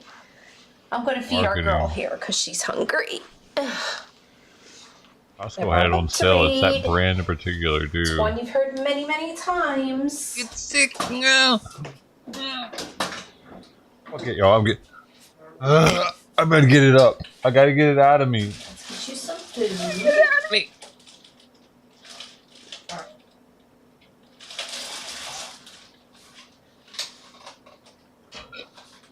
Hi, LB. My friend, how are you?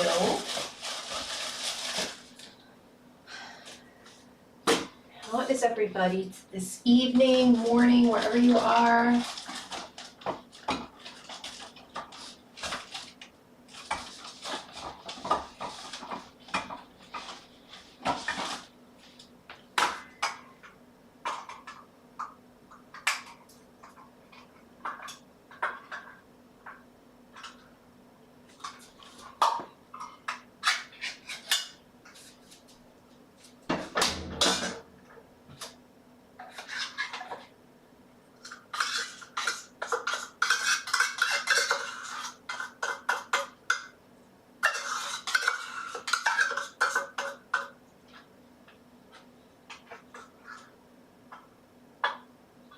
I'm going back to sleep. I guess he doesn't want Good, the LB. food. Well. Thank you for asking. The mixture.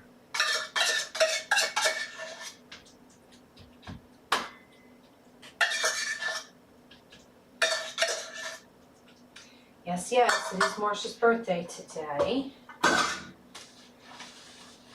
Oh.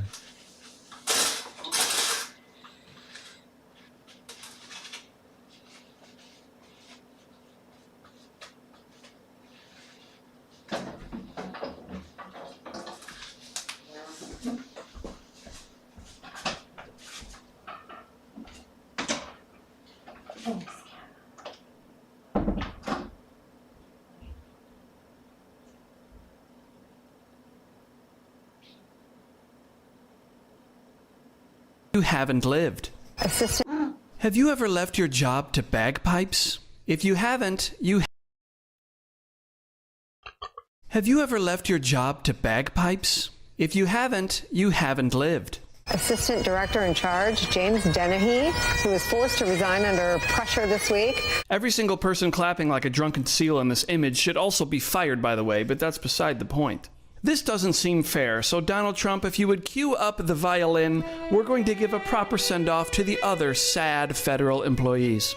When you're on your weekend and you get the fork in the road message, or you get the subsequent 5 bullets, hey, what the hell did you do, you lazy federal worker, this week? He looks lazy. How frightening is it that someone on X, the owner of X, speaks to you directly to say, what did you do last week at work? And if you don't answer, I am going to fire you. I have cried every day. We're patriots. We love our country. That's why we're taking these jobs that don't pay us in the private sector. I'm an accountant.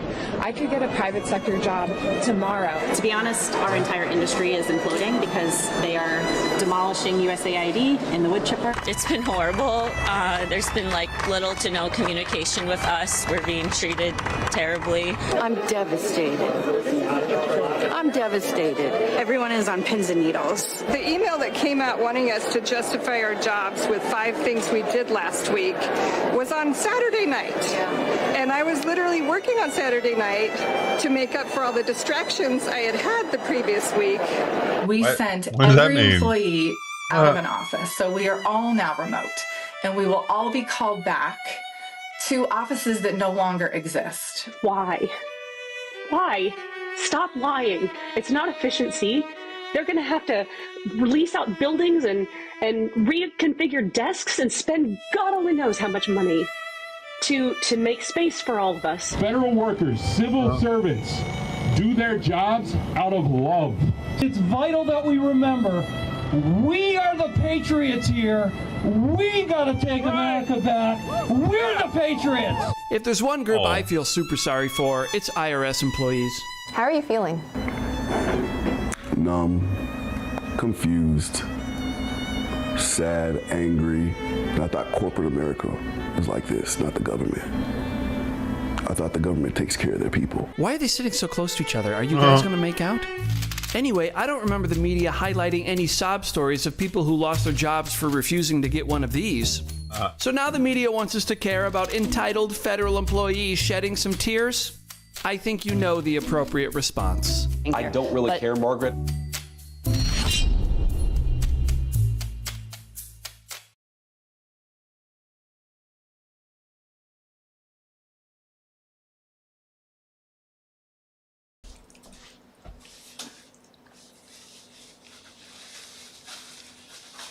Yep.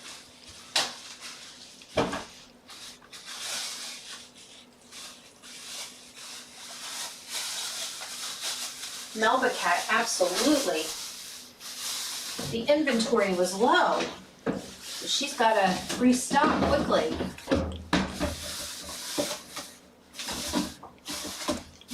Babies are taking it.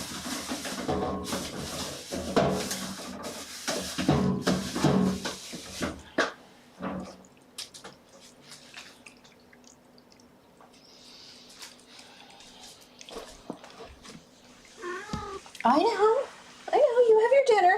Oh, sweet pea. You need lovies? Do you need lovies? Come on, you can get on my lap if you want. Ukraine, Eat your dinner, whatever you ceasefire, like. just agreed to a little while Yeah. ago. Now we have to go to Russia and hopefully President Putin will agree to that also.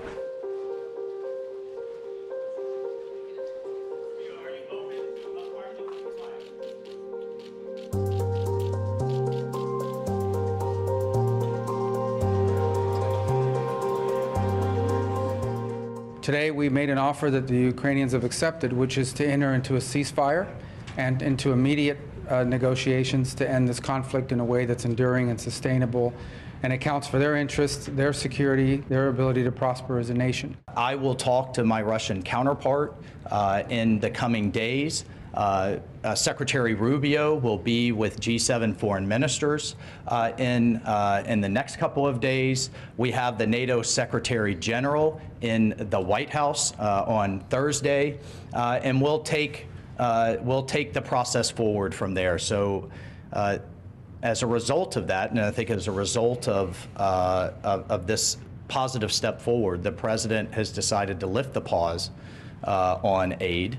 And on our security assistance to Ukraine going forward. And that's effective immediately.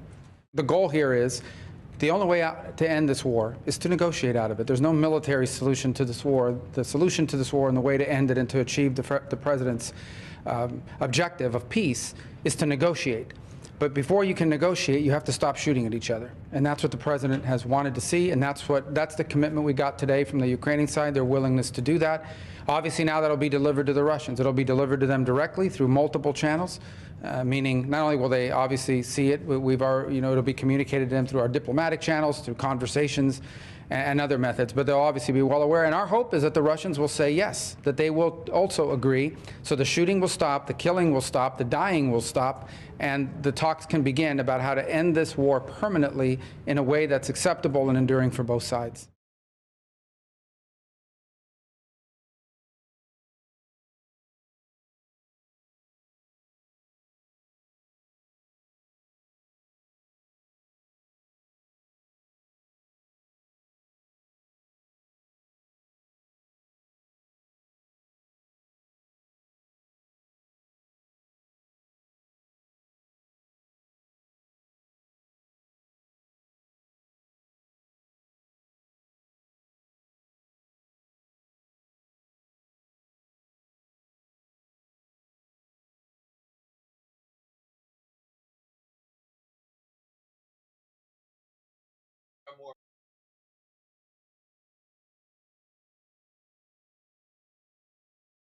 More. There's more.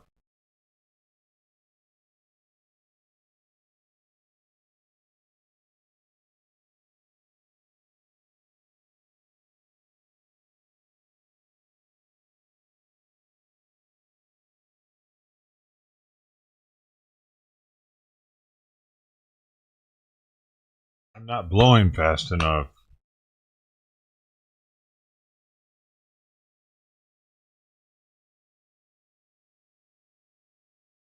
I'm not like a Dyson hair razor.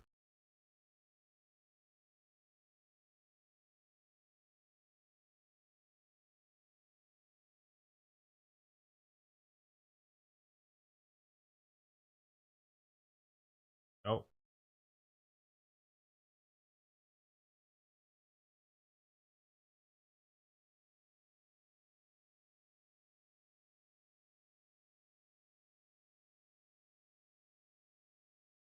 Oh. Democrats are holding a news conference. Republican spending bill that hurts families, seniors, and veterans. The House Republican spending bill is an attack on everyday Americans. It will cut health care, cut veterans benefits, and cut nutritional assistance to children and families. It is unacceptable. And that is why there was a strong showing of opposition amongst House Democrats. We stand ready, willing, and able to negotiate a bipartisan spending agreement that meets the needs of the American people in terms of their economic well-being, health, and safety. The partisan Republican spending bill will hurt everyday Americans, and House Democrats will never be complicit in their reckless scheme. That's mean. Catherine Clark. Thank you, Mr. Leader. The Republican majority just voted to hand a blank check to Elon Musk and his billionaire and their other billionaire donors with a payment interest for Elon's $277 million contribution. They also voted in the four corners of this bill to evict families from their homes. 32,000, kick veterans off their cancer treatments, cut health care and Alzheimer's research, and take food away from hungry families. And they aren't hiding this anymore. The plot is clear. So they can cut billionaires' taxes and funnel corrupt contracts to SpaceX. That's the agenda. That's the plan. So when Republicans use this bill, this vehicle, to cut Social Security, to cut Medicaid, to cut the VA, and hand the cash to the rich, the American people are going to know who to blame. 2/3 of Trump voters oppose these tax cuts paid for by their hard-earned dollars. Where are those numbers come from? Republicans are canceling their town halls. No wonder they are running away from their own constituents. They know what the American people know. Dude, people are showing up from out of voted town. for this. Turn it over to the chair of our How do you know they're Pete Aguilar. constituents? Because they show up. Thank you, Whip Clark. The economy is heading toward a recession. The stock market is tanking, and people's costs keep going up. Today's partisan funding legislation does nothing to lower the costs or living expenses for everyday Americans. Instead, it gives House Republicans permission to enact their plan to cut Medicaid, to give tax cuts to billionaires. We're not going to sign a blank check to the chaos and corruption coming out of the White House. House Democrats remain willing and able to work on a bipartisan funding agreement that protects Social Security, Medicaid, and Medicare. We need reasonable Republicans to work with us to put the American people I thought first. it already passed, though.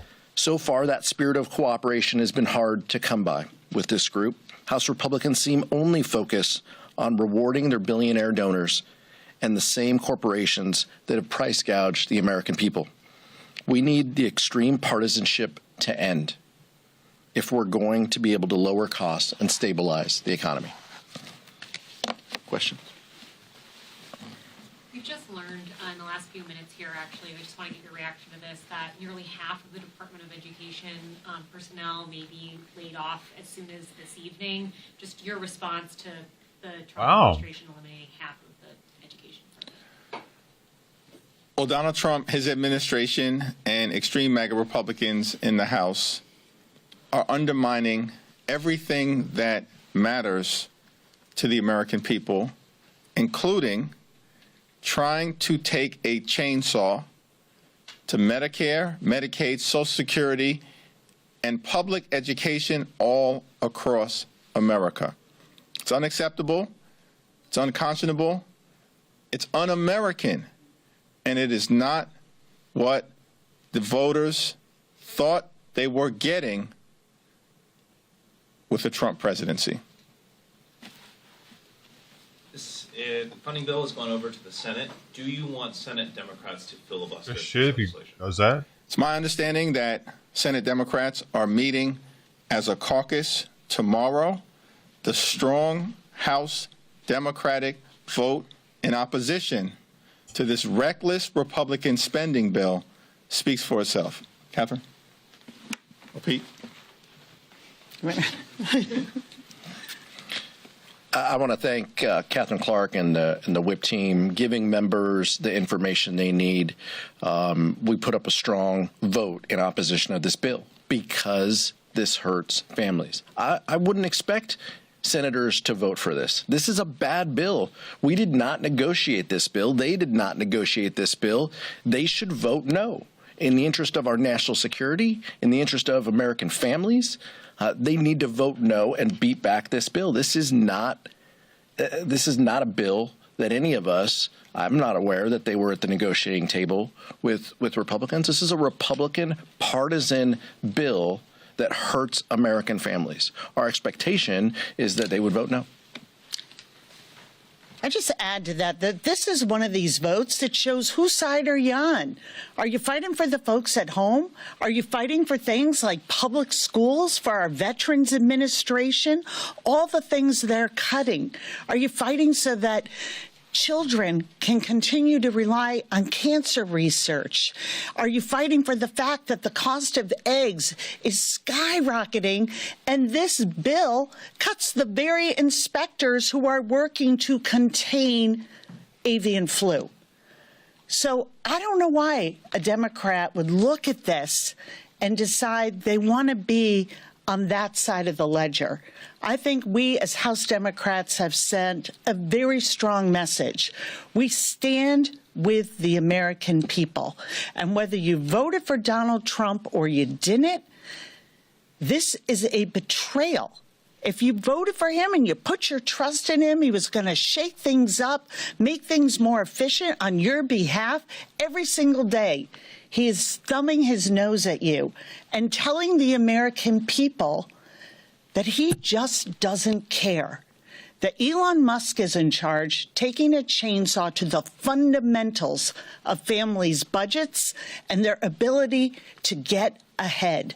You don't go after people's health care. You don't go after research. You don't go after our public schools and our veterans and say there's anything else here except a plot to cut spending in order to give it to the wealthiest people.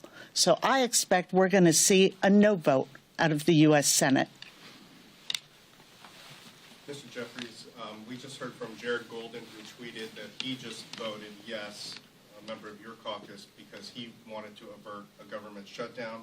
John Fetterman, the senator from Pennsylvania, another Democrat, told us earlier today, I refuse to burn the village down and to claim to save it. Does that undermine Democrats' message that this is a really bad bill? How many Democrats voted in opposition to this bill? One. Oh, I'm sorry.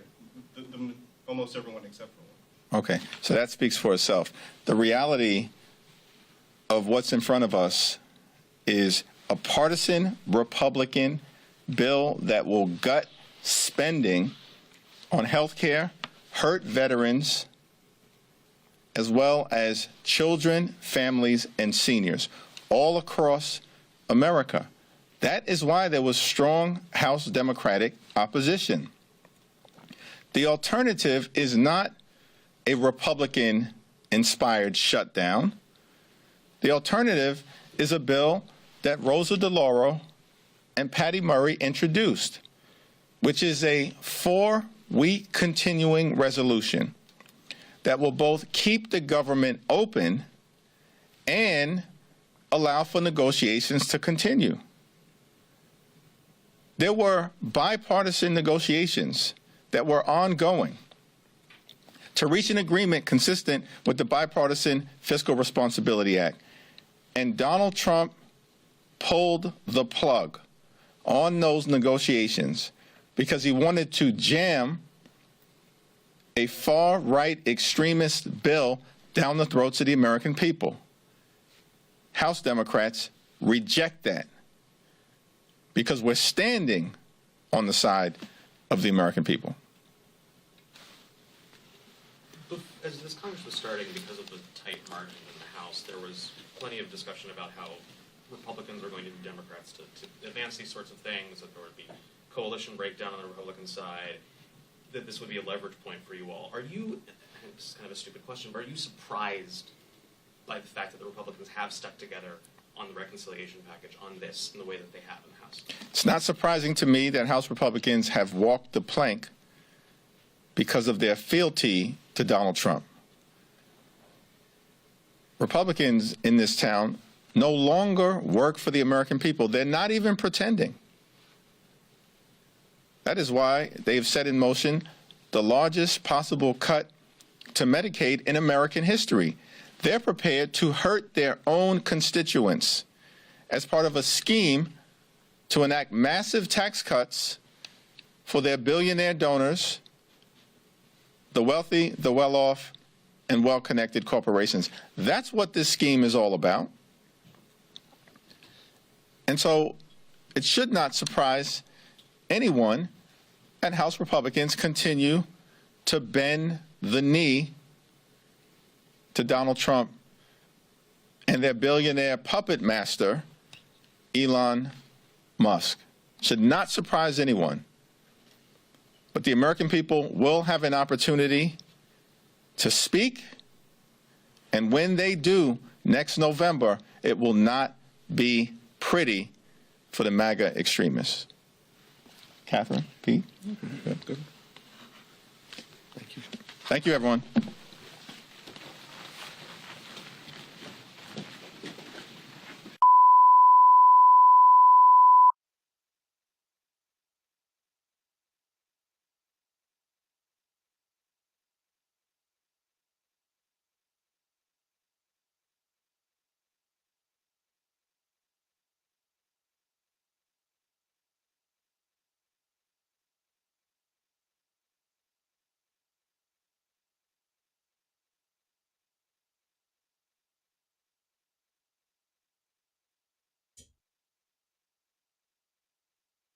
Not raining, and they're still not coming back from a food. They,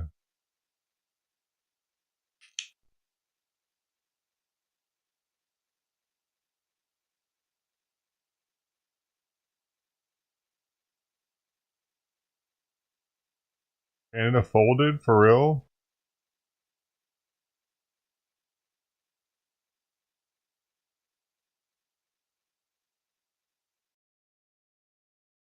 Police pursuit. Chicago.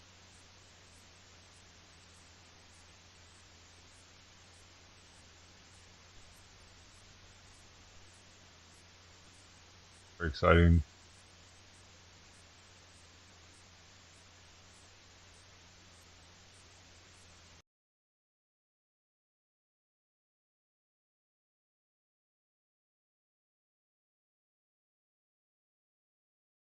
President Donald Trump announced he will double planned tariffs on Canadian steel and aluminum from 25% to 50%. He said those tariffs will take effect Wednesday. The doubling down is in retaliation to Canada's 25% surcharge on electricity exports. Until these tariffs are off the table, until the threat of tariffs is gone for good, Ontario will not relent. Ontario announced the retaliatory electricity charge on Monday. Premier Doug Ford says he's adding a 25% surcharge to electricity exports to Michigan, Minnesota, and New York. The electricity Ontario sends powers 1.5 million American homes. This surcharge will cost families and businesses in these states up to $400,000 each and every single day. On an average, this will add around $100 per month to the bills of hardworking Americans. Well, on top of doubling tariffs on steel and aluminum in response, Trump said on Truth Social he'll be declaring a national emergency on electricity within the threatened area. This will allow the U.S. to quickly do what has to be done to alleviate this abusive threat from Canada. If the United States escalates, I will not hesitate to shut the electricity off completely. Believe me when I say I do not want to do this. I feel terrible for the American people because it's not the American people who started this trade war. It's one person who's responsible. That's President Trump. In response, Trump said, "Can you imagine Canada stooping so low as to use electricity that so affects the life of innocent people that's as a what bargaining Israel chip and does to threat? Gaza, They will though. pay a financial price for this so big that it will be read about in history books for many years to come." Wall Street continued its decline Tuesday as Canada and the U.S. escalated this trade fight. On Monday, the Nasdaq posted its worst day since 2022 after the president declined to rule out the possibility of a recession. He said what he's doing with trade takes time. Are you expecting a recession this year? I hate to predict things like that. There is a period of transition because what we're doing is very big. We're bringing wealth back to America. That's a big thing. And there are always periods of, it takes a little time. It takes a little time. On Tuesday, Trump also took aim at Canada's import tariffs on U.S. dairy products that exceed 200%. The Canadian policy charges such tariffs if imports go above pre-negotiated amount of tariff-free dairy sales set by the USMCA. The International Dairy Foods Association says these tariffs have not been charged. Frustratingly, the U.S. has never gotten close to exceeding our USMCA quotas because Canada has erected various protectionist measures that fly in the face of their trade obligations made under USMCA. Trump said his doubling of tariffs on steel and aluminum to 50% is just the start if Canada continues to retaliate against the U.S.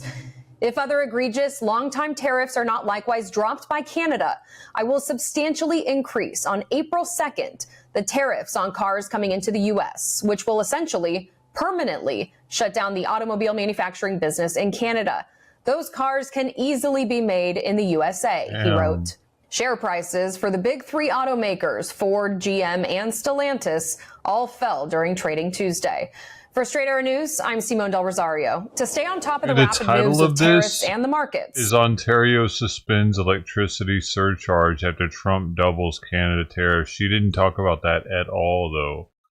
How stupid is that? When the title isn't talked about at all in the story. It's like they found out right after they made the story, so they were like, fuck it, we'll put it in the title.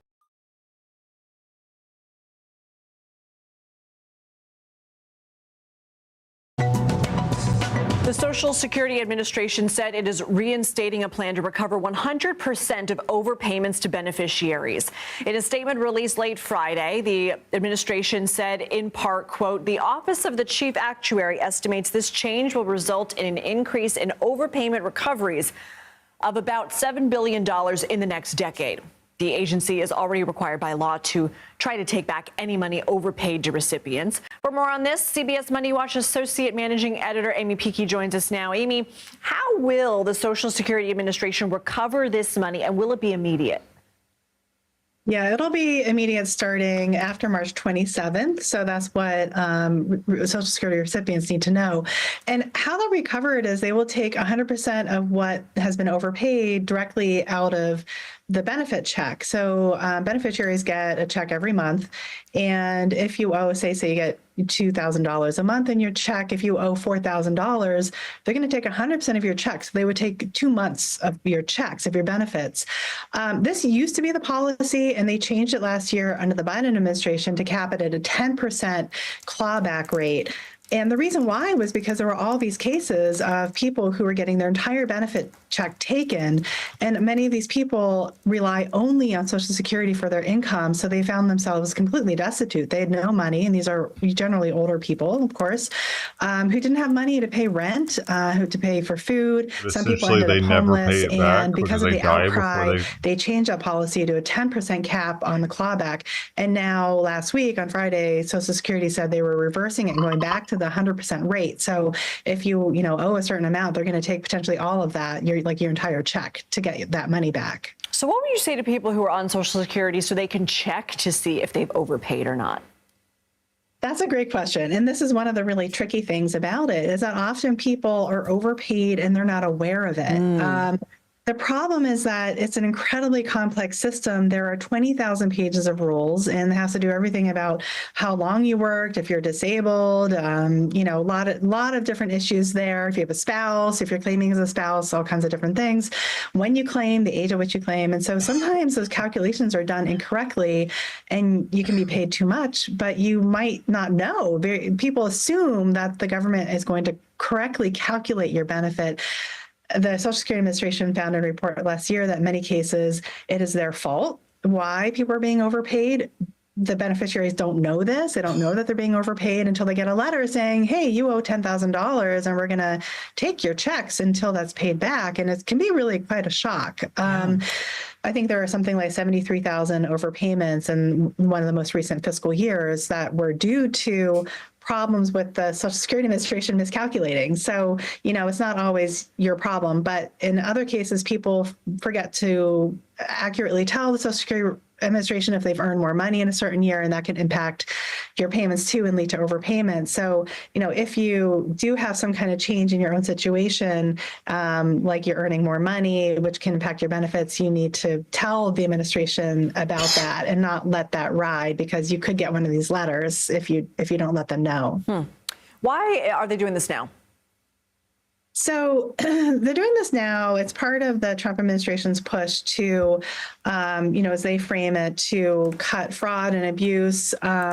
These are called overpayments, or called improper payments.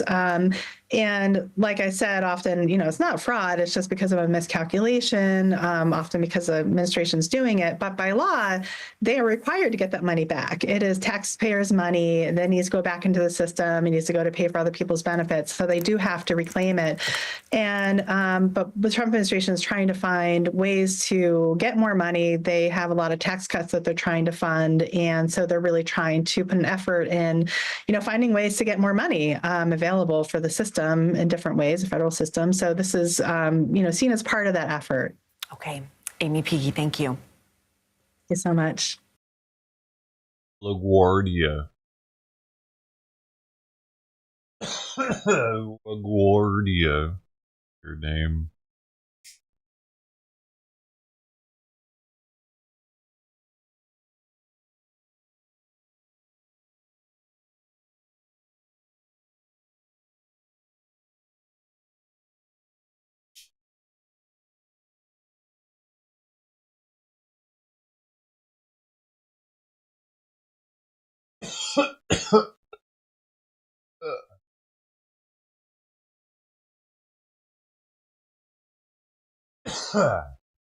Cheep.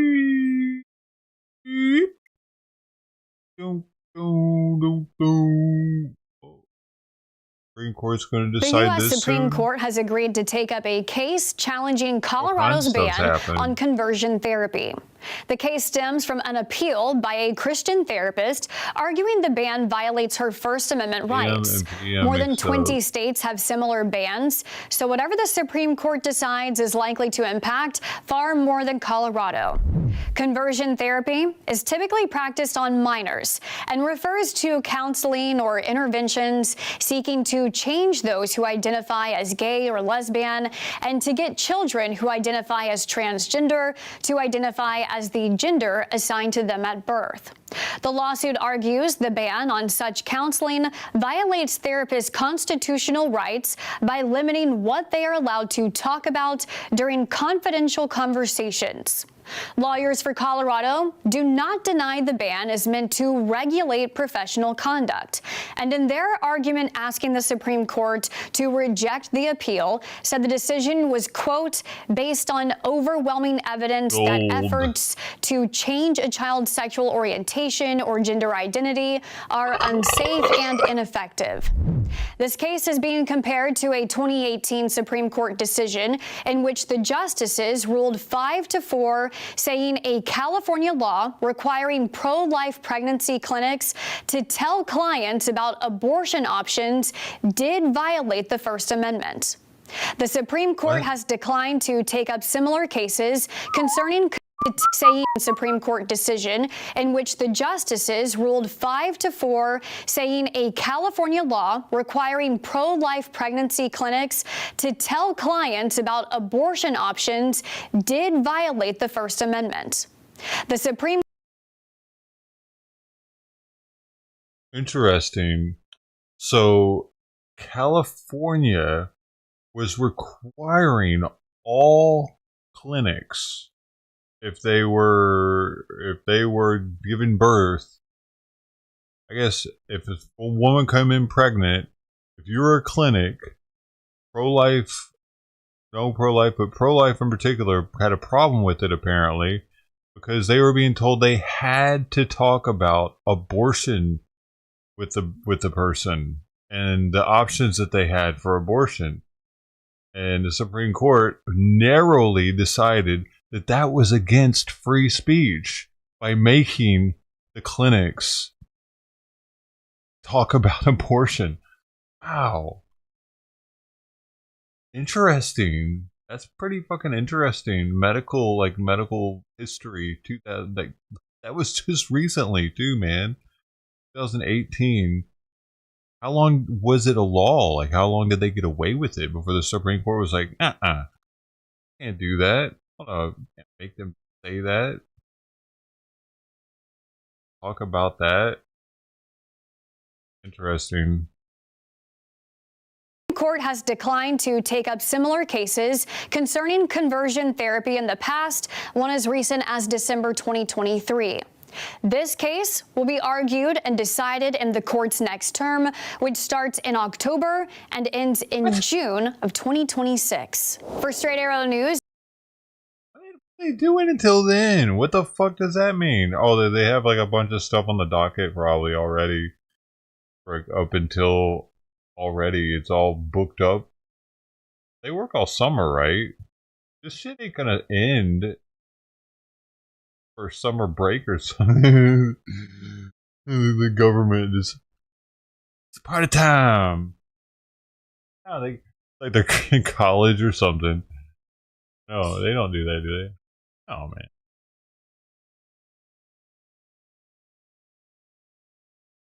Who do they think they are? Here.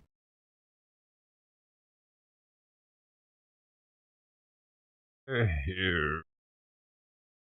Shutdown averted, says Mike Johnson. As we're following the latest with this continuing resolution that moved through the House 217 to 215, and we're hearing from different lawmakers there outside of the Capitol Hill. We're still awaiting potentially Mike Johnson's step as you see plenty of lawmakers, reporters awaiting his presence. Let's take you though outside of this to a Republican from Kentucky. I think that is Thomas Massey, the lone Democrat, the lone Republican, I should say, to vote no. Let's listen to this live on Live Now from Fox. When they wanted to do a CR in September 2024, wait till after the election. Then we were told, after the election, wait until we've got the Senate majority installed, and then we'll fight and we'll implement Trump's agenda. But there's no fight in them. There's no, it's basically Biden's agenda cut, copied, pasted into the discretionary budget. Do you expect the same thing to happen again in September? We should be doing 12 separate bills. Right. We should be doing those over the summer. I suspect there's going to be very little effort to do that. Because what 12 separate bills gets you is only 1/12 of the government stops functioning if one of those 12 bills doesn't pass. This place loves to have the threat of a shutdown. They can get the Freedom Caucus to vote for Biden's agenda with the threat of a shutdown, which is what they did here today. And what's your reaction to President Trump putting on Truth Social that your days are numbered? You know, Trump, he spent the whole day attacking me in Canada, and the difference is Canada caved. But do you think, are you worried about? All right. Thomas Massey there. This is Andrew Kraft, and you've been listening there to the lone Republican who voted against House Speaker Mike Johnson's funding bill, though the funding bill did pass, we Well, do that have was the- Speaker Mike Johnson. that He was just the stepped up to the Republican that podium. We do made want to it. start it from the very Massey beginning, and he's from going to explain Kentucky? what Kentucky? happens next with all of this Bro, as this really? bill now goes He's that to pissed the off Senate. about Here- the Here's bourbon? Speaker Mike Johnson. Not being able to get sold to Canada? The Republicans I knew stood that together, dude. stood together, and we had interesting. Was one that really Democrat vote Kentucky? with us to do the right thing, and that is to fund the government. This was a He clean sides with CR. Canada. It freezes funding. It's a responsible thing to do, Interesting. and we're ensuring that troops continue to get their paychecks, and TSA agents continue to do their work and be paid, and essential workers on the border They sell a lot and of bourbon elsewhere to Canada, doing their dude. jobs. They must. It's shameful what happened on the into it. Democrat side. They engaged in a misinformation campaign. They put out talking points about the bill on Friday before the bill was even filed, which was Saturday afternoon. They've been lying and misrepresenting the facts about what's in the bill, and the American people can read it for themselves. It's only 99 pages long. We did our job today, and it's shameful that they will stop at nothing. They will Japan suggest that is the world's that largest this bill is something that importer it's of not, bourbon. and they will run out the clock to shut down the government in a desperate attempt to stop the America First agenda. Followed by But I'll UK, tell you that President Germany, Trump and Republicans Australia, in and Congress Spain. will stop at nothing to deliver on that agenda. We are Is going this to continue to Kentucky work straight hard. We will bourbon we're talking continue about here, boy? to stick together and get this job done, and it's an essential one. Now that the government funding bill has been passed out of the House, we send it to the Senate, and it falls on the desk of Chuck Schumer. He is the leader of the Democrats on that What are we side, talking and he about? must determine It still whether he says wants to Japan. fund the government, do the responsible thing, or whether he wants to shut the government down. And I certainly hope that there are enough Democrats in the Senate who have a conscience who will do the right thing by the American people and take care of business over there. man. So, any questions? Japan. Anybody? Expecting a shutdown? I certainly hope not. I believe they'll do it. I believe the Republicans will stick together in the Senate as I we hear have in the they're House. drinking less, And I though. hope there are at least The youth. a number of Democrats in the Senate who will do the right Drinking thing. much less. If not, this will be on their shoulders, and everybody in America knows that. Mr. Speaker, on the other legislative undertaking, reconciliation, some senators yesterday suggested that they can get the ball rolling by sometime like August, which is far beyond your time. August is far too late. No, we're going to move that ball a lot faster than that. And we'll be talking with our colleagues and friends, Republican leadership in the Senate about this. They will be working the rest of this week, and then I think both chambers are doing district work next week. When we get back, this will begin in earnest, and we'll have leaders and lieutenants, committee chairs of jurisdiction in both chambers working together to begin that process to finish up the resolution and move forward with budget reconciliation. That's going to be a very important thing for the country. A rescissions package, a lot of folks have spoken about that in part with this continuing resolution. What's the status of that? We anticipate that we will get a rescissions package from the White House as soon as all the calculations are made.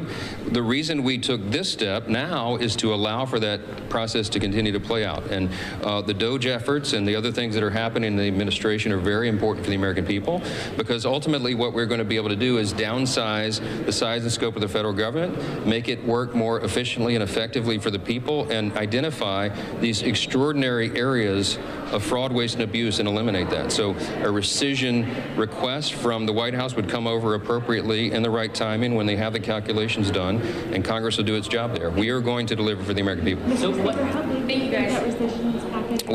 We're not sure yet. They're working on the calculations, which is the reason we could not include it today. But we do anticipate that. We're going to work hand in hand with the White House, and I want to compliment President Trump on his ability to be so involved that he's watching this step by step. He is determined to deliver for the people, and we are as well. So this is a well-coordinated effort between the White House and our Senate Republican colleagues and House Republicans. So we'll continue to work in that partnership to get this agenda done. Thank you.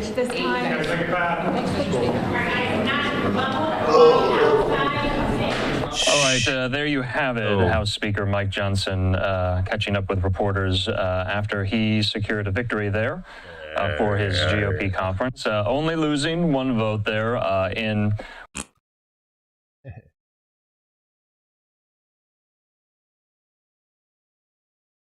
Oh, DOJ. The Department of Justice is targeting Google's immense influence over the tech industry. Court documents reveal the government's plan to loosen the search giant's grip by breaking up the company.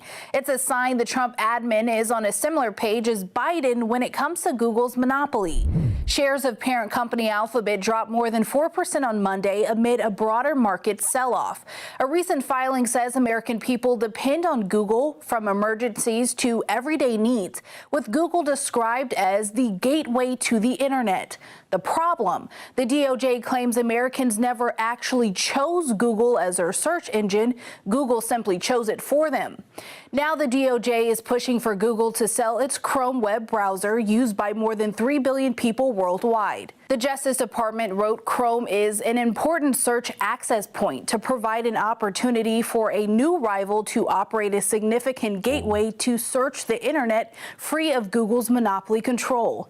This is the second time this request has come up. The Biden administration led the call in November to break up Google, but they also wanted to see Google sell off its investments in artificial intelligence, like with OpenAI. This is where Biden's DOJ and Trump's DOJ split. Trump's DOJ is no longer calling for Google to spin off its AI investments. The ball is now in the court of the same judge who ruled last August that Google's practices were illegal by keeping its products at the forefront. Antitrust regulators were tasked with figuring out how to dismantle Google's anti-competitive practices. The DOJ isn't just targeting Chrome.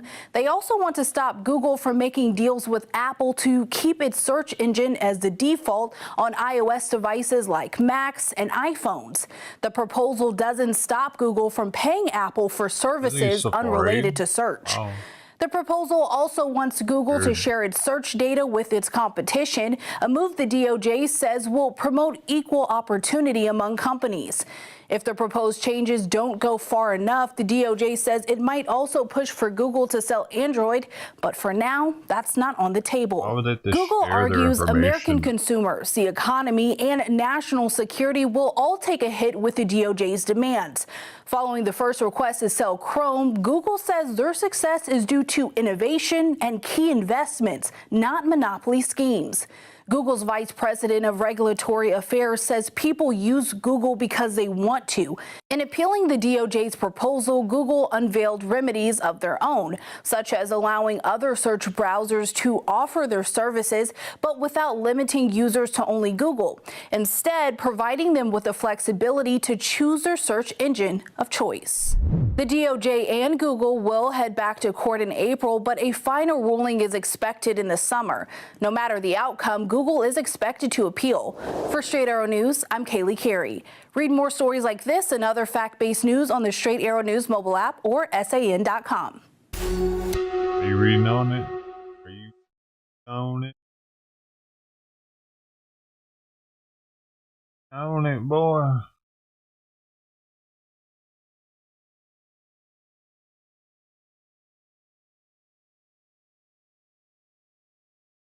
Panama sees surge in migrants returning south with U.S. dreams in tatters. The U.S. dreams. Oh.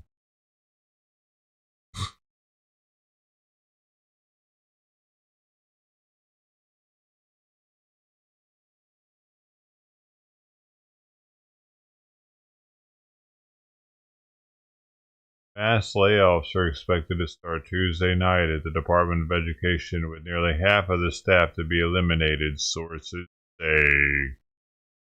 Nearly half of the staff, nearly half of the staff, nearly half of the staff. Let's not have America go bankrupt with waste and fraud. The waste and fraud in entitlement spending, which is which is most of the federal spending is entitlements. That's like the big one to eliminate, because that's the sort of $500 billion, maybe $700 billion. Elon Musk's recent comments on entitlement spending prompted a flurry of headlines and posts over fears the Trump administration may cut Social Security, Medicare, and Medicaid. The Doge leader's remarks also raising the question of where he came up with a figure as high as $700 billion. The White House is defending Musk, saying in a statement Tuesday he did not call for cutting benefits in his interview on Fox Business on Monday, and instead was focused on the waste and fraud within those programs. The White House also points to an estimate from the U.S. Government Accountability Office saying taxpayers lose as much as $521 billion annually to fraud, most of that within entitlement programs. But according to the Social Security Administration's Inspector General, the agency made about $72 billion in improper payments from 2015 to 2022, less than 1% of the $8.6 trillion the agency handed out in benefits during that time. Musk did at one point in Monday's interview cite the Government Accountability Office report, estimating the government may lose up to $521 billion yearly to fraud, but that report covered the entire federal government. Numbers aside, U.S. Senator Bernie Sanders says Musk's call for cuts in mandatory federal spending is a step in the direction of Social Security privatization. Well, he has called Social Security a Ponzi scheme. They have already laid off 2,500 employees of the Social Security Administration. Anderson, I think I speak for probably every member of the Senate in that the calls that we get in large numbers are people who are saying, I'm trying to get a hold of Social Security. I got a disability issue. I can't get a hold of anybody. And the reason is the Social Security Administration today is understaffed. There are estimates out there that tens of thousands of people with disabilities die while they're waiting for those benefits to come to fruition. They apply, they're waiting.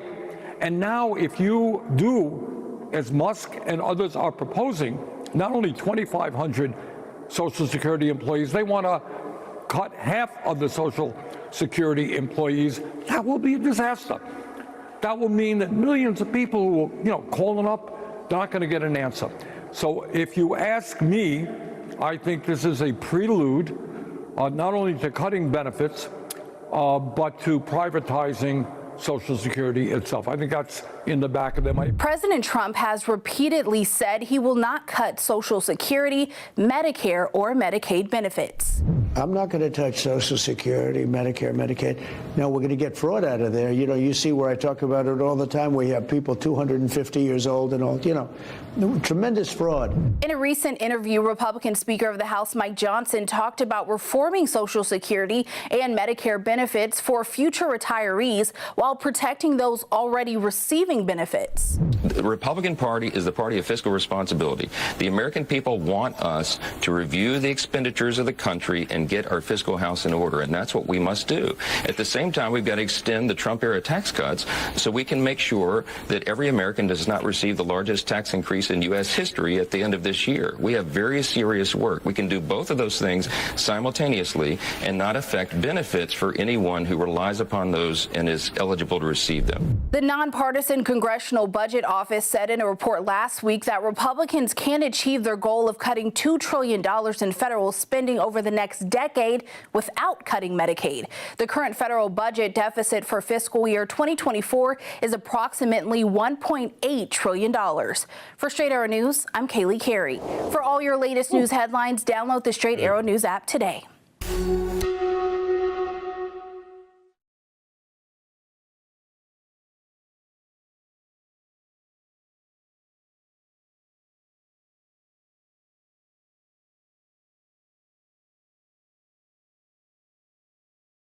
Yeah, Katie Porter hopes you, the voters, send her here to the state capitol as California's next chief executive. But there's a lingering question hanging over the entire 2026 gubernatorial race. Will Kamala Harris run? What California needs now is a little bit of hope and a whole lot of grit. Fresh blood and new ideas, and leaders with the backbone to fight for what's right. That's why I'm running for governor. With that, Democratic former Orange County Congressmember Katie Porter says she's all in the 2026 race for California governor to replace Gavin Newsom when he's termed out. Californians hear a lot of excuses from elected officials. That's a complex problem. That's proving challenging. That's not my job. It's too hard. What a bunch of bullshit. In this campaign launch The video fuck? released Tuesday, Porter promised if elected governor, she will take on the Trump administration and address issues like on public safety Trump. and the economy. I'm a mom who's invested in our kids' futures and actually knows the price of groceries. I've only ever been motivated by one thing, making Californians' lives better.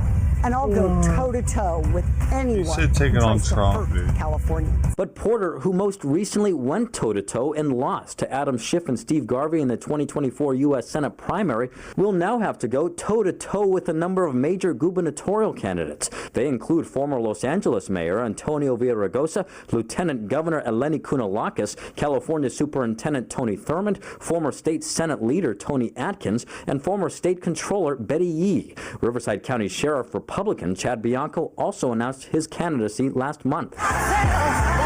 On top of all of that, we're waiting on former Vice President Kamala Harris to make her decision in this race. Politico reports she will make a final decision whether to enter the race by the end of the summer. Harris has not said as much, but it's reasonable to assume that she would not get into this race unless the Democrats were willing to clear the field for her. Political communications professor Dan Schnurr says Harris's ultimate decision whether to run will determine if we're in for a competitive race. It's unlikely that many other Democratic candidates would step aside for Katie Porter the way they would for Kamala Harris. And so voters are familiar with her as the senator, as the vice president, and you just cannot quantify the importance of her name recognition. And there's nobody in the current field who has the statewide name recognition that Harris does. And we've heard reaction from a few gubernatorial candidates on Porter's candidacy. Former Los Angeles Mayor Antonio Villaraigosa welcomed her into the race, but Riverside County Sheriff Republican Chad Bianco said this, quote, "We cannot expect the same people who created this mess to get us out of it. Californians deserve so much better." At the state capitol, Eitan Wallace, KTLA 5 News.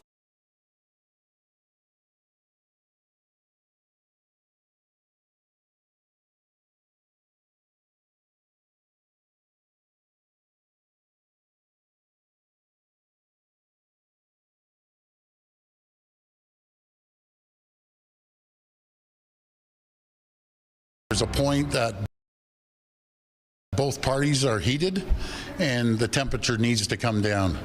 And I thought this was the right decision. They understand how serious we are about the electricity and the tariffs, and rather than going back and forth and having threats to each other, we have both agreed, let cooler heads prevail. There's a very strong man in Canada who said he was going to charge a surcharge or a tariff on electricity coming into our country. He has called and he said he's not going to do that. Okay, he's not going to do that. And it would have been a very bad thing if he did, and he's not going to do that, so I respect that. Donald Trump's trade war with this country was all over the map today. It started with the U.S. president threatening to double steel and aluminum tariffs set to take effect tonight, and ended with that no longer being the case after Ontario Premier Doug Ford walked back his export tax on electricity. Ford meets with incoming Prime Minister Mark Carney for breakfast tomorrow. Then he says federal finance minister Dominic LeBlanc as well, are headed to D.C. to meet with Trump's Commerce Secretary Thursday and talk about, quote, a renewed USMCA. Still with me? Let's bring in the front bench to talk about all of that. With me tonight, former New Brunswick Liberal Premier Brian Gallant. He's now the CEO of Space Canada. Former Conservative Deputy Leader Lisa Raitt is here. She's the Vice Chair and Managing Director of Global Investment Banking at CIBC. CTV News political analyst and former leader of the federal NDP, Tom Mulcair, is with us as well, as is the Toronto Star's Queen's Park Bureau Chief, Rob Benzie. Hi, everybody. Happy Tuesday. Good to see you. Benzie, I'll start with you because I listened to your questions to the Premier today as he was making that announcement that they were going to remove the export tax. What can you tell us about this meeting, and is it a win, or what actually is going on? You know what, Vashi? I think it is a win for Premier Ford. Remember, he's the leader of a subnational jurisdiction, and the President of the United States was talking about him today on that weird front lawn thing with Elon Musk, talking about Ford as a very strong man in Canada, without mentioning him by name, of course. But it was a significant victory for Mr. Ford, I think, because he's been on U.S. cable news channels day in, day out for weeks now, saying that, look, we're going to shut off electricity, we're going to do this, we're going to do that, and it will be bad for Americans, it will be bad for Canadians. And I think it's having an impact. And Mr. Ford, it was Howard Lutnick that phoned Ford today and invited him down with Dominic LeBlanc on Thursday. And I think that's a good meeting for the federal Liberal government and for the provincial progressive Conservative government at Queen's Park. Ford's meeting with Mark Carney here in Toronto tomorrow, not in Ottawa, but Carney is coming to Toronto, and that's also not insignificant, I think. So I think if you're Doug Ford, you're thinking, wow, all I did was threaten to cut off the electricity, to charge 25% more to 1.5 million customers in 3 states. And they noticed. They noticed that threat, so it tells you that they listen to heavy-handedness. What? We listened? Yeah, I wonder... Motherfucker, you would have just gotten the smackdown, and that's why he changed his mind on it. What are you talking about? We listened. Fucking weird. You know what I mean? Yeah, you itched, so we scratched. What the takeaway from that is, Lisa, because they still are imposing, to be clear, the baseline 25% tariff on all aluminum and steel. They're just not doubling it to 50%, and now this meeting is on the table. I thought the rhetoric from President Trump was interesting. Very strong man. I respect him. Like, you know, is this sort of axiom, like you stand up, you know, you have to be strong, and standing up to a bully, you have to fight fire with fire? Is that what we're seeing unfold? Like, I'm not sure. I don't know. You're asking me to interpret Donald Trump's motives, and I pass on that one. That's not my gig. But what I will tell you is that if you take a look at what's happening in the U.S. media, very much so, the framing of the issue is it's going to be painful for Americans, but Canada's been ripping off the United States for many years now. They need to come to the table to do a new deal. And by imposing these tariffs, Donald Trump is going to be dragging Canada to the table. And then there's another part of it, which is these tariffs in the meantime, by the way, are going to allow you to have permanent tax cuts. And that's the quid pro quo. That's the give and take. We're going to put tariffs on the border. You're going to feel a little bit of pain. But Americans, I'm going to give you tax cuts that are going to be permanent in nature. It is going to be really hard for any Canadian politician to make it into the hearts, minds, and pocketbooks of an American citizen on this stuff. And I find it really difficult when I hear the rhetoric coming from the Premier of Ontario in the United States along the lines of blaming Donald Trump and calling out Donald Trump, because it may have worked out this time, Vashi, but it may not work out the next time. Tom, what are your thoughts on that? I think that Dominic LeBlanc is going to be the adult in the room, because I think that Doug Ford was enjoying his role of Captain Canada so much that he was starting to lose it in the lights. He was out there with his own stuff. We're not sure if and when and how much he coordinated with Ottawa.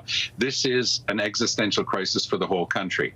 I, like a lot of people, was actually happy to see somebody in Canada standing up, as Doug Ford did, saying, you know, that he was going to push back on this. But when he accepted immediately, you know, to do a reverse salto and say, no, I've just won, and now I'm going to go to Washington and meet them with Dominic LeBlanc, you could sense that there are a couple of adults present. I just mentioned Dominic LeBlanc.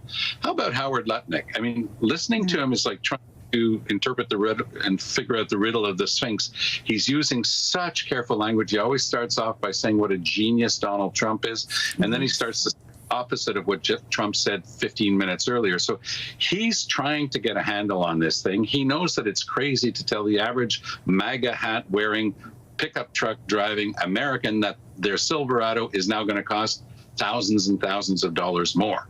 And Trump can rationalize it, but again, at the end of the day today, his press conference that with Elon Musk was taking place just as the markets were closing, and the more it got bizarre, all of a sudden they were in positive territory. At the end of the day, they all sunk to negative territory. So he can bully almost anything. He can't bully the markets, and that's what he's starting to learn, and he does keep an eye on that.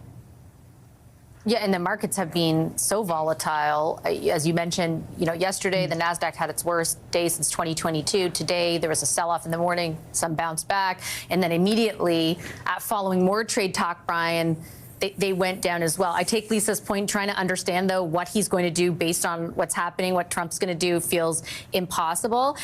In this meeting, paint a picture for us of, we have an incoming prime minister, an outgoing prime minister, maybe a different prime minister in 6 weeks. Doug Ford saying he's wanting to talk about USMCA renegotiating it. Dominic LeBlanc at the table. We don't even know if he's finance minister as of Friday. What can we understand from all of this? Well, I'm actually going to go a little against what Tom said. I mean, I think he's a genius and everything, don't get me wrong, but I want to be able to say... Tom or Ford? No, Tom here, of course. Look, I actually think Ford has done a great job, and I like what he's still doing. And let me explain why. First off, I've said this numerous times on this panel, there's been a bit of a vacuum. It's not ideal. It comes with the Westminster system. When a prime minister resigns, we have a leadership, all that stuff. Certainly the timing is not ideal, to say the least. So there's a bit of a vacuum, and I think Doug Ford had done a really good job of stepping up. And to be clear, he has, yes, the sort of credibility to do so by being the premier of the most populous province. But more importantly, he is the chair of the Council of the Federation. So if there is somebody that is to speak for the premiers, it is him in this moment. So that's serendipitous for sure, but let's take it. The other thing that I really like about it is he's a conservative. So I like the message that he's going with Dominic LeBlanc. He's doing the messages that he's doing. It's a liberal, it's a conservative. The feds, the provinces, I think that sends an implicit message as well. And look, I think he has the right approach too. I really do. I don't think Canadians necessarily want the tariffs tomorrow, but they want action that's going to lead to this being resolved in a positive way for Canada. So the idea of threatening tariffs, the idea of then getting a meeting, then maybe getting some alleviation on some other stuff, that's all a part of, I think, this dynamic. Look, I'm not a part of privy to the conversation. I don't know if it's the right move ultimately, but certainly am more than open to the idea that we start to say we're going to do something and then maybe we pull back if we see them moving. That's probably what we're going to have to do in this situation. So I actually really like what I'm seeing, and I think Doug Ford's done it very well, and he's got the legitimacy again for all the reasons I mentioned, especially the fact that he's representing the premiers as the Council of the Federation. But he still goes above and beyond to say, I'm not speaking on behalf of all premiers. They're doing their actions, and it does, I'm not privy, but it does feel like he's trying to be in lockstep with the feds, which I appreciate as well. Well, as Benzie, as you said, he's meeting with Carney tomorrow morning. He has a lot of conversations with LeBlanc. What is Ford's office communicating around taking this meeting? What do they think will come of it, Benzie? With the meeting with Lutnick or the meeting with Carney? I think they're happy with both. No, sorry. No, yeah, Lutnick. Well, I mean, I think dialogue is good. I mean, Mr. Ford comes from a business background. He is fond of telling us. And he said in negotiations, you can't just, be screaming and yelling at each other all the time. You have to, at some point, reach an impasse and say, look, this is bad for both of us. It's bad for business.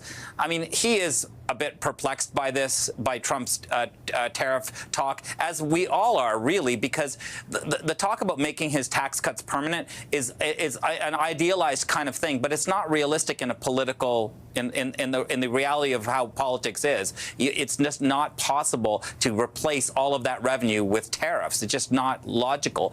Mr. Trump's polling numbers are going down as fast as his stock market. So the midterms of next year will be very bad for the Republican Party if he continues on this track. So I think there is an injection of reality, and I think Ford is delighted that Carney is coming to meet with him tomorrow. Ford was the first person, I think, first political leader in the country to congratulate Mark Carney publicly on Sunday night after he became Liberal leader. That was significant. By the way, Pierre Poilievre has still not congratulated Doug Ford for being reelected on February 27th.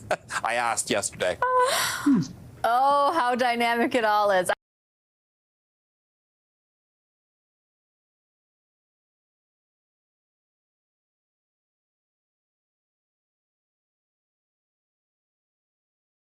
Oh. Careful with his head. Darren, let go. Darren, let go. Let go. Come on. Get him. Get out. I got you. Get out. He's on their leg. He's on their leg. Look up. Go to your stomach, dude. To his stomach. To his stomach. Wait. We got attacked. Wait a second. Too many people. Slow down. Guys, I got left hand. Someone grab right hand. What the grab right heck, hand. bro? Let's let Roxette out of there. Roxette back. Nico, watch your back. I got this hand. Who's got cuffs? Nico, watch your back. I got cuffs. Still got his other hand. I got cuffs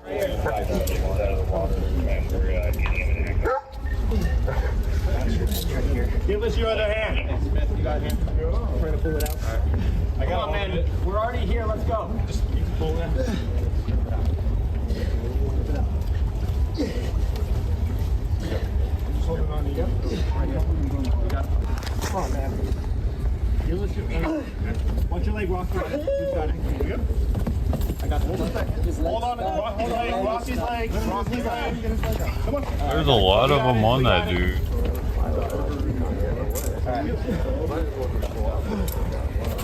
All right, get him on his side. Yep.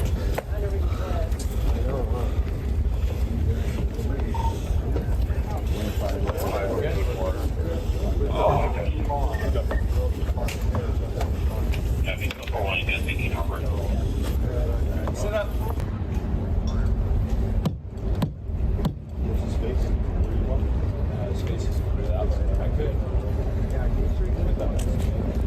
Spray his ass in the face and make him uncomfortable until he finally decides to come.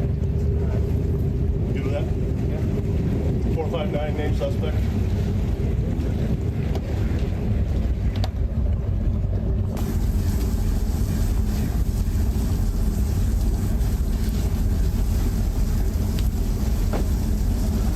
Come on, let's go. I'm gonna throw that end inside the water.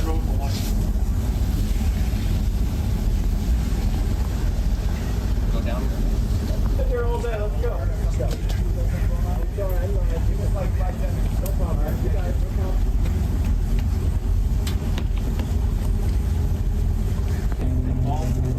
Good job.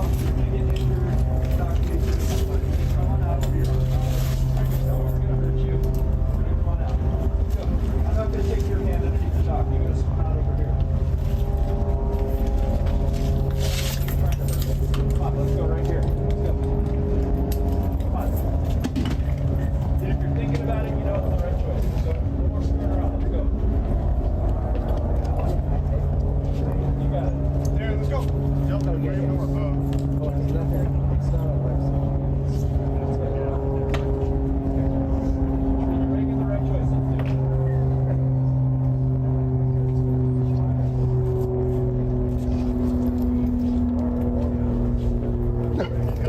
Coming out. He's on your side.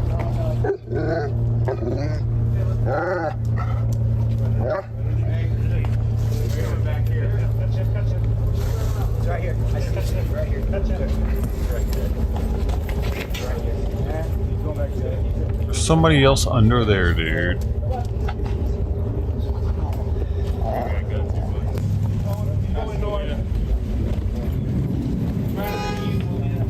Serious?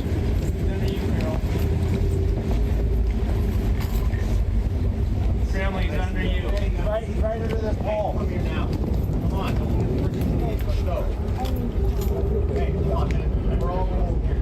Let's help you out. Come on. Get up.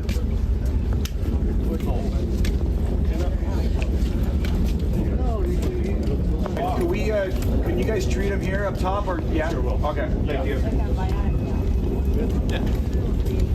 Brad, I'm gonna get you your bedroom stuff.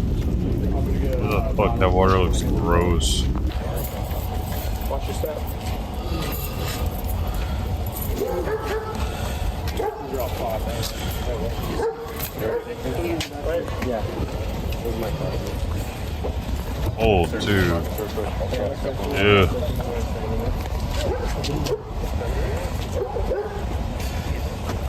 Spread your legs, bud.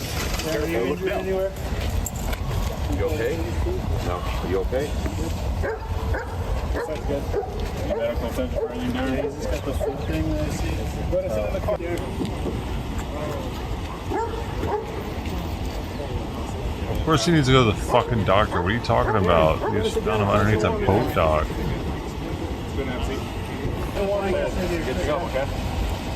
Pursuit, boat docker. Like, you know when someone's sliding down a slide, it looked like that. Yeah, this is my key.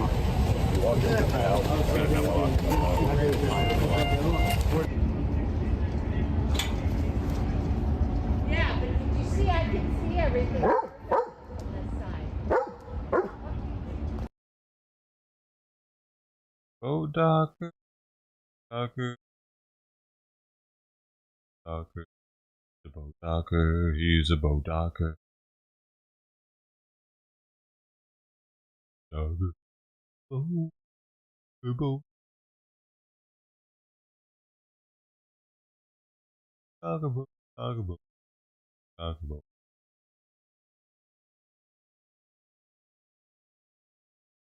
He's a boat docker. Whoa. Allah Akbars are doing some shit. Allah Akbars are doing some shit. Hijacked a passenger train Tuesday in Balochistan, one of Pakistan's most unstable provinces, claiming to take more than 180 hostages, I want one including of those. security personnel. The Balochistan Liberation Army claimed responsibility, threatening to execute hostages if military forces continue operations in the area. The group, which seeks independence for Balochistan, described the attack as part of its ongoing insurgency against the Pakistani state. Gunmen ambushed the train in a mountainous area known for insurgent activity. The militants fired on the train, took control, and forced it to stop inside of a tunnel. A railway official says these separatists severely injured the train's engineer, and authorities have not reestablished communication with onboard staff. Pakistan says the difficult terrain is hampering rescue efforts, with steep mountainous passes and poor road conditions complicating access to the site. The hostage takers also claim they killed 20 Pakistani military officers and shot down a reconnaissance drone. The militant group says their hostages include off-duty security forces. They also claim they released women and children. The government denies any military officers are on the train and will not confirm reports of hostages or casualties. Balochistan, a resource-rich province bordering Iran and Afghanistan, has long been the center of a separatist insurgency. It's Pakistan's largest and least populated province. It holds vast reserves of copper, gold, and lithium. It also hosts Gwadar Port, a strategic hub for China's Belt and Road Initiative. The BLA and other separatist groups oppose Beijing's growing economic presence in the region, arguing locals see little benefit from the Chinese-led development. Separatists accuse the Pakistani government of exploiting the province's resources and regularly attack security forces, infrastructure, and Chinese-backed projects. The hijacking raises concerns about Pakistan's stability and its impact on U.S. interests. It's unclear how President Donald Trump and his administration will approach relations with Pakistan, although there is plenty of interest in Pakistan's vast mineral wealth, particularly lithium, a key component in renewable energy technologies.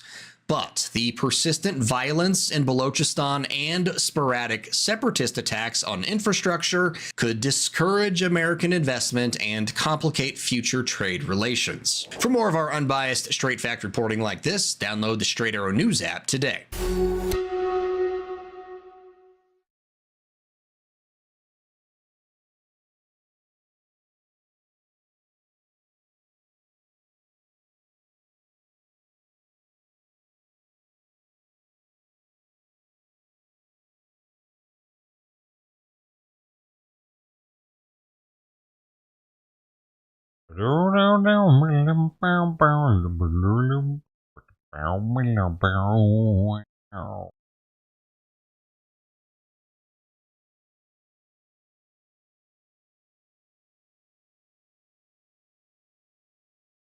It's been 2 months now since the U.S. president first mentioned the prospect of Canada becoming the 51st state. At the time, pretty much everyone agreed he was probably just trolling, but he kept going, bringing it up over and over and over, even going so far as to suggest a possible plan of attack. are you also considering military force to annex and acquire? No. Economic force. Then Canada's Prime Minister weighed in at a meeting with business leaders in Toronto. Justin Trudeau's remarks in the closed-door session of the meeting were picked up on a live microphone, suggesting that Donald Trump's frequent comments about Canada becoming the 51st state are not meant in jest. Fox News then asked Trump about Trudeau's comments directly. You know, the Prime Minister said this weekend to a group of Canadian businessmen, he was at a private meeting, he said that your wish for Canada to be the 51st state is a, quote, real thing. Is it a real thing? Yeah, it is. I think Canada would be much better off being a 51st state. Which all raises the question, if Trump really does want to absorb Canada, why?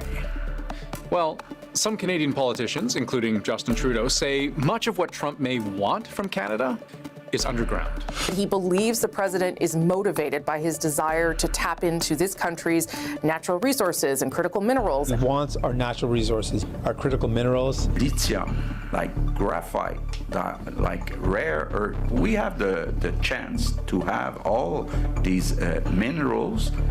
And I think Mr. Trump would like to get them. When they talk about, you know, a minerals deal with Ukraine, or they talk about whatever it is they want to do with Greenland, or these sort of allusions towards Canada annexation, we have seen a general through line, which is critical minerals. Critical minerals are those building blocks of technology which countries deem essential to their economies and national security. You can think metals used for aerospace, defense, energy, for example. Critical minerals don't generally have easy alternatives either, and they tend to be in short supply. They're not easy to find elsewhere, and yet they're really, really necessary. Necessary and used in everything. Like, say you wake up in the morning to the sound of your battery-operated alarm clock. Those batteries, full of lithium. You walk over to the fridge, you grab some breakfast. That fridge is energy efficient, so its wiring is all copper. Then you grab your phone, you put on a podcast to listen to while you eat. Inside that phone, there's a little motor that makes its speakers work. That's full of rare earth elements. And when you're done, you hop on the streetcar heading to work. The massive battery that gives it power has lithium, nickel, and cobalt inside.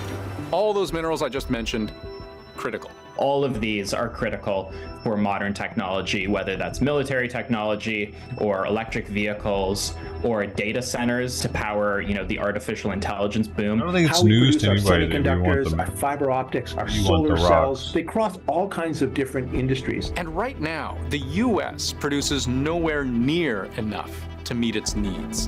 It imports about 80% of its critical minerals from other countries, and the majority of that comes from one specific country. Canada doesn't have the bauxite. Every single one of the minerals we're talking about, China has a dominating position over the entire supply chain. So even though the U.S. is, you know, considers China a big global adversary, they still have to rely on them for, you know, a lot of these critical minerals: nickel, copper, cobalt, lithium, so on and so forth. So we see concentration is very high, very problematic. It gives one country outsized leverage in controlling the supply chain. And China uses this leverage. In response to U.S. tariffs, they banned and restricted exports of certain critical minerals to the U.S. There are already strong signals being sent across the Pacific Ocean that point to the potential for geopolitical risk that is forming. And what worries the United States is that there's nothing stopping China from escalating even further, from unilaterally cutting off all of its supply to certain countries. And that's something they have done in the past. In 2010, for example, China completely cut Japan off, banning the shipment of critical minerals. Things did go back to normal a few months later, but it was enough to throw much of the Western world into a panic. It's really meant as a warning shot. It basically demonstrates strengths at this point that yes, we control the supply chain, yes, we can use it, and yes, we will use it if it's in our interest. And so that is a message that has been understood ever since. Well, look at our cars a little while back when there was a geopolitical issue and we could not get semiconductors onto this continent. Wait a minute. Everything runs on semiconductors. You don't see them again. They're built into all these machines we use.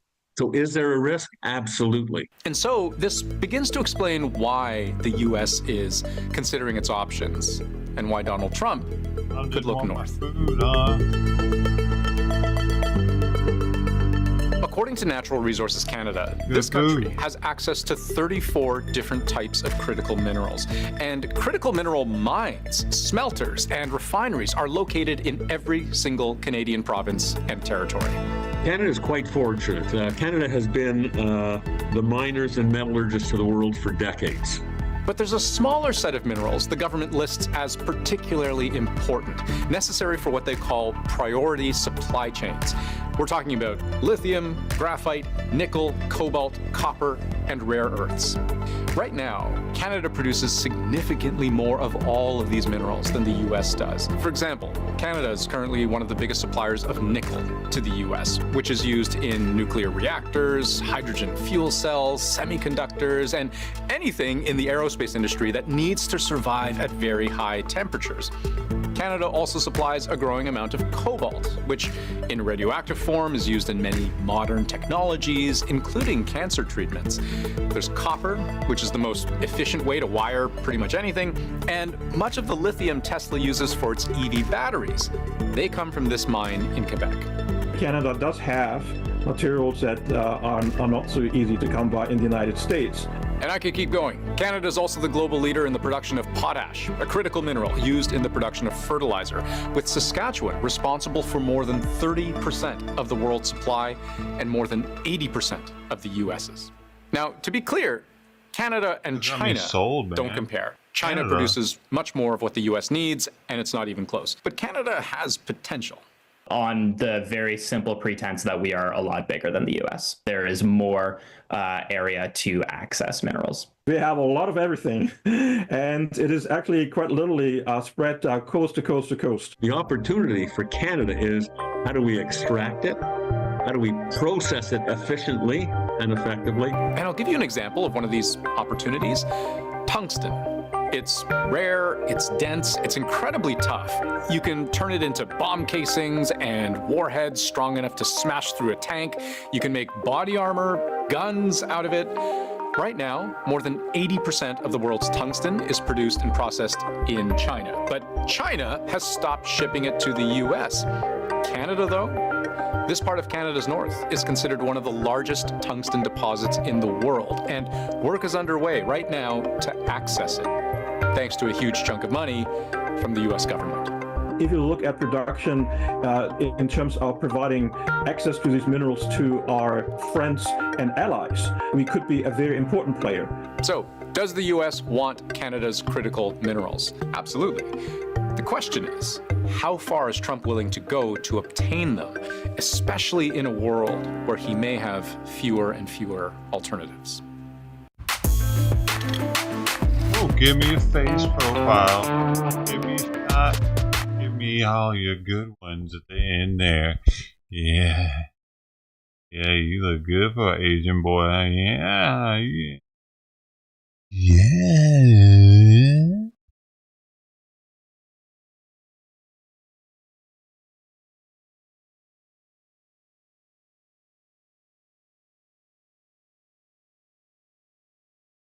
That was that CBC we're talking about.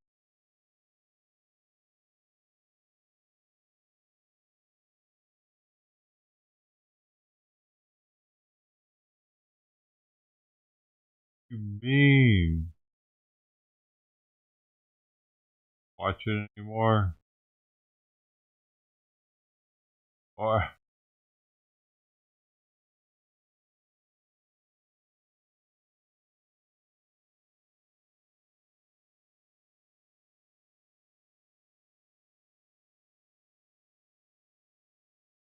Welcome back. It's good to have you with us. The People versus Musk. That's the title of a new 7-figure campaign on television led by Wisconsin Democrats, and it involves the state Supreme Court race that has quickly become kind of a spending contest of many ideologically different billionaires. This contest is on April 1st. It is technically nonpartisan. The outcome will determine the court's ideological balance and give the nation an early read on the political terrain after the 2024 presidential election. Now, the ideologically conservative candidate, that's Brad Schimmel, has the backing of at least one political action committee connected to Elon Musk, while the ideologically liberal candidate, that's Susan Crawford, has George Soros's money and money from some other progressive wealthy donors in her corner. Democrats recently released this ad calling out Musk and his federal workforce cuts. Elon Musk is out of control, and now the power-hungry billionaire is unloading millions to buy the Wisconsin Supreme Court. He knows MAGA politician Brad Schimmel is for sale. I want to bring in Ben Wickler now, who's chair of Wisconsin's Democratic Party. It's great to have you with us, Ben. So, is this race between Brad Schimmel and Susan Crawford or George Soros and Elon Musk? Well, unfortunately, Elon Musk has decided to put in more than $10.2 million of his fortune into this race through two big super PACs. That is more than 7 times the amount that we've tracked from any other donor in this race, a vast sum that is unimaginable. But in the Citizens United era, the doors are open for the richest man in the world to try to buy the most powerful court in Wisconsin by putting Brad Schimmel into the tie-breaking seat. With Susan Crawford, she's beholden to no one. She interprets the law, and she's the kind of judge that you'd want on the Supreme Court. So on the Democratic Party and in her campaign, we've actually garnered much more support from small grassroots donors than from any major donor. But the question is whether all of that and all of the door knocking and volunteering that we're doing to ensure folks know that she represented Planned Parenthood in the state Supreme Court case, Planned Parenthood versus Brad Schimmel, to make sure that voters know that she's the person who actually believes in Wisconsin values and the rule of law, and that Brad Schimmel is for sale. Yeah, but George Soros and Reid Hoffman have given to the state party, and that money appears to have gone straight to her campaign. So they're involved too, right? We have major donors, we have small donors. At the Democratic Party, what we don't have is, to our knowledge, donors with cases pending in the Wisconsin court system. Elon Musk has sued in Wisconsin courts to try to bypass car dealership laws to sell more Teslas here, and now he's poured in $10 million. How many figures is that? 8 figures into trying to buy the state's highest court. That's just something that is without parallel. And he's doing that at the same time as he attacks Social Security, the Veterans Administration, and tweets on the platform that he owns about supposed voter fraud, which might be something to do with Brad Schimmel talking about how Trump was, in his words, screwed over when the state Supreme Court didn't overturn the 2020 election. That's all a cause for concern for anyone who cares about democracy, whether or not you care about Wisconsin itself. Ben, what's the state of the race? This is potentially a tight race. You know, if you go back over the last 15 years, we've had 2 state Supreme Court races that came down to less than half of a percentage point. Now, we've also had some blowout victories. So the real question is whether the intensity of voter engagement is going to be higher among Democrats and people who believe in democracy, or whether it will be higher among the MAGA base that Elon Musk's ads are trying to appeal to. He's putting out flyers that say that Trump needs you to vote for Brad Schimmel. And our message is democracy, freedom, the rule of law, safety in our communities needs you to vote for Susan Crawford. And we'll see which of those messages out-energizes the other. Which is the analog for this race?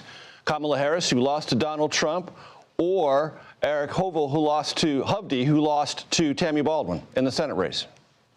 Well, I think if you look at Tammy Baldwin, she had tremendous appeal in every corner of Wisconsin because she embodied common sense. She was from Wisconsin through and through. Kamala Harris lived here as a child, but I will say Susan Crawford grew up in Chippewa Falls, Wisconsin. She was the eldest of 4 siblings. She took care of a sibling with special needs, and that inspired in her this instinct to protect that has carried her through her work as a prosecutor, as an attorney, and now as a judge. And like Tammy Baldwin, she earns trust from people in every corner of this state. On the other side, we have Brad Schimmel, who's a MAGA extremist politician in the mold of Eric Hovde, someone who alienates people through his kind of power grab energy. And he's supported by one of the most disturbing figures in American politics, Elon Musk, who is currently shredding the Veterans Administration. I think this is going to be a Tammy Baldwin plus victory in the state of Wisconsin for Susan Crawford. And if it isn't, what state will that leave national Democrats who feel still not only dismayed, but a bit disorganized? I will say this. The fact that the richest man in the world, while he's shredding Social Security and threatening to eliminate programs like Medicaid and Medicare, that he would plunk down a $10 million contribution in a state Supreme Court race to try to control the judicial system, whether or not either side wins, this is a wake-up call. That for anyone who thinks that we shouldn't become an oligarchy where the whole country is run by the world's richest people, they need to get involved, organizing, volunteering. Go to peoplevmusk.org to sign up to volunteer or to donate, to get involved, to ensure that people who believe in democracy are at the levers of our democracy. This is an all-hands-on-deck situation. And through Election Day, April 1st, we're going to be doing everything we can to alert Democrats and people who believe in Susan Crawford's vision of Wisconsin to get out and cast a ballot. Wisconsin Democratic Party Chair Ben Wickler, thank you. Thanks so much. Wisconsin lives matter, y'all. Stop laughing. Wisconsin lives matter. Wisconsin, you matter. Laughing.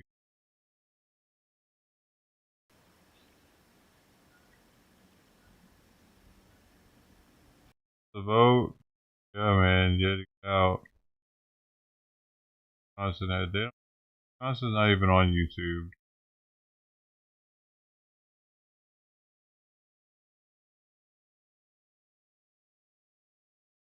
Might not be allowed to get on YouTube.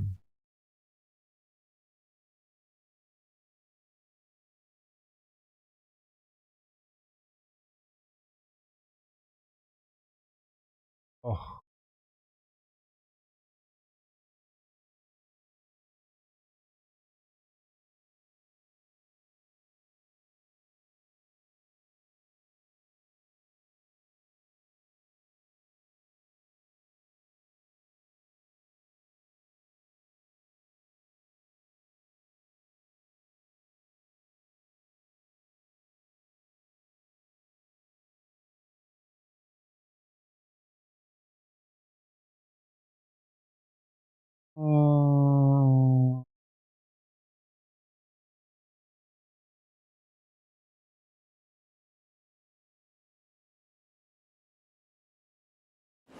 We've seen significant stock market sell-offs over the past 2 days. In fact, the S&P 500 stock index is at its lowest point since September of last year. Why is that?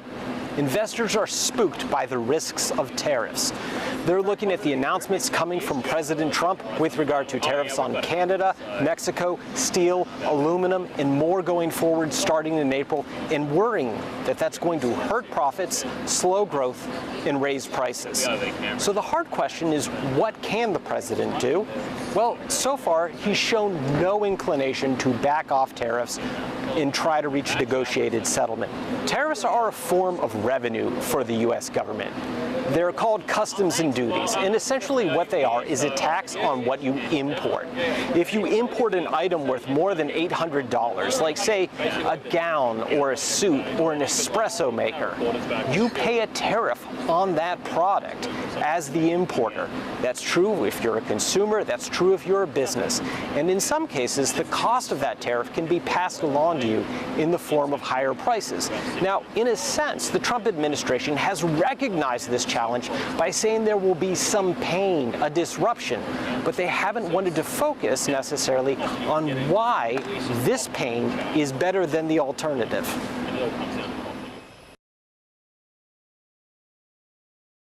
Because in the long run, you dummy, that's where it ended for real. It's common sense. Dude.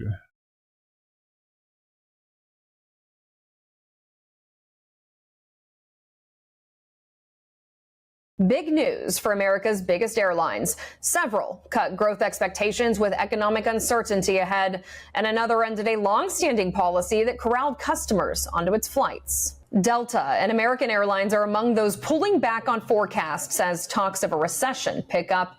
Meanwhile, the nation's favorite budget carrier will start charging for bags. Let's start with the two largest. American Airlines originally expected growth of around 3 to 5% for the first quarter. But in an SEC filing Tuesday, the company said the revenue environment has been weaker than initially expected due to the deadly aircraft collision in Washington and softness in the domestic leisure segment, primarily in March. The company now expects first quarter revenue to be flat compared to a year ago. At the end of January, 67 people died after an Army-operated Black Hawk helicopter collided with American Airlines Flight 5342. The crash happened as the plane was trying to land at Ronald Reagan Washington National Airport in Arlington, Virginia. Just a few weeks later, a Delta flight flipped upside down while landing in Toronto, injuring 21 people. Delta CEO Ed Bastian told CNBC both incidents are weighing on bottom lines. At the same time, we also had the impact of the aircraft accident that American experienced at the end of January. And then we had our own Toronto incident that was also happening all around the same time. So these events somewhat exacerbated the impact on us. So it's not just corporate and consumer, it was also a question about safety in our industry. Sure. Delta's woes are less pronounced than Americans. It's still expecting growth, albeit much smaller. In January, the company projected 7 to 9% revenue growth. On Monday, the company cut that growth forecast in half to 3 to 4%. Well, the first quarter is always the seasonally most difficult quarter of the year for our industry and historically somewhat tough to project.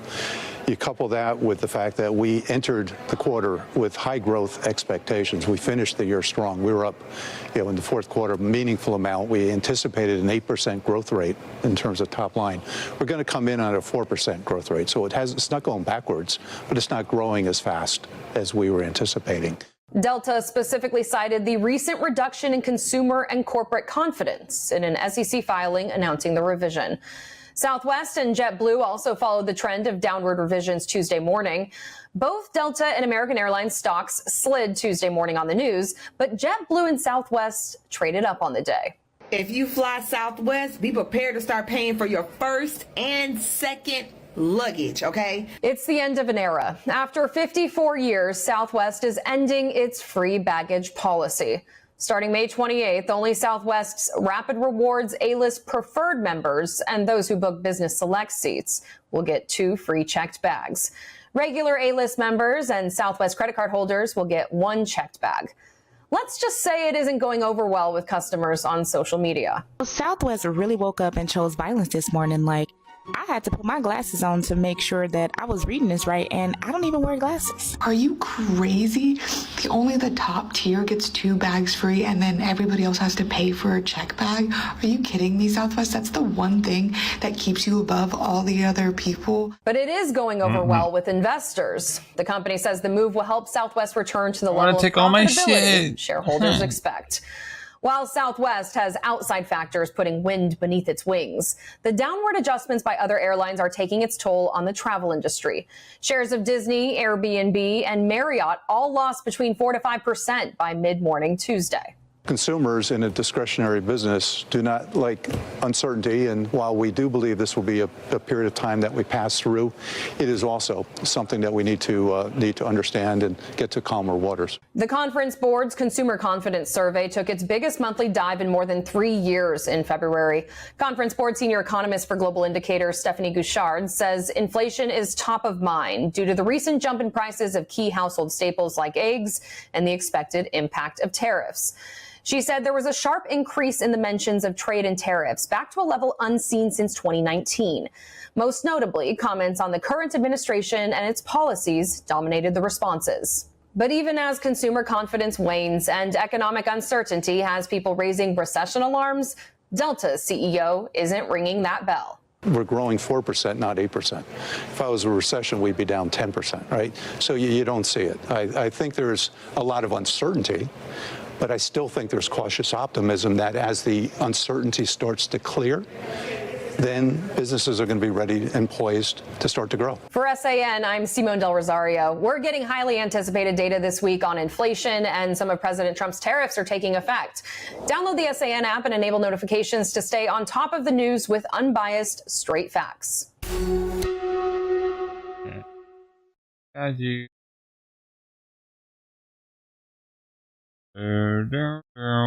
Hey, you missed your vote, dude. Back in here.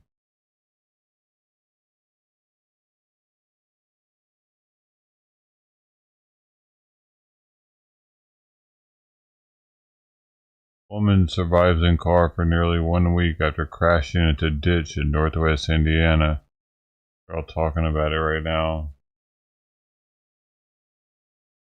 Breaking right now. I'm just glad to have my baby Jessie back. Brianna Nicole Castle.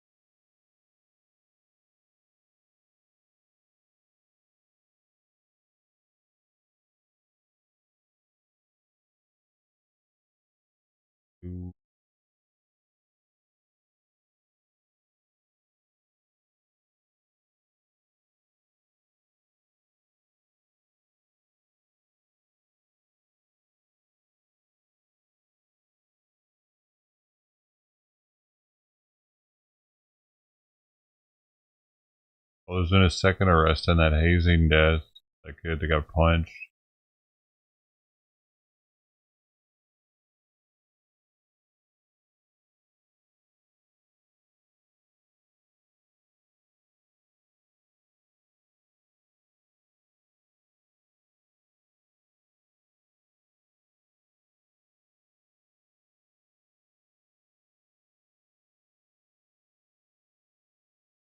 Rice Master.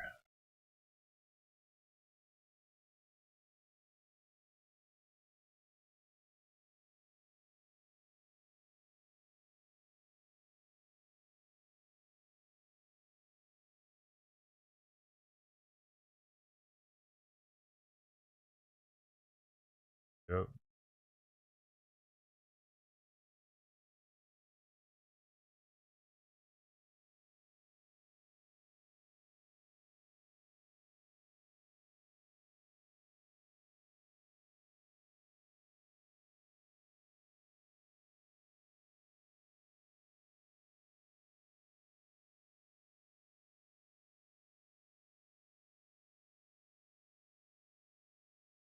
Oh yeah, the Rice Master.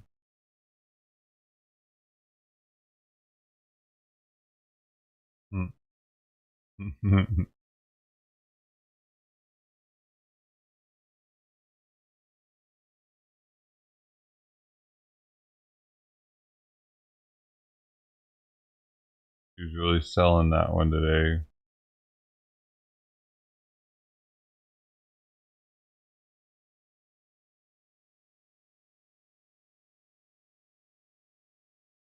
Yeah, it was something. I don't know, I didn't click on it. Why are they selling her video so much? The Rice Master. I'm probably gonna get recommended again. Wait, are you sure? Watch the Rice Master video. Waiting on it to come back around.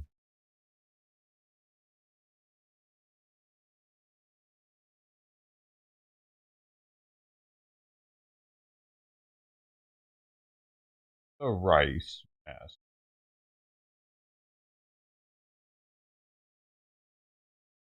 Probably not gonna get it again. Got one chance, Rice Master. Show yourself.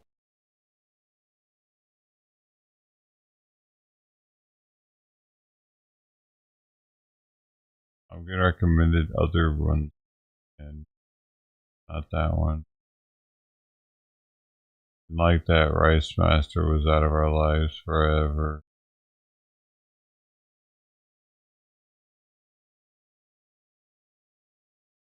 Price Master is back.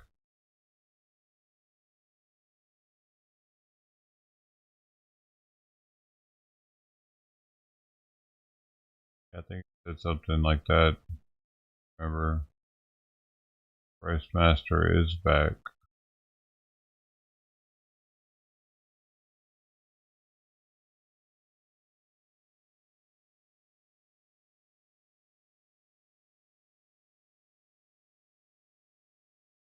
That's something. Hey, would YouTube be pumping it? That's what if you were paying YouTube.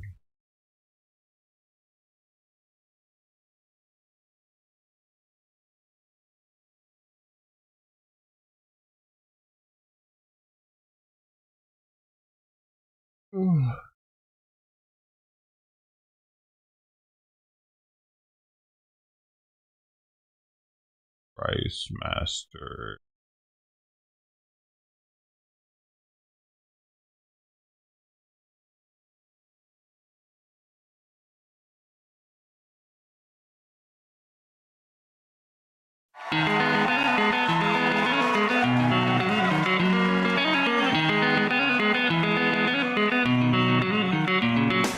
Come to a leaper with the peppermint bake, the chalupas in the refrigerator. Fuck a doorknob, California, buttermilk pancakes in my eyes. Stepped on a toe, broken Navajo code, now it's time to iterate California. I got a thumbtack on my nutsack, price 3.1415. Hey, oh, I don't know what I say. I love it. The more I sneeze, the less I blow. Got frisky with the buffalo. Hey, oh, whoa, whoa. Jelly beans and nicotine are streaming through my grandma's spleen, and I just stubbed my toe. Stumbling through the pages of a Webster's earns me wages. There's so many words to go. Tickle my bum with a mannequin thumb on a bongo drum in California. Snuffleupagus ate my asparagus, supernova toilet clog. Car chucking down on the 101, gotta have some fun in California. There's a sunspot on my kumquat, Nancy Reagan bit my dog. Hey, oh, It all works still. This could have been the song. I got your hey, oh, I don't know what I said, no, no, no.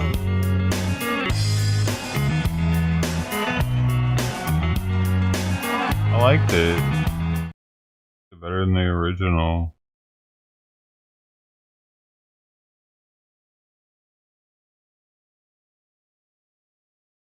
Hey, what's up? We are gay. Anyways, look at our special logo. It shines bright like a diamond. Its luminous effect is different from ordinary store sign. My boyfriend loves 3 things: football, fried chicken, And cock.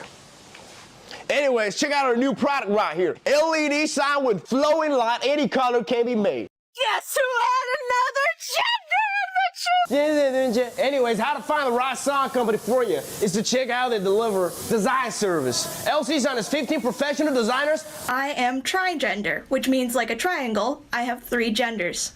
Male, female. Anyways, how to find the right sign company for you is to check how they provide design service. LC Sign has 15 professional designers. We produce 200 drawings every day. When I found out that my mom was pregnant and by the same man as me, you know, honestly, it was unexpected. I doubt that. Anyways, this style is very popular now. Put it in your storefront and make your business great again. What do you feel?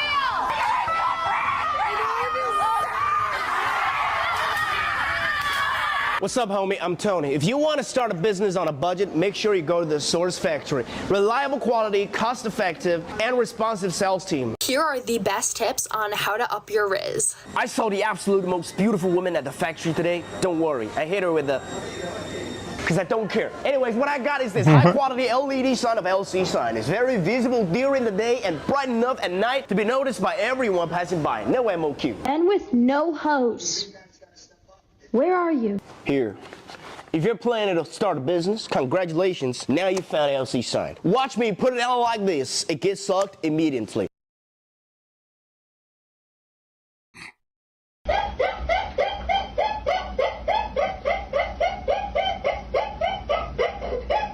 Pulling it down with the same pressure applied throughout the entire pull, so then it gets longer and longer. Anyways, if you want to order signs for your franchise stores, make sure you buy from a responsible sign company. LC Sign has 4 respectively quality inspectors and been in the sign industry for 5 to 12 years. I'm officially only going to date guys who are 20 plus years older than me. Real? Look no further than our acrylic light box. Outside is a green light box. Inside is acrylic letters. It's professional and ethical to upgrade your store. Anyways, how to know your spend on signs worthwhile is simple ways to check if they have spare parts. LC Sign would provide spare thread rods and nuts and sleeve nuts. Suitable template with holes, transformer, or adapter in the package. Oh my God, did you coming, baby? Nope. Anyways, how to know your spend on signs are worthwhile is simple ways to check if they have spare parts. LC Sign would provide spare thread rods and nuts and sleeve nuts. Suitable template with holes, transformer, or adapter in the package.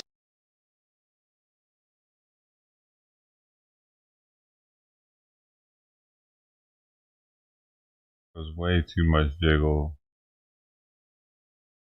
Would you do something like that? Would you say no men in female sports? Well, I think it's an issue of fairness. I completely agree with you on that. So that's easy to call out, the unfairness of that. Last week, California Governor Gavin Newsom said that he thinks that trans athletes competing in girls' and women's sports was deeply unfair. I want to hear what you think. Now, stepping in this identity, I'm still like a baby trans. You know, I've only 3 years in. A dear friend of mine, Skylar, he is a trans athlete. His handle's Pink Manta Ray. That's someone who I really look to for guidance. And Your friend went from female to male, competing with other males. Correct. No. Yes. Her friend. Her friend went from female to male and is competing with other males. So Gavin doesn't have a problem with that. Well, I think part of the problem the trans community is facing, and it's the same problem that women face, is if you don't know anything about our bodies, you don't know how it works. When you come in and you say, these are men competing against women, you're assuming that the women are weak and just can't do anything yourself. Have you seen female athletes? They know what they're doing. Have you seen male athletes? I don't even know what to say. And also, do you know who else agrees with me on this? Is Serena Williams, one of the greatest female tennis players of all time. I'm like, if I were to play Andy Murray, I would lose 6-0, 6-0. It's a completely different sport. The men are a lot faster. They serve harder, they hit harder. It's just a different game. Does that make her less of a player? No. It's so outrageous. I'm not sure what's going on or why this is an issue. I don't know what. Oh, geez. Why is it possibly happening? How could it possibly be happening? Nobody has any idea. As to what, I liked your answer. Thank you. I liked your answer. Oh, God. This is such a losing topic, and I don't know why these people keep pushing it. I do really think this is hurting average, just well-intentioned trans people. I think that it's needlessly divisive. I think it hurts greater political goals. The only people that this is good for are the people in the audience and the people on this show, because they get to sit around and think about how high-minded they are, and then at the same time, all they do is ferment extremism because average people have completely repudiated this. By every opinion poll imaginable, even with liberal voters, this is a majority unpopular viewpoint. Why are you doing this? Why do you keep pushing this?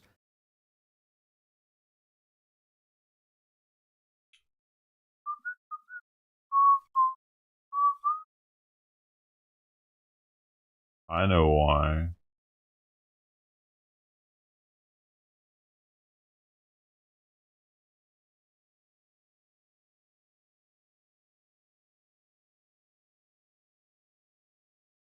That means you're gay.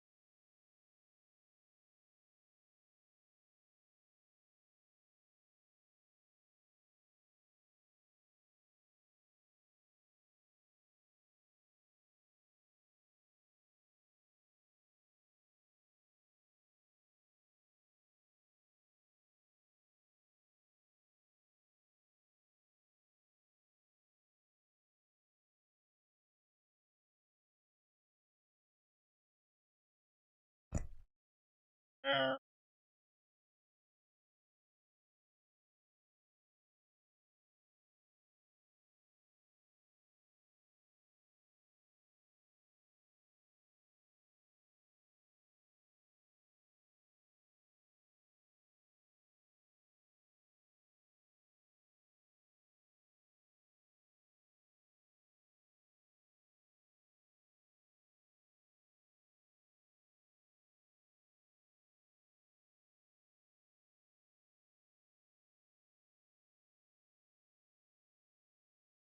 y'all, going out of here.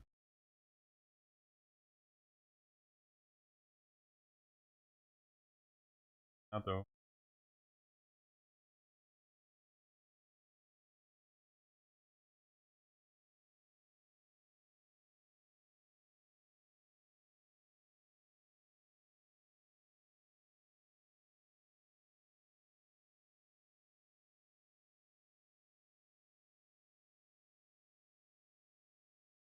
Alright.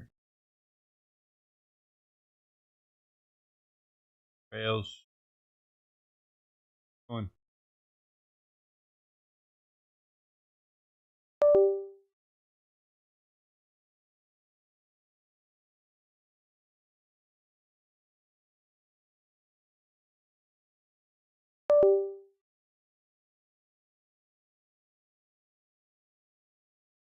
Another one.